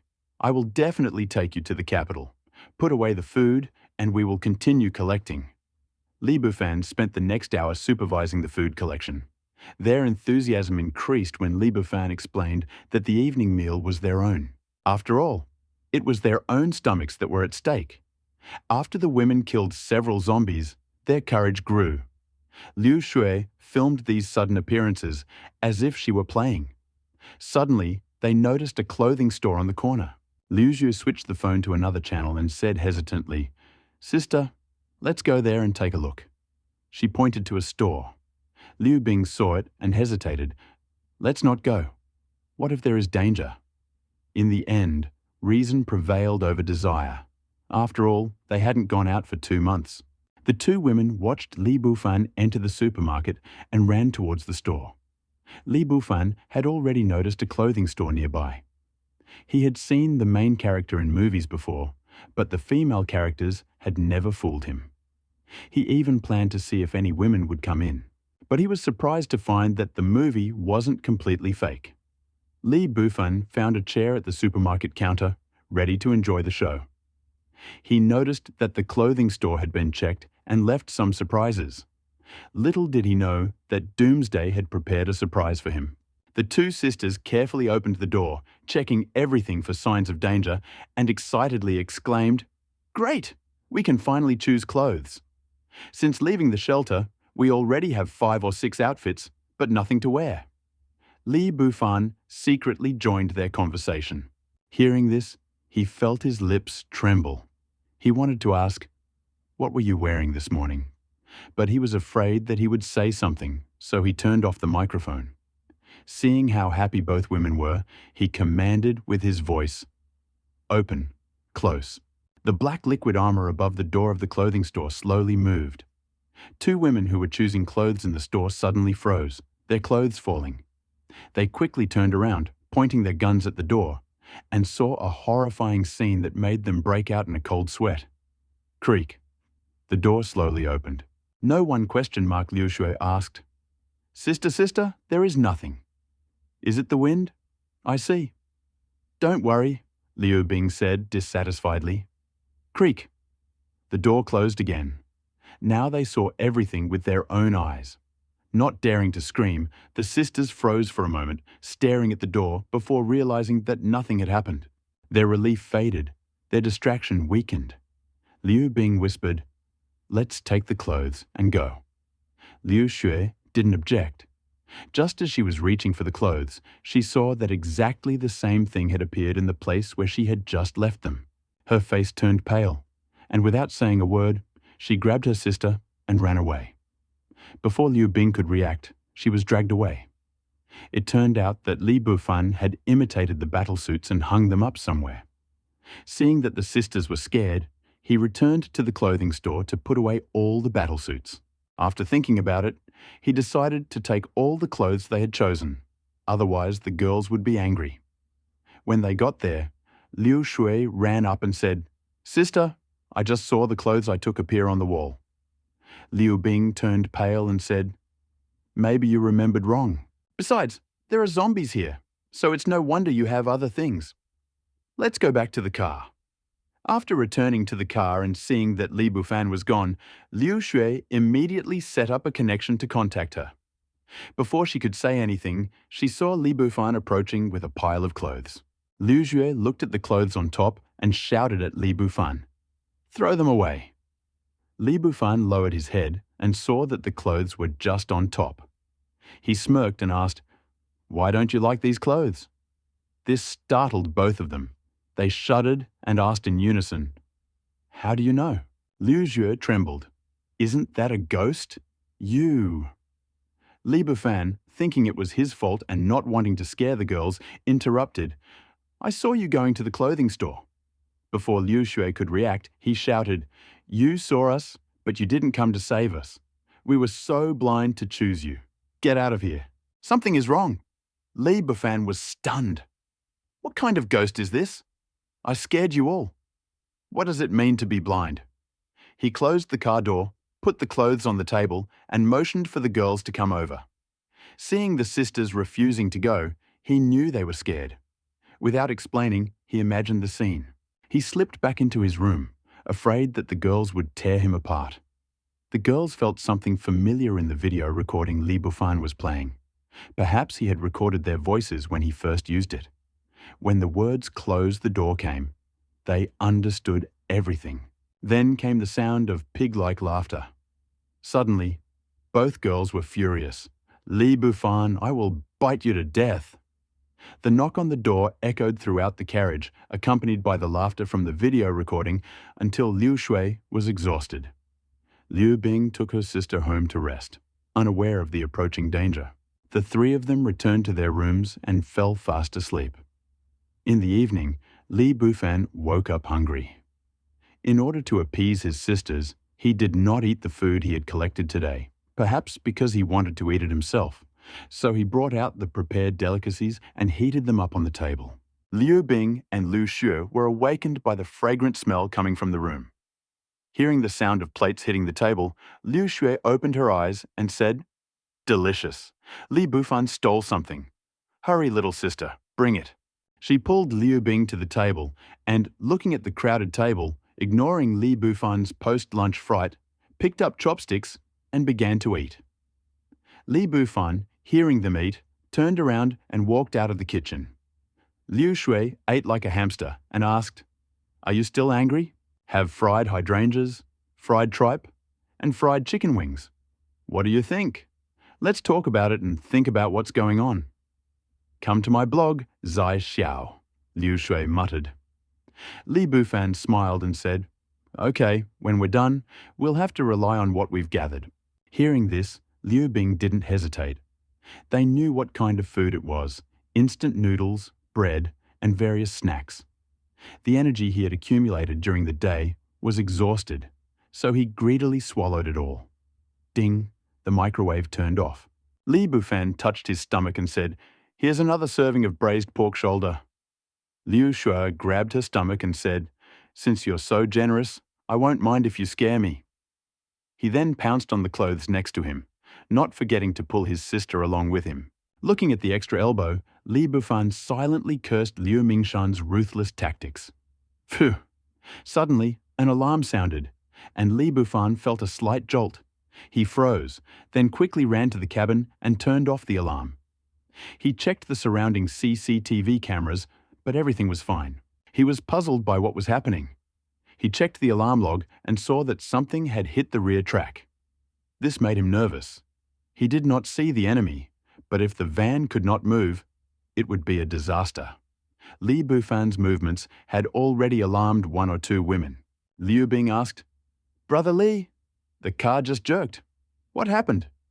Li Bufan did not bother to investigate what was happening. He gestured for the women to calm down, intending to use the CCTV camera. But as soon as he pressed the button, 4 balls flew out from the roof. The alarm blared, and a deafening roar was heard. Li Bufan saw it clearly. A bulge had formed on the ground next to the van. A beetle as thick as a water tank had crashed into the van's treads. Li Bufan's heart sank. This bug buried in the ground won't be easy to handle. With a head the size of a water tank, its body probably won't be able to handle it. Suddenly, Liu Bing said, "Look, this bulge is moving. It's no longer crashing into the car, but circling around it." The three of them stared at the screen, trying to figure out what was going on. Li Bufan paused and said, "It looks like an electronic eye." He then made the other 3 raise their heads. Sure enough, the bulge had moved to the lowest electronic eye. This discovery made Li Bufan feel relieved. Seeing that the enemy was easy to deal with, he cursed, "How horrible!" He switched the electronic eye to patrol mode and activated the electromagnetic cannon. However, the enemy, who had just prepared to attack, threw away the electronic eye and rushed towards the part of the machine in front of her. Li Bufan was stunned. What was going on? Why wasn't he watching the electronic eye? How could he hit the front of the car? He had no choice but to de-energize the electromagnetic cannon. As the electromagnetic cannon died down, the force of the impact also weakened. Liu Bing, who was standing nearby, said, "It seems that this bug is particularly sensitive to electromagnetic induction." This woke up Li Bufan, and he just found the recording of the alarm going off. Yes, the first collision occurred in the kitchen, when the induction cooker was running. The second was when the electronic eye took off, and the third was when the electromagnetic gun was charging. This discovery made Li Bufan lose interest and hesitantly said, "It's complicated. The electromagnetic gun can't hit it." Liu Bing suddenly said, "Okay, let the electronic eye lead the bug away, and then the electromagnetic gun will start charging." "Okay, I'll try." Li Bufan had no other choice. Who knows if this monster is edible? What would happen if it took him to the underground world? He could only return to the outside world. The insects on the ground followed the electronic eye, moving further and further away. After flying a full 500 meters, Li Bufan began to charge his electromagnetic cannon. Suddenly, in the distance, the insect stopped, its head the size of a water tank emerging from the ground. The receiver-like organ on top of its head opened, and it turned and reached out toward the camper. Li Bufan finally saw it clearly. Was it an enlarged earthworm? Watching the earthworm approach, a stream of gas burst out from the roof. Boom! A cloud of mud, mixed with green liquid and shredded flesh, flew in all directions. A large crater formed 100 meters away from the motorhome. Li Bufan's smile was interrupted by Liu Bing, who hurriedly said, "Hurry up! Hurry! Don't you know how resilient earthworms are?" Li Bufan realized what was going on. He looked at the muddy mess on the edge of the crater ahead, quickly started the car, and drove away. After Li and his companions had left, the ground began to churn and 2 earthworms emerged, one large and one small. The receivers above their heads scanned the area before sinking back into the ground. Li and the 2 women followed the map and headed east. After checking the mobile home and making sure it was in good working order, They drove a few miles and arrived at the county town of N. Seeing that it was still dark outside, Lee decided to explore North County tomorrow for safety. Seeing the two sisters dozing on the sofa, he went over to wake them up. Their faces, almost identical, looked even more seductive in this half-sleep. Taking a deep breath, he decided to wake them up. He reached out and pushed Liu Bing, who immediately stood up. Seeing that it was Li Fan, he rubbed his eyes and asked, "What happened?" Li Fan found her charming face incredibly attractive, but his eyes were now sore from the images the electronic eye had been sending him for several hours. He just wanted to rest for a while. He said to Liu Bing, "We should be safe now. It's still early. Let's go and rest." County N, a small county town with a population of just over 50,000, had a high population density, making it home to a larger number of survivors. Although there were not many zombies, there was also less of a strong military force. Early in the morning, as usual, Wu Sanbao, the garrison of the Axe Gang, led his team to gather supplies. Wu Sanbao was the captain of the gang. Despite his rank, the survivors could not afford to offend him. "Brother Wu, this time it is our turn to gather supplies." "I wonder what the boss is doing with all these survivors," Wu Sanbao's younger brother muttered, and several others nearby pricked up their ears. Wu Sanbao had no idea what was going on. Before the apocalypse, he was just a street bum, relying on his quick legs to escape the zombies. He was saved by New Erbao and joined the Axe Gang. Although he knew about the leader's plans, he also vaguely heard that the other two factions in County N were fighting over territory and supplies. But he was too boastful to tell his younger brother the truth.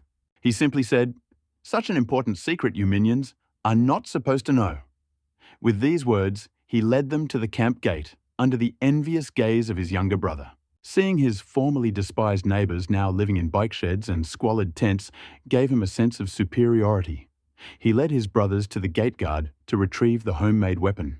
He looked at the head of the armory, who bowed and nodded, pulling out a pack of whitish cigarettes from his pocket.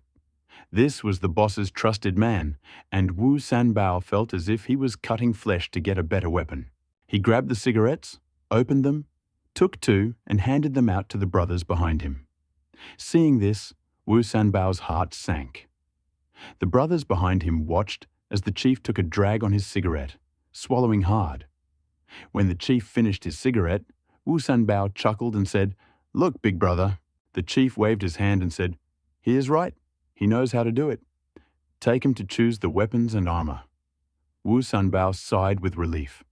He knew that last time the team was organized by a new survivor, but they insulted the chief of weapons. As a result, the weapon was damaged while it was being prepared, and it was never found. The younger brother behind him already knew who this guy was and called him Wu Sanbao behind his back. But that was why he survived the apocalypse. Armed with teeth, motorcycle helmets, steel wire, and sewn-on jackets, the teeth marks on them indicated ineffectiveness. They approached the gate cautiously. This was their first experience of reconnaissance and supply gathering, so there were no surprises. Wu Sanbao was quite cunning. Ever since he took over the squad, he had never encountered any serious problems. He always handed over all the supplies he had collected, instead finding a secluded place outside and taking some with him so that the boss wouldn't say anything. This was also the reason why their squad survived. The younger brother behind him looked at Wu Sanbao, who was walking in front, with some admiration. After all, being in front meant being the first to face danger. After 2 months of clearing and gathering supplies, the area was now safe, and there were no more supplies left. Wu Sanbao, who was walking ahead, said, "Brothers, we need to go further today to collect supplies. There is a small food factory in the western suburbs. Let's try our luck there. Captain, we know how to collect supplies. Decide for yourself," answered a thin man nearby.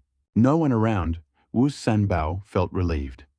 The worst part of this stay was the disagreements and unexpected events. So the group went to the farm. In the camper, Li Xiaofan opened his eyes and saw that it was already midnight.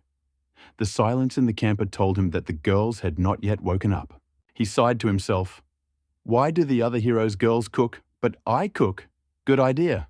Something needs to change." I'm getting up too. With that thought, he turned over and lay down. Wu Sanbao, who had already begun to explore the western suburbs, was stopped by his younger brother. Brother Wu, look who's driving on the road. You blind? This is a county town, even the railway is blocked. What kind of car is here? Besides, it's a hut. Who drove a car on the road? It must be a motorhome. Wu Sanbao was also startled by this huge thing. He hadn't seen it the last time he was here. Is this really a chance for me? I have a dream. I want to go to Songshan Him. Brothers, if we have this motorhome, we can leave here. Wu Sanbao was a little excited. The fat man next to him paused and said, Brother Wu, anyone who can drive a motorhome is not someone we can afford to insult. He Wu Sanbao slapped the fat man's face and said, Let's see what happens first, okay? Let's find an opportunity to strike you. Besides, what impact does a motorhome have? If it's abandoned, it's ours. He walked over with an air of importance. The younger brother behind him thought the same thing. This is a success. Following Brother Wu, he no longer worried. He watched Brother Wu leave and hurried after him. Li Fan had just gotten into the camper when the alarm went off, waking up the two sisters next door. The three of them jumped, remembering the mutant earthworm last night. A thought flashed through his mind. Maybe it will catch up. Outside the camper, Wu Sanbao and his younger brother were circling the car. He looked at his younger brother and asked, Skinny, did you find the door? I kept looking and couldn't find it. The fat man next to him replied, Maybe it's a specially modified door.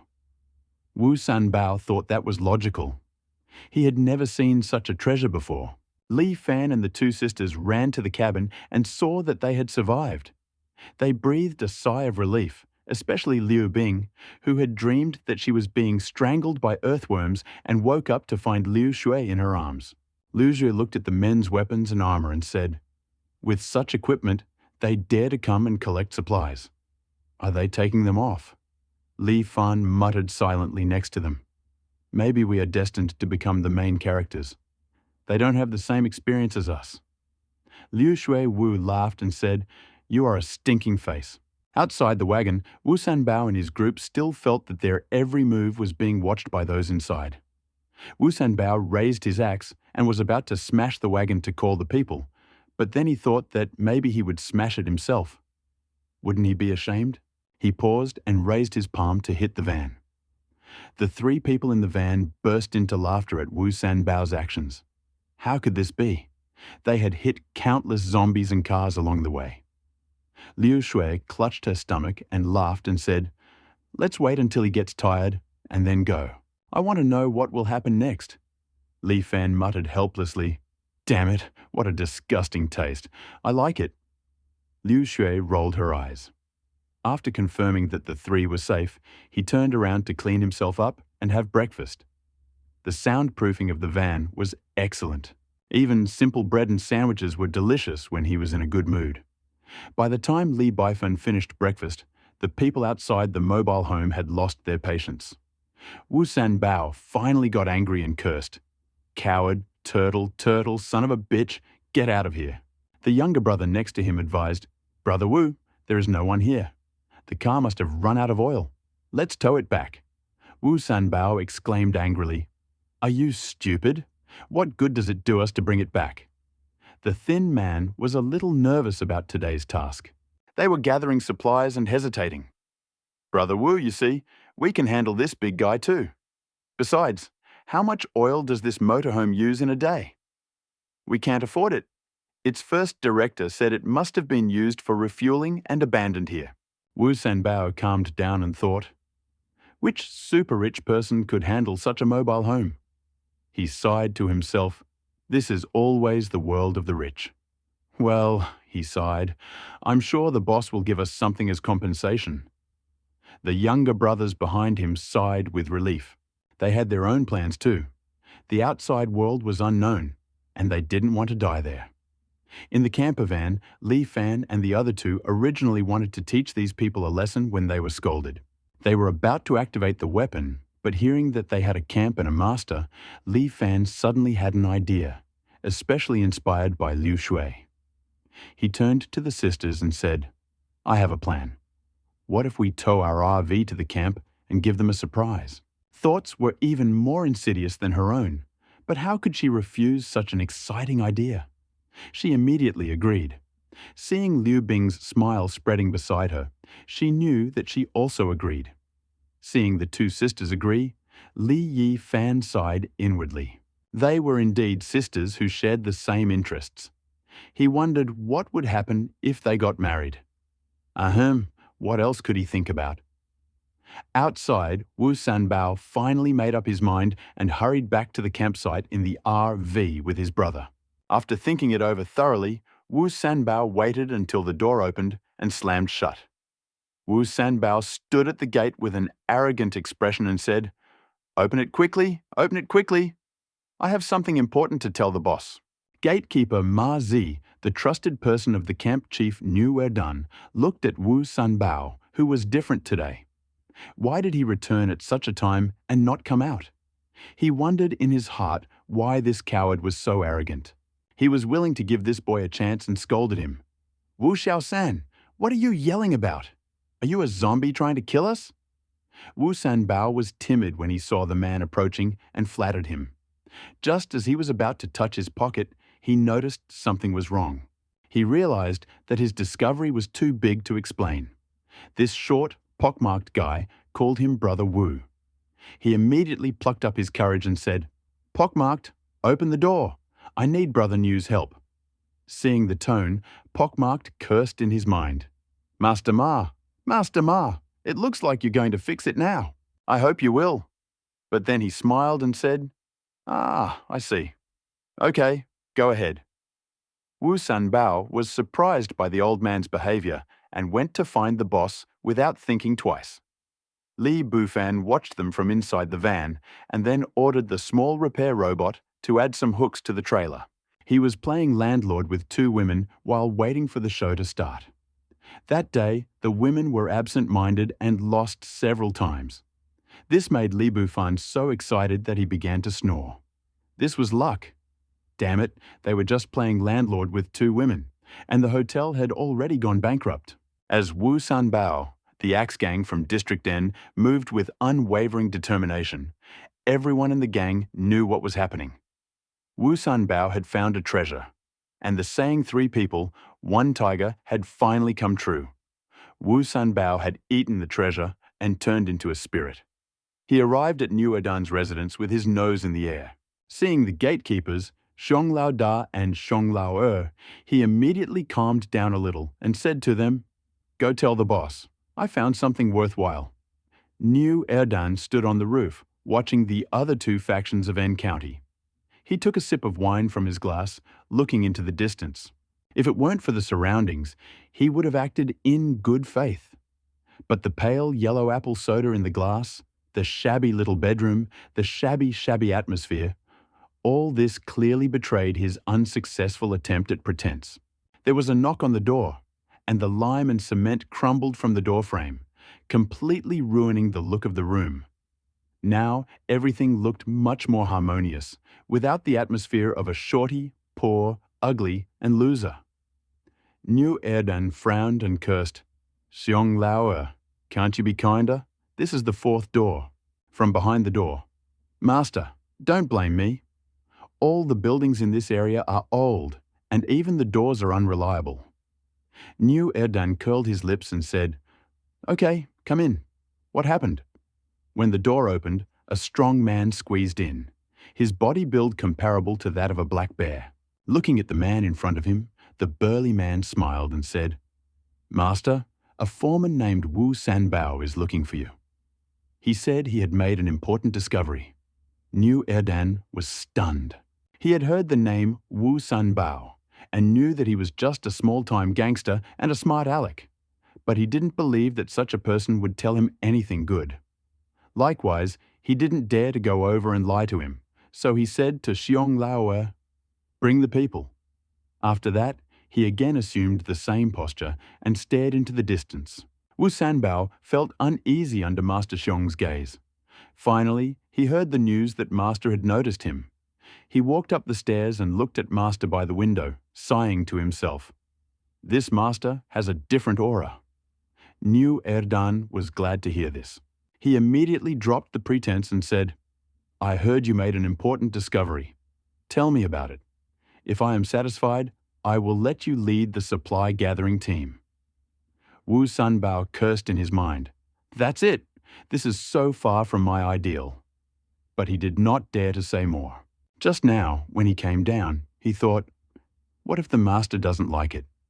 Wouldn't all his efforts be in vain? In the end, he could even lose his life. Frankly, he was scared. He hesitated, but he didn't dare stop. Wee Barbara, this is a great thing. This converted camper is about the same size as the car, so the interior should be pretty nice. Besides, how could the boss's temperament not deserve a car that emphasizes his status? Having said all this in one breath, he looked at the boss with concern. He didn't mention the missing door and the lack of gas. New Erdan was already worried after hearing this. This wonderful thing was so cool and safe to drive. If it were accompanied by several beautiful women, it would be simply amazing. New Erdan, inspired, said, Tell me about my temperament. Boss, this is definitely a great thing. Yawu Sanbao was stunned. What did the boss seem to be talking about? As he thought about this, he glanced at his boss, who had turned away, turned his head to look at the man standing next to him, and saw him nod at him. He sighed with relief. It was done. He immediately said, Chief, this aura is unmatched in the world, like a tree in the wind. He spoke until his mouth was dry. He looked at the chief and said, Very good. The place I just promised is yours. The final word on collecting supplies is yours. Wu Sanbao initially thought it was a bad deal, but after hearing this, he felt more cheerful, as if he had drunk Lebi on a hot day. Seeing how happy this guy was, New Erbao said directly, You should tow the van back. Wu Sanbao, already in high spirits, agreed without hesitation and ran out. Following the order of the chief, several vehicles from the camp were forced to make an exception and moved in a powerful column towards the western suburbs. The pockmarked man at the door saw this and realized that Wu Xiaosan had returned. As they set off with great fanfare, two groups of people gathered in a nearby high-rise building. A spy who was observing the situation immediately said, Master Bai, Boss Xiao, the Axe Gang has started a serious undertaking. They have mobilized many people to the suburbs. Should we send someone to scout? Master Bai waved his hand. Don't rush. There are a few small food factories in the western suburbs. Let's wait for them to bring us supplies before we act. He glanced at the Xiao siblings, then at Xiao Zhuiyan with lust. He glanced at Xiao Pingguo, who turned to look at him, and added, Brother Xiao, what do you think? Xiao Pingguo curled his lips and said, Good idea. He thought, You're asking me, although you've already said everything. How funny. Sitting in the van, Li Bufan couldn't wait any longer. The three of them looked at the CCTV camera again and again. Li Bufan was almost hungry when he suddenly saw the shadows of several cars in the distance, which inspired the three of them. In the car, Wu Sanbao kept urging them on, encouraging them to drive faster. This was the boundary between the Xiao and Xiao clans. What if someone found him and drove off in the van? Would he be able to come back? He wished he had left someone to guard him when he left. Luckily, the van was still there, and he breathed a sigh of relief. Brothers, hurry up. This is the boss's will. If anyone doesn't want to live, just say so. Don't let others get into trouble. Wu Sanbao's former comrades looked at Wu Sanbao, who had become rich with envy. Wu Sanbao's heart sank at the sight of their faces. He had not forgotten his former teammates. They knew about his past misdeeds. If they got out, the consequences would be disastrous. He immediately came over and said, Boss, I have ordered me to collect the supplies. You guys will come to the warehouse later. Let's do it today, otherwise no one will win. After Wu Sanbao's promise, their moods changed dramatically.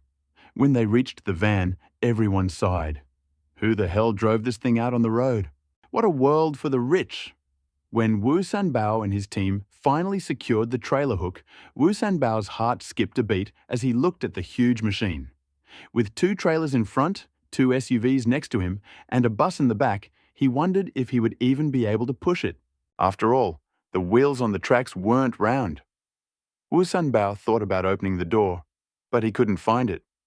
What if it broke? Wouldn't it be useless? He had to call for help from behind, just in case. When the cars started moving, Wu Sanbao, whose van had only slightly rocked and skidded, was almost in despair. At the same time, he felt a little relieved that he had not intervened in the first place. Wu Sanbao said to the others, "The van was shaking just now."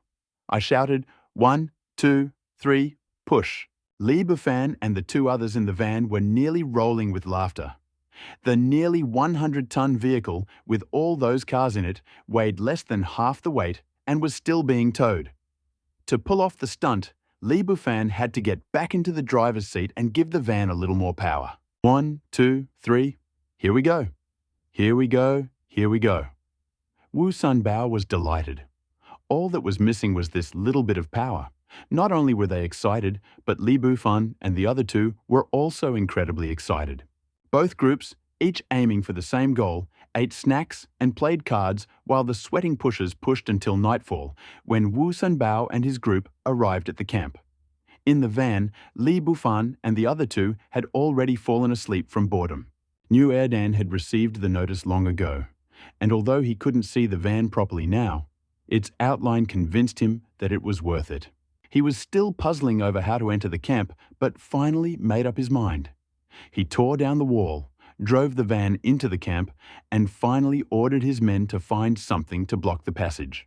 At Camp Axe Gun, the people from the two camps who were ambushed were a little surprised to see that they had brought such a monster with them. What were they doing? They had actually torn down the wall. That would not be very convenient for our surprise attack today. Unlike his younger brother, Master Bai Sanye's eyes lit up when he received the news from the spies. Before the apocalypse, he had never seen anything like this, and now it was even more important. Looking at the two Xiao family siblings standing next to him, his eyes flashed mercilessly.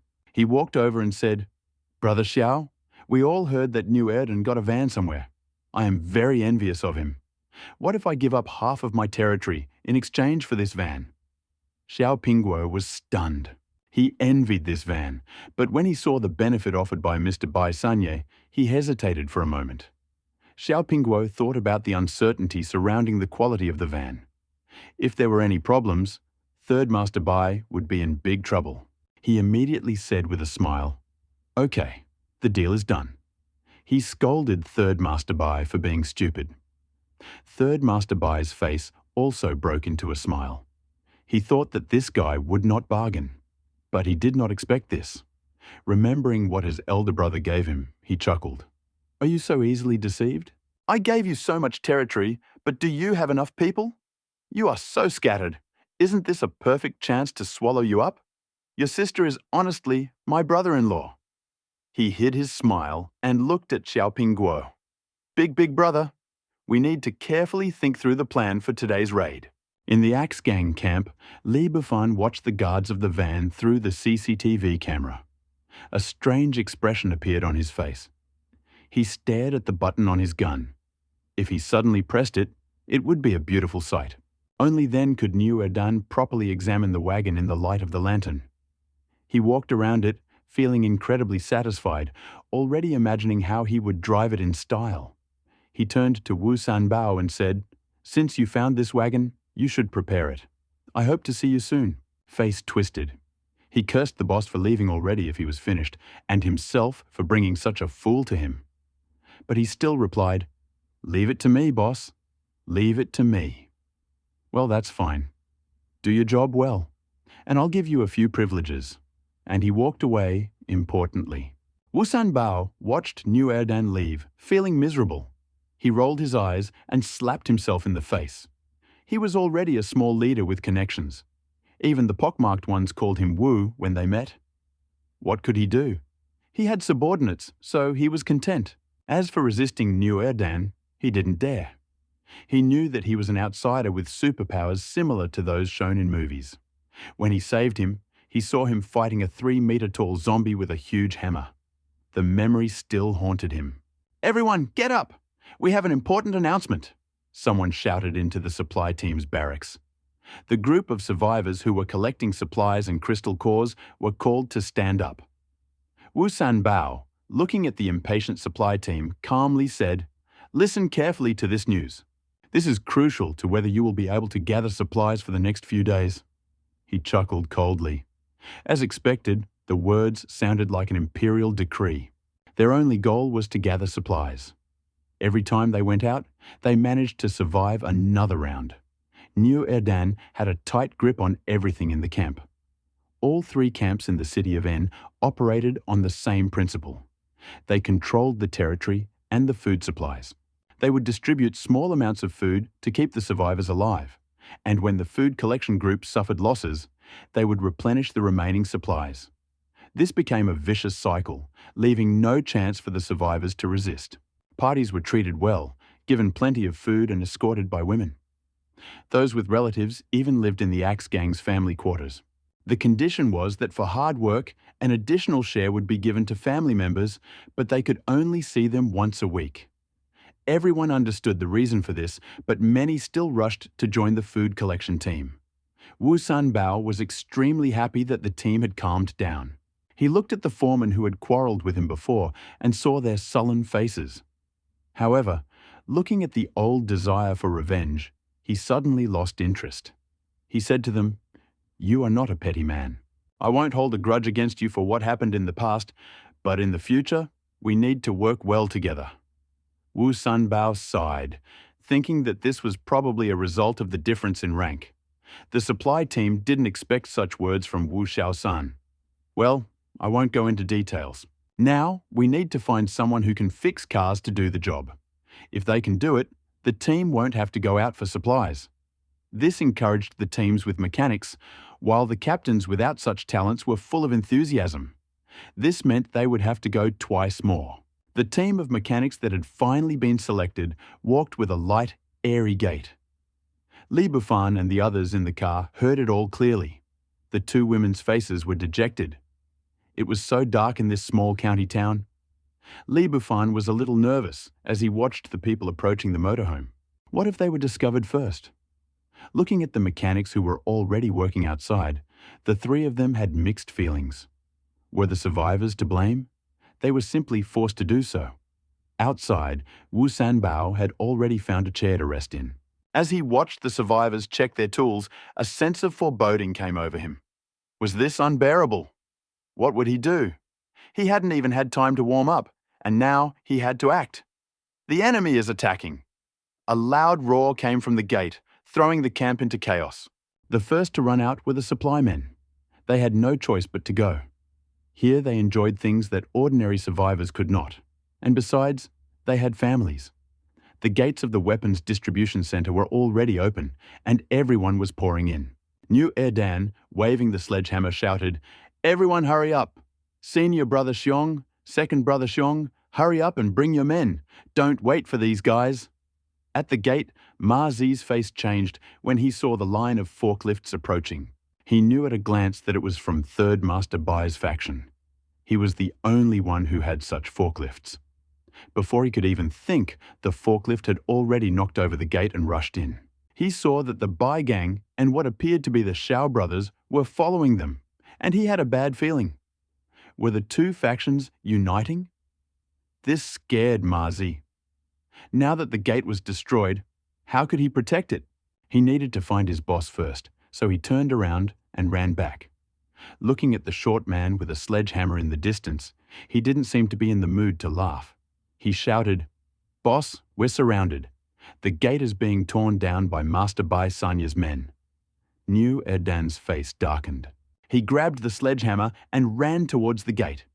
The brothers guarding the gate felt a little more confident when they saw the boss approaching. With a loud bang, the gate stopped all the participants of the fight. In the end, the blow was too strong. Everyone gasped when they saw the ground around them cave in. Who could withstand such a blow? Looking at the completely silent gate, New Erdan relaxed slightly, temporarily calming the situation. "You are truly impressive," as expected of the legendary 2nd-tier zombie, New Erdan. The crowd parted and a passage appeared. "Out," carrying something on his back. What legend? It's just some kind of power. If it weren't for the coincidence that gave him a second-level crystal core, there would be no Axe Gang. A man and a woman walked out of the crowd. The man was handsome. The woman had snow-white skin, long blue hair that blew in the wind, a curvaceous figure, and a face that was 3/4 charming and 7/4 aloof. Their appearance immediately attracted everyone's attention. Li Bufan, who was in the RV, had already used his electronic vision to scan his surroundings when he noticed the violence outside. He was speechless as he watched the scuffle at the door. He had just decided to give them a surprise, but he didn't expect that these people would make such a scene that he couldn't intervene. But the chips in his hand were so delicious that it would be a shame not to eat them. New Erdan also swallowed, and couldn't help but glance at Xiaoshu Yuan, wondering how this SH was taller than D. He swallowed again. He pushed aside all distracting thoughts. They were now on hostile terms. Seeing the two groups appear together, he already knew that this time it would not end well. However, he had a hunch. Before the apocalypse, they had received news from City N. They set up a refuge there and encouraged the survivors to go to City N as often as possible. But as they gained power, their views changed. Wouldn't it be better to become emperor themselves? He looked at Mr. Bai, whose eyes were burning with rage. This young man, who had just entered the second level of the advanced level a few days ago, was most likely the mastermind behind this sudden attack. He was the only one with such an ability. He had 2 older brothers in City N, and they were probably helping him. New Erdan looked at the Xiao siblings and said, "You have always kept to yourself. I don't understand why you are attacking our camp. Besides, Master Bai is not a good person. Aren't you afraid that he will swallow you up if the spoils are not divided equally?" Hearing this, Master Bai sneered and said, "This is nonsense. You have a contract." New Erdan couldn't argue with them, no matter how strong his arguments were. They were already on opposite sides of the barricade. Finally, he broke away and said, "You two are first-level cultivators. Although your qualities support each other, and you can team up against second-tier cultivators, you will always have to separate. Xiao Pingguo, think about your sister. Who can bear it?" The siblings panicked slightly. They were blinded by Master Bai's promises. Seeing the man cursing the child for being unreliable, Bai Sanya roared, "Charge!" This increased the brother and sister's premonition. New Erdan immediately realized that this was a surprise attack, so why were they talking so much? His face darkened and he shouted, "Senior Brother Xiong, second Brother Xiong, go and hold the wall of the mobile home." The Axe Gang members also shuddered. Something bad was about to happen. They heard the clanking of metal from behind them, and New Erdan's face darkened. This was bad news. Wu Sanbao, hearing the noise from the gate, led his troops to cover. Sure enough, 10 minutes later, screams and shouts came from the wall. The broken wall had only been guarded by a dozen people, but now hundreds had been broken down after several attempts. New Erdan, in a rage, picked up a sledgehammer and threw it at Bai Sanye. Seeing New Erdan rushing towards him, he knew that he couldn't withstand the blow, so he carefully dodged. This caused unbearable suffering to the survivors behind him, who instantly turned into a mess, their limbs splattered with blood. This sent a chill through the hearts of the surrounding survivors. Pupils narrowed. This scratch did not bode well. He had previously been skeptical of the legend of New Erdan, but now, taking advantage of his speed, he pulled out his long sword from his waist and moved forward. Soon, New Erdan was reduced to a bloody mess. Now all he could do was restrain him. New Erdan looked at Bai Sanye and said, "Everyone, pay attention. Don't attack the Xiao brothers. That would minimize their losses, throw them off their guard, and even help them save face by preventing a massacre." Bai Sanye narrowed his eyes, cursing inwardly. He didn't expect this guy to speak so eloquently. Looking at the 2 brothers who had frozen, he became even more angry. The Xiao brothers hesitated. Suspicions were probably correct, and their status as evolutionary beings made ordinary people afraid to attack. They also noticed something was wrong. Those who were rushing forward were from their camp, while the people from the Bai gang had almost retreated to the wall. They hadn't noticed this when they were making their plans, but now they saw that most of those lying on the ground were from Zhao's gang. This revelation made both men's hearts clench, and they shouted, "Stop!" But now their eyes were red with anger, and they were all hurt. How could they listen to anyone's advice? Moreover, they had no sense of proportion. Many of their acquaintances stood up for the evolvers, and they were even more attracted by the beauty of busty women. Li Bufan watched from the van as what was happening resembled a gang fight and licked his lips. Such prices can only be seen in the apocalypse. This is a battle of almost 1,000 people. Third Master Bai, seeing the weakness of the Xiao brothers, also planned to retreat. After all, their abilities were quite versatile. New Erdan's body was now covered in small wounds, as if he was being slowly tormented. Another stab, and Third Master Bai retreated and darted into the darkness behind him. New Erdan, covered in blood, stared at Bai Sanya's disappearing figure for a moment before shouting, "Get out of here!" This moment stunned everyone. Members reacted and gathered together, while the Zhao gang members stared into space. The Zhao siblings' faces were gloomy. Although they were not very good at managing the camp, the current situation made them realize that they were being used as pawns. Looking towards the gate, other than the dead Bai gang members, the only survivors were the Axe gang and Xiao gang members. Other than Bai Sanye, who had just escaped, everyone understood. Listening to the silent wall behind him, New Erdan's heart sank.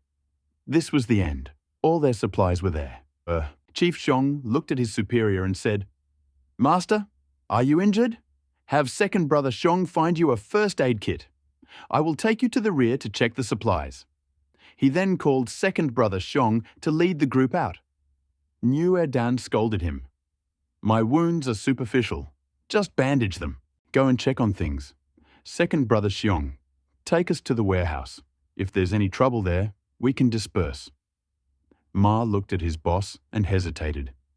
This Xiao Gang. New Erdan waved his hand and interrupted him. It was too late to say anything. He was furious. Half of his brothers had died just recently, and they were the same brothers who had founded the Axe Gang with him. The Xiao Gang members nearby had already descended into chaos. Many of the dead were his friends and brothers. Xiao Zhuiyan shouted in anger, "What are you arguing about? We all discussed our actions with everyone. We can't blame ourselves for being used as pawns this time. If you don't want to accept it, go and take revenge on the Bai Gang. What's the point of arguing now?" Xiao Guogu also looked at the survivors he had organized and didn't expect this. Before, but he didn't expect this. He even heard some people blaming him for the mistake. This hurt Xiao Guo deeply. He saved you, you followed me, and you followed me into battle. New Erdan was also depressed after seeing this situation. He had suffered many losses. Revenge? He killed the Xiao Gang members, and the Bai Gang took advantage of him. Now he couldn't defeat the Bai Gang. New Erdan became increasingly furious. Hearing the rumble, he shouted, "Bunch of worthless bastards, what do you think of attacking our camp? Now we know that we are unbalanced. If you hadn't come, there wouldn't have been so much trouble, idiots." He then grabbed a sledgehammer lying nearby and hit the crack in the pit with it. Seeing the cracked pit, everyone fell silent, especially those from the Zhao Gang who were complaining about the brother and sister. They suddenly realized, damn, this is not the time for keyboard warriors. Seeing the crowd go silent, New Erdan felt a little relieved. The Xiao brothers and sisters were also nervous, afraid that New Erdan would go crazy and kill the Xiao Gang members. New Erdan looked at the silent group, sensing something was wrong. He paused and asked, "Xiao brothers and sisters, do you sense something is wrong?" The question startled everyone, and they instinctively held their breath. The sudden silence sent a chill down their spines. When the crash reached them, they witnessed a shocking scene. Third Master Bai, relying on his speed, hid in the darkness and rushed towards the broken wall of the Axe Gang. He had already calculated that even if both groups learned of the plot against them, it would be difficult for them to unite. After all, they had just slaughtered each other. Now was the perfect opportunity to deal a crushing blow to the Axe Gang. Let them fight, and then the brothers who are lying in wait will suddenly attack. District N will be ours. Then, with the support of the elder and younger brothers, District N will be ours. Li Bufan, who was watching this from the camera in the van, was eagerly waiting to see what this guy would do. One expected that the main boss would be watching their every move from the car. Master Bai San, looking at the now occupied wall, ordered with satisfaction, "Brothers, their troops are ahead. There are no more supply depots. Listen, take everything that is edible and burn everything that is inedible." Wu Sanbao, who was standing nearby, also heard this order and felt a chill in his heart. It was too cruel. There were already a lot of people here. In order to control the survivors, food was distributed by coupons.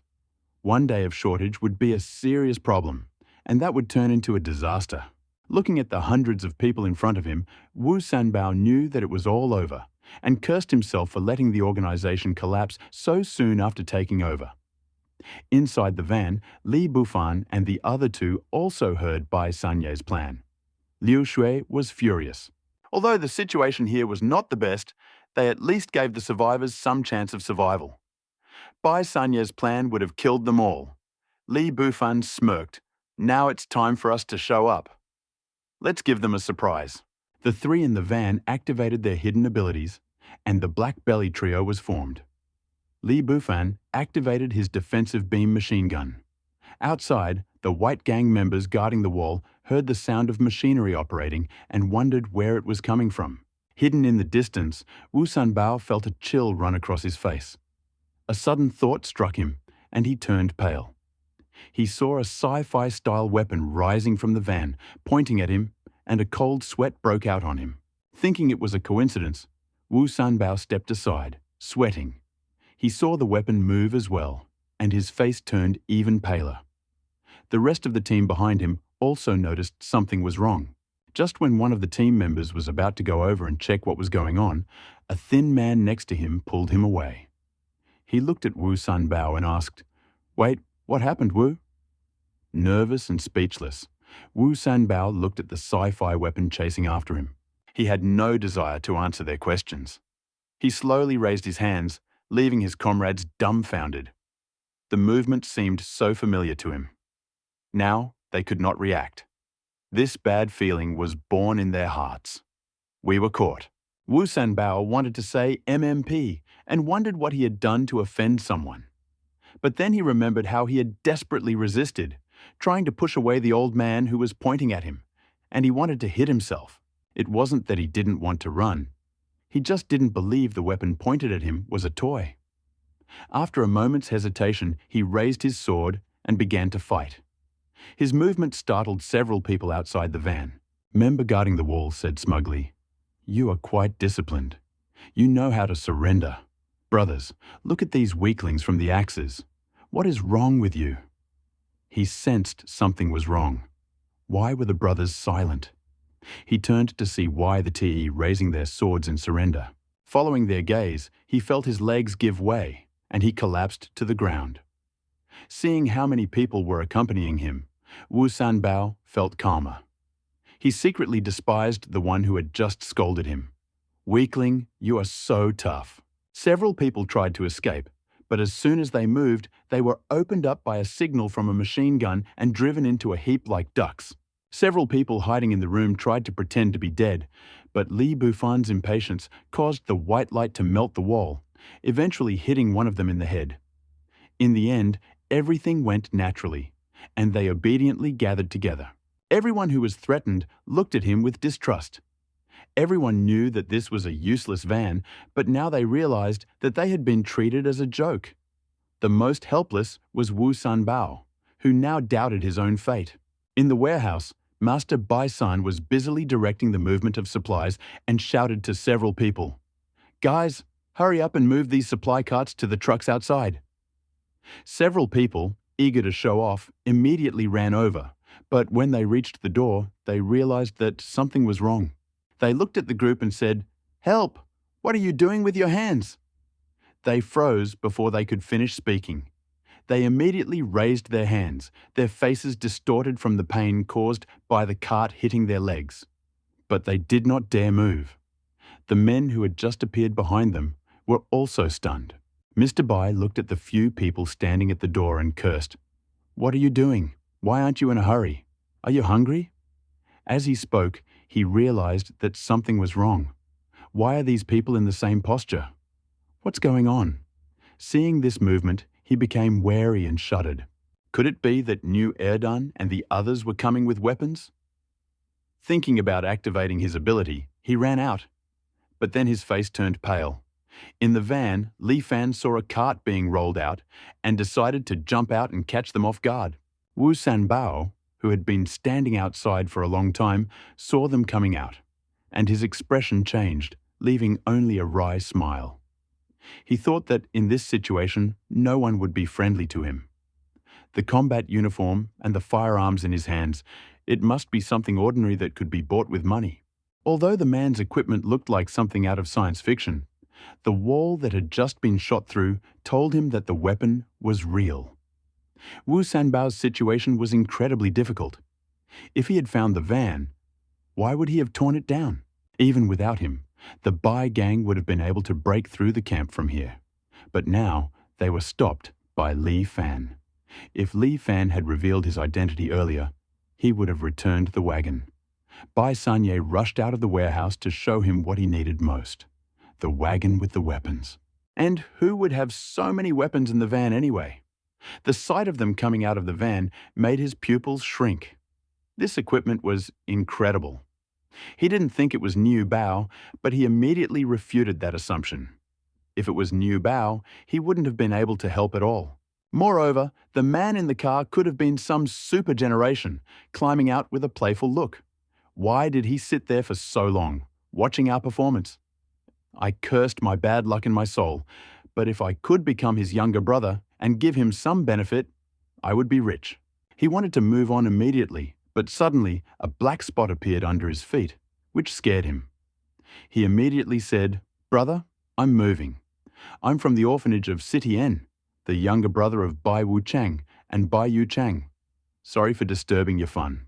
I want you to come with me to the N City orphanage so I can treat you." Hearing this, Li Fan thought, "I have everything I need in the orphanage. What good can you think of?" He interrupted Bai Sanye and cursed. "Don't you understand what I'm saying? Just go there and stand still." Bai Sanye was furious, but he had to give in. From his expression, it was clear that he seemed to have hit a wall this time. The soldiers in the warehouse heard the commotion and ran out to see their boss being scolded like a grandson. They immediately followed him and raised their hands in surrender. They jokingly saw machine guns there. Everything was as usual, but the soldiers outside were probably stupid. Better to start from there. It was a hilarious scene. More than 100 soldiers lined up in rows. Li Fan looked at them and said, "Raise your guns, lower them." Everyone was holding on with all their might, worried about what might happen if their lives were saved. Liu Xue's voice came through the headphones. "The fighting at the door has stopped. The group is moving here." Li Fan turned on the microphone and said, "Turn off the surrounding lights." Li Fan looked at the space in front of him and said, "Don't worry. I'll come to you later." The machine gun on the roof fired a burst, and the surrounding area was plunged into darkness. Before they could react, footsteps were heard in the distance. Chief Xiong looked ahead and asked, "What's going on? Why aren't the lights on here? Does anyone have a flashlight?" "Brother Xiong, there might be an ambush ahead," warned the younger brother standing nearby. This alerted everyone. Chief Xiong shouted, "Everyone, chaos is coming soon. Go inside, find the switches and turn on the lights. Something might happen in the warehouse. Let's go." Li Fan could see clearly through his armored helmet. Chief Xiong did not move, watching his subordinates groping forward. Chief Xiong was left alone and, hearing no movement inside, prepared to move forward. The prisoners in front were ready to surrender. Everyone was pushing forward when suddenly there was a loud cry. "Turn on the lights!" And everyone jumped. For a moment, Everything around exploded like water in a frying pan. The bright headlights of the van flashed on, and everyone closed their eyes. When they came to their senses, they were stunned to see a group of people standing in rows against the wall with their hands raised. Li Fan looked at them and shouted, "Surprise! Stand still!" Some opened their mouths to curse, but when the light faded, they immediately fell silent and, imitating the people against the wall, raised their hands. One by one, Chief Xiong, who was standing behind them, was about to run away when he was hit by a bright light. Chief Xiong, who was standing in the distance, also stopped. Chief Xiong and his brother also noticed the group standing next to Master Bai. What was going on? It was a member of the Bai gang. They were stunned. They never imagined that they would give such a surprise. Li Fan looked at the newcomers and said with a smile, "Raise your hands and stand up with them. These people in the group don't believe in what we have. How dare you say such things? Now is the time to provoke such people.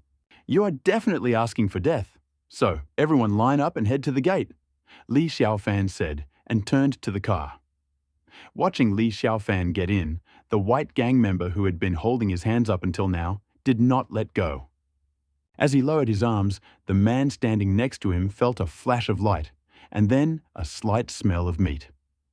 The man who also wanted to rest felt a chill.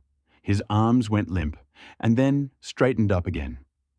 They obediently walked towards the gate. At the gate, Niu Xiaodan and the Xiao brothers watched the huge procession approaching, their eyes almost popping out of their sockets. Feeling the ground shaking, Niu Xiaodan froze, looking at Boss Xiong and Boss Xiong in front. He felt something strange, but then saw the people in the wagon beaming with joy. Did they really start the van? Only when Niu Dan got closer did he notice that everyone had raised their hands and were muttering, "I think I saw Mr. Bai Sanya. What the hell?" Li Fan looked at the shocked crowd and turned on the loudspeaker, exclaiming, "Surprise! Thank you for bringing me and my van to your camp." Now, Wu San Bao, who was in the group, realized what he had planned. He had brought this upon himself. Niu Dan's face darkened. Looking at the weapon on the roof of the car, he did not believe that he could defeat the steel beast in front of him. But he also saw that the owner of the van had overwhelmed everyone here, and his own supplies were definitely safe. Having spent most of his life on the streets, he still had some courage, but he was certainly not stupid enough to provoke the enemy. He stood up and said, "Sir, we were wrong to touch your wagon. We are willing to compensate for the damage. Please let us live." Niu Dan was also extremely excited when he said this, but he also expected the enemy to commit a massacre. After all, it wouldn't do them any good, right? Li Fan in the van was also stunned. He realized that it seemed like it wouldn't be too difficult to catch this person. Liu Bing, who was sitting next to him, asked, "What are you going to do with these people? Are you going to hand them over?" He made a gesture as if wiping his neck. Li Xiaofan's face darkened. "How is this possible? We were just passing by. What's wrong with killing them?" Liu Bing and Liu Shui breathed a sigh of relief. They had just seen the victims being killed, and some of them were still scared. "What about now?" Li Xiaofan asked helplessly. "If we kill the chickens, how can we hold these people back? Besides, they worked so hard to get us here. If we open the car door, they will surely die." The three of them forgot about it, lost in their joy. Li Wanfan took the microphone next to him and said, "We have no evil intentions. We are just passing by. Of course, you can't blame me for coming to your camp." Hearing this, everyone cursed under their breath. "Shame on you, we have no evil intentions. If we did, how would we still be alive?" Niu Dan was just nervous and afraid to pay attention to them, but after hearing this, he apparently felt that his blood pressure was high and held his breath. So he held back and said, "I know, no matter what conditions Your Excellency has, the main thing is that we can do it." Li Wanfan was in a difficult situation. If he let them go, they would definitely become more demanding. If he demanded, he would not have the money. Bai Sanye, who was standing there, guessed, and then his thoughts suddenly came alive. He was just passing by, so if something went wrong, it was understandable. He saw this camper and he thought, "I'll just grab it and say, Heh. He thought, let's get through this moment first, and then we'll talk. He touched the cloth bag on his back and remembered what his brother had said. He felt a slight pain.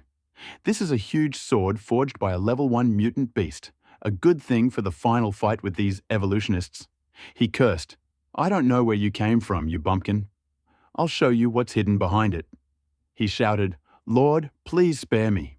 Have a treasure that I would like to exchange for the lives of our Bai gang. Everyone's expressions changed. The Axe and Xiao gangs looked gloomy, while the young men of the Bai gang were grateful for their rich families and strong support. Inside the van, Li and Xiaofan's eyes lit up. He had just been thinking about how many crystal cores to exchange for them. But now he had an idea. He turned and walked out of the van. Everyone at the entrance turned to look at him. After all, they had suppressed 3 of their gangs. They were so powerful that they should be careful and avoid them. When the door opened, a portly man in black armor appeared. Niu Xiaodan and the Xiao brothers were stunned. This fat man looked completely different from what they had imagined. Third Master Bai had seen this fat man before, and based on their recent conversation, he suspected that he was a rich young man who had come to have fun. But appearances did not matter. What mattered was their lives. He watched as Li Fan appeared, slowly approaching with his hand raised. Spoke. He turned around, showing a long bundle on Third Master Bai's back. He then said, Master, this is a sword I forged from a level 1 mutant beast. I hope you will spare us. Everyone around was a little puzzled, having never heard of such a thing before. Li Fan was skeptical, but after looking at the curious faces of the people around him, he decided to take it. After all, he was curious. Bai Sanye felt blood dripping from his chest, but he continued. This knife is 2 feet 1 meter long, made of pure iron, and can cut iron like dirt. When the cloth bag opened, a large emerald green knife appeared before his eyes. Its shape alone was astonishing, and with a light swing, the cloth that the knife was wrapped in tore in 2. This made Li Fan pay even more attention to the knife. He was thinking about going to N City and taking a look at it. On the outside, he said, very good sword. I promise to let you go, but you have to hand over all the crystal cores of your 3 families to me. Bai Sanya's face darkened. He cursed in his mind, why didn't you tell me earlier? I need crystal cores. But his face immediately changed. He had already exchanged his crystal cores for the sword and became even more angry at Li Bufan. Niu Erdan and the Xiao brothers sitting next to him breathed a sigh of relief. The Xiao brothers sitting next to him said, no, let's go back for the crystal cores. After saying this, they became a little nervous, and Xiao Pingguo even slightly blocked his sister. Li Bufan watched Xiao Pingguo's antics, curling his lips and mentally cursing him for being stingy. He said, okay, but you brothers should stay here. Of course, you don't have to go back, but Li Bufan spoke into the headset. Prepare the electromagnetic cannon. With that, the muzzle of the machine rose up, with a blue electric current running through it. Everyone watching felt relieved. Damn it, everyone in the Bai gang felt a little relieved. This shot... No, we will definitely make it in time. The Xiao brothers waved their hands. Ha ha ha, that's good, they said, turning to Third Master Bai. Seeing Li Bufan's face change, Third Master Bai broke out in a cold sweat and muttered, Don't worry, I will definitely save my brothers, and immediately regretted it. Li Bufan looked at Third Master Bai and calmly added, If you want such a weapon, take 2. Third Master Bai could hardly contain himself, feeling a faint electric current in the air. He followed his heart and said, Well, I will send it to you as soon as I receive it. Li Bufan didn't expect Third Master Bai to find such a weapon. He could tell from his expression that it wasn't easy to get, but people were always greedy. He took everything he found and turned to the few who had frozen. Why aren't you coming yet? Why are you waiting for me to send you? Faces darkened, their minds collapsing. Damn it, how dare we run away without your consent? They kept saying, yes, I'll go right now. Then they turned around and ran. The people from the Bai and Xiao gangs looked at their leader with impatience as he left. New Dan, who was standing next to him, let out a sigh of relief. As long as his camp was safe, he would consider defeat averted. In addition, the clothes he was wearing gave him a distinguished figure. If so, he decided not to attract their attention with his modest appearance. He said they were just passing by, so he would consider it a friendly gesture. Besides, hadn't they helped him resolve this crisis? He turned and ordered the people standing nearby to bring the crystal cores. Then, with a charming smile, he walked up to Li Bufan and said, "Master, why don't you rest for a while in my humble abode?" Li Bufan watched as a short, poor, and smirking figure approached him, demanding that he rest here. He panicked. What the hell was he thinking? He looked at him, his gaze never leaving his lower body. New Dan had no idea that his humble demeanor was making others think too much. But that was because he was hiding his beauty, revealing his true self. Li Bufan simply felt awkward. He looked at New Dan, who was approaching, and said, "Okay, don't come here. Just get my things ready." After saying that, he turned around and ran towards the car. This caused difficulties for the three gang members who were standing outside with their hands raised. The two women in the car saw Li Bufan coming back and ran over and asked, "Why don't you let these two leaders go? Aren't you afraid that they will run away?" Li Bufan chuckled and said, "Let's not talk about what's going on in your gang. Those who attacked the Axe gang this time must be the elite of the gang. The two families attacked here together, which shows that the Axe gang has exceptional strength. If they don't come to their aid, wouldn't it be a disservice to these elites? I believe that New Dan is not stupid. He could subjugate these people with a little trick, and the balance of the three gangs would be broken." The two sisters finally understood. The Xiao siblings, having left the Axe gang, initially threatened to attack Third Master Bai. But one look at him, who had already fled, was enough to understand that he was wrong. Third Master Bai was known for his vengefulness and boastfulness. However, despite such a significant loss, he did not threaten anything. But without thinking, he attributed everything to Li Bufan's influence. Third Master Bai was almost devastated. He realized that he had lost everything valuable and wondered where he could find crystal cores to atone for his friends. In desperation, he rushed to the entrance of the building to discuss the attack on the Axe gang, where the backup plan, originally intended to finally unite the two gangs, was left. Looking at the elite in the building, a plan formed in his head. Standing next to him, hesitated and asked, "Boss, should we act now?" Hearing the trusted man's question, he whispered, "Brothers, something has happened to us. You risked your lives to rescue me. Do you still trust me?" The confidant next to him did not doubt him, but seeing the expression on the boss's face, he returned with despair on his face, immediately stepped forward and said, "Boss, of course we believe you." The younger brothers below also looked at Bai Sanya with determination. This made Bai Sanya doubt. These brothers, but they were more afraid of death. Now he was a poor man, and he needed Li Bufan's things and the disc from the N County Bureau. This was a chance.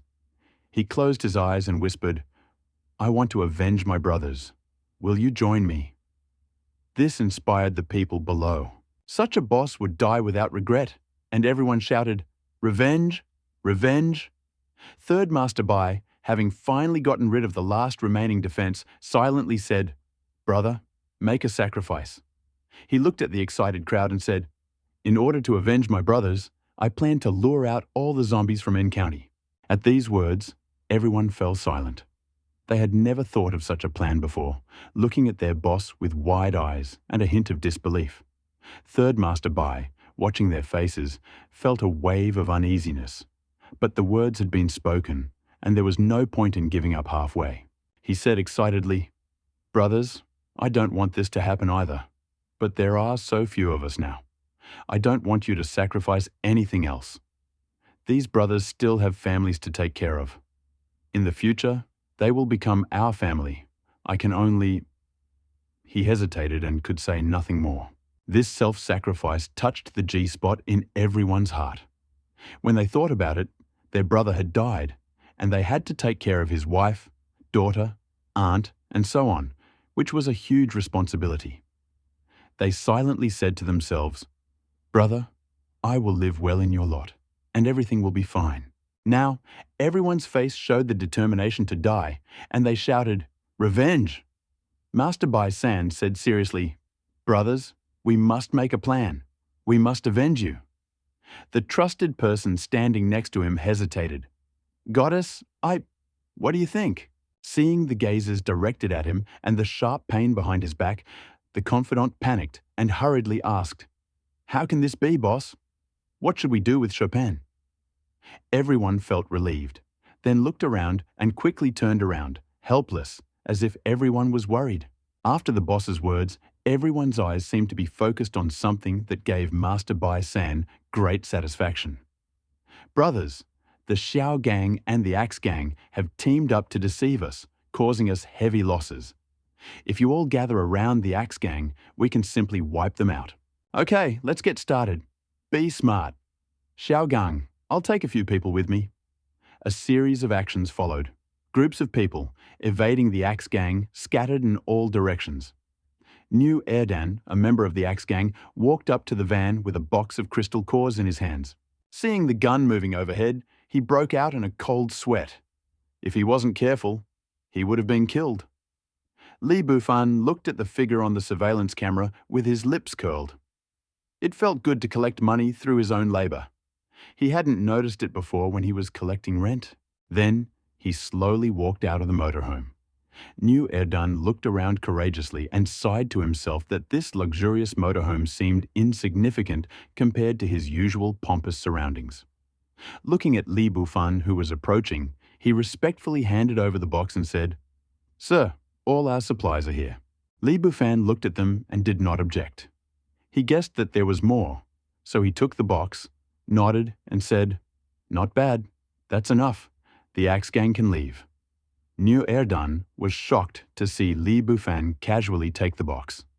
He was a power evolutionist, and it was so easy for him to carry the box. Then he felt relieved. After all, it was normal for people from the big city to be strong. But deep down, he felt a little sad. The members of the 3 neighboring gangs were eagerly awaiting their redemption. They were shaking with anxiety. Their hands were raised. Their brains were swollen. Words sounded like the noise of a whirlwind. It filled the other 2 gangs with envy. The Bai Gang's eyes lit up with excitement. Their leader was a speed evolver. The Xiao Gang's faces turned pale, and after several people fainted, the Xiao Gangs were overjoyed at the arrival of their leader. Previously, they thought that their leader had simply gained strength, but now they were deeply moved and decided to follow him closely. The Bai Gang felt dizzy. Just moments ago, they had mocked the Xiao Gang's lack of endurance, only to find that their own leader had never arrived.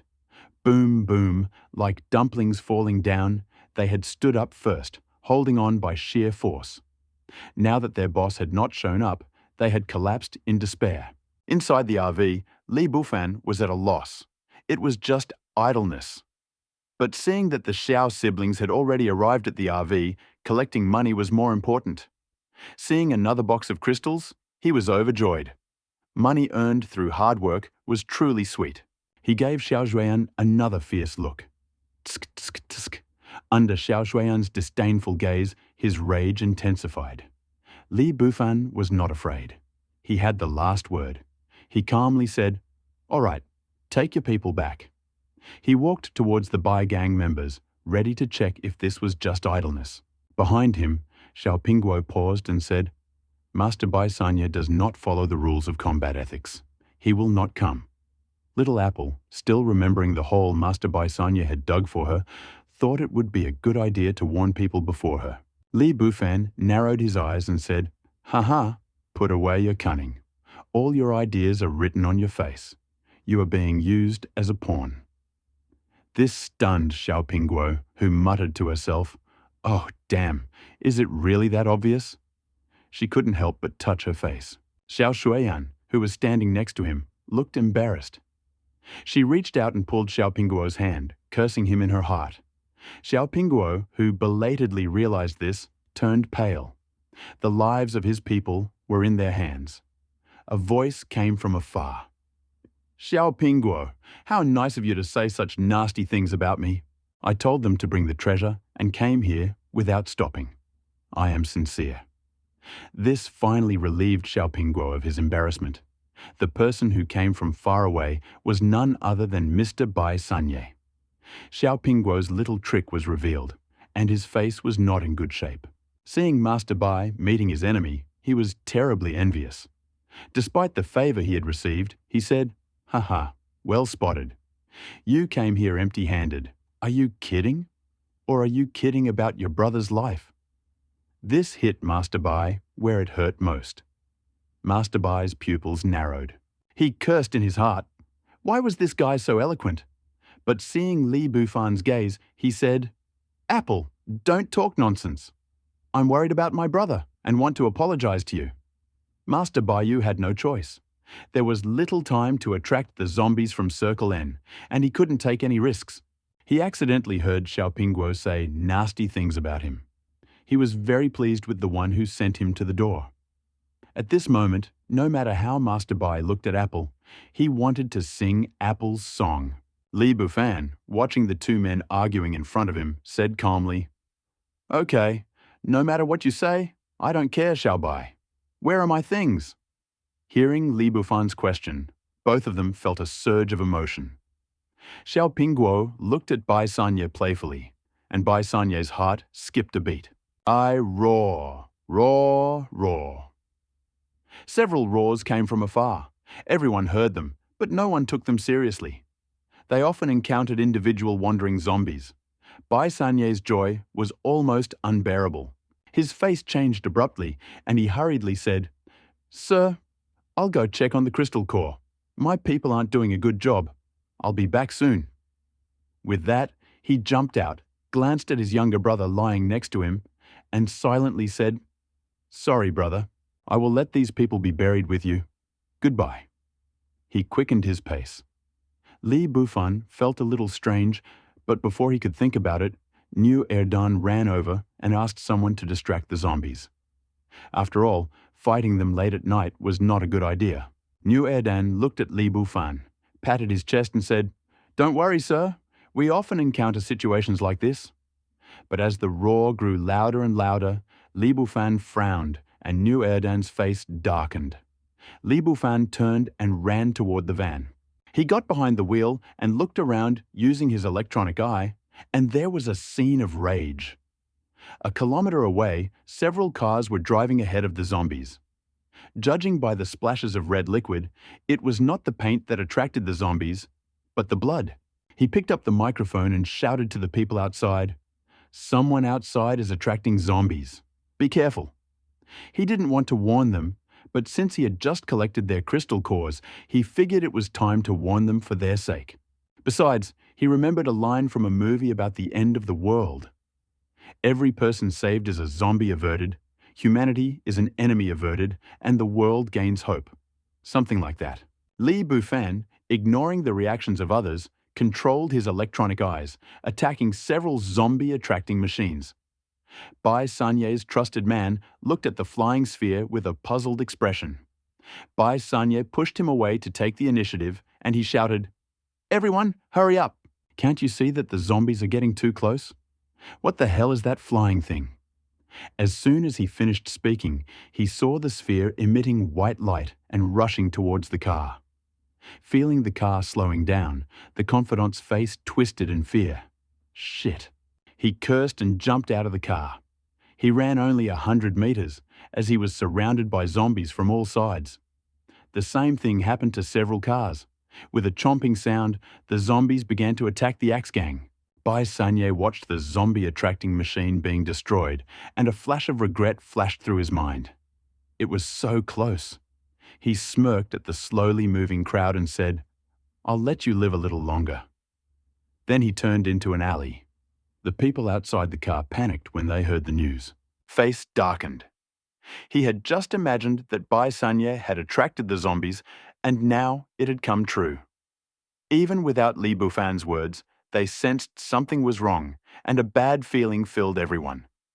Ma Zi called out from the side, "Come help me lift the gate and put it back in place." The workers, ignoring the bandits, hurriedly picked them up. But the more panicked they were, the worse it became. Ma Zi, watching the truck dismantling the gate nearby, immediately started it up and hurried to help. New Erdan shouted, "Go and call people to fix the wall over there. Block it with whatever you can." He hesitated, looking at the van. It was okay, after all. We were together. Just as he was about to get ready, he heard Li Bufan's voice from the van. Inside the van, Li Bufan looked at the bustling group with a confused expression. "This is a forced sale. I just wanted to warn you, but you didn't even ask my opinion?" I hadn't left yet, watching the look New Erdan gave me through the CCTV camera. He felt helpless. This is asking for trouble. He could only say, "Don't worry, there's still time to prepare. The zombies are still 700 meters away. Reinforce the wall. I'll deal with the second-level zombies." New Erdan sighed. Fortunately, the boss started first. Otherwise, he wouldn't know what to do. "Thank you, sir," he said gratefully. Even worth a crystal core to just survive this crisis. Inside the van, out of New Erdan's sight, Li Bufan and the other two felt a pang of guilt. After all, they shared the responsibility too. Lu Zhu stuck out her tongue and said, "Brother Li, please do your best to help these people. After all, we..." Looking at Liu Bing, who was still speaking, Li Bufan said directly, "I understand what you mean. We can't save everyone, but we must save those we can." Liu Bing paused, saying, "I'll go help later." "And I," Liu Shui added. Li Bufan was taken aback and smiled. "Next time. This time, I'll go, and you guys watch the outside world with your electronic eyes." New Erdan and the Shao brothers gathered together. They felt a little ashamed watching New Erdan give orders. Who knows what kind of chaos would have ensued if they had been allowed to come. Li Bufan did not interfere. After all, New Erdan was the manager and knew everything about this place. Inside the van, Li Bufan warned the level 2 zombies that appeared in the distance. "Attention! The wall is yours." With these words, New Erdan and the others saw a flash of blue electricity on the body of the van. A deafening explosion of energy destroyed the level 2 zombies in the distance, leaving behind a trail of blood. Surviving bandits on the city wall felt a surge of confidence, but their hands holding swords, spears, and clubs could not help but tremble at the sight of the approaching zombies. Li Bufan, watching the scene through the monitors, shouted to the survivors, "Everyone, listen up! I have seen even stronger waves of zombies. Back then, we were in the shelter, faced over 30,000 zombies, and defeated them all. How many people are there in this small county now? And your friends and family here? This is your hometown. One shot to the head will kill them." Li Bufan wasn't sure if this place could be held, but since they had chosen this place, shouldn't we help them? Liu Shui, Liu Bing, follow the previous agreement and check the surrounding area. If anything goes wrong, we will retreat. What about them? Liu Shui hesitated. "We'll do our best," she said, and got out of the car. The 3 people outside looked at Li Bufan as he got out of the car, wondering what he was doing. Seeing their expressions, Li Bufan was stunned. "I'll do my best to help you. If we can't hold on, we'll leave." These words stunned the 3. They didn't trust the local defenses too much. Although they were reinforced, they knew the situation well.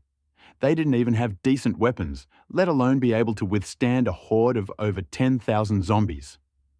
New Erdan was stunned for a moment, his thoughts racing as if he was getting old. "Okay, I understand. I'll leave these brothers in your care. Save everyone you can. I won't leave. My entire family is here." There was a pause. Although they didn't know what the big guy was thinking, they knew that no one was hurt. Li Bufan replied, "I'll do my best," and began to climb the wall. As bursts destroyed the second-level zombies immediately after they appeared. The mobile home also moved toward the main entrance, where the reinforced and high iron gates pressed against the body of the house like a skirt. The protective beam machine gun on the roof opened fire. The survivors behind the wall climbed onto a makeshift platform and began hacking at the zombies with rifles and long knives, temporarily holding off the attack. As the zombies' bodies fell, the wall became covered in layers of corpses. Li Bufan also stood behind the wall, hacking at the zombies in front of him with a 10-foot machete. The faster he killed them, the faster the zombies approached. It seemed like the zombies' hands could already reach the wall. Li Bufan frowned. He had killed less than 10,000 zombies, but there were still tens of thousands outside. He looked at New Erdan, who was standing next to him, and shouted, "Do you have any countermeasures?" New Erdan, swinging the sledgehammer, was breathing heavily, having lost so much blood that he could not rest for long. Now he set up a defense, and then continued to kill zombies. He turned pale as he said, "Brother, we did not foresee such a large-scale attack. It was not his fault. How could a camp with only 2,000 or 3,000 people, including the elderly, the sick, and the disabled, even think about being attacked by over 10,000 zombies?" Li Bufan cursed Bai Sanye until he was half dead. Even the slowest participant knew that there was something wrong with this zombie attack. Prepare all types of fuel, as well as firewood and other flammable materials. Bring them all here. New Erdan, no fool, quickly responded by shouting, "Boss Xiong, gather all the survivors who can move. Remove anything that can be used to start a fire. Bring us the gasoline, kerosene, and vegetable oil we collected." Everyone standing by the wall reacted by turning pale as they watched the pile of corpses pile up. They instinctively slowed the zombies' advance, but as they slowed, there were more and more of them. Feeling the wall shake, everyone began to bustle about. Li Bufan had no choice but to give up the opportunity to cut down the zombies from the inside. A cannon barrel burst out from the shoulder pad of his armor. As the energy accumulated, a beam of white light struck the pile of corpses behind the wall, leaving a trail of broken limbs everywhere. The Shao siblings also released their power to set several of the taller piles on fire. Just as the zombies were clinging to the edge of the wall, Boss Xiong finally arrived, leading a group of exhausted survivors. Looking at the fuel they had brought and the remains of the sofa, New Erdan shouted, "Quickly pour the fuel and start the fire." The survivors panicked and scattered the collected fuel onto the bodies of the zombies behind the wall.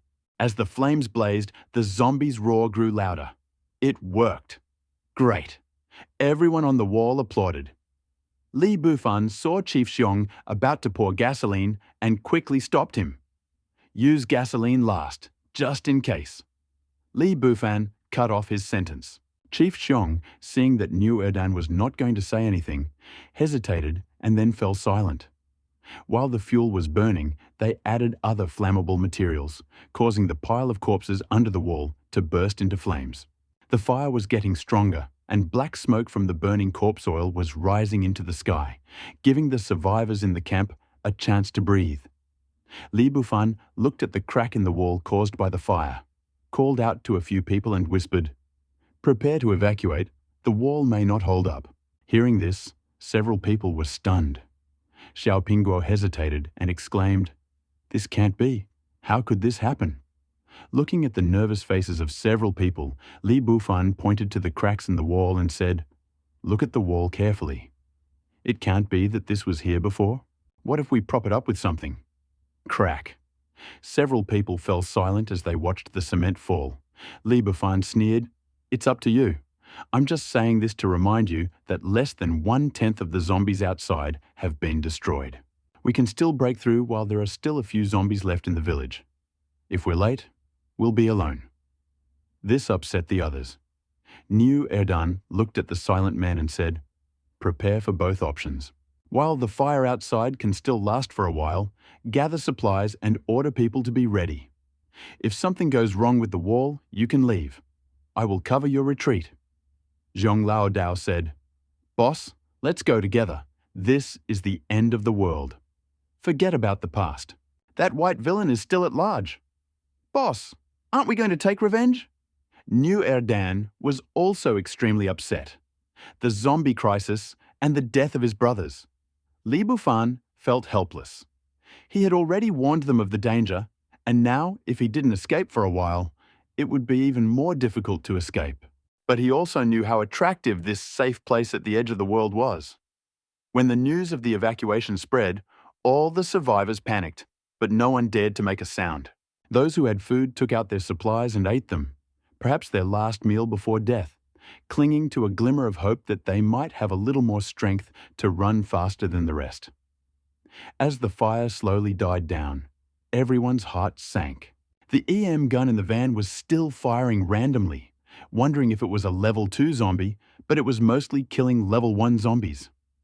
Suddenly, everyone realized a serious problem: how to approach the hot wall. This confused everyone. What the hell? Someone in the crowd suggested, "Why don't we use water?" The crowd rolled their eyes at this suggestion. Haha, use water. It doesn't matter how much there is now. They were probably complaining that the wall wasn't falling fast enough. Common sense dictated that the wall would explode when it cooled down after being fired at high temperatures. Everyone was in despair. New Erdan didn't even think about staying behind to cover the retreat. Since no one was leaving, why should he cover the rear? Was he jumping in there to die? He looked at the tables, chairs, and sofas nearby and shouted, "Brothers, throw the last bit of oil on the fire to buy time for evacuation." He began to use these things to give the last drops of light and warmth for the survival of humanity. The zombies, hearing the noise, began to move, as if they sensed that the food was about to disappear. Seeing that the fire had flared up again, the group at the gate finally rushed towards the car. With the roar of the car, Li Bufan drove his van towards the wall of the least zombie-infested block. The electromagnetic cannon on the roof began firing, creating a hole in the wall. The zombies outside began pouring in, but the van's thick armor and massive kinetic energy turned them into mush. The defensive beam machine guns on the roof of the van began to destroy the nearest zombies, giving the column behind a chance to survive. At the gate, unhindered by the electromagnetic cannon, the second-level zombie reached the wall, almost as high as it was. With one blow, the fragile, as if baked wall collapsed. All the zombies, having received an exit, rushed back into the complex. "Ah, the zombies are coming! Hurry!" The last survivor shouted as the swarm of zombies poured out. The orderly procession began to crumble. From the van, Li Bufan observed the situation and controlled the electromagnetic cannon, shooting at the zombies ahead. The gap in the wall was widening, and seeing that most of the survivors without cars were about to be chased by zombies, Li Bufan hesitated.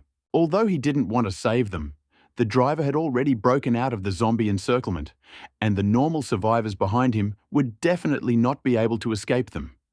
In addition, he couldn't save that many people. This put him in a difficult situation. With one last spurt, he drove back. The survivors behind him, already desperate, exploded with power, their already exhausted bodies unleashing incredible power. However, many still died at the hands of the zombies. The zombies in front, feasting on flesh, held off the zombies behind, buying time for the few remaining survivors.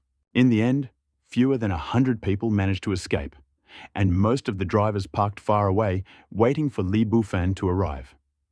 Seeing the other cars, hundreds of people realized that they had survived. As if on cue, many fell to the ground, blood oozing from their noses. By the time the nearby survivors came to their senses, they were already dead. This will to survive surprised them. After all, they did not die in the jaws of zombies, but from exhaustion. New Erdan and the Xiao brothers fell silent.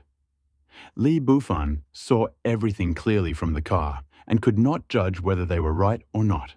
He picked up the phone and shouted, "Find a way to take these people away. Let's continue our journey. If you're ready to follow us, come. If not, forget it." Liu Bing and Liu Shui, who were watching from the van, felt a pang of guilt. Li Bufan looked at the sisters and said, "Okay, don't feel guilty. Even if we hadn't come here, their fight would still have continued. Even if we hadn't come, their systems saved many survivors. Dozens of vehicles have already arrived to help. They had no choice but to realize that they had no safe place. The power of Li Bufan's van was obvious to everyone. How could they disobey their superior's order?" Xiao Pingguo hesitated. "Should we follow them?" he asked, looking at the van that had already started moving. This question confused the people in the car. How about... Inside the van, Li Bufan was watching the footage from the electronic camera. After half an hour of avoiding the zombies, he and his men stopped at the border of County N. Seeing Li Bufan's van stop, everyone else stopped too. He listened to their conversation and sighed. He got out of the car and walked towards New Erdan and the Xiao siblings. Seeing Li Bufan approaching, several people got out of the car, realizing that he had something to say. Without waiting for an answer, he said, "I need to go further. Most of the zombies in District N have already left. If you go back, you'll be safe." Hearing this, the men were a little embarrassed, their words heard, but they quickly got rid of their awkwardness. After all, they were the leaders of a small faction, and they didn't dare risk the unknown by following Li Bufan. "Thank you for saving my life, sir," he said. "If there is a place you can go, we will definitely follow you." Li Bufan looked at them and thought for a moment. What he saw here was much deeper than anything he had seen in other shelters. Ruthless revenge, methods of controlling the survivors, greed, and all sorts of petty self-righteousness. At first he thought his plan would do no good to these survivors, but it was the end of the world.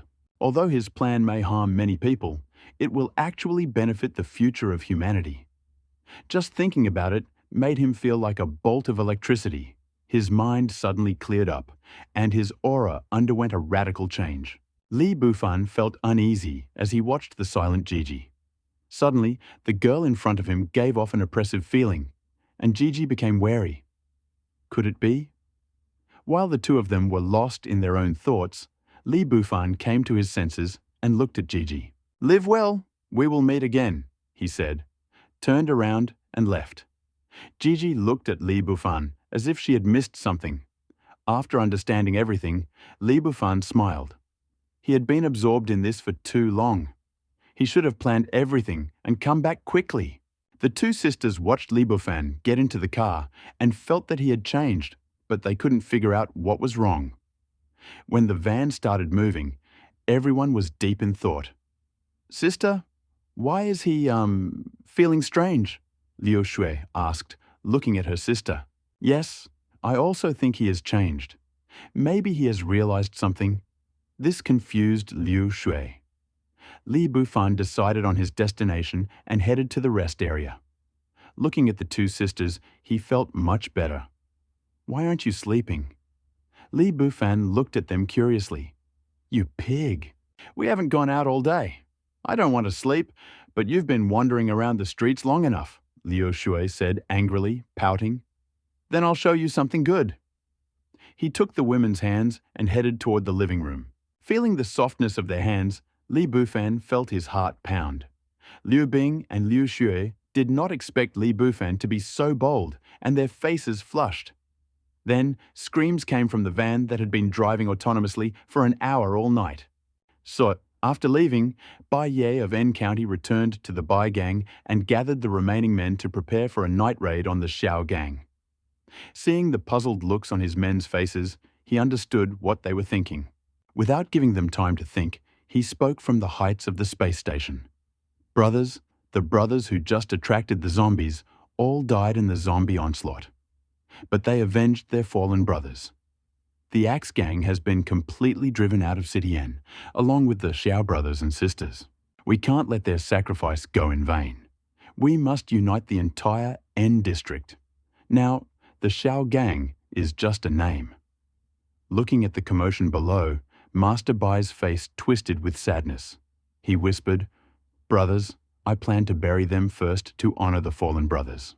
He winked at the younger brother below, who covered his face with his hands and burst into tears.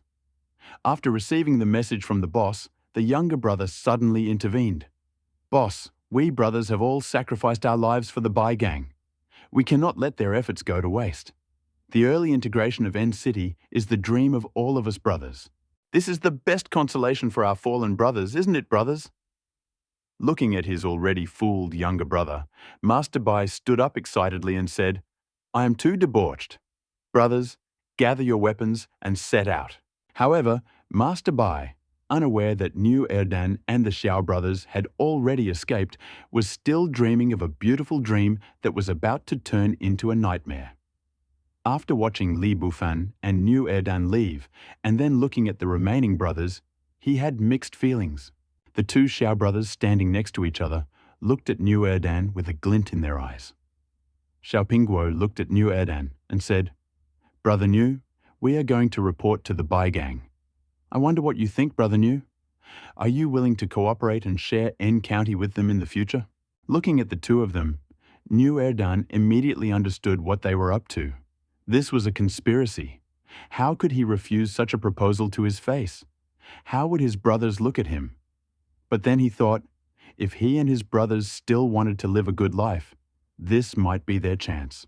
He immediately agreed. That night, when he returned to the Xiao Gang, he stopped Bai Ye's surprise attack. Just when they were about to successfully capture the Xiao Gang, the ambushers killed all the attackers. "You're alive! How is this possible?" Bai Ye looked at him in disbelief. "Haha, you couldn't imagine. We were saved by the people in the van. Now that we've united, do you think you still have a chance to survive?" New Erdan was completely calm after seeing his body. His dreams of becoming a local tycoon had been shattered. "Okay, go rest." Face changed abruptly. He secretly absorbed the second-level crystal, feeling his strength being restored, and crawled out with his hands and feet clasped. This sudden change made everyone's expression change. Inside the van, "I don't want to see any more ghosts," Liu Shui said as he bit Li Bufan. A majestic wall rises in the industrial area on the outskirts of N City. Wu Deifa, the governor of N province, uses the region's powerful industrial system to build a provincial-level shelter in a few days that can accommodate over 200,000 survivors. On the way to N City, Li Bufan rubbed his bite marks and crimson hands, looking at Liu Shui and Liu Bing with indignation. Seeing that the two sisters looked a little sad yesterday, I decided to help them relax, so I took them to see a horror movie. I never thought it would turn out like this. One would bite their hand, the other would pinch it. I will never take them to a horror movie again. But the soft touch I felt at the beginning was truly delightful. Maybe next time I will try a thriller instead. Hey. The two women in the van looked like they were drooling as they staggered back. Liu Bing hesitated. "Li Bufan, are you going to N City? We heard that Third Master Bai's two brothers are in N City." "Wouldn't that be troublesome?" "Yes, that's not a bad idea." Liu Shui also looked worried. "Wait, let me show you something," Li Bufan said, and the sisters retreated desperately, their faces showing disbelief. "Don't lie. You are not very educated." This made Li Bufan a little embarrassed. "This is just a horror movie. What's all the fuss about?" He reached under the table and pulled out an emerald green sword. "Look, how do you like it? It looks good." "Hey, isn't this what Third Master Bai gave you?" Liu Shui looked at the beautiful weapon and couldn't let it go. "Do you know what it's made of?" Seeing that the two sisters were silent, captivated by the beauty, he curled his lips and continued. Master Bai-san heard that this was made from the claws of a second-level mutant beast. Hearing this, Liu Shui swung her knife. "A mutant beast, such a vile monster can create something so beautiful?" She looked at him, as if mocking the uneducated man again. She couldn't help but glance at the beautiful weapon. Li Bufan muttered silently, "Haven't you noticed that the animal mutations are getting stronger and stronger? The rats we encountered during the last rat plague were mostly Tier 1 and Tier 2 mutant beasts. Regular weapons are too weak to kill these animals. As the evolvers become stronger, in the future, with the exception of large-caliber firearms, small-caliber firearms will eventually become obsolete, and bladed weapons will become common again." The two sisters were stunned. "What about us ordinary people?" After that, the two women fell silent. Li Bufan smiled and said, "Don't worry. How about a kiss? And I'll help you. Heh. Go away." The girls blushed, but their faces turned even redder when they looked at the plump face in front of them. Li Bufan's expression changed, and he became wary. "Well, You are brothers, and you think that just like that, in a second, you will just give up and sacrifice yourselves. Anne, can you really help us become evolvers? Liu Bing knew that this guy was just talking, so she looked at Li Bufan with hope. Don't worry, if you survive this day, I will help you. Li Bufan, thinking that Liu Bing had been planning to agree to his small request for so long, felt a little disappointed. Li Bufan's words deeply touched the sisters, and they wondered if they could reward him later.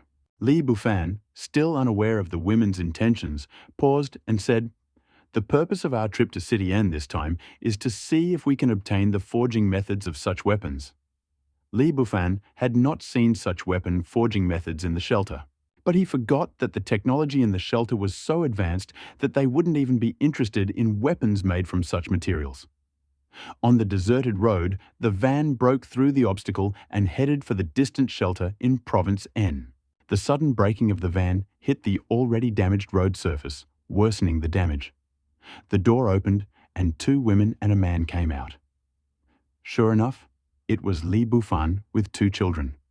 Looking at the wall in the distance, Li Bufan saw a shelter even more majestic than the one in City G. The 3 of them were amazed by the magnificence of the wall that they had only seen in movies and TV shows before. "Is it really worth it for you to go like this? You might be stopped before you even reach the gate." Li Bufan's eyes twitched wildly as he looked at his 3 men in black armor. Liu Shui muttered, "Don't worry, we'll definitely be stopped. Helpless. Brother Sun, you have a good harvest today. You can go fight for the new level 3 protective armor," the man with the scar on his face said to the portly young man in the car. "Haha, that's because we plan to spend more than 10 days to deal with the dozens of level 2 zombies in the city." "Wait, those are the crystal cores. Survivors." Everyone in the car heard their boss's words and frowned. "They heard what you said and clearly saw the crystal cores in your hands." Looking at the faces of his men, Sun Shi-san stubbornly said, "Being fat is good. Being fat is a pride. You grow your own flesh, do you understand? You were fat before today? But what does it mean after today? It means strength. The others are all starving and losing weight. How can you compare to yourself?" He looked proudly at his men and sneered, "Are you starving?" They were speechless. Their boss was kind to them, of course, but he loved to eat and was greedy. As for his love of food, it was evident from the pots and pans in the back of the truck. The men looked at the 3 men standing in front of them and felt a silent pain. It was embarrassing to run into this greedy boss, and he even tried to tempt him with a handful of crystal cores. The pickup truck creaked to a stop. "Ahem, brother, could you give us a lift?" The 3 of us got separated from the group in the suburbs. "Please, brothers," he said, thrusting a handful of crystal cores into their hands. Sun Shi-san couldn't help but curl his lips as he held the crystal in his hand. He glanced at the 3 men. A fat man. And 2, well, it was hard to tell whether they were men or women. "Okay, I'll give you a ride. A fat man is always good, right?" "Sit down, brother," Sun Shi-san said, putting the crystal in his pocket. Li Bufan cursed in his mind. "I don't believe you. You wouldn't believe me if I didn't have the crystal in my pocket." He smiled. "Brother, I think so too," and got into the car. These 3 were Li Bufan. He couldn't do anything. The women didn't want to stay in the car anymore. In the end, Liu Shui dragged her sister back to the van. Gritting her teeth, she wrapped her peak around herself and then extended her claws toward her sister. Li Bufan was heartbroken by the deaths of these 2 women. Looking at the now hidden beauty, he felt that something was missing. His eyes lit up when he saw a nearby mud puddle. He grabbed a handful of mud, grinned, and walked towards the 2 women. Both women's faces suddenly lit up with fear. They shook their heads frantically, mentally screaming, "No, don't come here." Finally, the girls turned into village girls. After a fierce fight in the mud, 3 mudmen appeared on the side of the road, seemingly acting in perfect harmony. After driving for a while, the conversation in the car died down. After all, Mo was there. Looking closely, I saw that the 2 people next to Li Bufan were wearing ordinary armor. That fat man sitting there looked like a formidable figure. It would be great if he could establish a relationship with him. Sun Shisan now regretted picking up the crystal core. Sun Shisan rolled his eyes and asked, "Brother, what is your name? What happened to the three of you? There are only three of you." Seeing Li Bufan silently, Sun Shisan suddenly realized, "I am the captain of this team, Sun Shisan. You can call me Brother Shisan. My name is Li Bufan, and these two are my brothers, the first and second officers. Well, nothing special. We just encountered two mutant worms and Li Bufan said casually. This sounded unusual to Sun Shisan. They had heard of mutants like earthworms before, but this one was the most formidable creature. The Vault had already paid a heavy price for the destruction of these two mutant worms, destroying dozens of evolvers. He had a powerful burrowing ability and a virtually invulnerable self-healing ability. This flash of imagination further convinced Sun Shisanya that Li Bufan had a special past. He reassured him, "Don't worry, big brother. I will definitely take you back to the shelter." "Well, thank you, big brother." Li Bufan smiled, looking at the city wall in the distance. Sun Shisan followed Li Bufan's gaze and smiled awkwardly. The little brother in the car blushed. "Boss, you are a real scoundrel. You really deceive people like that?"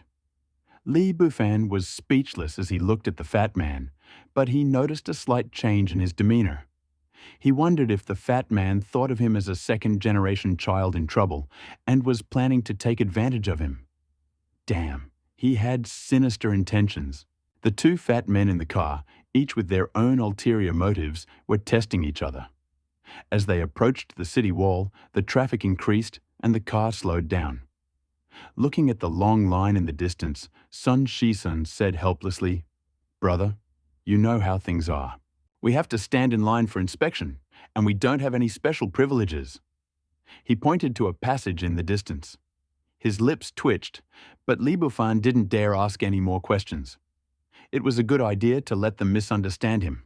Seeing Li Bufan's silence, Sun Shisan forgot about the opportunity to use the special route. He mentally lamented that this was a chance to show off. Bang, several people in the car were waiting for the security check when a car next to them squeezed in and crashed into them from behind, startling them. Sun Shisan leaned over and cursed, "This idiot dared to crash into my convoy?" He was looking for death. "Hey, sorry, I didn't brake. It's my fault. I'm a new driver today. Please don't be offended." A playful voice came from the SUV behind him. "Go to hell, you idiot." Sun Shisan jumped up and shouted, "Fatty, what are you talking about? I explained everything. Why are you here to fight me?" He accelerated and crashed into Fatty's column. "Thank you, Fatty." This infuriated Sun Shisan. "Fight him." "Don't be a coward," he urged the driver next to him. "Master, this is not good. This is the city gate. It just came at us at an angle. If we run into it straight on, we'll be fine." The younger brother, looking at him, realized his boss's weakness. And of course, the mention of money calmed him down. "And stand this level 3 armor," he said, cursing as he got into the car. The guy in front of him, looking at Sun Shisan, who hadn't hit him, felt sorry for him. He originally wanted them to lose some money so that there would be one less applicant for level 3 armor. Sun Shisan calmed down and understood what he was up to. You're trying to trick Fatty, brother." "Sorry, brother. Right now, Li Buru's biggest concern was the 3rd-tier armor. It seemed like it was up for auction, but he had questions he didn't want to ask. This irritated him, so he just pretended that everything was fine. This puzzled Sun Shisan. After seeing him pass through the checkpoint, Sun Shisan stopped thinking about it. The guard noticed the fat man and ran up to him with a smile on his face. "Brother 13, how is your harvest today?" Looking at the vampire in front of him, the fat man mentally spat. Everyone here knew that this was a profitable job, a daily grin. "Thanks to my luck, I have a good harvest," he said, dividing up some of the crystal cores that Li Bue gave him and handing over 10. "It is difficult to meet the King of Hell, and it is difficult to deal with the little devils." The guard carefully considered the situation, and as soon as he let him pass, he saw Li Bue behind him and pointed. Who is this fat man? Could he be your long-lost brother? Li Buer was furious. You're a younger brother. Your whole family is younger brothers. San 13 wanted to object, but then remembered that he was the son of a prominent figure, and he couldn't be held responsible for the consequences if something went wrong. Better not to draw attention to himself for now. This is a distant relative of mine whom I only met today. Elder brother, I will go first. He patted his younger brother on the shoulder and drove off. The guard was stunned and felt a little strange, but he touched the crystal in his pocket and looked at the next car. When Li Bu was asked just now, he was a little nervous. If he was detained, it would be bad. Now, the right thing to do would be to quickly run away. Seeing Sun Shisan turn around and want to talk to him, he hurriedly said, Wait, brother Shisan. I will leave first. Thank you for your help. If you need anything, come to Xinghuo. Looking at the car that had just stopped, Li Budao opened the door and ran downstairs, not forgetting to call the two sisters. Brother, don't worry. Sun Shisan looked at the three running away, then at the three dirty figures in the back seat, a little confused. Li Bu heard voices behind him and ran without even turning his head. The more they shouted at him, the faster he ran. Everyone in the car was stunned. Even the attackers couldn't reach such a speed. Could this guy be the attacker? Boss, why didn't I seem to hear Xinghuo's name? The younger brother next to him asked hesitantly. This stunned Sun Shisan. He sat in the car for a long time, thinking, Xinghuo. Why don't I remember such strength? The younger brother in the car was a little frightened, watching as whirlwind blades appeared around the boss, whose face was becoming darker and darker. Sun Shisan had to face the truth and asked the younger brother next to him, Do I feel cheated? The younger brother nodded slowly and replied, Boss, are you not sure? I didn't even think about such strength. Sun Shisan touched the crystal core in his pocket and suddenly became doubtful. Forget it. We all took the money, so forget about it. Let's go back to the base and eat. While they sat in the car, doubting their own safety, the SUV watched the events. What was going on with this fat man? Maybe he was related to him? Ma Dan hesitantly watched Li Budao get out of the car and looked at his younger brother. Got it, boss, the younger brother said, and chased after Li Budao. Li Budao, seeing that no one was chasing him, slowly slowed down. How could they have guessed that he was being followed when he had just arrived here? Liu Zhui and Liu Bing didn't dare to speak up. Oh, haha, that fat guy was so funny just now, just like you. What are you talking about? Otherwise, let's go back to the mobile home. I don't want to take you with me. No, Li Buer pouted. Liu Xue covered her mouth with her hand and glared at Li Buer, watching the girl calm down. This gentle gesture almost made Li Buer laugh. Trying to restrain himself, he said, Well, this is our first time out, so we need to be discreet. If you both don't want to get caught by the police, take a closer look. The women looked around the crowd. At first glance, it was quite lively. After all, this place was at the entrance to the shelter, and there were a lot of people here. In addition, there were many merchants there. Liu Zhui put down her knife and said, It's much livelier here than there. Li Budao. Plus. Liu Bing pulled his sister along and said, I don't ask you to watch this fun. Look at what these people are wearing. Most of them are wearing ordinary clothes, but some, like the leaders, are wearing clothes made of animal fur. It looks unnatural. And their weapons. Li Budao didn't pay attention to it for now. He just wanted to remind the sisters not to show off their appearance. After all, it's a lake of beauty. Hearing Liu Bing's words, Li Bu noticed this and added, Considering the weapons we obtained, these beast furs are most likely mutants, which are used to make various clothes. Liu Xue finally realized, Okay, decide for yourself. I'll follow. But when will we wash off this dirt? Ours and hair are dried in it. Hearing this, Li Bu felt uneasy. He looked at the people around him who were deliberately leaving a distance of 1 meter for them. No wonder no one blocked our path when we were running just now. At first, their appearance did not seem strange. These people just thought that they had just returned from hunting in the wild. Of course, No one wanted to be covered in mud. Okay, I'll go see if there's a place to stay here. We'll keep this mud halo until we find one, Li Buer said helplessly. He looked at the two sisters, gave what he thought was a charming smile, and headed for the nearest merchant. Horse for sale, skins! The merchant shouted, suddenly seeing a figure in front of his counter. As soon as he said this, a figure appeared in front of his counter. Buy skins? Ghost painted has appeared.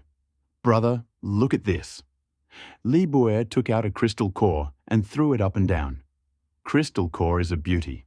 Are the skins for sale?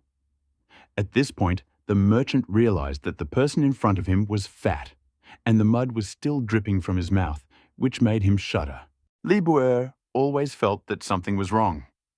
He looked at the horsehide in front of him, which looked quite harmonious. Brother, where is the best inn to stay? The merchant's eyes were still rubbing the crystal core, tossing it up and down. Li Buer's face darkened. He held out the crystal core, and another lump of mud fell on his face. The merchant chuckled, looked at the two people behind Li Buer, and said, Brother, it's obvious that you are a second-generation rich man. There are still hotels here. Do you see the buildings that are higher than 20 meters? He looked like he was dreaming. Li Buer's face darkened even more. The merchant was not afraid and answered carelessly, Brother, from the outside it looks like you are a newbie. The local elders don't know much about this place, so why are they asking such a question? As he said this, he rubbed it again. Li Buer had no choice but to hand over the crystal. The salesman took it and rubbed it again, his face black as the bottom of a pot, and the previous advice faded into the background. The salesman took advantage of the situation and pulled out a small notebook from his pocket.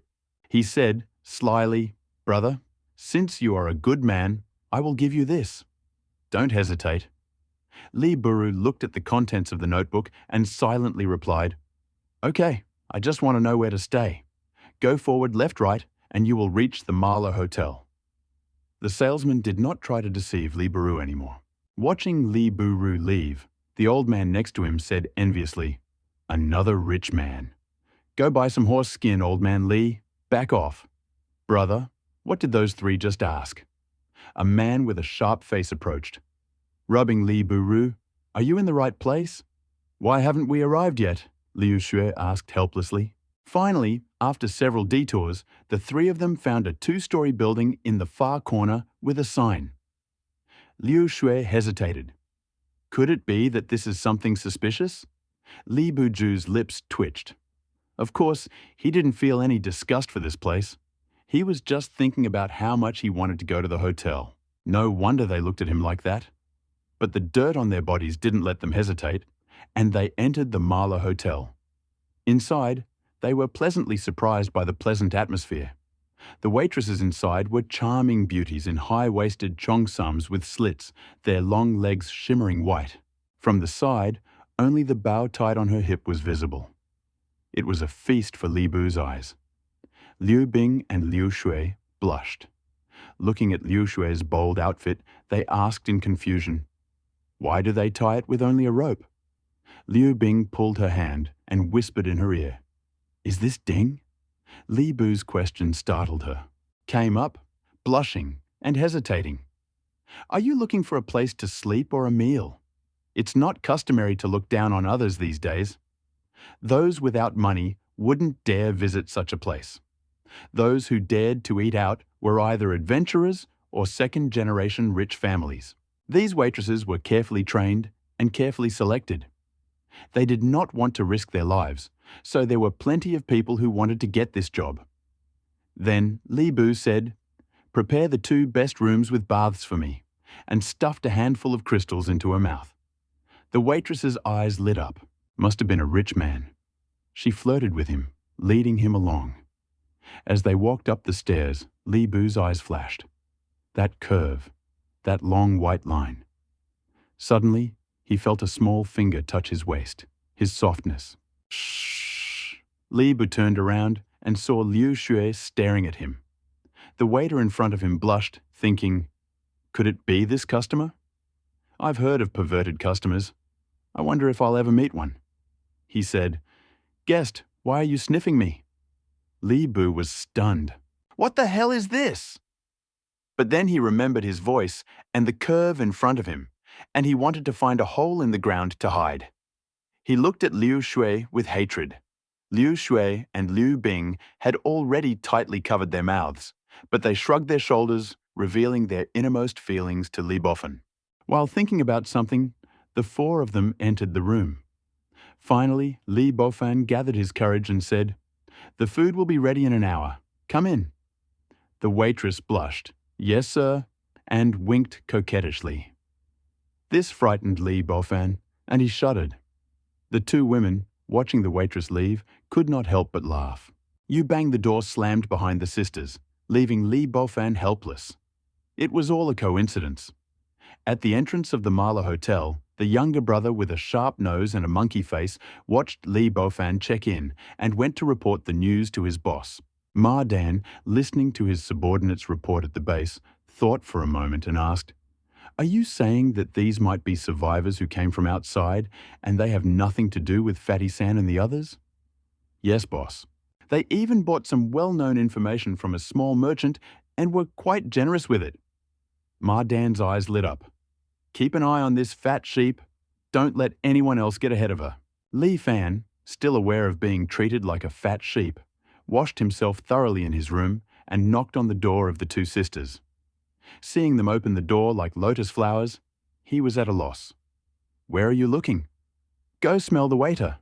Liu Shui rolled her eyes. Li Fan's face darkened. It was Yu who created the misunderstanding. Liu Shui barely held back her laughter. "Knock, knock." There was a knock on the door from outside. Li Xiaofan remembered the food he had just prepared and said to the two girls, "Get dressed and get ready for dinner." After that, he opened the door and walked out. As soon as he said this, the waiter turned around and looked at him, hearing the door open. Li Xiaofan was stunned. He saw a bow. An awkward atmosphere hung in the air as their eyes met. "Hurry up, sister. I've been hungry for a long time." Liu Shui's appearance broke the awkward atmosphere. Li Xiaofan looked at the two sisters who were already dressed and coughed dryly. "Hey, show me the way." The waiter in front of him also reacted and looked at the two girls who suddenly appeared. Just looking at their faces, which were 90% similar, was not enough. He blushed. He thought he had prepared this on purpose. He cursed in his heart and turned to lead. Liu Shui's sharp gaze also noticed the disappearing bow. The word vacuum popped into the girl's mind, startling her. Noticing her strangeness, Liu Bing followed her gaze, causing both women to blush. The exhausted Li Fan finally waited for the food, distracting the three. 9 out of 10 dishes were meat, and the three were already hungry, not caring why Li was so delicious. After eating and drinking, Liu Jue thought, "Is there really so much food here? All meat." "Just ask," Li Fan shouted. Seeing the same waitress, he inexplicably asked, "Has the onion arrived?" There was silence, and 3 pairs of eyes turned to him, causing goosebumps to run down his skin. He quickly said, "Tell me about the latest events." Then he took out several crystal cores and handed them to the waitress. The girl in front of them had already slammed the door and left when she saw Li Fan take out the crystal core. A quarter of an hour later, Li Fan and the other two left the room. They also learned that the survivors here had begun using materials obtained from the mutant beasts to create a variety of weapons and armor. Like City G, this place had escaped the zombie invasion, but due to its proximity to an industrial area, it was attacked by scattered mutant beasts. Starving humans began experimenting with the flesh of the mutant beasts. Although some of the unlucky ones died, they also tested the meat and found it edible. The remaining bones and skins prompted these humans to experiment with recycling, and the results were quite effective. Wu Dafa, the mayor of City N, learned of this and called in researchers from the industrial zone to conduct large-scale research and experiments. Using the local industrial base, they modified mechanical production equipment to utilize materials obtained from the mutant beasts. This time, the third-level armor that was auctioned was the armor of the fire-evolved creature, the wood-iron ox. The fur was used to make the third-level armor. On the way, Liu Shui said excitedly, "Brother Li, let's take a look at the third-level armor auction. I heard the fur was provided by a rabbit." She blushed as she looked at Li Fan. Li Fan knew this would happen as soon as he heard the news. Even such a cute animal as a rabbit, after mutation, can't escape a woman's affection. Ha, women. A quiet night has come. The next morning, the shelter in City N was bustling with activity. Most of the strongest teams of survivors had not gone out to hunt mutants today, but had instead headed to the official distribution center. Li Fan was awakened early by Liu Shui's knock on the door. He opened it and saw two women already prepared, so he quickly washed his face and ate breakfast. The three of them were a little upset, wondering whether it was breakfast or meat. They drank the broth and ran to the auction site. The sea of people reminded Li Dongfan of tourist attractions during festivals. This auction was open to all survivors. Anyone who could afford the entrance fee could participate. The government had already announced the terms of the Forge event. A third of the cost would be charged for any item purchased. Seeing that the ticket for 10 crystal cores per person had delayed the crowd, Li Dongfan glanced at the price of the ticket, threw the crystal cores to the two women, and walked in proudly. Fortunately, he had collected tens of thousands of crystal cores in N County.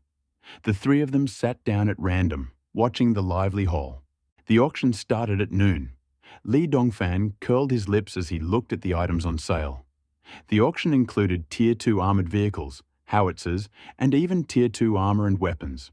The three of them were dozing until suddenly the surrounding noises died down and the beautiful hostess said, "Now for the grand prize, a set of level 3 protective armor. No more words needed."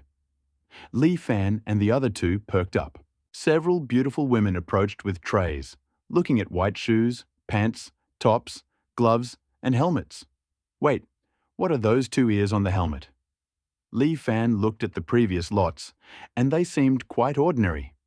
This caused a sudden silence in the noisy hall, leaving everyone at a loss. Auctioneer 1. "I heard that this Mu Tianyu is a crazy-loving girl. I didn't expect it to be true." Auctioneer 2. "That's right. How are you dressed? Is this a joke?" Listening to the discussion below, the host on the stage was speechless. He hurriedly said, "Giving such a set to your girlfriend, daughter, lover, or wife is a mistake." The auction begins. The starting price is 1,000 level 1 crystal cores. The atmosphere has settled. Liu Shui drooled at the sight of the rabbit costumes on stage. She reached out and pulled Li Fanya. Li Fanya stared at the equipment on stage, still wondering which fool would bid first. While thinking, he suddenly felt a small knot at his waist, and his hair stood on end.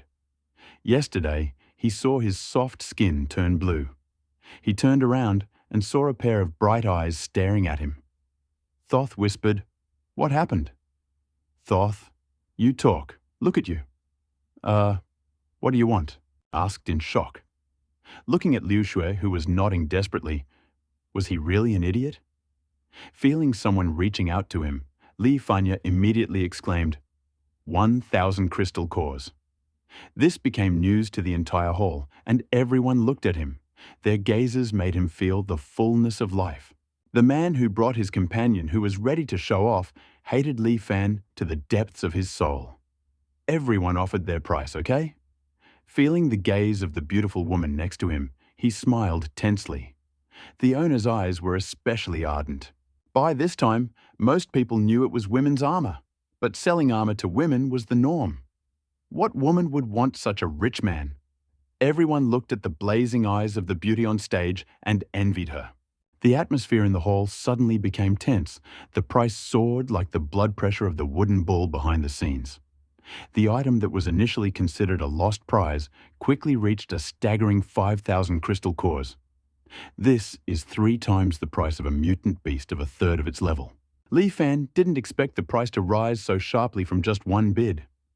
The young man on the second floor stared at Li Fan, or rather at Liu Bing and Liu Shui, for a moment, and muttered, "I think I've seen those two women before. What made you think of them?" 10,000 crystal cores, the young man announced. Everyone was stunned.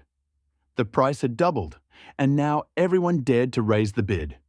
It was worth it to buy women's clothing. The women around them also fell silent. They wanted to haggle, but for the sake of stupidity. No matter how high the price was, they could just sit and watch. Li Bofan was also stunned. He just wanted to bet 10,000, but someone shouted, 10,000 crystal cores. This immediately attracted everyone's attention. Anything over 10,000 was out of reach for a small-timer like them. The young man on the second floor was also stunned, but that was to be expected. From his experience with women, he could tell that the two women next to Li Bofan were stunningly beautiful, not to mention that they were sisters. His bet was not due to their beauty. Of course, if Li Bofan didn't have money, he wouldn't refuse to bargain. But now, a familiar feeling came over him. He froze, watching Li Bofan's bid. There was no need to insult a power that could easily offer tens of thousands of crystal cores. Li Bofan wondered if this was the notorious scenario of bragging and getting slapped. Exciting, Kang Man. Just when everyone thought the two big guys would continue, the hall went silent. The host said excitedly, 10,000 once, 10,000 twice. Everyone looked at him in bewilderment. 10,000 three times agreed. The owner's gaze on Li Fan became even more intent. Until the very end of the auction, everyone only talked about how the fat man spent 15,000 crystal cores for the smile of a beautiful woman. This voice could be heard from all around the auction house. Sun Shixiao regretted it as soon as Li Xiaoxiao started bidding, complaining, "Damn, I didn't bid enough." Ma Dan was also extremely jealous. Their team hadn't even earned 10,000 crystal cores in the past 2 weeks, and this guy had just thrown away 15,000 crystal cores. Watching Li Xiaoxiao leave, a golden light flashed in his eyes. This was his chance. With so many crystal cores per person, this fat piece of meat couldn't be missed. And Fat Sun was there too. Skinny, tell everyone. Well, Li Xiaoxiao was still confused, thinking, why did this pretentious plot from back then also affect me? Liu Jue and Liu Bing looked at the devastated Li Xiaoxiao and hesitated. Are you okay? Li Xiaoxiao was taken backstage. Seeing the host approaching with a box, he said, "Congratulations, sir. Excellent preparation." He winked at Li Xiaoxiao, tightening his grip on the box, and the two white balls became rounder. Liu Shuexiao took the box and led Li Xiaoxiao away. The looks from the auction participants calmed him down, and he hurried back to the hotel. Liu Bing and Liu Shui opened the box and looked at the small note inside, exclaiming angrily, "Look, they already left you their address." They threw a crumpled piece of paper at Li Xiaoxiao. They took the box back to their room, leaving Li Xiaoxiao staring blankly into space. Liu Jue eagerly put on the armor made of snow-white mutant rabbit fur. Finally, she put on the rabbit helmet, but found 2 small air bubbles on the sides. Liu Bing paused before pressing the buttons. And of course, her ears perked up, much to the joy of both women. Outside, several people began to inquire about Li Xiaoxiao's background. They found that such a person did not exist, but concluded that it was someone Fatty San had brought over. With similar physiques, they could easily be considered family. Fatty Sun returned to his base, lamenting that he had missed out on such a big fish today, but he knew that he had been set up by his enemies. In the luxurious room of the hideout, a young man opened the door and walked in, clutching a game console. With most electronic devices now unavailable due to the lack of internet, portable gaming consoles have become a popular pastime for the wealthy. However, today, the young man was not playing games, but staring blankly at the photos he had taken. "What are you doing?" An authoritative voice rang out, and a middle-aged man came down from the second floor. "Dad, why are you home today?" The young man looked at the figure in surprise. "I was just informed that there is a new face in this shelter. There is a luxurious auction going on there. Since you just got back, I came to ask." "Dad, it's just a small auction." "What's so strange about that?" The young man answered casually. "Oh, I noticed 2 familiar faces too, but I can't help but notice them." The middle-aged man stared at the young man for a while, until goosebumps ran down his body. Then he said slowly, "The situation outside is unsettled, and the survivors are just a bunch of powerful factions, large and small. If these 100,000 survivors here are not controlled, they will wreak havoc. We originally provided them with weapons to prevent an end-of-the-world crisis. Fortunately, they are currently fighting on their own. While there is no sign of unity, any possibility exists. The middle-aged man's eyes widened as he looked at his son who was not listening. Now I remember. It's the Liu sisters, the young man said excitedly. Hearing his son's words, the young man cursed. You bastard, are you even listening to me? Still thinking about women. Wait, Dad, they are from the capital. That way, they can contact our family Yu. The young man barely finished speaking when his father asked, Are you sure? The capital is at least 800 kilometers away from here. How is this possible? Just look, he said, handing him a photo taken by a game console. Although the image quality was too clear, he could still vaguely make out the faces of the two girls, which made Wu Deifa hesitate. Did you buy this at an auction?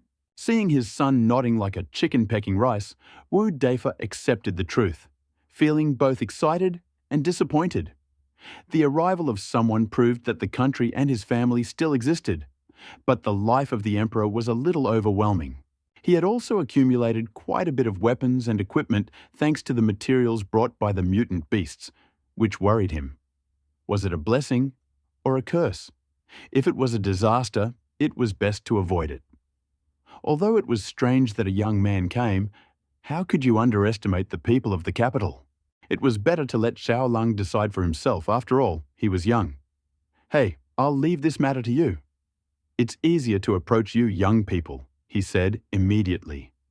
Wu Xiaolong was a little puzzled by his father's sudden assignment of such an important task. He didn't mind having sex with women, but then he thought about going back to the capital where the girls were much better.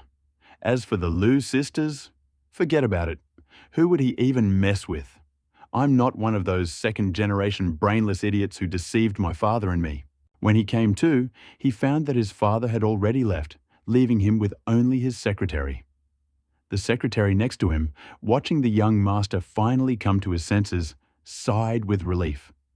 Was this young master really that smart? Why had he been at a loss for so long? Thinking about it, he stepped forward and said, Mr. Xiaolang, the mayor just asked me to come and listen to your instructions. Yes, I know.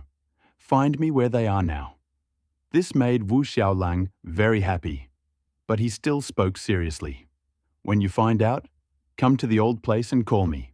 He left. The secretary also began to organize people for the investigation. After the secretary's words, all departments of the city administration of City N began to work. At the entrance to the shelter, a young man with a feminine face drove a battered car through the checkpoint. The guard realized from the battered appearance of the car that these people were most likely part of a team that had gotten into trouble and was fleeing. He glanced at the car and saw only one person. He cursed the poor guy in his mind and asked, Is the team name registered? He rubbed his face as he said this. No matter how small a mosquito was, it was still meat. Get lost. I am Bai Yu Chang, Bai Wu Chang's younger brother. Are you trying to beg for a bribe from me? You are inviting death upon yourself. The guard's face darkened. He looked closely, realizing that his grey face was unable to see well. He didn't dare to block his way and shouted, Let him pass. With that, Master Bai stepped on the gas and drove away. Watching Master Bai leave, the guard cursed, Bah, you're just a coward. The younger brother standing next to him advised, Boss, there are only a handful of us. These two Bai brothers are known to be in charge of the weapons workshop in the hideout, but it is better not to mess with them. In the private room of the Old Dai Tavern, upon hearing the news of Master Wu's arrival, all the members of his group joined in the fun. Wu Xiaolang, who was entrusted with this important task by his father, was wondering how to approach him. He had no choice but to come here and have a few drinks to clear his head. He looked at the young man on the screen, noting the huge age difference. But now, he was bothered by two girls. The fat man in the room brought two girls with him, so he must be a disciple of one of the 5 major families. The footman next to him frowned at the financial backer and immediately said, Brother Lan, if you have anything to say, let us help you. We will go through fire and water for you, Brother Lang. This reminded Wu Xiaolan that it would be a mistake to let his younger brothers search for a person they had not found. He placed the game console on the table, immediately attracting everyone's attention. This thing was almost useless before the end of the world, but now that the internet was down, many of them still existed. It has become a real treasure now. Brother Lan, this, he said, reaching out to take it. Stop and see who is behind this. Find it, and I will reward you generously. Don't worry, Brother Lan. Leave this matter to us, the younger brothers assured, patting their chests and looking at the two women behind them. With that, they all ran downstairs and reported the news to their superiors. The leaders of the various major factions in City N remembered the fat man at the afternoon auction. Combined with the information spread by Ma Dan, many sighed that such a fat sheep had fallen into the hands of young Master Wu. But they also decided that a little soup was no problem, so they all sent people out to search. Ma Dan, who received the news from his subordinates, glared furiously. This was a good opportunity. He ordered his servants, "Tell everyone, Fatty's son is with us. He is taking all the spoils. He is young Master Wu's man." Meanwhile, at the base, Sun Shi panicked after receiving the news. He was completely confused by the rumors spreading outside. "Brother Shai, our people are being followed by young Master Wu's spies. What should we do? I heard that young Master Wu sent them." A thought clicked in Sun Shi's mind. Ma Dan had a grudge against him, and it was most likely he who spread the fake news. He suddenly stood up and said, "Come with me, let's find young Master Wu." This stunned the brothers. Looking at the puzzled crowd, Sun Shixiao explained, "Now that they are looking for us, we just need to leave them no choice. We will attack ourselves." Wu Xiaolang had just finished 2 drinks at the bar when he heard someone looking for him and reporting news. This made him very surprised. These younger brothers were so quick. Without thinking, he said, "Let them in." Sun Shixiao was also nervous. If he took a step, he would be trapped. This young Master Wu tried in vain to kill Ma Dan. He wanted to kill him in his heart, but he had no choice but to grit his teeth and attack. "Tell me, where is the person in the photo?" Wu Xiaolan's face darkened after hearing Sun Xiaosan's explanation. How dare this person worry about him so much? Seeing Wu Daxiao's expression, Sun Xiaosan hurriedly replied, "I picked up this person on the road and then saw him at the auction. Everyone on the street knew about him when he left. We are willing to help find him." Wu Xiaolang's expression brightened. Li Bufan didn't want to go down to the hotel to eat alone, so he asked the waiter to bring him some food. While eating, he didn't realize that just a few minutes later, a real storm had broken out inside, and many people were looking for him. Various teams went to Sun Xiaosan's base, but found nothing. Now, all hope was lost. However, Ma Dan, who knew the truth, personally led the search. He heard about a well-informed horse skin merchant, and his eyes lit up. No doubt, he thought, people like them made their living selling information. When word got out, the owner of the Marlow Hotel, Gebi, got wind of it and ordered all the staff to take a break, then removed his daughter-in-law from his sight. When the various factions discovered additional information, coupled with the lack of surveillance at the base, they assumed that Fatty's son had spread the rumor. Everyone then stepped up their search, leading many to believe that the Sun brothers were involved in the betrayal. After finishing dinner, Li Bufan suddenly felt something was wrong. No one had come to clear the table for so long. After investigating, the various factions found that Li Bufan and his 2 companions had not left the hotel. To everyone's joy, they sent several squads to retrieve the 3, while numerous groups outside the hotel rushed toward the hotel. This brazen display of activity made government officials responsible for local security break out in a cold sweat. "Captain, there are so many people gathered here. Should we seek help from the authorities?" The patrolman asked hesitantly. "That's a question. What does the notice say? If you see a large gathering of people, report it immediately. Forward." He then headed toward the group of survivors ahead. Seeing the patrol captain approaching, the survivor leading the group said, "Captain Zhang, don't panic. We work at Wuhan University. We are all family, family. He handed Captain Zhang a cigarette. This made Captain Zhang very embarrassed. Damn, you've been telling me not to panic so much, but I'm panicking too. After exchanging a few words with the group's commander, he learned the whole story and felt relieved. He decided to tell the truth. He found the soldier who had just finished the conversation and told him to come. Less than an hour after the secretary had ordered an investigation, he arrived at City Hall to report.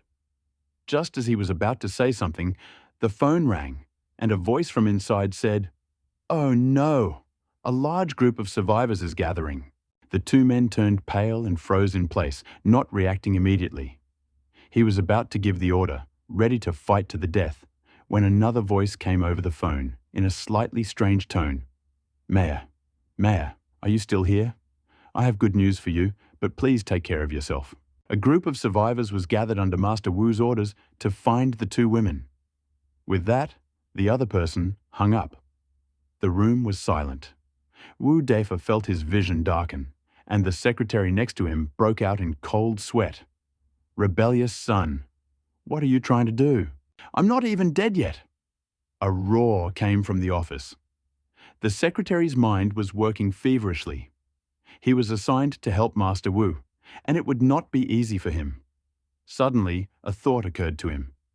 "Mayor, Master Wu himself found the person we are looking for. This is a testament to his abilities."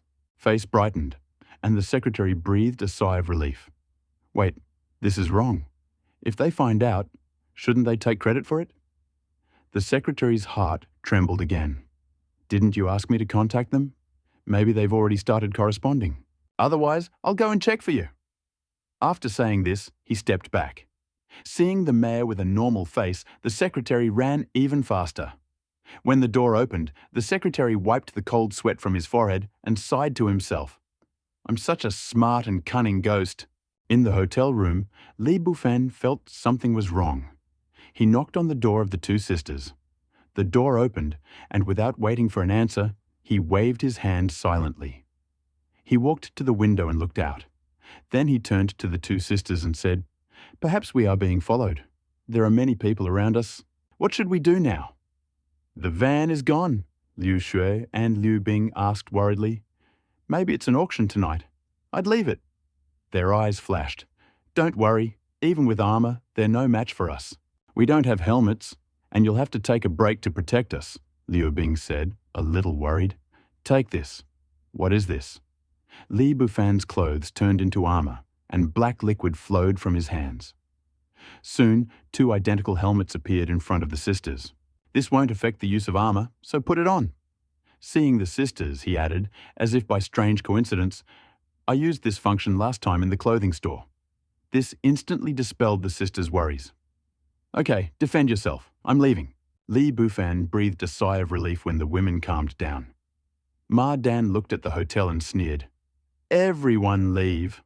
Our guys found this place first." He ignored the expressions on the faces of those around him and shouted to the people inside, "Everyone go. Wu Daru has his eye on these two girls."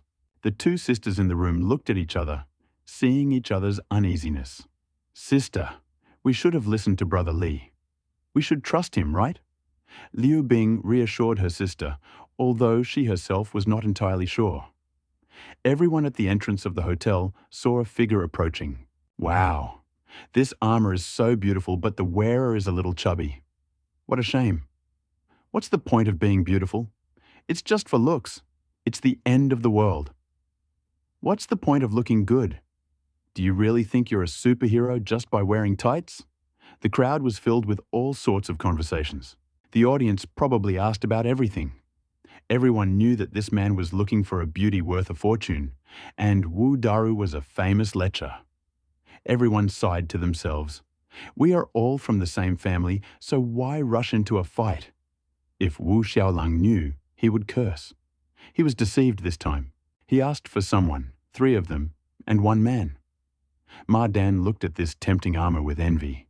He said rudely, "Fatty, give this man, and perhaps you will have a better life." There was a misunderstanding. If Wu Xiaolang knew about this, he would probably faint from tears. But he had always been so flirtatious. But now he discovered that one of the strangers was twin sisters. How could he not do something? It was like a weasel pulling a chick. Haha, there's no way they would give them away. You're just sleeping. Then everyone noticed that the fat man had a long knife in his hand. Looking at the 3-meter knife, everyone thought of one thing. Is this reality? Did I tell you to run 2 meters 9? Boy, why are you still trying to pounce on me? This is the hideout of N City. I am here on young Master Wu's orders to arrest someone. You little bastard! You enemy of the government! The fat man in front of him pretended to be unperturbed and lowered his banner. The spectators kept complaining. Didn't they see that the knife was already out? Forward! As if hearing the complaints of the other team members, Li Bufan calmly said, Come on, I'll let you run 2.9 meters first. Phew, haha, everyone around couldn't help but laugh. Kid, I'm a second-level evolutionist. You're looking for death. As you've all seen, this kid is shameless and doesn't bully the weak. After saying this, he turned to Li Bufan. The secretary was in a panic, remembering the place where the young master often went, and hurried there. Sun Shi-san, who received the news from his younger brother in the bar, was excited. The man had been found. He looked at Wu Xiaolang and said, Young Master Wu, the man has been found and surrounded. Let him go. Oh, then what the hell are you talking about? Wu Xiaolang is about to go crazy. What's going on? Young Master, what are you doing? The mayor has just lost his temper. Go and deal with these 3. I already bragged that you are in touch with the people of the capital, the sweaty secretary said quickly as he entered. The expressions on the faces of those present were different. Sun Shi-san did not know whether to be happy or sad. His plump face froze as he looked away. Wu Xiaolang, devastated by these 2 pieces of news, lost all connection with himself and felt that his future was bleak. What's going on? Let's go. The secretary, looking at the frozen people in the room, felt a bad premonition. Something serious has happened. We are surrounded, Wu Xiaolang concluded. I asked you to find someone, but you misunderstood, thinking that I was looking for 2 women. In addition, someone named Ma Dan is using this information for some petty shenanigans, and the rumors are becoming more and more outrageous. After listening to Wu Xiaolang's explanation, the secretary was completely stunned. Let's go. Let's see if there's a chance to fix the situation. Yes, let's go. He pulled out the secretary. Lightning Evolver overtook Speed Evolver. Finally arriving at the place, they were stunned by what they saw. A voice came from the entrance of the hotel. Phantom Liana. This was a combination of Ma Dan's first and second abilities. Damn it, I've been talking all this time, and now he's planning a surprise attack. My God, this brat has no fighting ethics. Wu Xiaolang and the secretary were also stunned by this sudden turn of events. The secretary next to him hesitated for a moment and then grabbed Wu Xiaolang, who was about to speak. Let's make the most of everyone's strength. This caused Sun Shi-san, who had run up from behind, to tense up. Noticing the secretary's gaze, he immediately lowered his head, indicating that he hadn't heard anything. He was extremely dissatisfied with his own abilities. Why was he running so fast? Wu Xiaolang was stunned, but he finally understood. This Ma Dan was the victim of the 2 sides meeting and the perfect scapegoat to defuse the situation. Of course, it was his own fault. However, in just a few words, the situation in the martial arts world has changed dramatically. Li Bufan smiled faintly when he saw the vines suddenly appear. Haha, Xiao Xiao likes to play with binding. Xiao Xiao, you haven't seen this before, right? This is a skill that only elemental evolutionists can use. This is a vine net that even a second-level mutant cannot break free from. Ma Dan looked around arrogantly. What did you just say? Ha ha ha ha. This stunned the onlookers. Their own boss was silent, so he simply waved his hand. Seeing that no one responded, Ma Dan became even more arrogant. Li Bufan smiled mockingly and exerted his strength, exploding almost twice as hard. Bang bang, seeing the eyes of the surrounding people widened. Ma Dan was stunned. What the hell? Suddenly, there was silence, and the sound of breaking vines became louder. Ma Dan turned his head stiffly. Oh, now it's my turn. What an awkward scene. As soon as he finished speaking, Li Bufan's figure disappeared and appeared behind Ma Dan with a long sword raised. One hand shot up. Ah, my hand, don't kill me. It's young Master Wu looking for you. Let me go. Ma Dan was overcome with fear and wanted to live. The pupils of the observers narrowed. Was this a speed evolutionist? No, a strength evolutionist? Many teams were testing him, planning to report to their superiors. It was better not to provoke him. In the crowd, Wu Xiaolan and the secretary's faces darkened after hearing Ma Dan's words. The secretary pulled Wu Xiaolan along and said, "Let's go. The final turn of events depends on what you say. Brother, this is a misunderstanding. This guy is lying. He is trying to shift the blame." The secretary hurriedly jumped out of the crowd. Li Bufan looked at the newcomer, hesitated, and then stopped. Why do you want to save people? And who are you? Seeing the man approaching, Ma Dan thought he was saved, but after hearing these words, his excitement gradually subsided. I am the secretary of Mayor Wu. Sir, I have come all the way from the capital. We have made such fools of ourselves. How can we possibly save such a scoundrel? I will leave it to you to decide. Then he pulled Wu Xiaolang's hand. Sir, I originally planned to find you, but I didn't expect that this scoundrel would secretly spread false information. This is a misunderstanding. I am from the Wu family in the capital. Li Bufan was completely at a loss. What the hell's going on? But he knew that he seemed to have been mistaken for someone from the capital. And now he was also introducing himself as the Wu family? Oh, right, the noble families of the capital were the Liu, Jun, Li, Wu, and Hu. The two girls from the Liu family told him this. They must have been the ones who thought he was from the capital. Li Bufan's eyes lit up. It was a golden opportunity, a brilliant plan. He thought, since we've already given up, why not use the excuse of being sent to the gate? Killing someone to enhance your reputation wouldn't be difficult. So you recognized me. This time, I was just having fun. He looked in here so as not to attract attention to himself.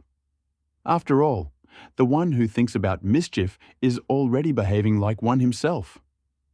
With these words, he shook his huge head. This frightened both of them. Wu Xiaolang looked at him with envy. This is the difference between the capital's miles per hour. To hear this doomsday man bring his two sisters for fun. What a wonderful life that was. And then, looking at himself, he became even more determined to return to the capital. This statement sounded different to the secretary. This was clearly an inspection mission, and he became even more cautious. Your Excellency, you are truly thoughtful. I admire you. Why don't you go and rest at the government reception? The secretary looked at Li Bufan respectfully. He didn't dare to let Wu Xiaolang interrupt him for fear of unexpected circumstances. Li Bufan thought, what the hell? What admiration? What concern? He couldn't be timid after hearing what the person in front of him said. If he didn't go, he would easily be exposed. He immediately agreed. The farce ended like this. No one paid attention to the dead Ma Dan. No one had been to the capital before the apocalypse, let alone after. Of course, there were those who doubted it, but the rumor that Ma Dan had been beheaded with a sword, cruelly stripped of his skills, spread like wildfire. Everyone believed it. With the government's confirmation the next day, hope for the country's recovery was instilled. It also extinguished some people's petty thoughts, strengthening the security of N City.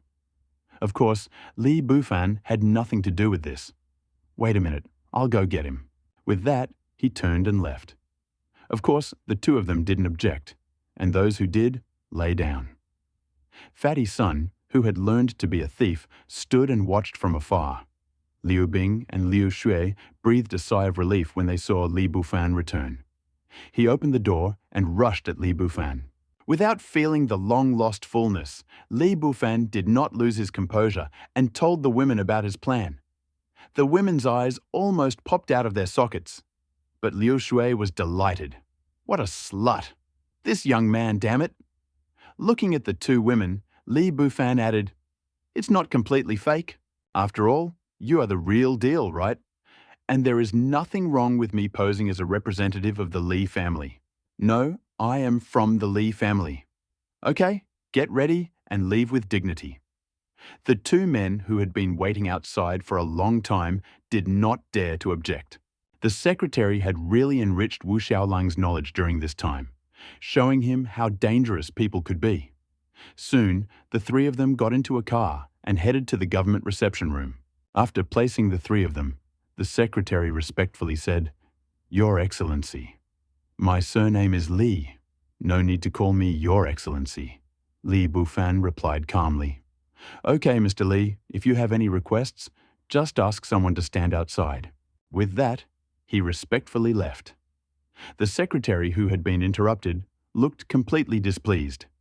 Hearing Li Bufan say his name made him even more certain that he was from a noble family. In the mayor's office, Wu Defa waited, sighing with relief when the secretary and his son returned. "Tell me, what is the result?" "Mayor, they are almost certainly from the capital. When the secretary reported, Wu Defa's face became serious. "You are right. Perhaps they are saying this to sort out the situation at the shelter." "Fortunately, they discovered it earlier," the mayor said with relief. "By the way, inform the government. Tell these survivor aid groups to be on guard." This finally calmed the fear that had been plaguing him for days. Seeing the looks from the two women, Wu Xiaolong wondered what kind of women he had met recently. They were terrifying, weren't they? Looking at his son, Wu Defa, who was standing next to him, his face darkened and he cursed. "What are you staring at? You're lucky this time. Go back and pull yourself together. Come with me to the welcome reception." Looking at the quiet office, Wu Defa rubbed his brows, recalling the conversation they had just had that left him with many doubts. He sighed. "Forget it. Let's try again later." While the various departments were preparing, the search operation was called off. This disappointing ending stunned everyone, but the next news shocked everyone. They had fought tooth and nail to reach this position, fighting their way through millions of students. If the country disappeared, everything they had would disappear.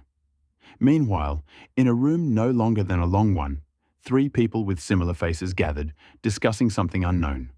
"Old Third, what did you say? What happened there?" Bai Sanye looked away. "It was the fat man who used the gun in the van and ruined our plans." "Old Third, forget it. We received news that people from other countries were coming to our hideout. Bai Yu-chan, who was standing nearby, was protecting Bai Sanye." What was going on? Why did Bai Sanye suddenly look confused? Bai Wuchang said with a submissive expression, "Today, three people suddenly appeared. They confirmed that they were from the capital. It's good that you didn't make it in time, otherwise, if they were discovered, there might be problems in the future." Third Master Bai felt relieved after hearing this, but also a little unwilling. "Brothers, our crystal core income has dropped again. Will it affect your connections here? How about we wait a few days for the storm to subside, and then I'll ask you to take action." Bai Yu-chang was silent for a moment, and then said, "Let's do it.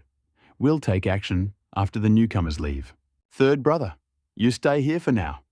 Meanwhile, Liu Bing and Liu Shui, who were sitting at the government reception desk, had recovered from their crisis and relaxed. In the room, Liu Shui hesitated and asked, "Sister, you? What? Aren't you tired?" "That's right." Her small, sinful hand touched a patch of skin. Rang out, inaudible if they had not been so close. The room was flooded with spring light. A small rabbit, half untied, jumped out of it with incredible speed, reminding us of a white rabbit, so charming with its jumping whiteness. "I feel much better now. Why don't we go for a walk?" Li Bufan heard the voice from outside, saw the two sisters coming out, and his eyes sparkled. They still looked so beautiful. Hesitantly, looking at the two sisters who were looking at him with wide eyes, Li Bufan said, "Okay, let's go for a walk. Unlikely that anyone here wouldn't recognize us." Li Bufan and the other two quickly got ready and set off. When he saw the guards outside, he said, "Don't follow us. We'll be fine." Without waiting for a word, he led his men away. The guard thought without saying a word, "I'm not worried about you getting hurt. I'm worried about someone else getting killed." After all, he needed to know about this ruthless person who could instantly kill a level 2 evolver. The higher-ups gave the order so early because they were afraid that Li Bufan might kill them. After seeing Li Bufan and his companions leaving, the guards immediately reported the situation, and a large number of personnel was soon mobilized. Everyone within a 300-meter radius of Li Bufan and his companions was warned not to behave pretentiously in the presence of this gentleman. Of course, the onlookers who had been watching in the morning recognized the trio, and the various teams also reported this to their subordinates. As a result, even public safety improved significantly wherever the trio passed, giving everyone the feeling of returning to the pre-end of the world. Li Bufan and his companions took this as a normal occurrence. They had only left the spark shelter a few days ago, which had put a heavy burden on the urgently mobilized guards. Li Bufan arrived at the weapons and armor processing area and saw many survivors there. This was the main reason he came here. The knife he received last time had left a deep impression on him. When he entered, the guards around him panicked again. The appearance of Li Bufan and his two companions immediately attracted everyone's attention, didn't it? Compared to the others, these three were incredibly pure. The crowd was buzzing with discussion.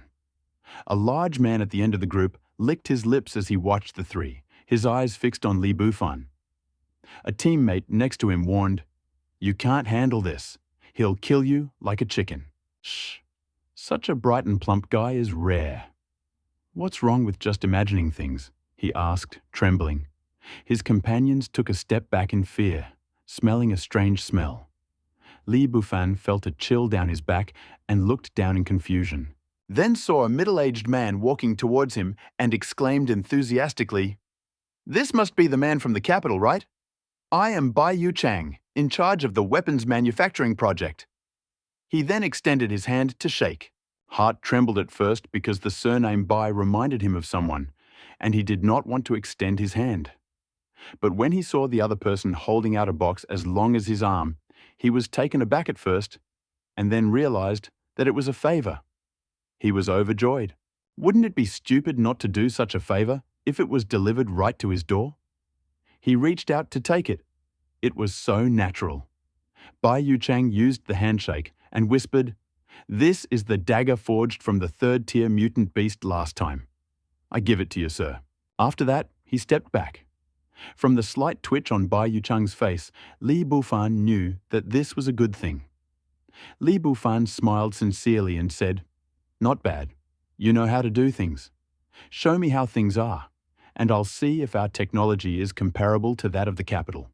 This encouraged Bai Yu Chang, who was probably willing to stay because of his gift. Ma Pi began to speak. "Of course. What's here can't be compared to the capital. We're just small businesses here. We blah blah blah." He didn't pay attention to the investigators whose faces turned pale. After a torrent of flattery, Li Bufan left, leaving Bai Yu Chang waving goodbye. As they left, Liu Shui couldn't help but exclaim, "Ha ha, this guy is too ha ha. It's not that I'm uncultured, I just can't help myself." Li Bufan had achieved his goal, but he didn't notice. He was sure that Tuanzi was pleased with the finished product he had brought. After understanding, Liu Shui noticed his smile and said, Let's go back." This calmed the guards.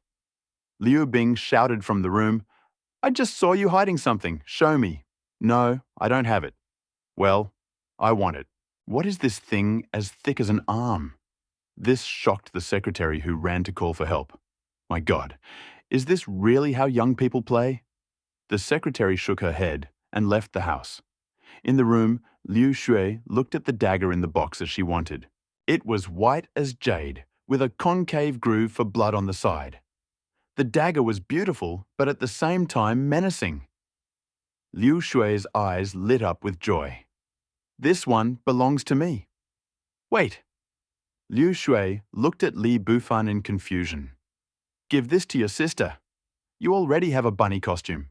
Maid Liu Bing, who was sitting next to her, Blush. Was he really going to take everything? It was good when everyone was treated equally. Liu Shui looked at her sister, blinked, and agreed to go. And this isn't a bunny costume, this is… Wait until I think about it. Then she pushed Li Bufan out of the room. Sister, what are you thinking about? Why don't you put on a bunny costume and show him? Outside the door, Li Bufan looked confused. Looking at the secretary standing in the distance and walking towards him, he couldn't help but say, I don't know your name yet, brother. What happened? The secretary was surprised by the sudden change in Li Bufan's expression, but remembering what had happened, she grimaced and said, My surname is Zhang Zhongyi. The mayor was negligent in handling official matters this morning, so he asked me to invite Mr. Li to dinner so that I could apologize to you later. Well, I see. Looking at Zhang Zhongyi, who was still standing by his side, he asked hesitantly, What happened to Secretary Zhang? Secretary Zhang looked at Li Bufan again and hesitated. I, Zhang Zhongyi, tell you, being stupid is not enough. You must be steadfast. Remember, if you say too much, it will be funny. He wiped away his tears as he said this. Li Bufan. After coming to his senses, he looked at Secretary Zhang and asked, Secretary Zhang, what is your name? My name is Zhongye. I specialize in treating bragging. Headaches, fever, and low blood pressure have nothing to do with me. If you want to show off… Li Bufan finished singing in one breath, feeling relieved. Seeing Zhang Zhongyi, whose face was flushed with restraint, he felt a surge of joy. He turned to the room and shouted, Let's go eat. Lead the way, said the secretary, sighing at how young the people were and how much attention they paid to their appearance. They walked in silence until they reached the lobby. Heroes are born young. Brother Li, thank you for your hard work. I am Wu Defa, the mayor of City N. A middle-aged man approached. Wu Defa finished speaking and looked around quietly. He sighed as he looked at the unremarkable fat man, admiring that appearances were not judged by appearances. But then, seeing the two women from the Liu family behind him, his eyes narrowed. Liu Zhanjun was strikingly similar to Liu Zhanjun. Perhaps he was from a noble family. Li Bufan, watching the beaming Wu Defa, looked around. He noticed several people he had seen in the morning and realized that this was probably a gathering of high-ranking officials. He replied, Mayor Wu, you are too polite. I'm just here for fun. Sorry to bother you. Come in, junior brother Li, sit down. Who are these two? He asked casually, motioning for Li Bufan to come forward. He sat down next to the main seat. They are the daughters of the Liu family, Liu Bing and Liu Shui. Wu Defa knew that the Liu family had two beloved daughters, but he remembered his previous question and felt something was wrong. He couldn't help but ask, I wonder what Liu Mingshan is to them? He looked at Li Bufan. This made Li Bufan even more wary. He cursed the old fox. You still don't trust me. Seeing Li Bufan's gaze, Wu Defa thought to himself, this question is too hasty. But he still looked at Li Bufan and said, We were close friends. You came from the capital. I wonder if you have heard anything about him. Li Bufan's apology sounded too forced. Why don't you ask about your family? It can't be helped. Although we are telling the truth, there are actually two daughters. I am the only one pretending. You old fox think I am fine, don't you? Liu Mingshan is their uncle. Liu Zhanjun is their father, Mayor Wu. Do you have anything else to ask? After saying this, he stared at Wu Defa, praising his own wit and his heart. This old fox is really vigilant. He took the initiative to ask, You still have the nerve to ask again? Wu Defa felt a bitter taste in his mouth. Couldn't he ask like this? Ask about the Wu family's situation. Family doesn't know anything. What can you do? Ask the Li family. If the Li family is not real, they will definitely prepare everything. It would be useless to ask. He had no choice but to come up with this plan. The secretary next to him had already realized that the situation was not right and immediately tried to soften the situation. Brother Li, don't pay attention. In fact, we are all more interested in how you got here. After all, this is the end of the world. There are many crises abroad. We haven't received any news from the country since the internet was cut off. Mayor Wu is under a lot of pressure, so I'm so talented. Please forgive me. Wu Dafa looked at the secretary to soften the situation and continued. The road to the capital is long. We sent many people there, but they all suffered heavy losses. We really find it hard to believe your sudden visit. In the past 2 months, many people... He looked at the evolvers in the distance and whispered, "Many people have gained great power. Although the shelter's security has increased, our government's control over it is gradually weakening, and the situation remains unstable. I need to be careful about your arrival."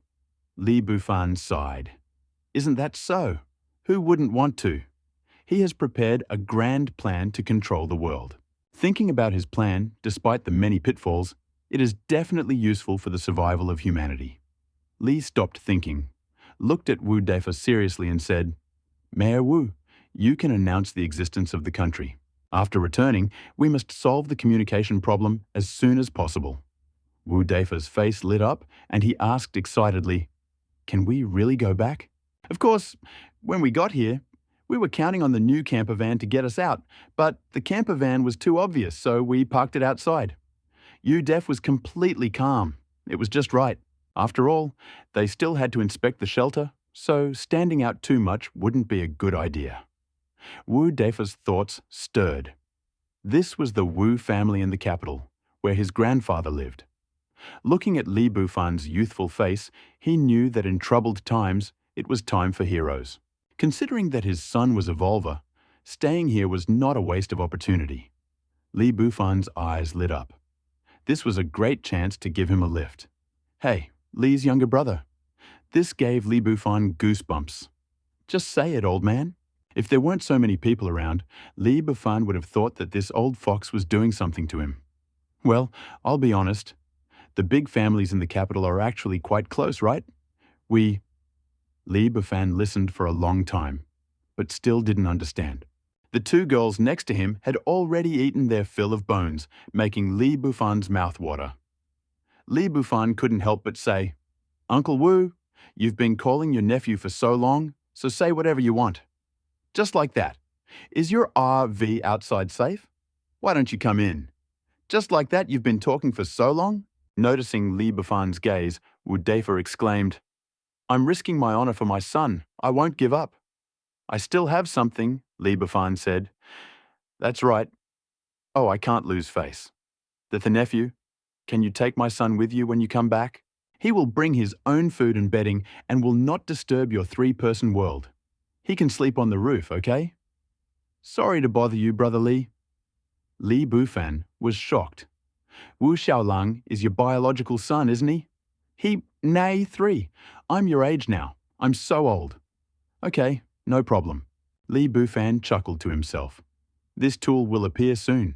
After so long, he probably learned a lot about edibles. Improving the food supply in the future will depend on him. This is your father's gift to you. He. Vo was. Liu Xue's face flushed as he ate. Liu Bing looked at her sister and said, "Eat slowly. Why are you blushing?" Plus. What does it mean to blush while eating? I wonder what they say. Third, it's exciting. I drove too fast. Liu Bing said, "Let's go 00." Li Bufan and Wu Defa were chatting happily and flattering each other at this moment. Wu Xiaolang, who was sucking a big dick in the distance, felt a chill down his spine. "Oi! What could have happened? Was I too tired last night? This shouldn't have happened. Only 7 times.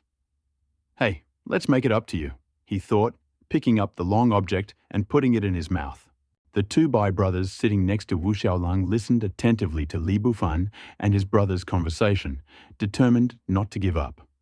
They felt like they had heard this cast somewhere before, and they couldn't help but look back, giving the guy a thumbs up. A role model for our generation. Li Bufan breathed a sigh of relief. What luck. "Nephew, I'll have someone bring a van tomorrow morning."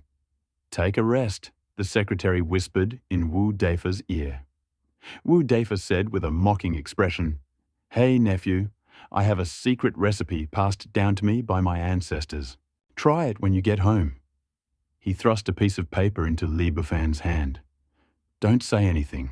I understand. This is a common problem for generations like ours."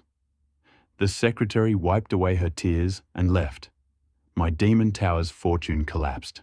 He glanced at the small piece of paper in his hand and hurriedly stuffed it back into his pocket, muttering under his breath, "I will only use this for my own benefit, not to protect this intangible cultural heritage." The banquet ended, and Wu Deifa returned with his son. The secretary tactfully left. "Son, tell me if you have anything to say. I'm listening." He wiped the cold sweat from his face, almost saying too much. Wu Def's face darkened. "I know what you just said. This time, I'm sending you to the capital. I've already made arrangements with my nephew Li. Go and settle down. Find your grandfather and uncles. From now on, everything depends on you." This made Wu Xiaolang incredibly excited, but he didn't understand what his father had just said. What did it mean? It sounded strange. But remembering the glitter and glamour of the capital, he immediately agreed. "Okay, then I'll go and settle in," he said, his eyes wide, in the luxurious room of the shelter. "Brother, you're back. How are you?" "Have you contacted the one who came to the capital?" Bai Sanya asked Bai Yuchan. Bai Wuchang finally remembered what happened to the van, and his eyes were filled with distrust. They looked at each other and said, "Third brother, tell me in detail what happened last time." In the room, Bai Yuchan and Bai Wuchang were terrified. Li Bufan was incredibly bold. Third Master Bai looked at the two elder brothers in bewilderment. "First brother? Second brother? What are you doing?" Hearing the third brother's hesitant voice, he asked, "Third brother, you deserved to lose last time." Third Master Bai said, "What do you mean? That guy from the capital could be you. Last time, he dared to come here and play with the shelter, with its 7 inhabitants. He was truly brave." "We are still too limited," Bai Yuchan sighed. Bai Sanye sighed when he heard this, but an angry glint flashed in his eyes. "Brother, we now have evidence against him. Let's go and report him right away."